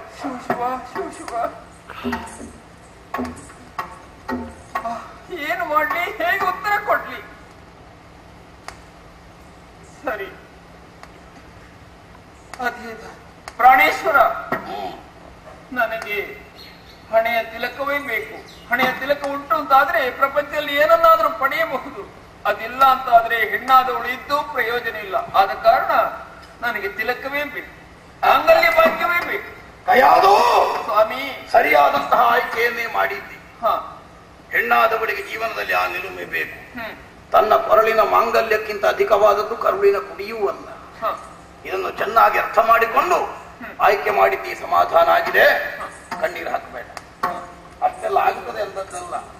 ಒಂದು ವೇಳೆ ಆದರೂ ನಮ್ಮಲ್ಲಿ ಒಂದು ನಿರ್ಣಯ ಬೇಕು ಅನ್ನುವುದಕ್ಕಾಗಿ ಮಾತ್ರ ಇಷ್ಟು ಬಗೆಯಿಂದ ಮಾತಾಡಿ ಯೋಚನೆ ಮಾಡಬೇಡ. ಹೇಳಿ ನೋಡು, ನೀನು ಹೆತ್ತ ಅಮ್ಮ ಅಪ್ಪ ಹೇಳಿದ್ರೆ ಸರಿಯಾದ. ಈಗ ತೆಕ್ಕ ಏನಿದು ವಿಷ? ನಾನಿದನ್ನು ಕುಡಿಯಲಿ? ನೀನ್ ಯಾಕೆ ಕುಡಿಬೇಕು? ಪ್ರಹ್ಲಾದನಂತಹ ಮಗನನ್ನು ಹೆತ್ತ ತಪ್ಪಿಗಾಗಿ. ಕಯಾದು ಸ್ವಾಮಿ, ಇನ್ನು ಮುಂದೆ ಇಂತಹ ಒಡಕು ಮಾತು ನನ್ನ ಮುಂದೆ ಬರಕೂಡದು. ಹುಟ್ಟಿದ ಮಕ್ಕಳು ಕೆಟ್ಟವರಾಗಲಿ ಒಳ್ಳೆಯವರೇ ಇರಲಿ, ಅದಕ್ಕೆ ತಂದೆಯೋ ತಾಯಿಯೋ ಒಬ್ಬೊಬ್ಬನೇ ಕಾರಣ ಅಲ್ಲ. ಇಬ್ಬರು ಸಮಾನ ಬಾಧ್ಯಸ್ಥರು. ನನಗೆ ಚೆನ್ನಾಗಿ ಪರಿಜ್ಞಾನ ಇದೆ. ಹೇಳಿ ನೋಡೋ ಪ್ರಹ್ಲಾದನಿಗೆ, ತಿದ್ದುವುದಕ್ಕೆ ನಾನಾ ವಿಧವಾಗಿ ಯತ್ನಿಸು. ಎಷ್ಟಕ್ಕೊಮ್ಮ ಕೇಳುವುದಿಲ್ಲ ಅಂತಾದ್ರೆ ಅಂತ ದುರ್ಬುದ್ಧಿಯ ಮಗನನ್ನು ಹೆತ್ತ ತಪ್ಪಿಗೆ ಘೋರ ವಿಷವಿತ್ತು ಕೊಲ್ಲವನ. ಶಿವ ಶಿವ ಶಿವ ಶಿವ ಕಾಂತನೋ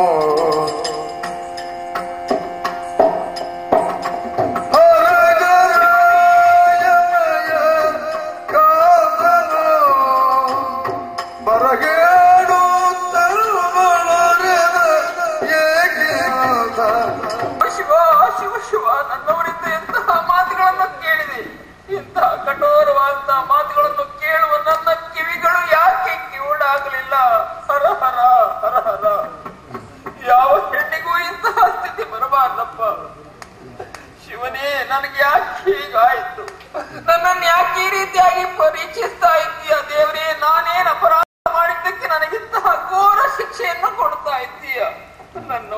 ಮಾತೇನು?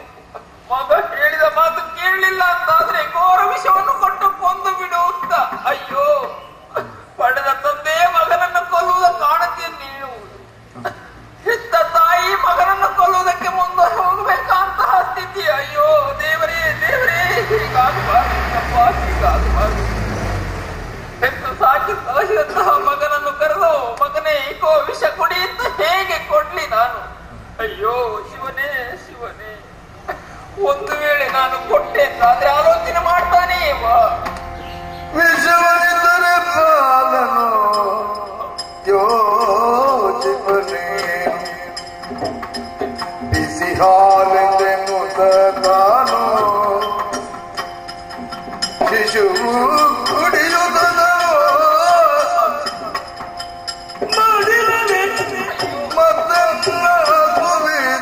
ಫಲಗಳೇನು? ಮಗನೇ ಪ್ರಹ್ಲಾದ ಬಾ ಅಂತ ಕರೆದರೆ ಸಂತೋಷವಾಗಿ ಓಡಿಕೊಂಡು ಬರ್ತಾನೆ, ತೊಡೆ ನೇರಿ ಕುಳಿತುಕೊಳ್ತಾನೆ. ಅಮ್ಮ ಯಾಕೆ ಕರೆದದ್ದು, ನನ್ನಿಂದೇನಾಗ್ಬೇಕು ಅಂತ ಕೇಳ್ತಾನೆ. ಆತನ ನುಡಿಯನ್ನು ಕೇಳಿ ನಾನೆಷ್ಟು ಸಂತೋಷ ಹೊಂದುತ್ತಾ ಇದ್ದವಳು. ಇಂದು ಸಹ ಹಾಗೆ ಮಗನೇ ಬಾ ಅಂತ ಕರೆದ್ರೆ ಬರ್ತಾನೆ. ಒಂದಾಗ ನಾನು ಘೋರ ವಿಷವನ್ನು ಅವನ ಕೈಗಿದ್ರೆ ಆ ತಮ್ಮ ಇದೇನು ಅಂತ ಕೇಳಲಿಕ್ಕಿಲ್ಲ, ಅದನ್ನು ಘಟಘಟನೆ ಕೊಡ್ದು ಬಿಡ್ತಾನೆ. ಅಯ್ಯೋ ಶಿವ ಶಿವ ಶಿವ ಶಿವ. ಮತ್ತೆ ಮುಂದಿನ ಪರಿಣಾಮದ ಬಗ್ಗೆ ಆಲೋಚನೆ ಮಾಡಿದ್ರೆ ಅಯ್ಯೋ ಹಾಗೇನಾದ್ರೂ ಆಯಿತು ಅಂತಾದ್ರೆ ಮತ್ತವನನ್ನು ಕಳೆದುಕೊಂಡು ನಾನು ಬದುಕಬೇಕೆ? ನನಗೆ ಬದುಕಬೇಕೇ? ಶಿವ ಶಿವ ಶಿವ ಶಿವ. ಏನು ಮಾಡ್ಲಿ ಏನು ಮಾಡ್ಲಿ, ಏನು ದಾರಿ ಇದಕ್ಕೆ? ಪ್ರತಿಬದಿಗೆ ಕಳನದಿ ಎತ್ತು ಗುಣದಲ್ಲಿ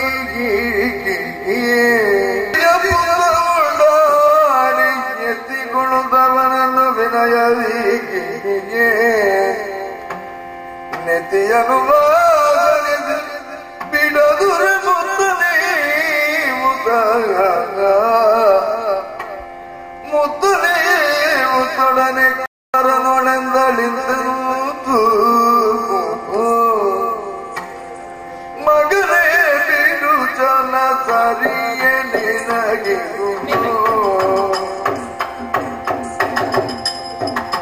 ಮಗನೇ ಬಿಡು ಜನ ಸರಿಯೇ ನಿನಗೆ ಹಗೆಯ ಕೊಂಡಾಡುವುದು ನಿರತದಿಗೆ ಜಗದಿಯೊಳಗೆ ಜನರು ಬೈಯರೆ ಮಗುಣ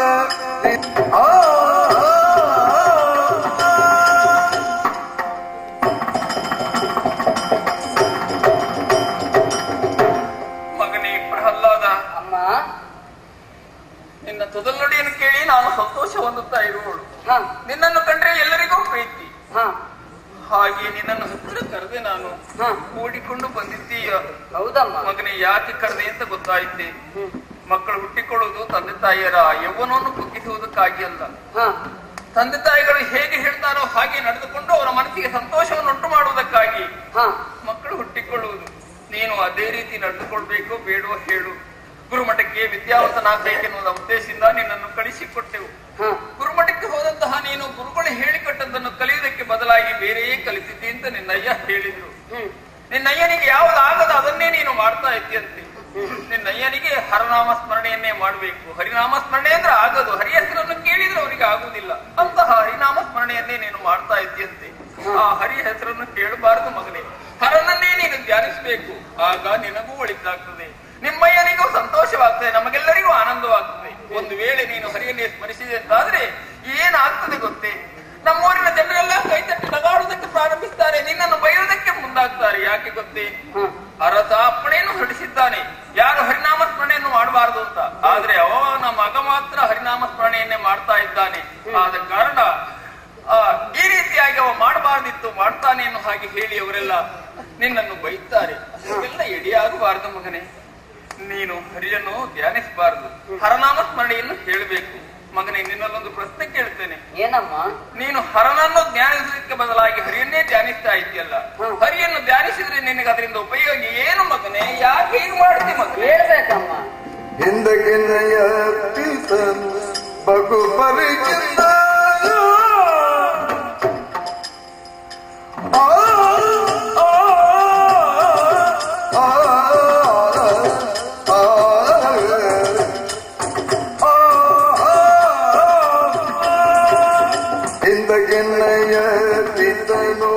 ಬಗುಬರಿಯಿಂದ ಕೊಳಲನ್ನು ಕರಿದರು ನೋವು ಬಿಡಿಸಿದ ಹಗುವರುವೆಂದು ಎನ್ನ ನೊಂದು ಬಿಡಿಸಿದರ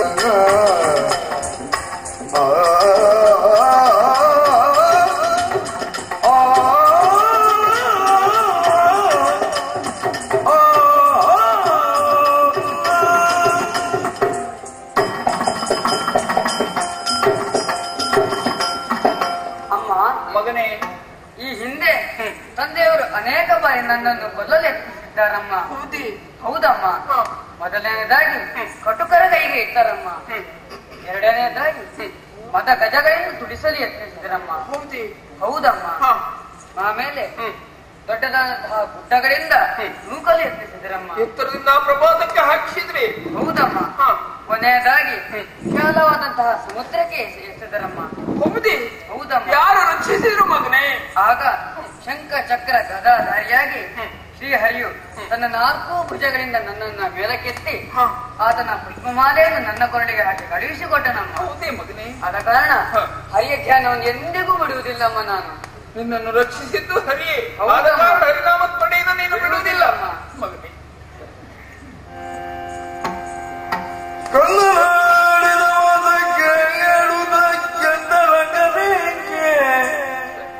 ಸುರಮುನೀಂದ್ರನುಗಿಂತ ಬಂದನ್ನೊಡನೆ ಪೇಳಿದ ಮಾತು ದಿಟವಾಯಿತು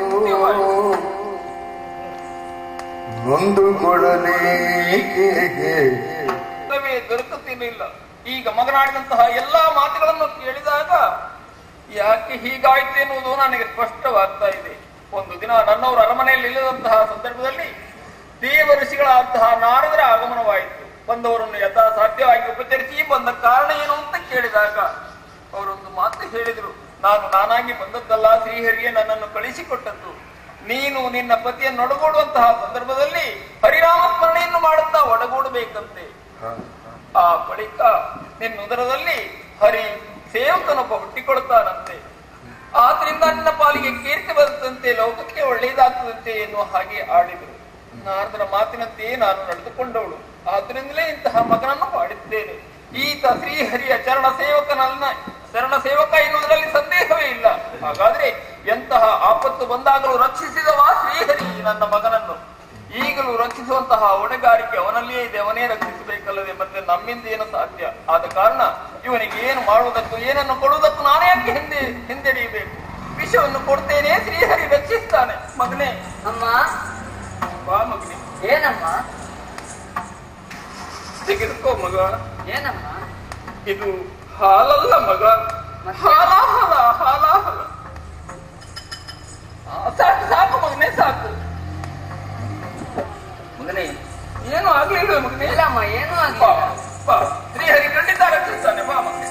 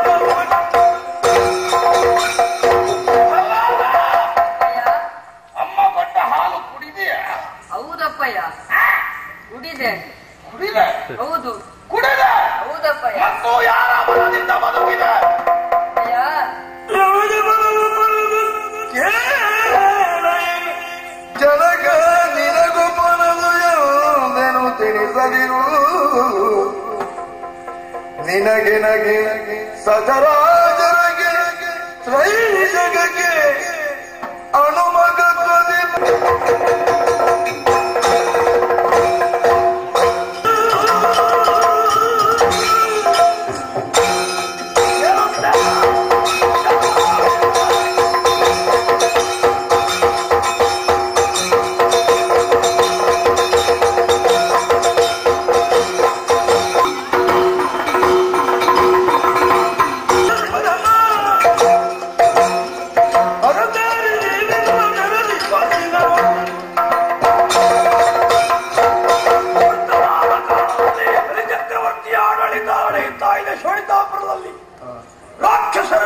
ನೆಮ್ಮದಿಯ ನಿಟ್ಟೆಸೆಯನ್ನು ಬಿಡುತ್ತಿದ್ದಾರೆ.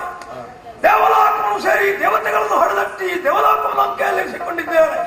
ಇಂದಿನ ದಿನ ನಮ್ಮ ಈ ಶ್ವೇತ ಪಟ್ಟಣದಲ್ಲಿ ಭೀತಿಯ ವಾತಾವರಣ ಹುಟ್ಟಿದೆ. ಯಾಕೆ? ದೇವತೆಗಳು ಬಂದರೆ ಅವರನ್ನು ಹೊಡೆಯುವುದಕ್ಕೆ ಮುಂದಾಗಿದ್ದಾರಂತೆ. ಬಾಯ್, ಯಾರು ಅವರಿಗೆ ಏನು ಮಾಡಬಾರದು, ರಾಜ ಮರ್ಯಾದೆಯಿಂದ ಒಳಗೆ ಕಳಿಸಿ.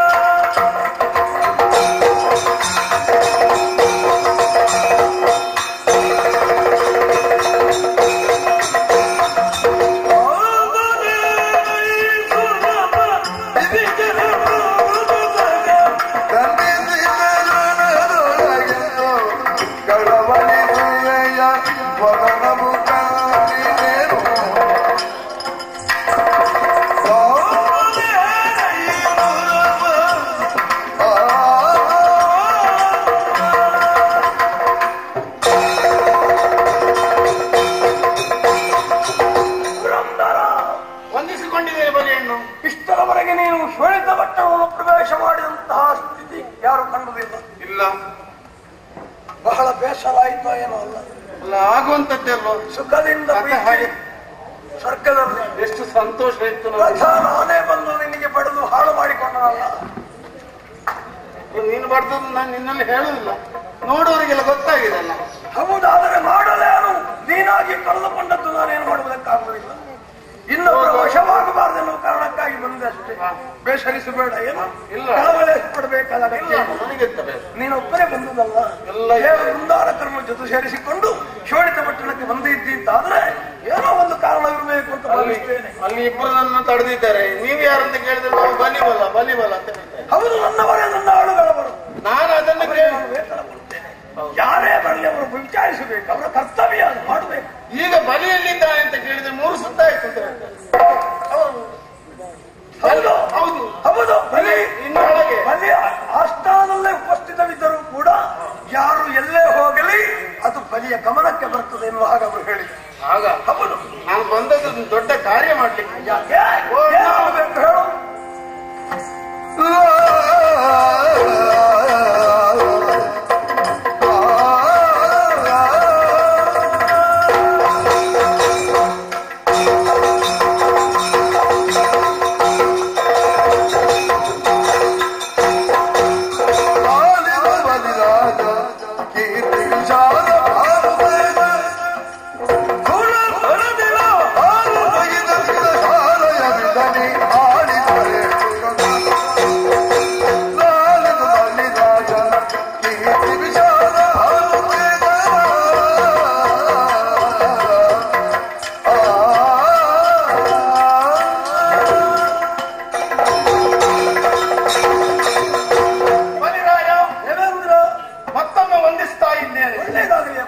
ಈಗ ನನಗೆ ನೀನು ನಾಯಕನಾಗಿದ್ದೀಯ. ನೀನು ಹೇಳಿದ ಹಾಗೆ ಯಾವತ್ತು ಕೇಳಬೇಕಾದ್ದು ನಿನ್ನ ದಾಸನಾದ ಕರ್ತವ್ಯ. ಹೌದಲ್ಲ, ನಾನು ಈಗ ದೇವೇಂದ್ರ ಮಾತ್ರ, ಹೆಸರಿಗೆ ಮಾತ್ರ, ಬೇರೆ ಏನೂ ಇಲ್ಲ. ಎಲ್ಲ ಮುಗಿದಿದೆ. ಇದ್ದದ್ದು ಸ್ವಲ್ಪ ನಿನ್ನ ಪಾಲಾಗಿದೆ. ಅಣ್ಣ, ಸ್ವಲ್ಪ ಅಂದ್ರೆ ಅಧಿಕಾರ ಮಾತ್ರ ಸಿಕ್ಕಿದ್ದು, ಬೇರೆ ಎಂತದ್ದು ಇಲ್ಲ ಅಲ್ಲಿ. ಅಲ್ಲ, 3 ಲೋಕದೊಂದು ಪಟ್ಟ ಉಂಟಲ್ಲ ಗಟ್ಟಿ. ಹೌದು ಅಣ್ಣ, ಈಗ ಒಂದು ವ್ಯವಸ್ಥೆಗೆ ನಾವು ಬರ್ಬೇಕು ಅಂತ ಯೋಚನೆ ಮಾಡಿ. ದೊಡ್ಡ ವ್ಯವಸ್ಥೆ ಯಾವುದಿಲ್ಲ ನೋಡುವ. ಮೊದಲೇ ಶೋಣಿತ ಪಟ್ಟಣ ಹೇಳ್ಬಿಟ್ಟು ಮಿರ್ಚಿಯೋ ನೀನು ಹೇಳ್ತೀಯಲ್ಲ, ಸುರಲೋಕ ಅಲ್ಲಿಗಿಂತ ದೂರ ಮಾಡಿ ಜನ ಇದೆ. ಅದಕ್ಕೆ ನಾನು ಬಂದದ್ದು. ಒಂದು 4 ದಿನ ಬಲಿಯ ಮನೆಯಲ್ಲಿ ಇದ್ದುಕೊಂಡು ನಾನು ಸಂತೋಷದಲ್ಲಿ ಇರುವ ಅಂತ. ಅಣ್ಣ, ನಾನು ನಮ್ಮ ಹೋದದ್ದನ್ನೆಲ್ಲ ಮತ್ತೆ ಪಡಿಬೇಕು. ಎಂತದ್ದು? ನಮ್ಮದೆಲ್ಲ ಹೋಗಿದ್ದೆಲ್ಲ ಸಮುದ್ರಕ್ಕೆ. ಹೌದು, ಅದನ್ನು ಇನ್ನೊಮ್ಮೆ ಪಡೆಯಬೇಕು. ಏನು ಕಳ್ಳರ ಕೈಯಲ್ಲಿ ಉಂಟು ಅದು? ಹೋದದ್ದನ್ನು ಪಡೆಯುವುದಕ್ಕೆ ನೀರಿಗೆ ಹೋಗಿದೆ. ಹೌದು, ನೀರಿಗೆ ಹೋದ್ರೆ ಸಿಕ್ಕಿದ್ದ ಮತ್ತೆ. ಅಲ್ಲ, ಅದು ಬೇಡ, ಮತ್ತೆ ಬೇರೆ ಮೊದಲು ನಮಗೆ ದೇವರು ಕೊಟ್ಟಿದ್ದಾರಲ್ಲ. ಹೌದು, ಇಲ್ಲ ಇನ್ನಾದ್ರೂ ಕೊಡಬಹುದು ಅಂತ ಅಲ್ಲಿಗೆ ಹೋದ್ರೆ. ಓಹೋ, ಇನ್ನೂ ಸ್ವಲ್ಪ ಏನಾದ್ರು ಅವನ ಸಹವಾಸ ಬಿಡ್ಲಿಲ್ಲ ನೀನು. ಈಗ ನಾರಾಯಣನ ಅನುಗ್ರಹ ಇಲ್ಲದ್ರೆ ಏನಾದ್ರೂ ಆಗುತ್ತದಲ್ಲ ನಮಗೆ. ಇಲ್ಲ, ನಿನಗೂ ಆಗುದಿಲ್ಲ, ನನಗೂ ಆಗುದಿಲ್ಲ. ನನಗೆ ಯೋಗ್ಯತೆ ನನಗೂ ಗೊತ್ತು. ನೋಡು ನನ್ನ ಅವಸ್ಥೆ. ಈ ಗೋವಿಂದ ಹೀಗೆ ಮಾಡಿ ನಾನು ಬೇಡ ಬೇಡ ಅಂತ ಹೇಳಿದ್ರು ದೇವೇಂದ್ರ ನೀನೇ ಆಗ್ಬೇಕು, ಬೇರೆ ಯಾರು ಆಗುದಿಲ್ಲ. ನನ್ನ ಪ್ರಾರಂಭ ಅವನಿಗೆ ಗೊತ್ತು, ಅವನಿಗೆ ಗೊತ್ತು. ಅಣ್ಣ, ನಾನು ಅವನನ್ನು ನಂಬಿ ಎಲ್ಲ ಉಂಟು ಅಂತ ಧೈರ್ಯದಿದ್ದೆ, ಎಲ್ಲ ಕಳೆದುಕೊಂಡಿದ್ದೇನೆ. ಮತ್ತೆ ಹೋಗಿ ಅವನ ಕಾಲಬುಡದಲ್ಲಿ ನಾನು ಏನು ಮಾಡ್ಲಿಕ್ಕೆ ಉಂಟು ದೇವರೇ, ಏನು ಮಾಡಬೇಕು ಅಂತ ಕೇಳಿದೆ. ಇನ್ನಾದರೂ ಬದಲಾಯಿಸಿ. ಅದಕ್ಕೆ ನೀನು ದೇವೇಂದ್ರ ನೀನೇ, ಆದ್ರೆ ಸ್ವಲ್ಪ ದಿನ ಅವ ಇರ್ಲಿ ಅಲ್ಲಿ. ಆದ್ರೆ ಏನುಂಟು, ಅವನಿಗೆ ಏನಿಲ್ಲ, ಬರೀ ಶೂನ್ಯ ಮಾತ್ರ. ನೀನಿರುವಾಗ ಎಂತ ಸಂಭ್ರಮ ಇತ್ತು, ಅದನ್ನು ಮತ್ತೆ ಪಡಿಬೇಕು. ನೀನು ಹೋಗಲ್ಲಿಗೆ ಇನ್ನೊಂದು ಹೊಗಳಿ ಅಟ್ಟಳಿಗೆ ಏರಿಸಬೇಕಿದ್ರೆ ಅವನೇ ಆಗಬೇಕು. ಸ್ವರ್ಗಕ್ಕೆ ಹೋಗುತ್ತೆ ಹೇಳಿದ್ದಲ್ಲ, ಶೋಣಿತನಗರಕ್ಕೆ ಹೋಗುತ್ತೆ ಹೇಳಿದ. ಅಲ್ಲಿಗೆ ಹೇಳುತ್ತೆ ಕವನೇ ಬಂದ. ಇದು ಉಳಿಗಕ್ಕೆ ನೃತ್ಯ ಇಲ್ಲಿ ನನಗೆ ಉಳಿಗಾದ್ರೆ ಏನಾದ್ರೂ ಏನು ಮತ್ತೆ ಬಂದು ಹರಿಯಾಕೆ ಕಳುಹಿದ. ಹರಿ ಕಳುಹಿದ್ದು ಬೇರೆ ವಿಶೇಷ ಉಂಟು. ಏನು ನೀವು ಇಲ್ಲ ಇಲ್ಲ ಅಂತ ಹೊರಗುದು ಬೇಡ, ನಿನ್ನ ಬಲಿ ಮತ್ತು ನೀನು ಒಟ್ಟಾಗಿ ಸಮುದ್ರದ ಬದಿಗೆ ಹೋಗಿ. ಯಾಕೆ ತಲೆ ಹಿಡ್ಕೊಂಡು ಹೋಗ್ಲಿಕ್ಕೆ ಹೇಳಿದ್ದಲ್ಲ, ಮತ್ತೆ ಯಾಕೆ ನೀನು ಹೇಳಲಿಕ್ಕೆ ಅಲ್ಲ. ಅಲ್ಲಿ ಹೋದದ್ದನ್ನೆಲ್ಲ ಮೇಲೆ ತರಬೇಕು ಅಂತ. ಎಂತದ್ದನ್ನು ಸಮುದ್ರದ ಒಳಗೆ ಹೋಗಿದೆಲ್ಲ. ಹೌದು, ಮೀನು ಇರಬಹುದು, ರತ್ನ ಇರಬಹುದು. ಮೀನಲ್ಲ, ಸ್ವರ್ಗದಲ್ಲಿರುವಂತ ಸರ್ವ ಸಂಪತ್ತು ಶ್ರೀಮರಿಂದ ಒಳ ಹೋಗಿದೆ ಅಲ್ಲ, ಅದನ್ನು ಮತ್ತೆ ಮೇಲೆ ಎತ್ತುವುದಕ್ಕೆ ನಾರಾಯಣ ದೇವರು ಆಜ್ಞೆ ಮಾಡಿ. ಈಗ ನಾನು ನೀನು ಪ್ರಯತ್ನ ಪಟ್ಟರೆ ಕೆಲಸ ಆಗುತ್ತದ? ಅದು ಹೌದು, ಆ ಲೋಕದಲ್ಲಿ ಇದ್ದದ್ದು ಪುನಃ ಬರ್ತದಲ್ಲ, ಮೇಲೆ ಬರ್ತದೆ. ಅಣ್ಣ, ಒಂದು ವಾಸುಕಿ ಮತ್ತೊಂದು ಪರ್ವತ ಅಲ್ಲಿಗೆ ತಂದು ಅದನ್ನು ನೀರಿಗೆ ಹಾಕಿ ಸುರಾಸುರರು ಸೇರಿ ಪಡೆಯುವುದು. ಅದು ಬಿಸಿಯಾದಾಗ ಮೇಲೆ ಬರ್ತದೆ. ಮೇಲೆ ಬಂದ್ರೆ ಒಂದೊಂದೊಂದೊಂದೊಂದೇ ಸ್ವರ್ಗಕ್ಕೆ ಸೇರ್ತದೆ. ಮತ್ತೊಂದು ಬೇರೊಂದು ವಿಶೇಷ ಹೇಳಿದ್ದಾರೆ. ಏನು ಹೇಳಿದ್ದಾರೆ? ಅಲ್ಲಿ ನಾವು ಕಡೆಯುವಾಗ ಆ ಬಿಸಿಯನ್ನು ಸಹಿಸುವುದಕ್ಕೆ ಸಾಧ್ಯವಿಲ್ಲದೆ ಒಂದು ಕಷಾಯ ಬರ್ತದೆ. ಯಾವ ರೀತಿಯದ್ದು ಬೇಕು ನಿನಗೆ?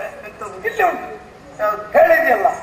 ನೀವು ಕುಡಿಯುವ ಕಷಾಯ ನನಗೆ ಬೇಡ, ನೀವು ಮದ್ಯಪಾನ ಮಾಡುವವರು. ಹೌದು, ನಾವು ಮದ್ಯದಲ್ಲಿ ಯಾವಾಗಲೂ ತೆಕ್ಕೊಳ್ಳೋದಿಲ್ಲ. ಇಲ್ಲ, ರಾತ್ರಿಗೆ ಹಾಗಲ್ಲ. ಮತ್ತೆ ನಾವು ಎಲ್ಲಿಯಾದ್ರೂ ಅಮೂಲ್ ಪದಾರ್ಥ ತೆಕೊಂಡದ್ದು ಇಲ್ಲಪ್ಪ. ಪಾಪ ನಮ್ಮ ದೇವರ ಹಣೆಗೆ ಹೊಡೆದದ್ದು ಮಾತ್ರ ಅಲ್ಲ, ಅದು ಹೋಗ್ಲಿ. ಈಗ ಇದು ಹೊಸ ಕಥೆ. ಹೊದ್ದು ಅದು ಅಲ್ಲಿ ಸಿಗುವುದು ಅಮಲ ಪಾನೀಯ ಅಲ್ಲ, ಅಮೃತ. ಅಮೃತ ಅಮೃತ ಅಮೃತ ಅಂದ್ರೆ ಮರಣ ಗೆಲ್ಲುವಂತ. ಇಲ್ಲಿ ಯಾರಿಗೂ ಹೇಳ್ಬೇಡ. ಅದನ್ನು ನೀನು ಮತ್ತು ನಾನು ಮಾತ್ರ ಕುಡಿಯುವುದು. ನಾವು ಸಾಯಲಿಕ್ಕೆ ಇಲ್ಲ. ಅದನ್ನು ಯಾವ ಬುದ್ಧಿಯೋ ಎಲ್ಲರೂ ಸೇರಿಕೊಳ್ತಾರಲ್ಲ, ನನಗೆ ನನಗೆ ಅಂತ. ಹೌದು, ಆದ್ರಿಂದ ಬರುವ ಅಮೃತವನ್ನು ನಾವು ಹಂಚಿಕೊಳ್ಳೋಣ. ಹಾಗೆ ಹಂಚಿಕೊಳ್ಳೋಣ. ಅಣ್ಣ, ನಿನ್ನದು 66, ನನ್ನದು 33. ಒಟ್ಟಿಗೆ ನೀರಿಗೆ ಹಾಕುವ. ನೀರಿಗೆ ಹಾಕಿದ್ರೆ ಅದನ್ನು ತೆಗೆಯುವ. 10 ವರ್ಷ ಕಳೆಯುವಾಗ ನಿನಗೆ 200 ಸಿಗ್ತದ. ಮತ್ತೆ ನಾವು ಒಟ್ಟಿಗೆ ಸೇರಿ ಸಮುದ್ರವನ್ನು ಒಳ್ಳೆಯ ತೀರ್ಮಾನವನ್ನೇ ಹೇಳಿರುವೆ. ಹರಿಕಳು ಹೇಳಿದರೆ ನಾನು ಹಾಗೆ ಏನಂತ ಹೇಳುವ ಹಾಗಿಲ್ಲ. ನನ್ನವರಲ್ಲಿ ಹೇಳುತ್ತೇವೆ, ಒಂದು ನಿರ್ಧಾರಕ್ಕೆ ಬರ್ತೇವೆ, ಅಲ್ಲಿವರೆಗೆ ವಿಶ್ರಾಂತಿ. ಹರಿಪ್ರಸಾದ ಹೇಗೆ ಉಂಟು ನೋಡು.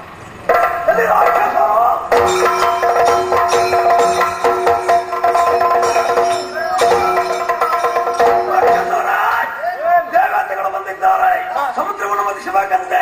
ಏನು ಮಾಡುತ್ತೀರಿ ಇದಕ್ಕೆ?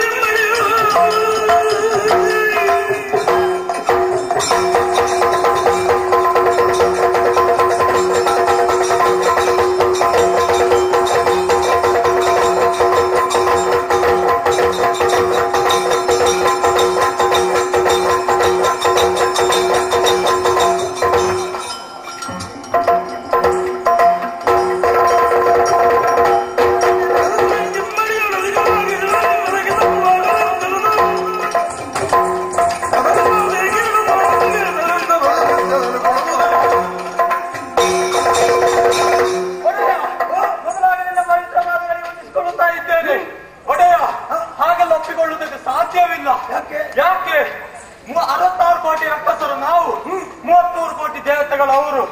ಆದ್ದರಿಂದ 3 ಪಾಲಲ್ಲಿ 2 ಪಾಲು ನಮಗೆ ಸಿಕ್ಕಬೇಕು, 1 ಪಾಲು ಅವರಿಗೆ. ಅಷ್ಟು ಸಿಕ್ಕಿದ್ರೆ ಮಾತ್ರ ನಾವು ಒಪ್ಪಿಕೊಳ್ಳುತ್ತೇವೆ, ಇಲ್ಲದ್ರೆ ಒಪ್ಪಿಕೊಳ್ಳುವುದೇ ಇಲ್ಲ. ಅವರನ್ನೇ ಮಾತಾಡುವ ದೇವೇಂದ್ರ.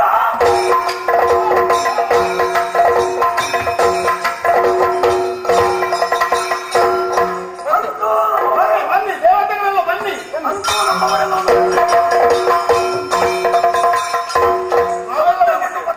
ನಾವೆಲ್ಲರೂ ಒಪ್ಪಿದ್ದೇವೆ. ಒಪ್ಪಿದ್ದೀರಾ? ಹೌದು. ಆದರೆ ಇದಕ್ಕೊಂದು ನಿಬಂಧನೆ ಇದೆ. ಇನ್ನಿಂತ ನಿಬಂಧನೆ? ಸಿಕ್ಕಿದಂತಹ ಸುವಸ್ತುಗಳನ್ನು 3 ಪಾಲಾಗಿಸಬೇಕು.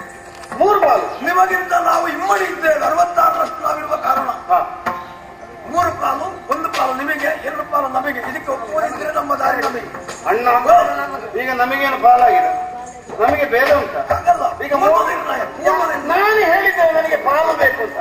ನನಗೆ ಏನು ಬೇಡ, ನೀವು ಬಿಟ್ಟದ್ದು ಹಾಗೆ ಬಿಡುವುದಾ? ನೀನೇನಾದ್ರು ಇಲ್ಲ ಅಂತ ಹೇಳಿ ಬರಿಗೈ ಇವರು ಬೇಡ ಅಂದ್ರೆ ನಾವು ಕೊಡ್ಬೇಕು ಇವರಿಗೆ. ಅಲ್ಲ, ನೀವು ಕೊಡುದಿದ್ರೆ ತಗೊಳ್ತೇನೆ. ಮೊದಲೊಮ್ಮೆ ಕೊಟ್ಟಿದ್ದೀರಲ್ಲ, ಇನ್ನು ಅಲ್ಲಿ ಸಿಕ್ಕಿದ್ದನ್ನು ಕೊಡುದಿದ್ರೆ ನಾನು ಯಾಕೆ ಬೇಡ ಅಂತ ಹೇಳ್ಬೇಕು?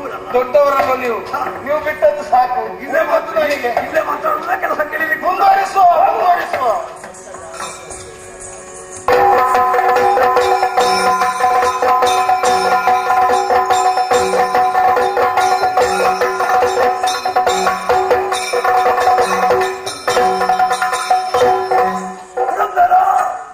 ನೋಡಿದೆಯಾ ನಮ್ಮ ಈ ಶ್ವೇನ ಕಂಡಾಕ್ಷಣವೇ ಸಮುದ್ರ ಹಿಂದೆ ಸರಿಯುತ್ತಾ ಇದೆ. ನೀರೆಲ್ಲ ಸ್ವಲ್ಪ ಆ ಕಡೆ ಹೋಯ್ತು. ಯಾಕಂದ್ರೆ ನಮ್ಮನ್ನು ನೋಡಿ ಅದು ನಾಚಿದೆ ಅಂತ ಅರ್ಥ.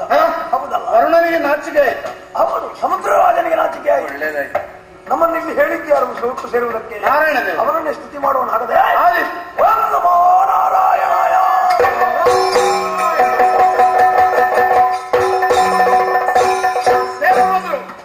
ದೇವಾಸುರರು ಸಂತೋಷವಾಯಿತು.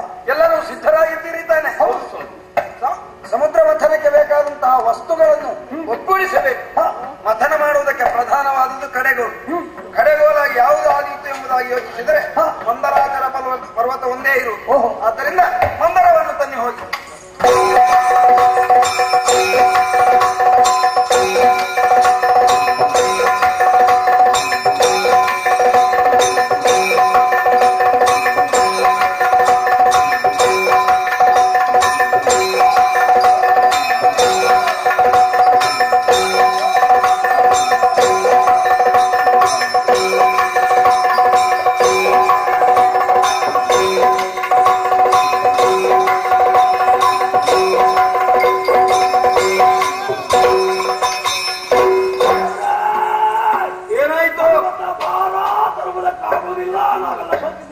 ವಿಹಗನನ್ನು ಕಳಿಸಿಕೊಡ್ತೇನೆ, ಅವನ ಹೆಗಲೇರಿಸಿಕೊಂಡು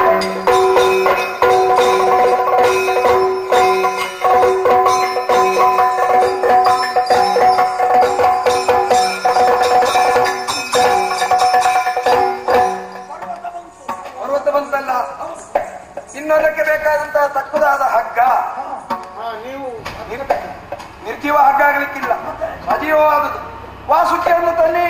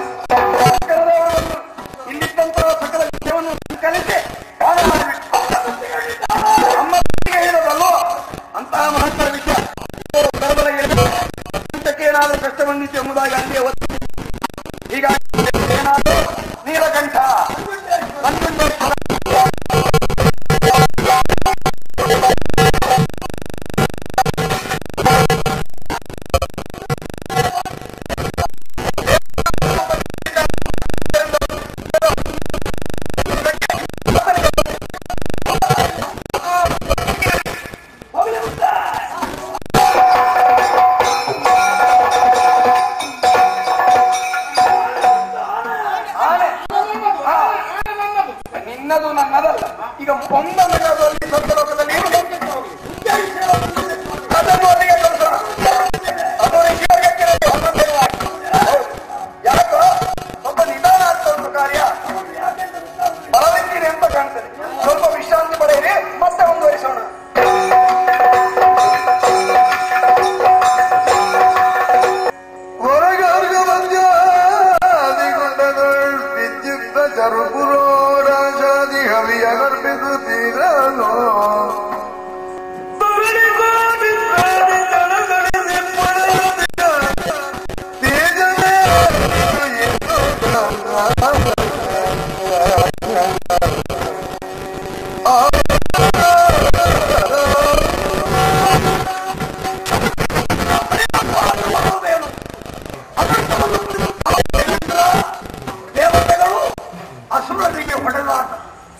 ಹಾಗಿದ್ದರೆ ಧರ್ಮ ಮಾರ್ಗದಲ್ಲಿಯೂ ದೇವಲೋಕ ನನಗೆ ಸಿಗಲಿಲ್ಲ.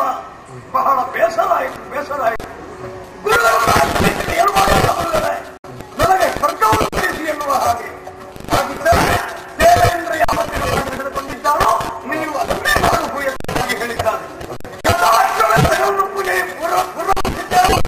ವಿಶ್ವವನ್ನೇ ಗೆಲ್ಲುವಂತಹ ಉದ್ದೇಶದಿಂದ ವಿಶ್ವಜಿತ್ ಯಾಗಕ್ಕೆ ಕೈಗೆತ್ತಿಕೊಂಡಿದ್ದೇನೆ. ನೋಡಿದೀರಾ ಆಗಸದೆತ್ತರಕ್ಕೆ ಅಗ್ನಿ ಉರಿಯುತ್ತಿದ್ದಾನೆ. ಶೆಟ್ಟರು ಪುರೋಷಾದಿ ಹವಿಯನ್ನು ಹವಿಸ್ಸನ್ನು ಅರ್ಪಿಸ್ತಾ ಇದ್ದಾರೆ ಋತ್ವಿಜರು. ಮನಸ್ಸಿಗೆ ಸಂತೋಷ. ಈ ನಡುವೆಯೇ ತರಣಿ ಕೋಟಿ ಪ್ರಕಾಶದಿಂದ ಹೊಳೆಯುತ್ತಾ ಇದೆ ಯಜ್ಞಮಂಟಪ. ಯಾಕೆ ಎನ್ನುವುದೇ ಅರ್ಥವಾಗದೆ ಹೋಯಿತಲ್ಲ.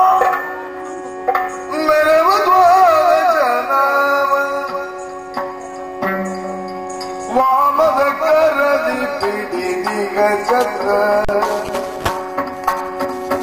ದಕ್ಷಿಣ ಕರದೊಳಗೆ ದಂಡವನ್ನು ಧರಿಸಿಗ ಮಡುವರೆ ಜರಿಗರಗುತ್ತ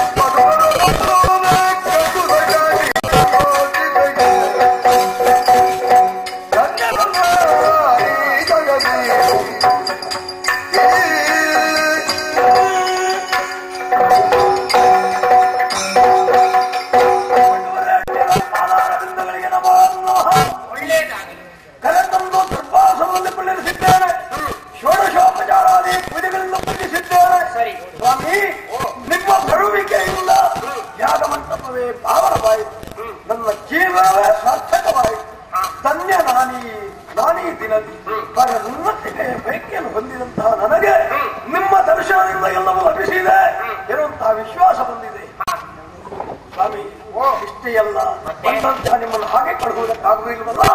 ನಾನು ನಿಮಗೆ ಬೇಕಾದರೂ ಕೊಡಬೇಕು. ಏನು ಬೇಕು ಕೇಳಿ ಕೊಡುತ್ತೇನೆ. ಕೇಳು ಕೇಳಿ ಸಾರ್ವಭೌಮಗನೇ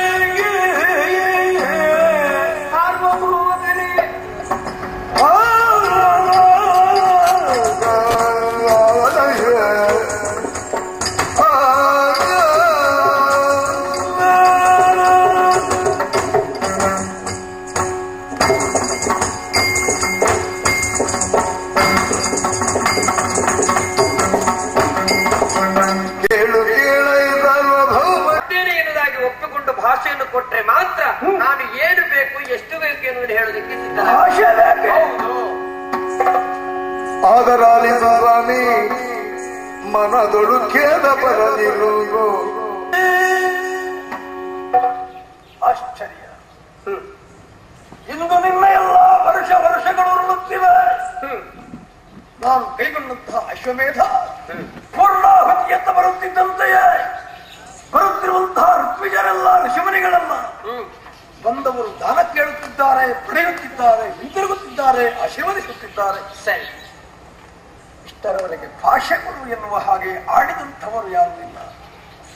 ಆದರೆ ಭೂಸುರೋತ್ತಮತರಜರಾಗಿರುವಂತಹ ನೀವು ಬಲಿ ಕೊಡ್ತೇನೆ ಎನ್ನುವ ಹಾಗೆ ಬಾಯಲ್ಲಿ ಹೇಳಿದ್ರು ಸಾಲದು. ಭಾಷೆ ಕೊಡು ಎನ್ನುವ ಹಾಗೆ ಆಡಬೇಕಿದ್ರೆ ಬಲಿಯಲ್ಲಿಯಾದರೂ ತಪ್ಪಿ ಹೋದನೆ ಈ ಹಿಂದೆ. ಯಾರಿಗಾದ್ರೂ ಕೊಡ್ತೇನೆ ಎನ್ನುವ ಹಾಗೆ ಹೇಳಿ ಕೊಡದೇ ಇದ್ದು ಅಂತೆ ನನ್ನ ಜೀವನದಲ್ಲಿ ಅಂತಹ ಘಟನೆ ಗಡಿಸಿರುವುದಿಲ್ಲ. ವಾಂಚಿತಾರ್ಥವನ್ನು ಸಾಧನದಿಂದ ಕರುಣಿಸ್ತೇನೆ ಎನ್ನುವ ಹಾಗೆ ಹೇಳುತ್ತಾ ಕರದ ಮೇಲೆ ಕರ ತಟ್ಟಿ ಹೇಳುತ್ತಾ ಇದ್ದೇನೆ. ಖಂಡಿತವಾಗಿಯೂ ಪದದೊಳಗಾದ ಮುರಣಿಯನ್ನು ಕರುಣಿಸು ಮೇದಿನಿಯನ್ನು ನೀ ಎಲ್ಲ ಪದದೊಳಗಾದ ಮೂರಡಿಯನ್ನು ಕರುಣಿಸು ಮೋದ ಬಡವರು ಜೀವನಾವಧಿ ವೃದ್ಧಿಯಾಗುವುದು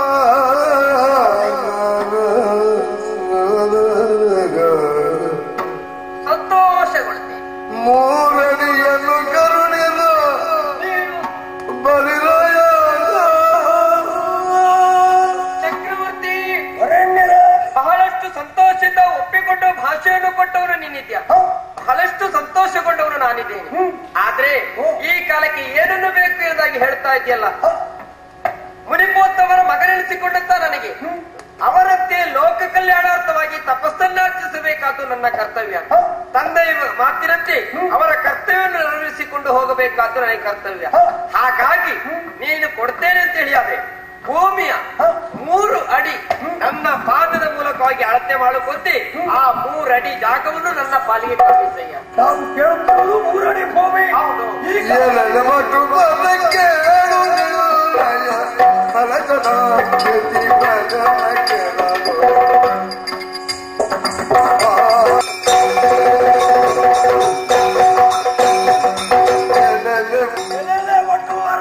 ಚಕ್ರವರ್ತಿ ಏನು ಸ್ವಾಮಿ, ಎಷ್ಟಡಿ ಭೂಮಿ ಬೇಕು ನಿಮಗೆ? 3 ಅಡಿ. ಯಾವ ಪಾದದಲ್ಲಿ? ನನ್ನ ಪಾದದಲ್ಲಿ. ಅದು ಎಷ್ಟು ದೊಡ್ಡದುಂಟು ಅಂತ ಭಾವಿಸಿದ್ದೀರಿ? ನನ್ನ ತಲೆಯಿಂದ ದೊಡ್ಡದುಂಟು ಅಂತ ನಿಮ್ಮ ತಲೆಯಲ್ಲಿ ಉಂಟು? ಈ ಪಾದಗಳಿಂದ ಅಳೆಯಲ್ಪಡಬಹುದಾದಂತಹ 3 ಅಡಿ ಭೂಮಿಯನ್ನು ಕೇಳಿದರೆ ಇದು ನಿಮಗೆ ಕುಳಿತುಕೊಳ್ಳುವುದಕ್ಕಾಗುತ್ತದೆಯೇ? ನಿಲ್ಲುವುದಕ್ಕಾಗುತ್ತದೆಯೇ?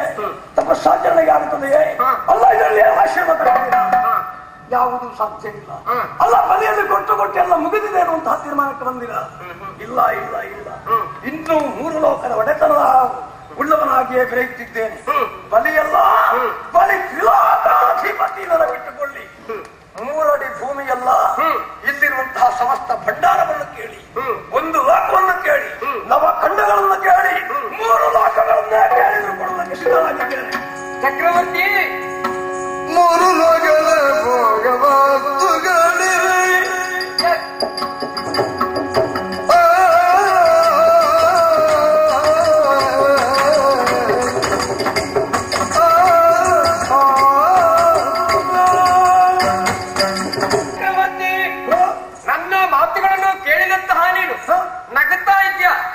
ಯಾಕೆಂದ್ರೆ 3 ಅಡಿ ಭೂಮಿಯಿಂದ ಏನನ್ನು ಮಾಡೋದಕ್ಕೆ ಸಾಧ್ಯ ಇಲ್ಲ.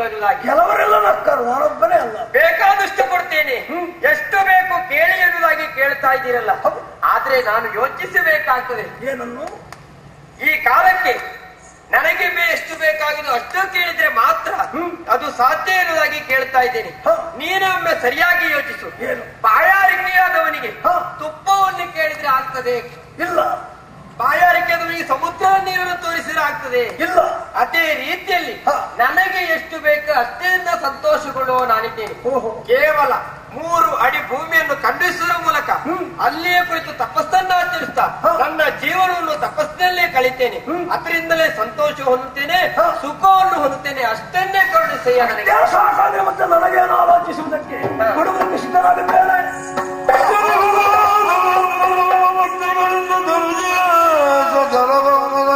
ಕೈಗೊಂಡು ಕೊಡುತ್ತೀರೆ ಮನಸ್ಸಾಗ ವರ್ಗವನ್ನು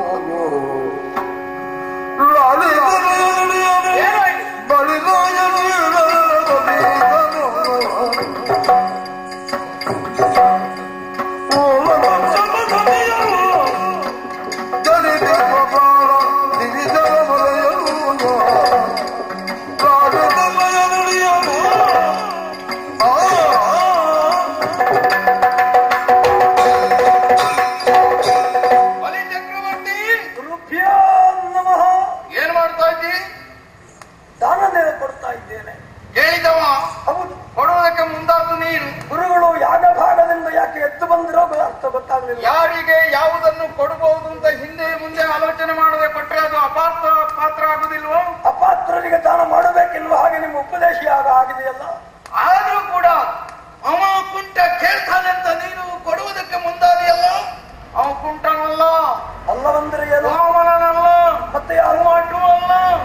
ಅವನ ಹಿಂದೆ ಮುಂದೆ ತಿಳಿಯದೆ ನೀನು ಕೊಟ್ಟರೆ ಕೆಡ್ತಿ ಕೆಡ್ತಿ ಕೆಡ್ತಿ. ಪರಿಚಯ ಏನೆನ್ನುವುದನ್ನು ಅವರೇ ಹೇಳಿದ್ದಾರಲ್ಲ. ಅವರು ಹೇಳಿದಷ್ಟಕ್ಕೆ ಮುಗಿಯುವುದಿಲ್ಲಲ್ಲ. ಮುಗಿಯುವುದಿಲ್ವೇ? ಇಲ್ಲ. ಇದ್ದರೆ ದೇವತೆಗಳ ಮನೆಯನ್ನು ಕೇಳಿ ಆ ಕಶ್ಯಪ ಆದಿತ್ಯರು ಭಯಾವೃತವನ್ನು ಮಾಡಿ ಶ್ರೀಹರಿಯನ್ನೇ ಮೊದಲನ್ನಾಗಿ ಪಡೆದು ಕುಂಟ ವಾಮನನಾಗಿ ಇಲ್ಲಿ ಬಂದು ನಿನ್ನನ್ನು ನಾಶಗೊಳಿಸುವುದಕ್ಕೆ ಮನೆ ಮಾಡಿದ್ದಾನೆ. ಹಾಗಿದ್ರೆ ವಾಮನನಾಗಿ ಬಂದವನು ಯಾರು? ಶ್ರೀಪತಿ ನಾರಾಯಣ.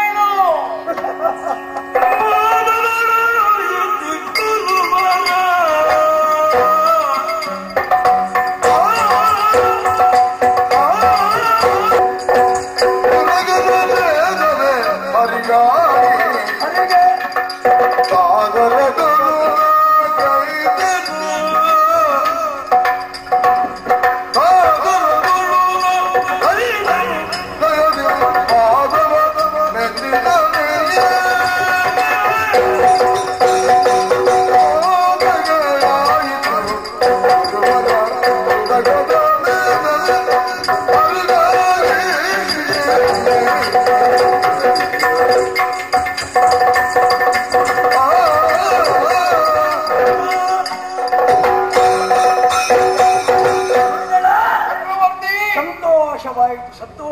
ಯಾಕೆ? ನಾನು ಭೂಲೋಕದಲ್ಲಿ ಹುಟ್ಟಿದುದಕ್ಕಾಗಿ, ಅಸುರ ಸಾಮ್ರಾಟನಾದುದಕ್ಕಾಗಿ, ಅಲ್ಲ ತ್ರಿಜಗಾಧಿಪತಿಯಾದುದಕ್ಕಾಗಿ ಮನಸ್ಸಿಗೆ ಸಂತೋಷವಾಗುತ್ತಾ ಇದೆ. ಏನದು?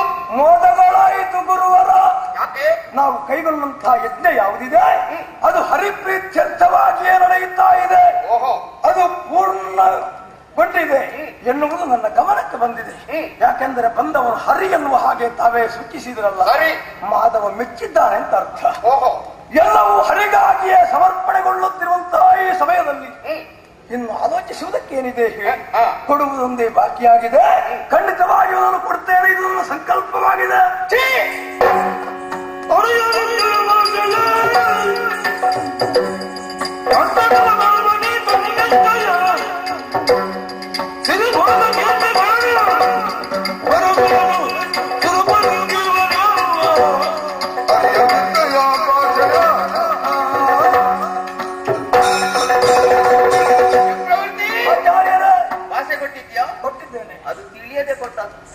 ತಿಳಿದು ಕೊಟ್ಟದ್ದಲ್ಲ ನೀನು. ಯಾಕೆ? ಅವನ ಮೇಲೆ ಮೋಹ ನಿನಗೆ ಹೆಚ್ಚಿತು, ಅವನ ಮೇಲೆ ಪ್ರೀತಿ ಆಯ್ತು. ಅವ ಕೇಳಿದ, ನೀನು ಭಾಷೆ ಕೊಟ್ಟೆ. ತಿಳಿಯದೆ ಕೊಟ್ಟು ಕೆಟ್ಟ ಗೊತ್ತಾಯ್ತಾ? ಆದ್ರಿಂದ ನನ್ನ ಮಾತಿಗಾಗಿ ಕೊಡುವುದು ಬೇಡ, ಕೊಡಬಾರದು. ಕೊಡುವುದೇ ಕೊಡಬಾರದೆ.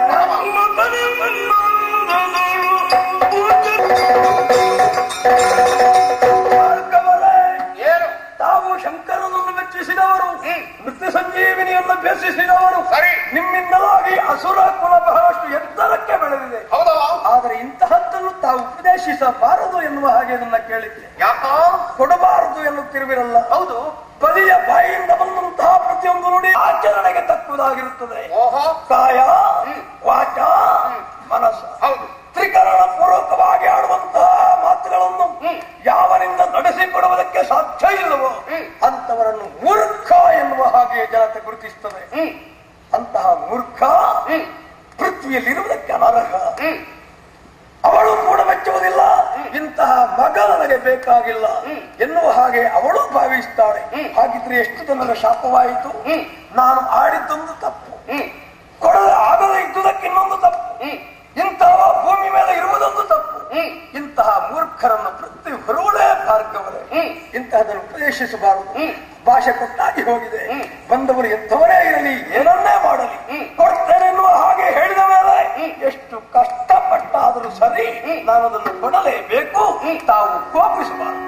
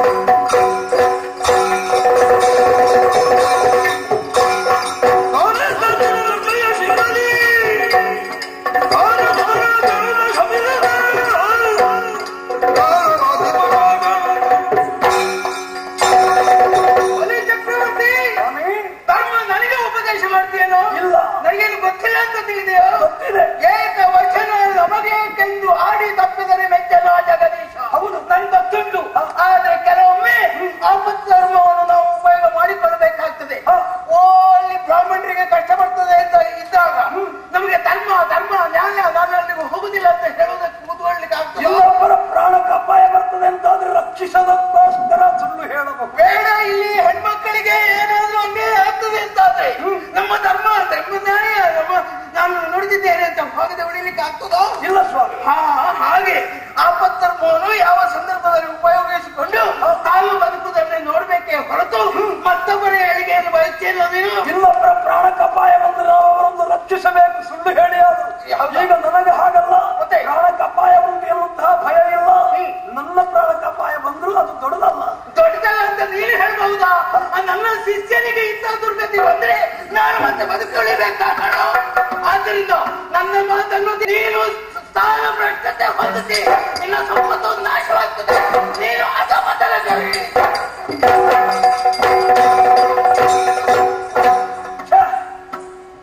ಎಂತಹ ಸಂದಿಗ್ಧ ಪರಿಸ್ಥಿತಿಯಲ್ಲಿ ನಾನು ಸಿಲುಕಿಬಿಟ್ಟೆ.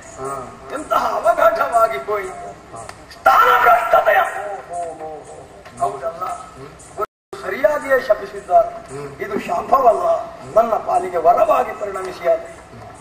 ಇಂತಹ ಸ್ಥಿತಿಯಲ್ಲಿ ಇಲ್ಲಿ ಅಧಿಕಾರ ಕಳೆದುಕೊಳ್ಳದೇ ಇದ್ದರೆ ನಾನು ಭಗವಂತನ ಸಾನ್ನಿಧ್ಯವನ್ನು ಸೇರುವುದಾದರೂ ಹೇಗೆ? ಗುರುಗಳಿಗೆ ನನಗಿಂತ ಮೊದಲೇ ಅರ್ಥ ಆಗಿದೆ. ಕೊಡಬೇಕಾದ್ದು ಧರ್ಮ ತಾನೇ. ಭಕ್ತಿ ಹಿಂಜಾವಳಿಯನ್ನು ಜೊತೆ ಸೇರಿಸಿಕೊಂಡು ನಾನು ನೀವುದಕ್ಕಾಗಿ ಮುಂದಾಗುತ್ತಾ ಇದ್ದೇನೆ. ತಾವು ಸ್ವೀಕರಿಸುತ್ತೇನೆ. ಚಕ್ರವರ್ತಿ, ಇದೇನಿದು ಕಮಾಂಡರ್ಲಿಂದಲೇ ಕೆಳಗಡೆ ಬರ್ತಾನೆ? ನೀರು ಇದೆ. ಏನಿಲ್ಲ. ನೀರು ಇದೆ. ಇಲ್ವಾ ಅಂತ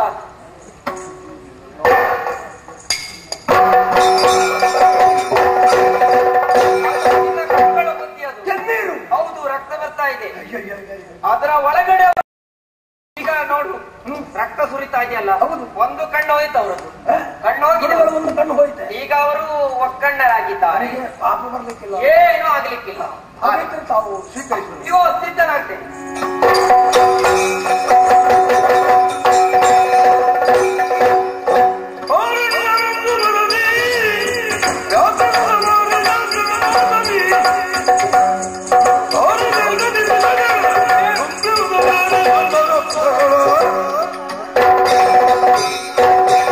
ಚಕ್ರವರ್ತಿ ವಾಮನ, ನೀನು ಕಾಣುತ್ತಿದ್ದಂತೆ ವಾಮನನಾದಂತಹ ನಾನು ಬೆಳೆಯುತ್ತಾ ಬೆಳೆಯುತ್ತಾ ತ್ರಿವಿಕ್ರಮನಾಗುತ್ತಾ ಇದ್ದೇನೆ. ನೀನು ಕೊಟ್ಟ ಮಾತಿನಂತೆ ನನ್ನ ಆಸೆಯನ್ನು ಈಡೇರಿಸಿಕೊಳ್ಳುವುದಕ್ಕಾಗಿ ಇದು ನನ್ನ ಮೊದಲ ಅಡಿಯನ್ನು ಇಡುವುದರ ಮೂಲಕ ಇಡೀ ಭೂ ವಲಯವನ್ನೇ ಆವರಿಸಿದವನು ನಾನಿದ್ದೇನೆ. ಇಗೋ ಇನ್ನೊಂದು ಪಾದದ ಅಡಿಯನ್ನು ಇಡುವುದರ ಮೂಲಕ ಇಡೀ ವ್ಯೋಮವನ್ನೇ ಆವರಿಸಿದವನು ನಾನಿದ್ದೇನೆ. ಚಕ್ರವರ್ತಿ, ಇನ್ನೊಂದು ಅಡಿ ಎತ್ತಿದ್ದೇನೆ, ಎಲ್ಲಿ ಇಡಬೇಕು ಹೇಳು ಭಗವಂತ. ರಾಜಿಗಳಿಗೆ ದುರ್ಲಭ ಪರಮ ಪದವಂ ಪಡವೆ ಕರುಣಾಕರನೆ ಕರುಣಾಕರನೆ ಎಲ್ಲ ಶಿರದೊಡಿದು ಕೈಪಾದ ಪದದ ಮಗ ಕರುಣಾಕರ. ಜಯ ಜಯ ಜಯ ಜಯ ಜಯ ಜಯ. ಎಷ್ಟಾದರೂ ದಾನವ ಪತಿ, ಬಾಹ್ಯ ಕಣ್ಣುಗಳಿಗೆ ನಿನ್ನಂತಹ ಸ್ವರೂಪವನ್ನು ಕಾಣುವುದಕ್ಕೆ ಸದಳ. ಇದನ್ನು ಮನಗಂಡಂತಹ ನೀನು ನನಗೆ ಅಂತರ್ಚಕ್ಷುಗಳನ್ನು ನೀಡುವುದರ ಮೂಲಕವಾಗಿ ವಾಮನ ತ್ರಿವಿಕ್ರಮನಾದಂತಹ ರೀತಿಯನ್ನು ಕಾಣುವುದಕ್ಕಾಗಿ ಅವಕಾಶ ಮಾಡಿಕೊಟ್ಟೆಯಲ್ಲ. ಎಷ್ಟು ಮಂದಿಗಳಿಗೆ ಇದು ಸಿಕ್ಕಿದೆ, ಲಭ್ಯವಾಗಿದೆ. ಸುರ ನರಾದಿಗಳಿಗೆ ದುರ್ಲಭ. ನಿನ್ನ ಸಾನ್ನಿಧ್ಯವನ್ನು ಕಾಣುವುದಕ್ಕೆ, ನಿನ್ನ ವಿಸ್ತಾರವನ್ನು ತಿಳಿದುಕೊಳ್ಳುವುದಕ್ಕೆ ಸಹಸ್ರ ವರ್ಷಗಳ ಪರ್ಯಂತ ಋತ್ವಿಜ ಋಷಿಮುನಿಗಳು ತಪಸ್ಸನ್ನಾಚರಿಸಿದರು. ನಿಮ್ಮ ದರ್ಶನವಾಗುವುದಿಲ್ಲ. ಶೋಣಿತ ಪಟ್ಟಣದಲ್ಲಿ ಅಸುರ ಕುಲ ನಿಮ್ಮ ಈ ರೂಪವನ್ನು ಕಂಡು ಸಂತೋಷ ಪಡ್ತದೆ ಅಂತಾದ್ರೆ ನಾನು ಕೈಗೊಂಡಂತಹ ಸಾಧನೆಗೆ ತಕ್ಕದಾದಂತಹ ಕಿರೀಟ ಲಭಿಸಿದೆ ಎನ್ನುವ ಹಾಗೆ ಭಾವಿಸ್ತೇನೆ. ಸ್ವಾಮಿ, ನನ್ನ ಹೆಸರು ಲೋಕಮುಖದಲ್ಲಿ ಉಳಿಯಬೇಕು ಎನ್ನುವ ಹಾಗೆ ಕೇಳಿಕೊಳ್ಳುವುದರೊಂದಿಗೆ ಮೂರನೆಯ ಅಡಿಯನ್ನು ಇಡುವುದಕ್ಕೆ ಸ್ಥಳವನ್ನು ಕೇಳುತ್ತಾ ಇದ್ದೀರಲ್ಲ, ಇದಕ್ಕೆ ಜಾಗ ಇದೆ. ನನ್ನ ಶಿರದಲ್ಲಿ ಶ್ರೀಪಾದ ಪಂಕಜವ. ಚಕ್ರವರ್ತಿ,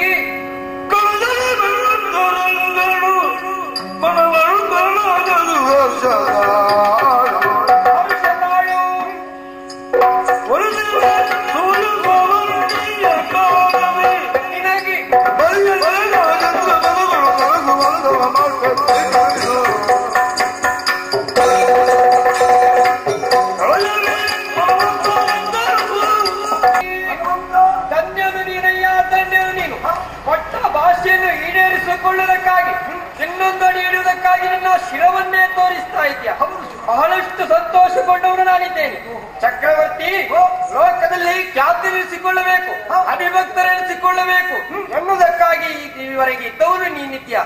ಅದಂತೆ ಮುಂದಾದಂತಹ ನಿನಗೂ ಆ ವಿಶ್ವಜಿತ್ ಯಾಗವನ್ನು ಮಾಡುವುದರ ಮೂಲಕ ದೇವಲೋಕದ ದೇವೇಂದ್ರ ಪದವಿಯನ್ನು ಗಳಿಸಬೇಕು ಎನ್ನುವುದಕ್ಕಾಗಿ ಕಾದುಕೊಂಡವ ನೀನಿದ್ಯಾ.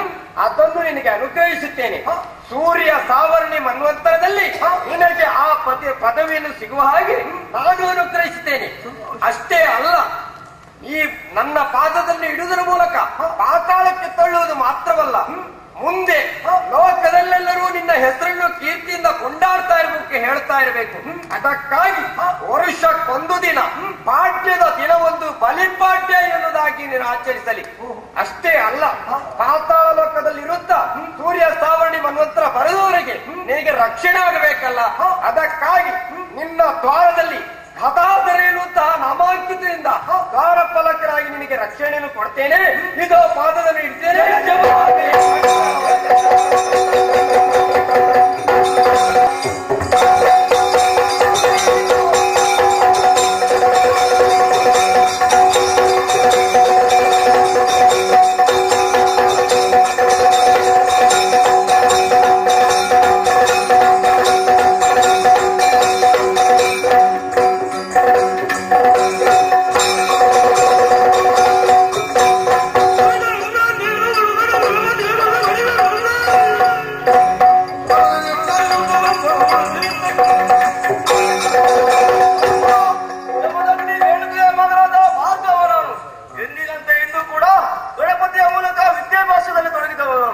ಆದರೆ ಒಮ್ಮಿಂದೊಮ್ಮೆ ತಂದೆ ತಾಯಿಯವರು ಕಾಣುವ ತವಕದಿಂದ ನೇರವಾಗಿ ಅರಮನೆಗೆ ಬಂದೆ.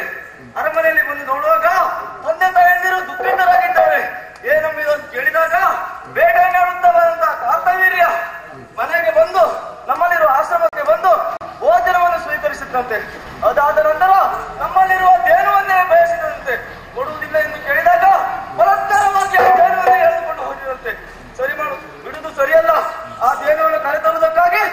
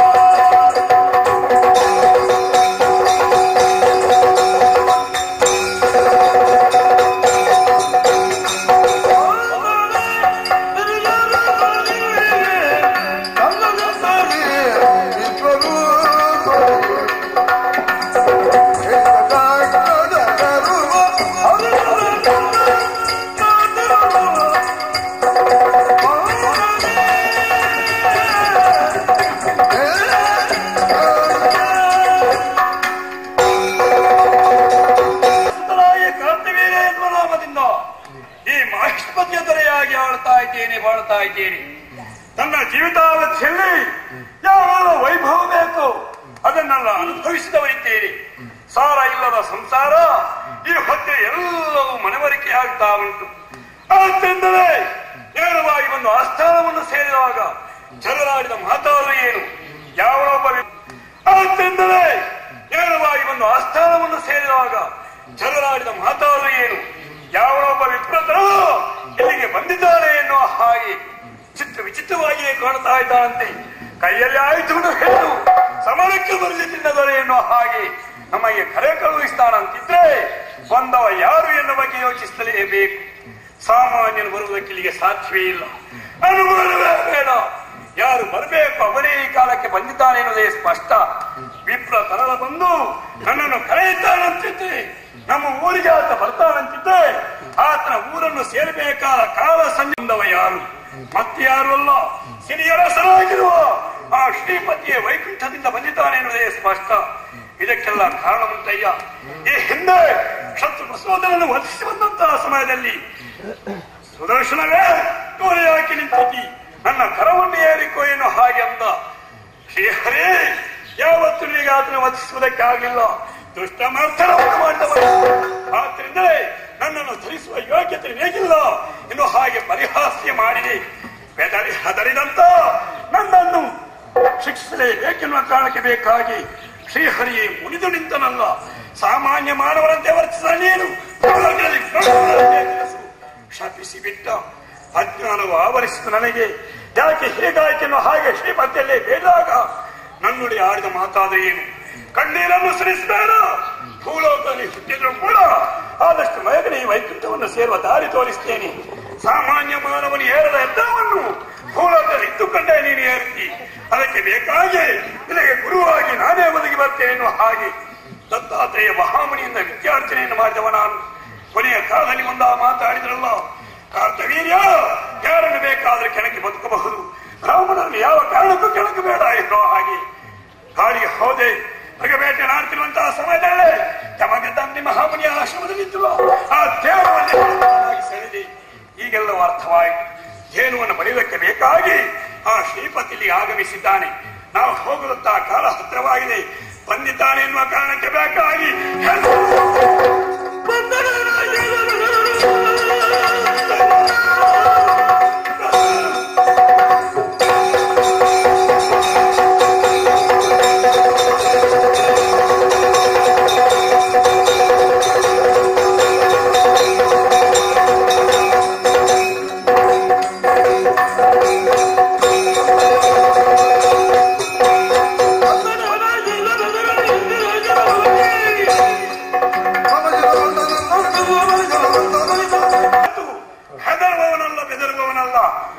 ಸನ್ನಿಹಿತಾದ ಮೇಲೆ ಆಲೋಚನೆ ಮಾಡುವುದಕ್ಕೆ ಏನಿಲ್ಲ. ನನ್ನ ತಲೆಯನ್ನೇ ಆತನ ಪಾದಕ್ಕೆ ಒಪ್ಪಿಸ್ತೇನೆ. ಆದರೆ ಒಂದುಂಟು, ಯಾವುದನ್ನು ಪಡೆಯುವುದಕ್ಕಿದ್ರೂ ಕೂಡ ನನ್ನ ಪ್ರಜೆಗಳಿಗೆ ಅನುಭವ ಆದ ಮೇಲೆ ಎಲ್ಲವನ್ನು ಅನುಭವಿಸಿ ನನಗೆ ಗೊತ್ತು. ನನ್ನನ್ನೇ ನಂಬಿದವರಿದ್ದಾರೆ, ಷಟ್ಪದಿತು ಕಾಲಜ್ಞರು. ಅವರು ಈ ಸುಖವನ್ನು ಅನುಭವಿಸಬೇಕು. ಆದ್ದರಿಂದ ಅವರೆಲ್ಲ ಸೇರಿಸಿಕೊಂಡು ಯುದ್ಧಕ್ಕಾಗಿ ಹೋಗಲೇಬೇಕು. ಅರ್ಧಚಂದ್ರಾವತಿಯಲ್ಲಿ ಸೇನೆ ನಿಲ್ಲಿಸಿದ್ದೇನೆ. ವಿಪ್ರವನ್ನು ಎದುರಿಸುವುದಕ್ಕೆ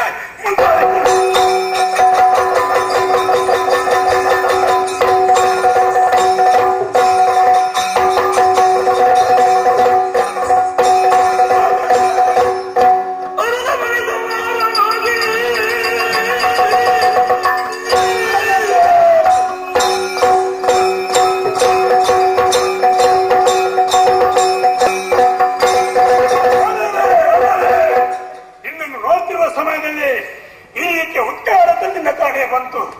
ಆಚಾರ ವಿಚಾರಗಳನ್ನೇ ಮರೆತು ಕೈಯಲ್ಲಿ ಆಯುಧವನ್ನೇ ಹಿಡಿದು ಕಾರ್ತಿವೀರ್ಯನ ಎದುರಿಸುವುದಕ್ಕೆ ಬಂದೆಯಲ್ಲ. ಯಾರು ನೀನು? ಯಾಕಾಗಿ ಬಂದೆ? ಏನು ಸಮಾಚಾರ?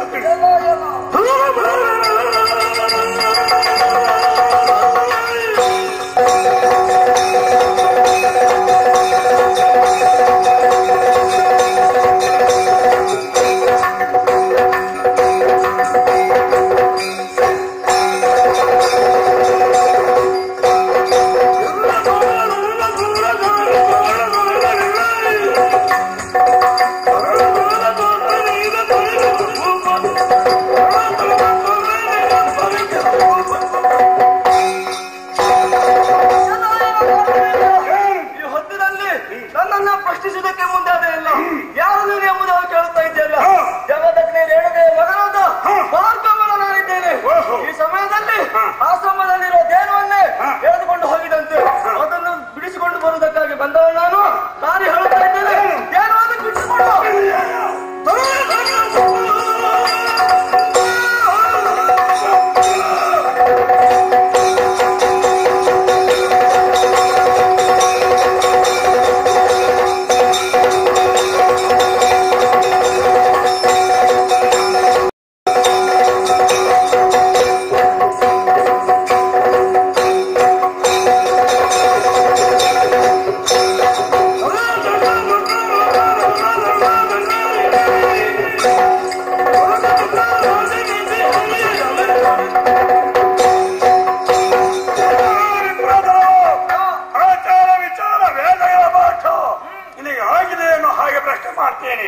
ನೀತಿ ನೀತಿ ತಿಳಿದವನೇನು ನೀನಲ್ಲ. ಹೋರಾಟ ಆಚಾರವನ್ನೊಮ್ಮೆ ಆಲೋಚನೆ ಮಾಡು. ಹಳೆಯ ಸುವಸ್ತುಗಳಿದ್ರೆ ಅದು ರಾಜ ಭಂಡಾರವನ್ನು ಸೇರ್ಬೇಕಾದ ಧರ್ಮ. ಎಲ್ಲಿಯೋ ಕಾಡಿಯಲ್ಲಿ ಏನು ಹೊಂದಿದೆ ಎನ್ನುವ ಕಾರಣಕ್ಕೆ ಬೇಕಾಗಿ ಅದನ್ನು ಸೆಳೆದುಕೊಂಡು ಬಂದವರಲ್ಲ. ನಮ್ಮ ಈ ರಾಜಾಶ್ರಯದಲ್ಲಿ ಬಂದವರಿಗೆ ಆತಿಥ್ಯವನ್ನು ಒದಗಿಸುವುದಕ್ಕೆ ಬೇಕಾಗಿ ಯೋಗ್ಯತೆ ಇರುವ ಥೇನು, ಆದ್ದರಿಂದಲೇ ಸೆಳೆದುಕೊಂಡು ಬಂದಿದ್ದೇನೆ. ಅದಕ್ಕೆ ಬೇಕಾಗಿ ಸಾವಿರ ಥೇನುವನ್ನು ಕಟ್ಟಿದ್ದೇನೆ. ಪಡೆದ ಥೇನುವನ್ನು ಬಿಡುವುದಿಲ್ಲ, ಯುದ್ಧಕ್ಕೆ ಸಿದ್ಧ.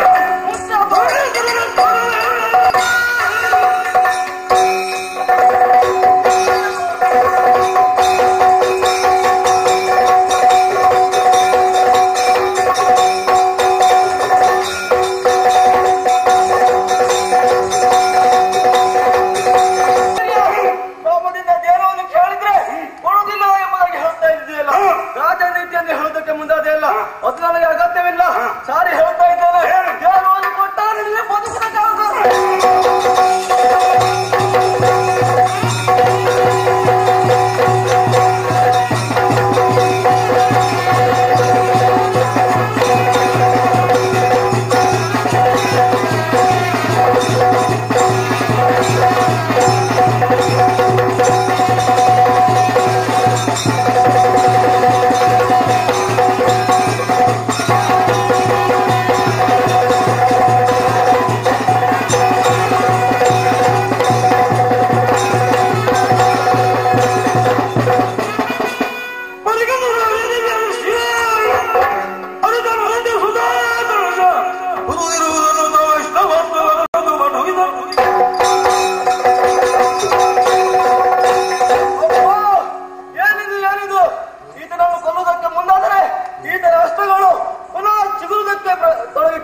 ಆದ್ದರಿಂದ ಚೆನ್ನಾಗಿ ತಿಳಿದುಕೊಂಡಿದ್ದೇನೆ.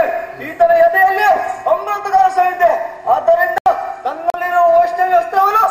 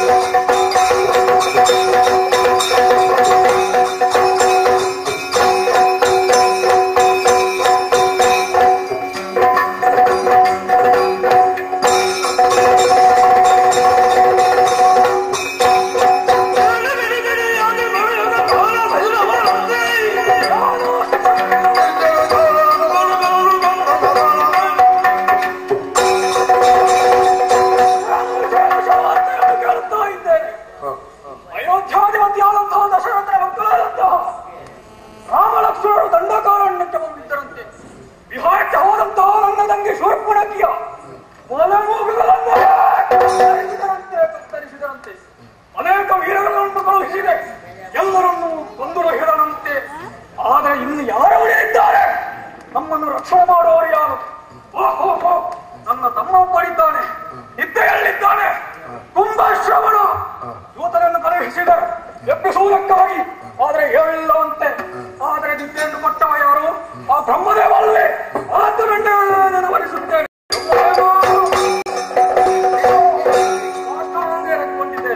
ಬ್ರಹ್ಮದೇವರೇ, ನನ್ನ ತಮ್ಮನಿಗೆ ನಿದ್ದೆಯನ್ನು ಪರಿಪಾಲಿಸಿ ಪಟ್ಟವನ್ನು ನೀರು ವರವನ್ನೇ ಕೊಟ್ಟಿದ್ದೀರಿ.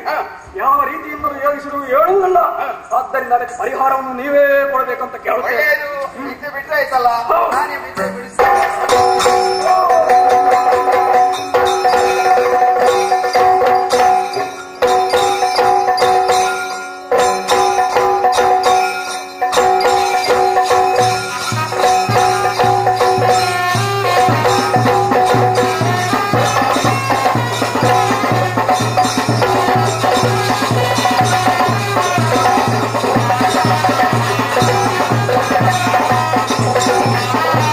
you.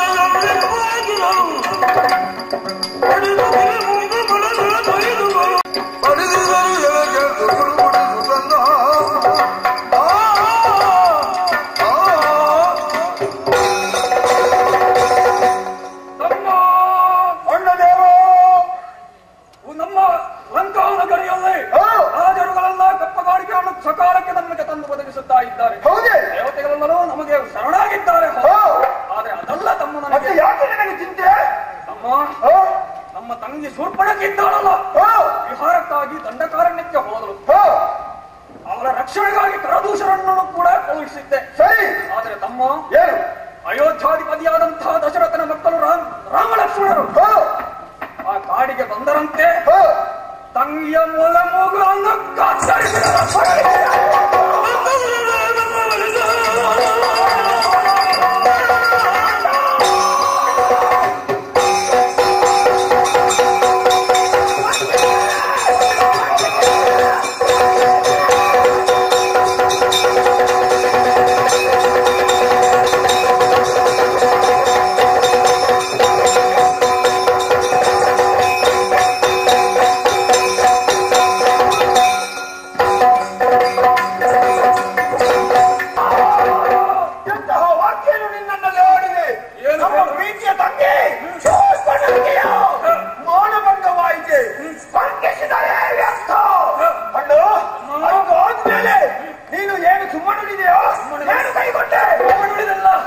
ರಕ್ಷಣವಾದಂತಹ ಕರದೂಷಣಾದಿಗಳನ್ನು ಕೊಂದರಂತೆ ಅವರು ಕೊಂದರಂತೆ. ಯಾರು? ರಾಮ ಲಕ್ಷ್ಮಣರು. ಅಲ್ಲಿಗೆ ಸುಮ್ಮನೆ ನಿಲ್ಲಿಲ್ಲ, ನೇರವಾಗಿ ಸೇನೆಯನ್ನೇ ಕಳುಹಿಸಿದೆ. ಅವರು ಸೋತರಂತೆ ತಮ್ಮ. ಆದ್ರೆ ಏನು ಮಾಡೋಣ? ಹೀಗಿರುವಾಗ ನಮ್ಮ ಮಾವ ಮರೀಚ ಆತನನ್ನು ಕರೆದು ವಿಚಾರವನ್ನು ಹೇಳಿದೆ. ಕುಟೀರದಲ್ಲಿರುವಂತಹ ಸೀತೆ ರಾಮ ಲಕ್ಷ್ಮಣರನ್ನು ಸೀತೆಯನ್ನು ಅಪಹರಿಸುವುದಕ್ಕಾಗಿ ಬಂಗಾರ ಬಣ್ಣದ ಜಿಂಕೆಯಾಗಿ ಆ ಕುಟೀರದ ಹತ್ತಿರ ನರ್ತಿಸಬೇಕು. ಏನು ಮಾವ ಒಪ್ಪಿದರೆ? ಒಪ್ಪಲಿಲ್ಲ. ಮತ್ತೆ ಬೈದೆ, ಖಂಡಿಸಿದೆ, ಕಡೆಗೆ ಒಪ್ಪಿಕೊಂಡ. ಹಾಗೆ ಹೋದಂತಹ ಮಾವ ಮರೀಚ ಬಂಗಾರದ ಜಿಂಕೆಯಾಗಿ ನರ್ತಿಸುವುದಕ್ಕೆ ಪ್ರಾರಂಭಿಸಿದ. ಹಾಗೆ ಲಕ್ಷ್ಮಣ ಅದನ್ನು ಬೆನ್ನಟ್ಟುತ್ತಾ ಹೋದ. ಸೀತೆ ಕುಟೀರದಲ್ಲಿದ್ದಳಲ್ಲ, ಆಕೆಯನ್ನು ಅಪಹರಿಸಬೇಕೆನ್ನುವಂತ ಉದ್ದೇಶದಿಂದ ಏನು ಮಾಡಿದ್ರು? ಕಪಟ ಸನ್ಯಾಸಿಯ ವೇಷದಲ್ಲಿ ನಾನೇ ಹೋಗಿ ಸೀತೆಯನ್ನು ಅಪಹರಿಸಿ ತಂದು ಲಂಕಾನಗರಿ ಅಶೋಕವನದಲ್ಲಿ ಇರಿಸಿದ್ದೇನೆ ತಮ್ಮ. ಅಶೋಕವನದಲ್ಲಿ ಇರಿಸಿದ ಮೇಲೆ ಏನಾಯ್ತು ತಮ್ಮ? ಅಲ್ಲಿಗೆ ಅವರು ಸುಮ್ಮನಿರಲಿಲ್ಲ. ಏನು ಮಾಡಿದ್ರು? ರಾಮ ಲಕ್ಷ್ಮಣರು ಕಪ್ಪಿ ಸೇನೆಯನ್ನೆಲ್ಲ ಕೂಡಿಕೊಂಡು ಲಂಕೆಗೆ ಸೇತುವೆಯನ್ನು ಬರೆದು ಯುದ್ಧಾಹ್ವಾನಿಗಳಾಗಿ ಮುಂದತ್ತಿ ಬಂದರು. ತಮ್ಮ ಸೇನೆಯನ್ನೆಲ್ಲ ಕಳುಹಿಸಿದೆ. ಎಲ್ಲರೂ ಮಣಿದು ಅಳಿದು ಹೋದರು ತಮ್ಮ, ಅಳಿದು ಹೋದರು. ಇನ್ನು ನನಗೆ ಯಾರು ಗತಿ ಎನ್ನುವ ಹಾಗೆ ವಿಚಾರಿಸುವಾಗ, ಆಲೋಚಿಸುವಾಗ ನಿನ್ನನ್ನು ಇದ್ದ ತಮ್ಮ, ನೀನು ಈ ಕೂಡಲೇ ಹೋಗಿ ಅವರನ್ನು ತೊರೆದು ಲಂಕಾನಗರಿಗೆ ಸಾಂತ್ವನವನ್ನು ತಂದುಕೊಡಬೇಕು ತಮ್ಮ. ಅಣ್ಣ, ಈ ಸಮಯದಲ್ಲಿ ನನ್ನ ಒಂದು ಮಾತು ನೀನು ಆಲಿಸಿದೆಯಾ? ಏನು ತಮ್ಮ?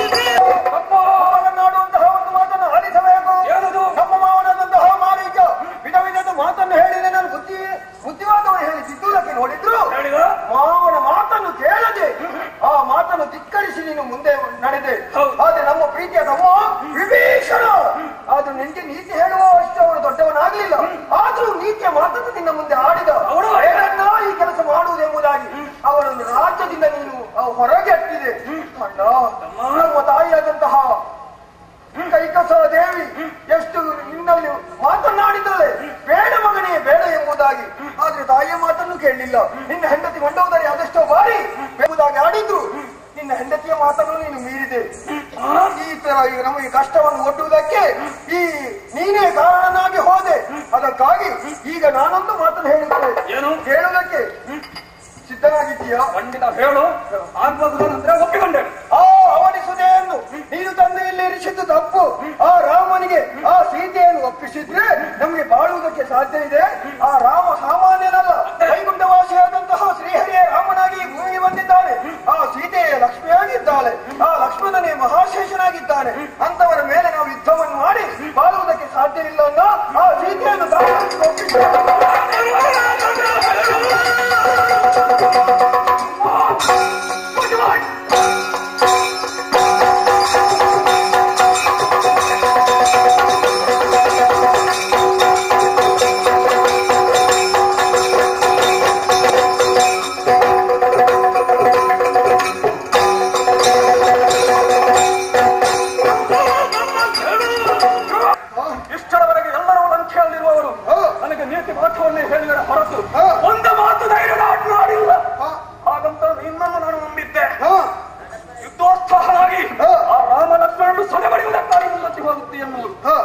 ಆದ್ರೆ ನಿನಗೆ ನಿದ್ದೆ ಸರಿಯಾಗಿ ಬಿಟ್ಟಿದ್ದಲ್ಲ. ಈಗ ಏನು ತಲೆಗೆ ಬಿತ್ತ ಏರಿದ ನಿದ್ದೆಯಿಂದ ಅದಕ್ಕೆ ಸೀತೆಯನ್ನು ಹೇಗೋ ತಂದಿದ್ದೇನೆ ನಾನು, ಹೌದು. ಆದ್ರೆ ಇನ್ನು ಮುಂದಕ್ಕೆ ಸೀತೆಯನ್ನು ರಾಮನಿಗೆ ಒಪ್ಪಿಸುವ ಪ್ರಶ್ನೆ ಇಲ್ಲ. ಹಣ ಹೇಳಿ ಯುದ್ಧದಲ್ಲಿ ನಿನಗೆ ಹೆದರಿಕೆ ಉಂಟು ಅಂತಾದ್ರೆ ಜರಳಿ ಮನೆಗೆ ಹೋಗು.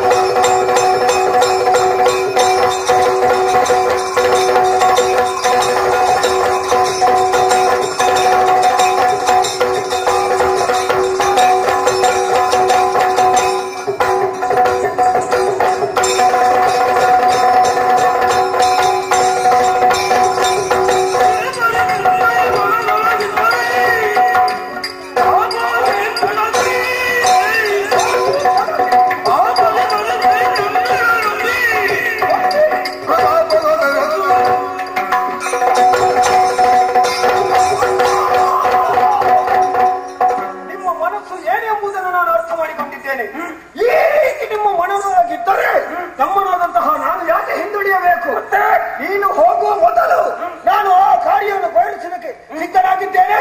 ಒಂದು ಆಜ್ಞೆಯನ್ನು ಮಾಡಿ ಕಳುಹಿಸಿಕೊಡು.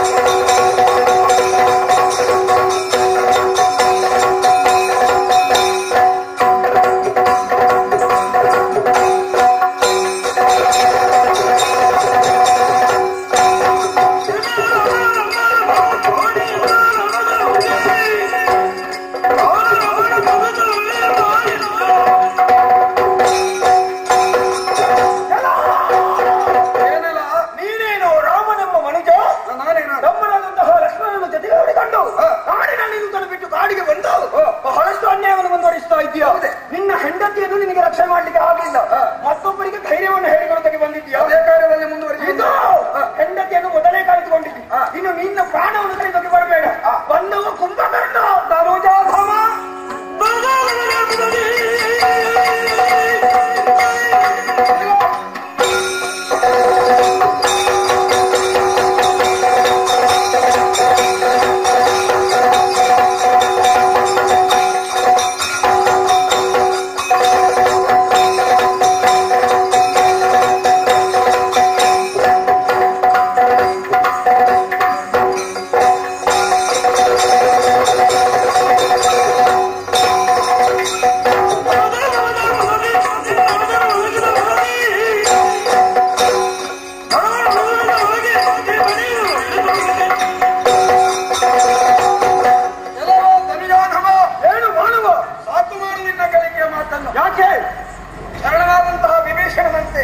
ನಿನ್ನ ತಮ್ಮನಂತೆ ನನಗೆ ಕಾರಿಗರಾಗಿದ್ದಾರೆ.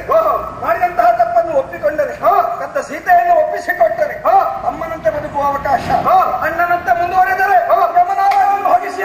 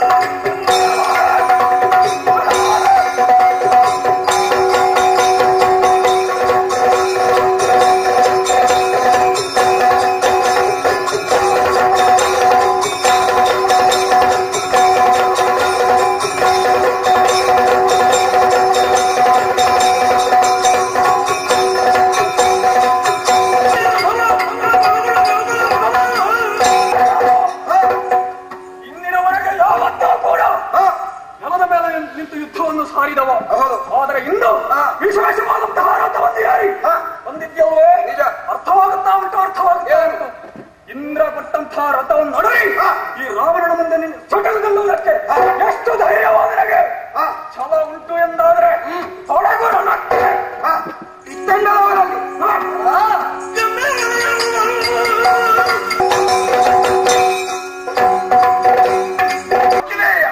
ಈ ಪೂರ್ವದಲ್ಲಿ ಆದಂತಹ ಮುಖಭಂಗವನ್ನು ಯುದ್ಧಭಂಗವನ್ನು ಮರೆತಿರುವೆ ಇನ್ನೆಲ್ಲಿಯೂ ಸೋಲಾಗಿದೆ ಮತ್ತು ಸಹ ಇವರಲ್ಲಿ ಹಣಿದಂತಹ ಖಂಡಿತವಾಗಿ ಇವರಲ್ಲಿ ಯುದ್ಧವನ್ನು ಮಾಡುತ್ತೇನೆ ಅದನ್ನು ಸಾಧಿಸಲಾಗದೆ ಮರಣೋತ್ತರದ ಮೂಲಕವಾಗಿ ಸತ್ತವರನ್ನು ಎಬ್ಬಿಸಿ ಮತ್ತೆ ಯುದ್ಧಕ್ಕೆ ತೊಡಗಿರುವೆ ನಿನ್ನ ಮರಣವನ್ನು ವಿನಾಶವಾಯಿತು ನಿನ್ನವೇ ಉದರವನ್ನು ಹೊಕ್ಕರು ನಿನ್ನನ್ನು ಬಿಡಲಾರೆ ಒಪ್ಪಿಸುತ್ತಿದ್ದೇನೆ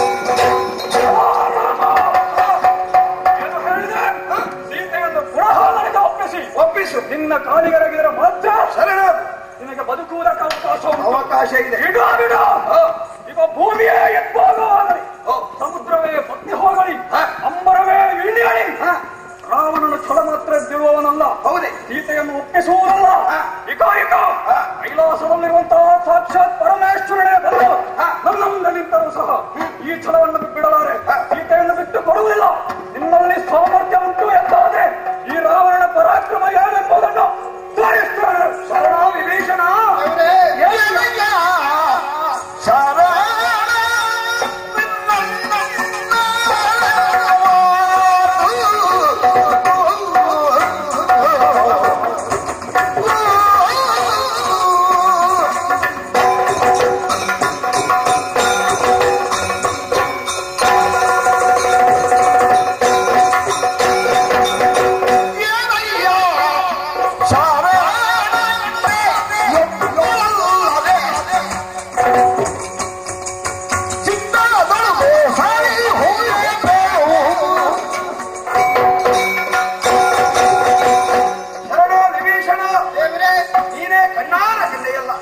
ನಿನ್ನಣ್ಣನಿಗೆ ಬಹುಪರ್ಯಂತ ನೀತಿಯುಕ್ತವಾದಂತಹ ವಿಚಾರಗಳನ್ನು ಮನತಟ್ಟು ಮಾಡಿಕೊಟ್ಟರು. ಇನ್ನೂ ಸಹ ತನ್ನದಾದಂತಹ ದುಷ್ಟದಾದ ಹಾದಿಯಿಂದ ವಿಚಲಿತನಾಗುವಲ್ಲಿ ಸಿದ್ಧನಿಲ್ಲ. ಅದನ್ನು ನೀನು ನನಗೆ ಅತಿ ಹತ್ಯೇನಾದಂತಹ ಶರಣ. ಹೀಗಾಗಿ ನಿನಗೆ ಅಪ್ರಿಯವಾಗುವಂತಹ ಯಾವುದೇ ಕಾರ್ಯವನ್ನು ಸಿಗುವುದಕ್ಕೆ ನನಗೆ ಮನಸ್ಸಿಲ್ಲ. ಆದ್ದರಿಂದ ಕೇಳುತ್ತಿದ್ದೇನೆ, ಏನು ನಿನ್ನ ಅಣ್ಣನೆನ್ನುವಂತಹ ನೆಲೆಯಲ್ಲಿ ಈತ ಮಾಡಿದಂತಹ ಅಪರಾಧವನ್ನು ಮನ್ನಿಸಿ ಇವನನ್ನು ಬಾಳಗೊಡಬೇಕು, ಅಥವಾ ನನ್ನ ಪತ್ನಿಯ ಅಪಹಾರದ ದೋಷವನ್ನು ಅನುವಾಗಿಸಿಕೊಂಡು ಇವನನ್ನು ಕೊಂದು ಕಳೆಯಬೇಕು. ಏನು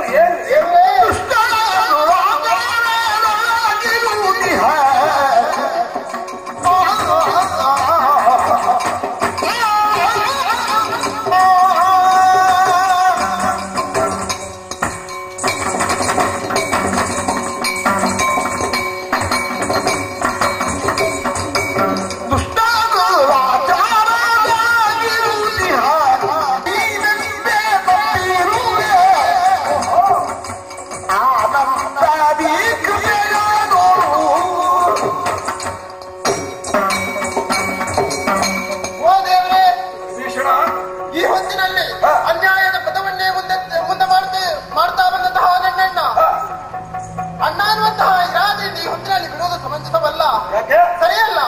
ಯಾಕೆಂದ್ರೆ ಕೈಯಲ್ಲಿರುವಂತಹ ಬಾಣವನ್ನು ಅವನ ಎದೆಗೆ ಹೂಡಬೇಕು. ಹಾಗಿದ್ರೆ ಖಂಡಿತವಾಗಿ ಅವನ ಅಳಿವಾಗ್ತದೆ. ಅಧರ್ಮವನ್ನೇ ದಾನ ಮಾಡಿಸುತ್ತಿದ್ದಂತಹ ದುಷ್ಟನ್ನು ಸಾಯಲೇಬೇಕಾಗಿದೆ. ನಿನ್ನ ನಿರ್ಧಾರವೂ ಇದೆ. ಆದರೆ ನಿನ್ನ ಬಂಧು ಮಿತ್ರ ಇಷ್ಟ ಎಲ್ಲರೂ ನಾನೇ ಆಗಿರುವಾಗ ಎಲ್ಲವನ್ನೂ ನಿನ್ನ ಮನಸ್ಸಿನ ವಾಂಛೆಯನ್ನು ಈಡೇರಿಸಿಕೊಡುತ್ತೇನೆ. ದುರುಳನ ವಿನಾಶಕ್ಕೋಸ್ಕರವಾಗಿ ಇದೋ ಈ ಬ್ರಹ್ಮಾಸ್ತ್ರವನ್ನು ಕೈಗೆ ತೆಗೆದು ಮಾತಾಪಿತರನ್ನು ಹೊಂದಿಸಿ ಕುರುಗಳಿಗೆ ವಂದನೆಯನ್ನು ಸಲ್ಲಿಸಿ ಬ್ರಹ್ಮಾಸ್ತ್ರವನ್ನು ಹೋಗ್ತಾರೆ.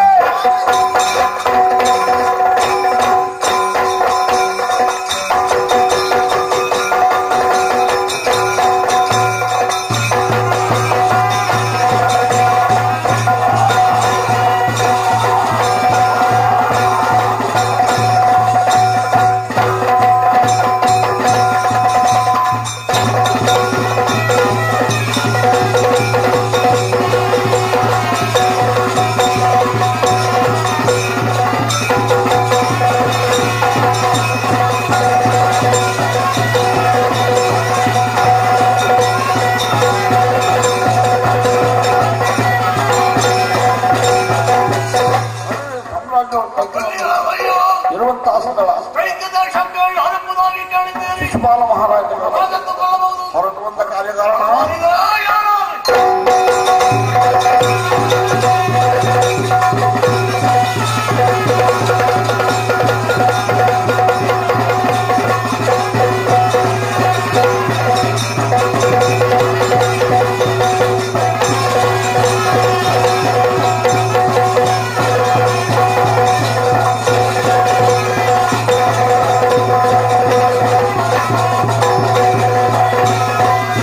Yeah.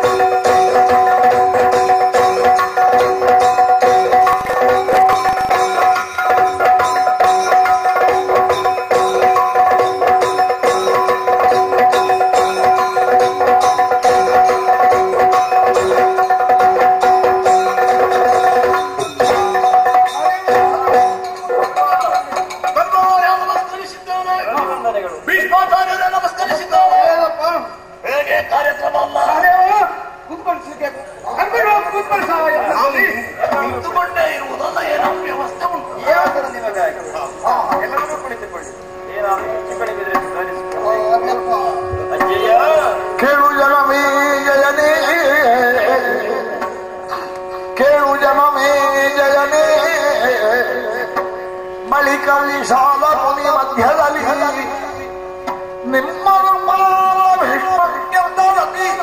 ಗಂಭೀರ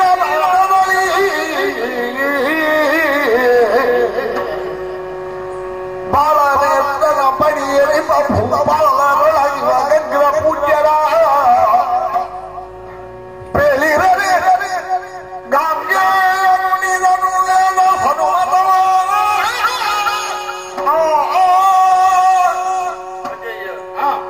ಅಳಿದಂತ ನಮ್ಮಪ್ಪ ಪಾಂಡು ಚಕ್ರವರ್ತಿಗೆ ಸ್ವರ್ಗದಲ್ಲಿ ಸ್ಥಾನ ಲಭಿಸಬೇಕೆನ್ನುವಂತ ಉದ್ದೇಶದಿಂದ ರಾಜಸೂಯೋದ್ಧರ ಎನ್ನುವಂತ ಮಹಾಯಾಗವನ್ನು ನಾವು ಕೈಗೊಂಡವರು. ಸರಿ, ಈ ಯಾಗಕ್ಕೆ ರಾಜಾದಿ ರಾಜರೆಲ್ಲರೂ ಬಂದು ನಿಲ್ಲಿದ್ದಾರೆ.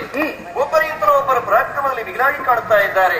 ಹೆಜ್ಜೇಕೆ ಪ್ರತ್ಯಕ್ಷ ಪ್ರವೇಶಗಳಿಂದ ವಿಗ್ರಹ ವೀರರು ಈ ಸಭೆಯಲ್ಲಿ ಮಂಡಿಸಿದ್ದಾರೆ. ಓಹೋ, ಈಗ ನನಗೊಂದು ಸಂದೇಹ ಅಜ್ಜಯ್ಯ. ಏನದು? ಈ ಭೂಪಾಲದ ಮಧ್ಯೆ ಅಗ್ರಾಸನವನ್ನು ಯಾರಿಗೆ ಕೊಡುವುದು? ಯುಧಿಷ್ಠಿರೋ ಕಂದ ಕೇಳಗಿರುವ ಮರರೋ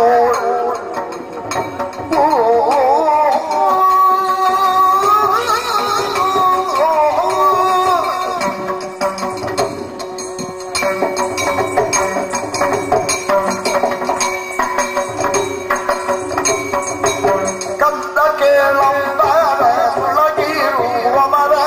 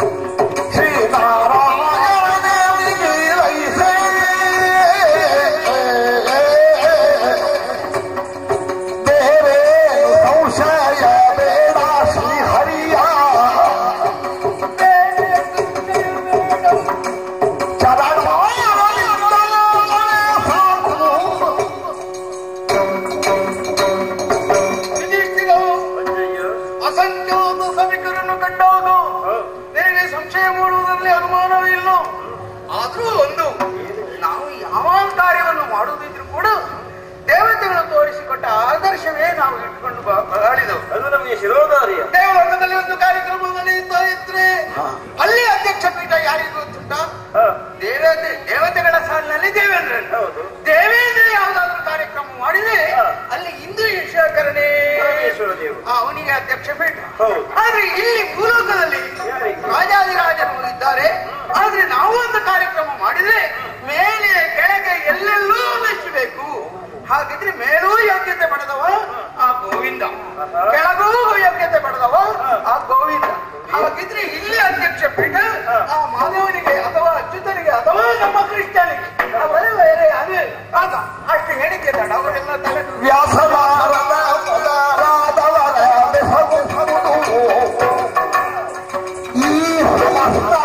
ಋಷಿಮುನಿಗಳು ಕೂಡ ತಲೆಯಲ್ಲಾಡಿಸ್ತಾ ಇದ್ದಾರೆ, ತಲೆನೂಗುತ್ತಾ ಇದ್ದಾರೆ. ಹೇಳಿದಂತ ಮಾತು ಹಾಗಿದ್ರೆ ಎಲ್ಲರಿಗೂ ಇದು ಸನ್ಮತ ಎನ್ನುವುದರಲ್ಲಿ ಏನೂ ಅನುಮಾನವಿಲ್ಲ. ಭೀಷ್ಮ ಹೇಳಿದ ಮಾತು ಸರಿ ಸರಿ ಸರಿ ಅಂತ ಎಲ್ಲರೂ ಬೆರಳೆತ್ತಿ ತಲೆ ತಗುತ್ತಾ ಇದ್ದಾರೆ. ಆದ್ರಿಂದ ಅನುಮಾನ ಬೇಡ. ಸಾದೇವರ ಹತ್ರ ಹೇಳು, ಕರೆಸು, ಕೂತು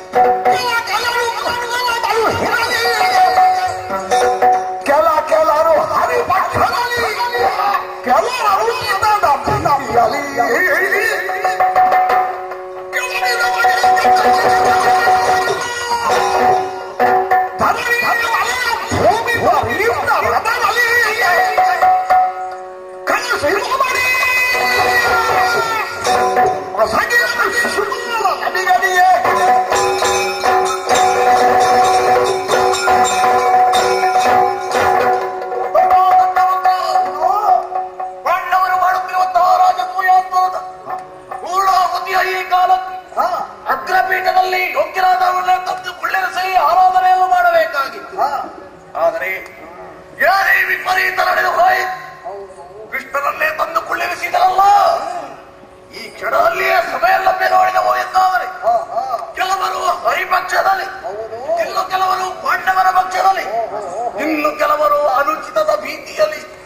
ಆದರೆ ತುಂಬಿದ ಸಭೆಯಲ್ಲಿ ಸಹನಾತೀತವಾದ ಘಟನೆ ಉಂಟಾಗುತ್ತದೆ ಅಂತೇಳಿ ಆದರೆ ಇದನ್ನು ಸಹಿಸಿಕೊಂಡು ಕುಳಿತುಕೊಳ್ಳುವ ಶಿಶುಪಾಲ ಅಲ್ಲ, ಪ್ರಶ್ನಿಸಲೇಬೇಕಾಗಿದೆ. ಯಾರಂತೆ ತಂದು ಕುಳ್ಳಿರಿಸಿದವ?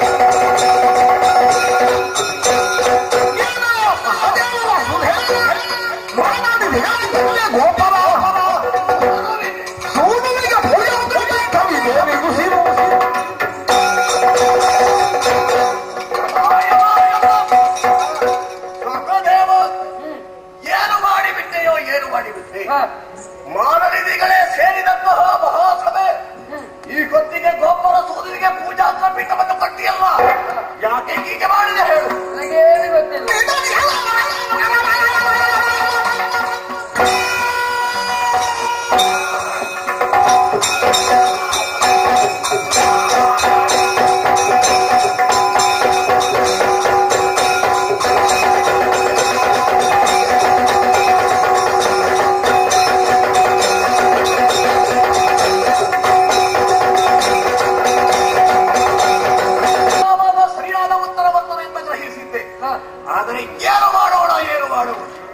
ನನಗೆ ಗೊತ್ತಿಲ್ಲ, ನೀನು ಅರಿಯದವ, ನಿನಗೆ ಯಾವುದು ಗೊತ್ತಿಲ್ಲ ಹೇಳು. ರಾಜಸೂಯಾಸ್ತ್ರದ ಉದ್ದೇಶವೇ ನಿಲ್ಲಯ್ಯನಾದಂತಹ ಪಾಂಡದೃಪಾದಡಿಗೆ ಸ್ವರ್ಗದಲ್ಲಿ ಸ್ಥಾನ ಸಿಗಬೇಕು ಎಂದು ಹಾಗೆ. ಆದರೆ ಈ ಕೋಗಿಲೆಗಳ ಮಧ್ಯೆ ಈ ಕಾಗೆಯಲ್ಲೇ ಆಯ್ಕೆ ಮಾಡಿದೆಯಲ್ಲ, ಯಾಕೆ ಹೀಗೆ ಮಾಡಿದೆ ಹೇಳು? ಅಚ್ಚಲ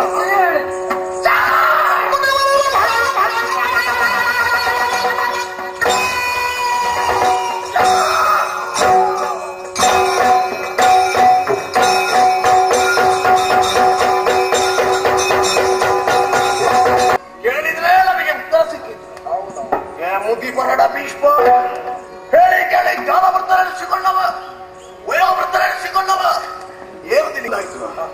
ಇಲ್ಲದೇ ಇದ್ರೆ ಈ ಗೋಪರ ಸೋಲು, ಈ ಕೃಷ್ಣನ ಹಣೆ ಬರಹ ಲೋಕವೇ ತಿಳಿದಿದೆ ಅಂತಾದ ಮೇಲೆ ನಿನಗ್ಯಾಕೆ ಗೊತ್ತಾಗಲಿಲ್ಲ?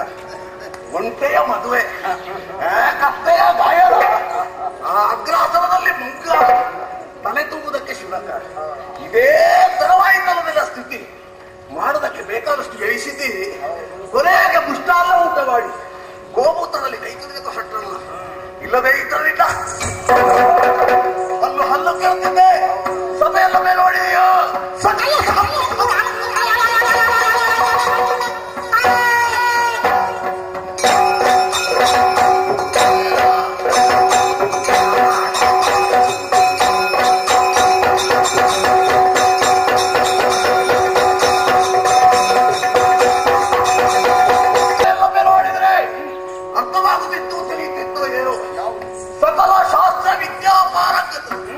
ಪುರಾಣಾಭ್ಯಾಸವನ್ನು ಮಾಡಿದರು ವೇದಾಂತಿಗಳು, ಅವರಿವರು ಮಹನೀಯರು, ಭೂತಳಾಧಿಪರು ಸೇರಿದ ಸಭೆಯಲ್ಲಿ ಕೃಷ್ಣನನ್ನೇ ನೀವು ಆರಾಧಿಸಕ್ಕೆ ಹೊರಟಿರಲ್ಲ. ಅಷ್ಟೇ ಅಲ್ಲ, ಓ ಅಂತ ಕಡೆ ನೋಡಿದೆಯಾ?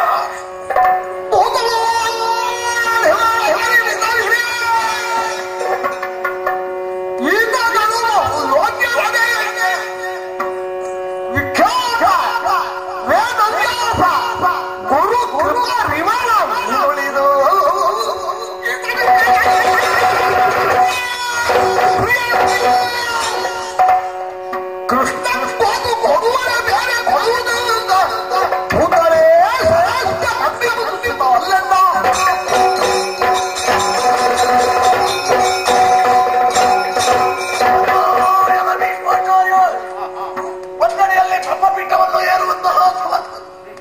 ಇವನು ಸರಿಮಧ್ಯದಲ್ಲಿ ಕುಳಿತುಕೊಳ್ಳುವ ಅರ್ಹತೆ ಉಳ್ಳವರು. ಇತ್ತ ಕಡೆ ನೋಡಿದರೆ ಅತ್ತ ಕಡೆಯಲ್ಲಿ ವೇದವ್ಯಾಸರು. ಅವರಿವರ ಕಥೆ ಯಾಕೆ? ಇವನಪ್ಪ ವಸುದೇವರನ್ನು ತಂದು ಅಗ್ರಪೀಠದಲ್ಲಿ ಪೂಜೆ ಮಾಡ್ತೀವಿ ನಾವು. ಬೇಡ ಶಲ್ಯನನ್ನು ಬಿಟ್ರಿ, ಅವನನ್ನು ಬಿಟ್ರಿ, ಭೂತಳಾಧಿಪನಲ್ಲೇ ಬಿಟ್ಟು ಇವನಿಗೆ ನೀವು ಒತ್ತು ಕೊಡ್ತಾ ಇದ್ದೀರಲ್ಲ, ಇದು ಸರಿಯಲ್ಲ ಸರಿಯಲ್ಲ ಸರಿಯಲ್ಲ. ಯಾಕೆ ಕೊಟ್ಟಿದ್ದಾರೆ?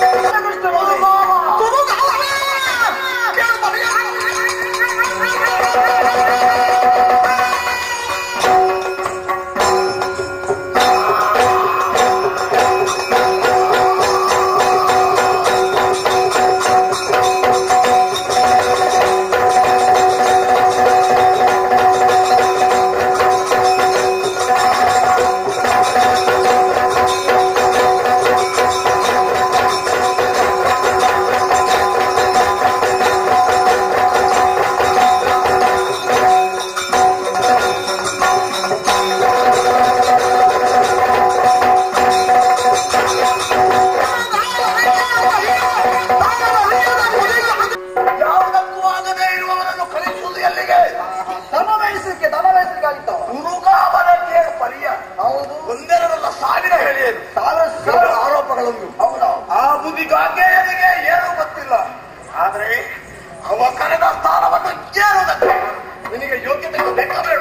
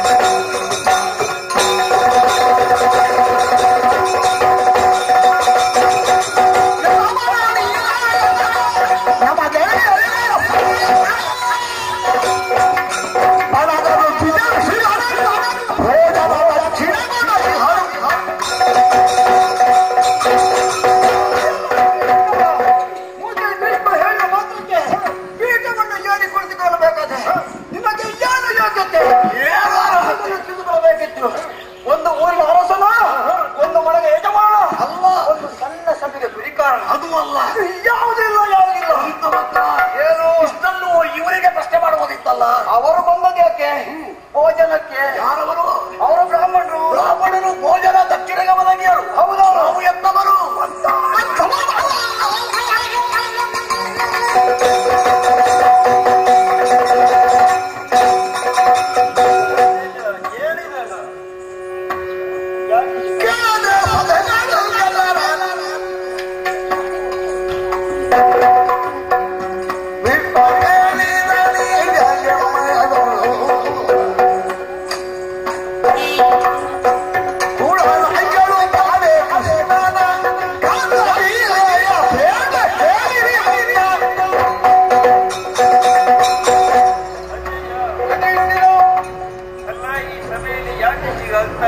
ಏನಾಯ್ತು? ನಮ್ಮಪ್ಪನಿಗೆ ಸ್ವರ್ಗದಲ್ಲಿ ಸ್ಥಾನ ಲಭಿಸಿದೆ ಎನ್ನುವುದಾಗಿ ನಾನು ಸಂತೋಷದಲ್ಲಿದ್ದೆ. ಯಾಕೆಂದ್ರೆ ಇದು ಪೂರ್ಣಾಹುತಿಯ ಸಂದರ್ಭ. ಆದ್ರೆ ಅಷ್ಟಕ್ಕೆ ಇವರು ಗುಣರಂತೆ ವರ್ತಿಸ್ತಾ ಇದ್ದಾರಲ್ಲ. ನೀನು ಒಪ್ಪಿಸಬೇಡ. ಯಾಕಂದ್ರೆ ಅವರೆಲ್ಲ ಹೇಳಿದ್ರಿಂದ ನೀನು ತಲೆಬಿಸಿ ಮಾಡುತ್ತಾ? ಅವರು ಏನ್ ಬೇಕಾದ್ರೂ ಹೇಳಿ ನಮ್ಮ ದೇವರನ್ನು ನಿಂದಿಸ್ತಾ ಇದ್ದಾರಲ್ಲ. ನಿಂದಿಸಿದ್ರೆ ನಿನಗೇನಾಯ್ತು? ನೀನು ಸುಮ್ಮನೆ ಕೂತ್ಕೋ. ಯಾಕಂದ್ರೆ ಎಲ್ಲ ಅವರು ಇದ್ದಾರಲ್ಲ ದೇವರು. ಪ್ರಳಯದ ಹೋಗ ಲೊಬ್ಬ ಮಲಾಗಿರೆ ಕತ್ತಲಿಂದಲಿ ಮಧು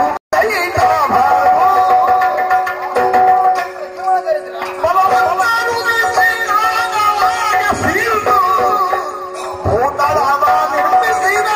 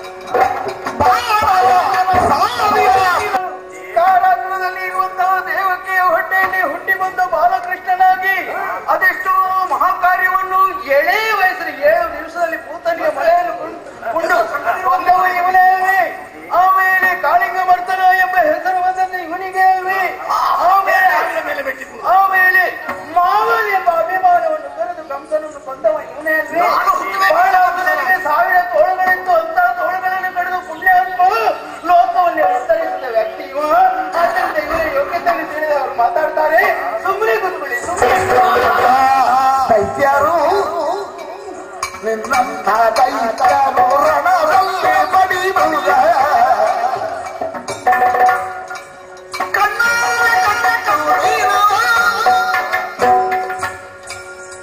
ಮಾಯದಲ್ಲಿ ಕಾಣಿಸನ ಸಂಗತಿ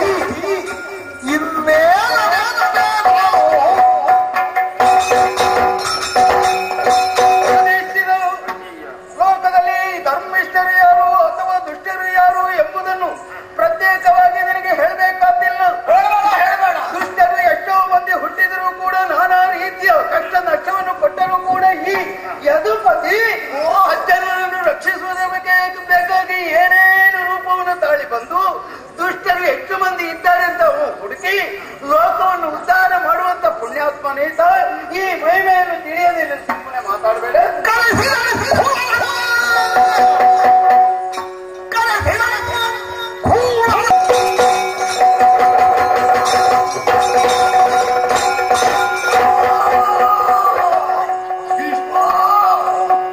ಎಲ್ಲ ರೀತಿ ಮಾತುಗಳನ್ನು ಕೇಳುವುದಕ್ಕೆ ನಮ್ಮ ಮನಸ್ಸು ಒಪ್ಪುತ್ತಾ ಇಲ್ಲ. ನಿನ್ನ ಹರಿಕತೆ ನಮಗೆ ಪಠ್ಯವಾಗುವುದಿಲ್ಲ.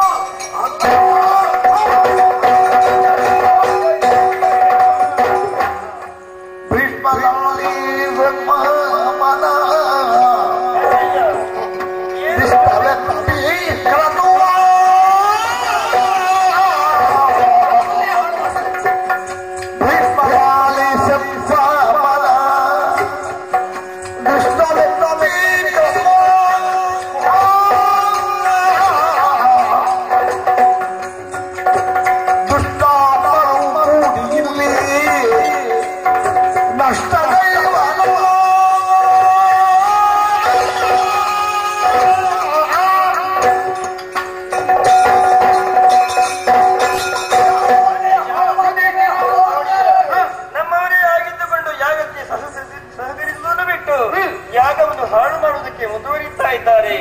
ಹಾಗಿದ್ರೆ ನಾವು ವ್ಯಯಿಸಿದ್ದೆಲ್ಲ ನಷ್ಟವಾಗಿ ಹೋಗ್ತದಲ್ಲ. ಇದಕ್ಕಾಗಿ ನಾನು ಅಳಿಸಿದೆನೋ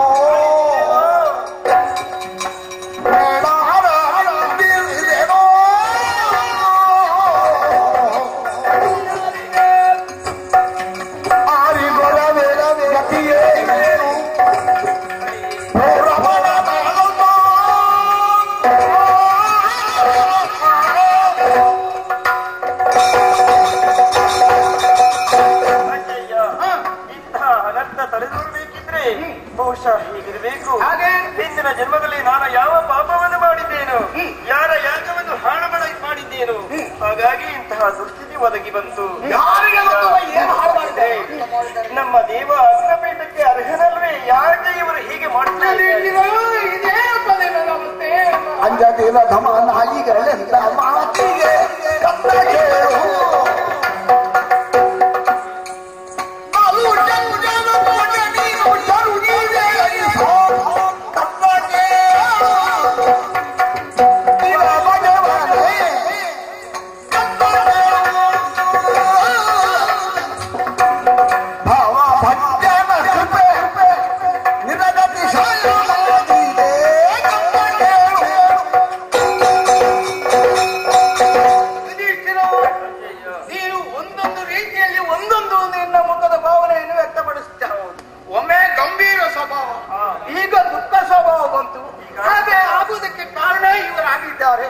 ಇವರು ಹೇಳಿದ ಮಾತನ್ನೆಲ್ಲ ನೀನು ಕೇಳಿ ಹೀಗೆ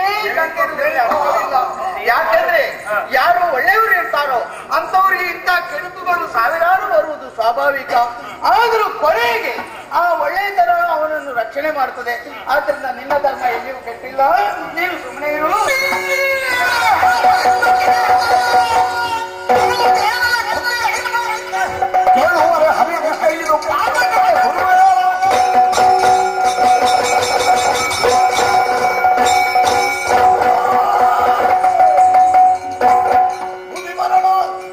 ನೀನು ನೋಡುತ್ತಿರುವಂತೆ ನಿನ್ನ ಯಾಗವನ್ನು ಏನು ಮಾಡ್ತಾರವಲ್ಲೇ?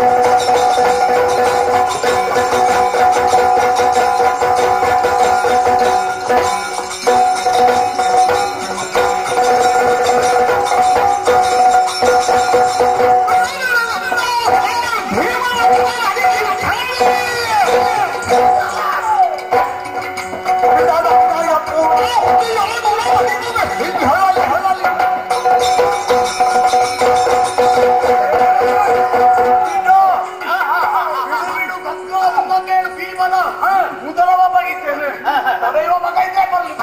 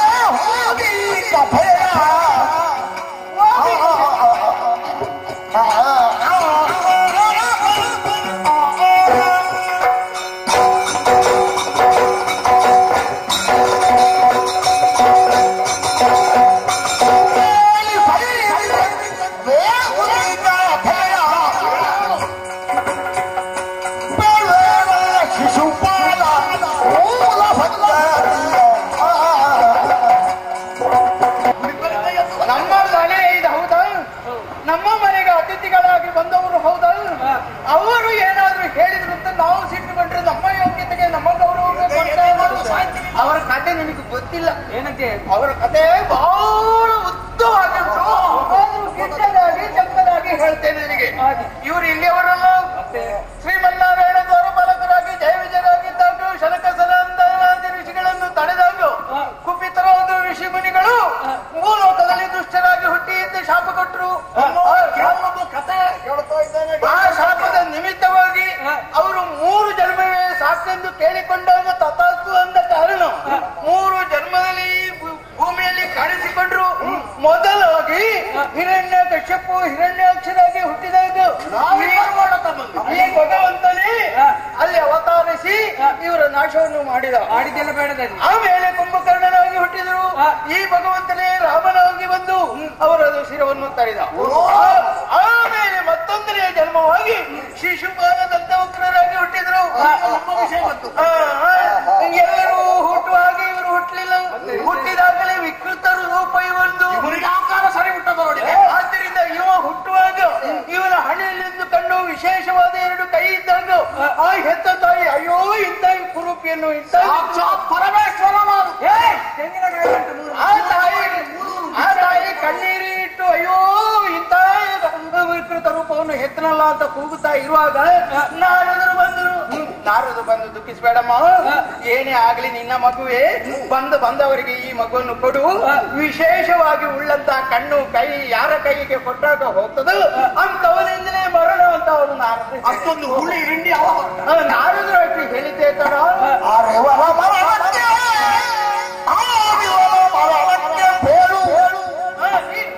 ಮುರಾರಿಯೋ ನೀನೋ ವಿಚಾರಿಸು, ಮುರಾರಿಯೋ ನೀನೋ ವಿಚಾರಿಸು.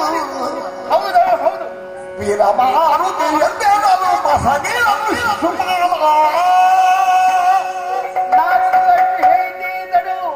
ದುಃಖಿತರಾದ ತಾಯಿ ಬಂದವರಿಗೆ ಮಗುವನ್ನು ಕೊಟ್ಟಾಗ ನಮ್ಮ ಪರಮಾತ್ಮ ಅಲ್ಲಿಗೆ ಹೋದ.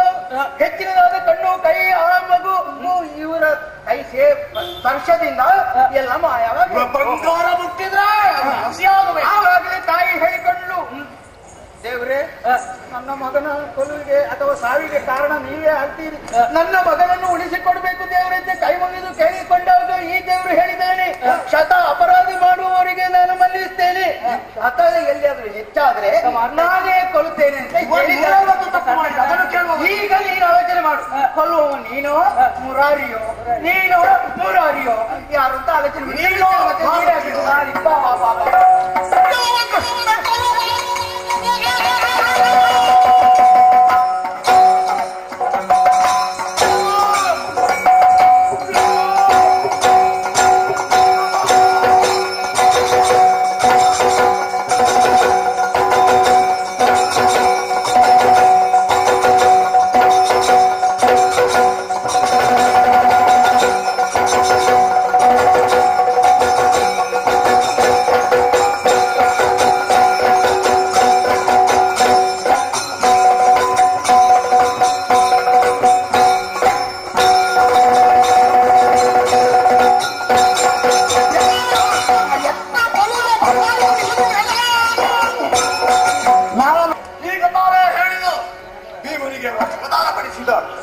ಕೊಲ್ಲುವ ಮಠ ಯಾರು ಎಂಬುದು ನನಗೆ ಈ ಕ್ಷಣದಲ್ಲಿ ಇತ್ಯರ್ಥಾಗಬೇಕು.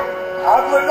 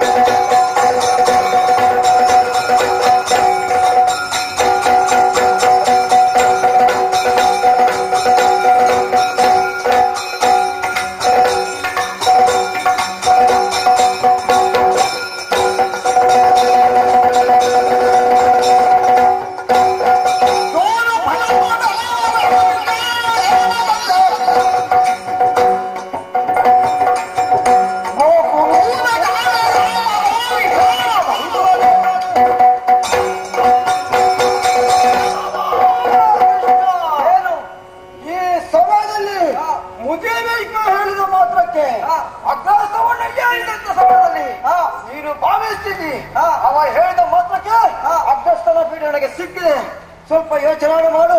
ಧ್ವಜಸ್ತಂಭದ ಗರುಡ ಕುಳಿತುಕೊಳ್ಳುವಂತಹ ಜಾಗದಲ್ಲಿ ಕಾಗೆ ಕುಳಿತುಕೊಂಡದ್ದು ಗರುಡಾಗಲಿಕ್ಕೆ ಸಾಧ್ಯ ಇಲ್ಲ. ಈ ಸಮಯದಲ್ಲಿ ಶಿಶುಪಾಲ ದಂತವಕ್ರರ ಮರಣ ಯಾವಾಗ ಆಗ್ತದೆ ಅನ್ನುವುದನ್ನು ಎಣಿಕೆ ಮಾಡಿಕೊಂಡಿರ್ತವ ನೀನು. ಎಣಿಕೆ ಮಾಡುದು ಬೇರೆಯಲ್ಲ. ನಾಳೆ ಯಾರ ಮನೆಗೆ ಹೋಗ್ಬಹುದು, ಇವತ್ತು ಯಾರ ಮನೆಗೆ ಹೋಗ್ಬಹುದು, ಇನ್ನ ಎಷ್ಟು ಸಿಗ್ತದೆ, ಎಷ್ಟು ಸಿಕ್ಕಿದೆ ಅನ್ನೋದನ್ನು ಎಣಿಕೆ ಮಾಡಿಕೊಂಡಿದ್ದವ ಕೃಷ್ಣ. ನಿನ್ನ ಬಗ್ಗೆ ಬುದ್ಧಿ ಕಳಿಸ್ತೇವೆ.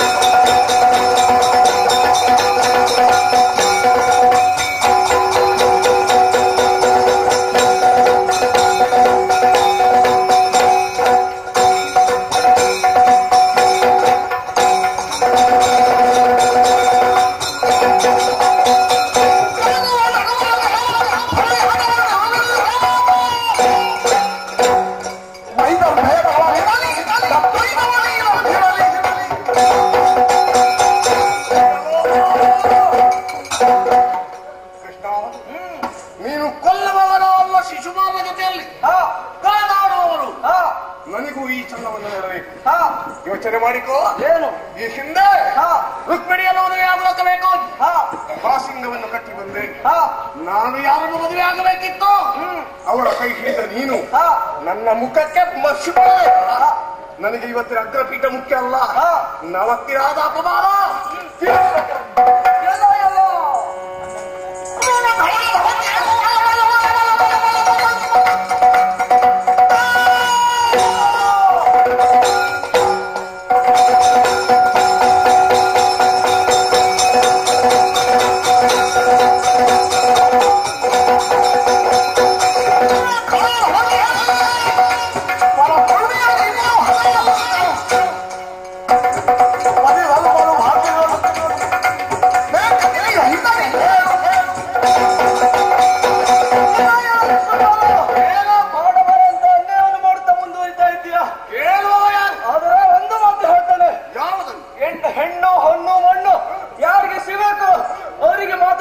ಸಾಧ್ಯ.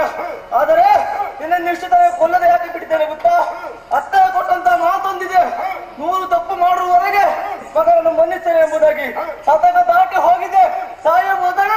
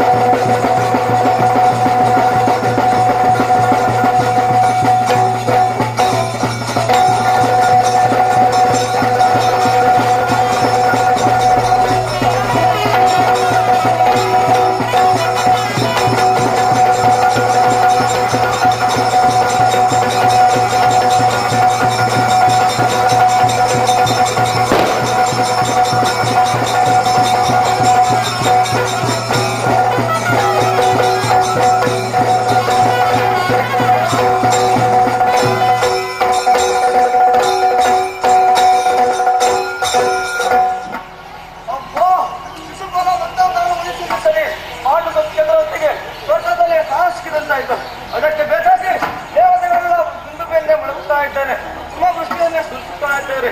ಇಲ್ಲಿಗೆ ದಶಾವತಾರ ಎನ್ನುವಂತ ಪುಣ್ಯ ಕಥೆಯನ್ನು ಆಡಿಸಿದವರು ಆಡಿದವರು ನಮಗೂ ಕಟೀಲು ಶ್ರೀ ದುರ್ಗಾಪರಮೇಶ್ವರಮ್ಮನವರು ಆಯುಷ್ಯ ಆರೋಗ್ಯ ಸಕಲ ಸೌಭಾಗ್ಯವನ್ನು ಕರುಣಿಸಲಿ ಎಂದು ಹೇಳ್ತಾ ಸಭೆಗೆ ಮಂಗವನ್ನು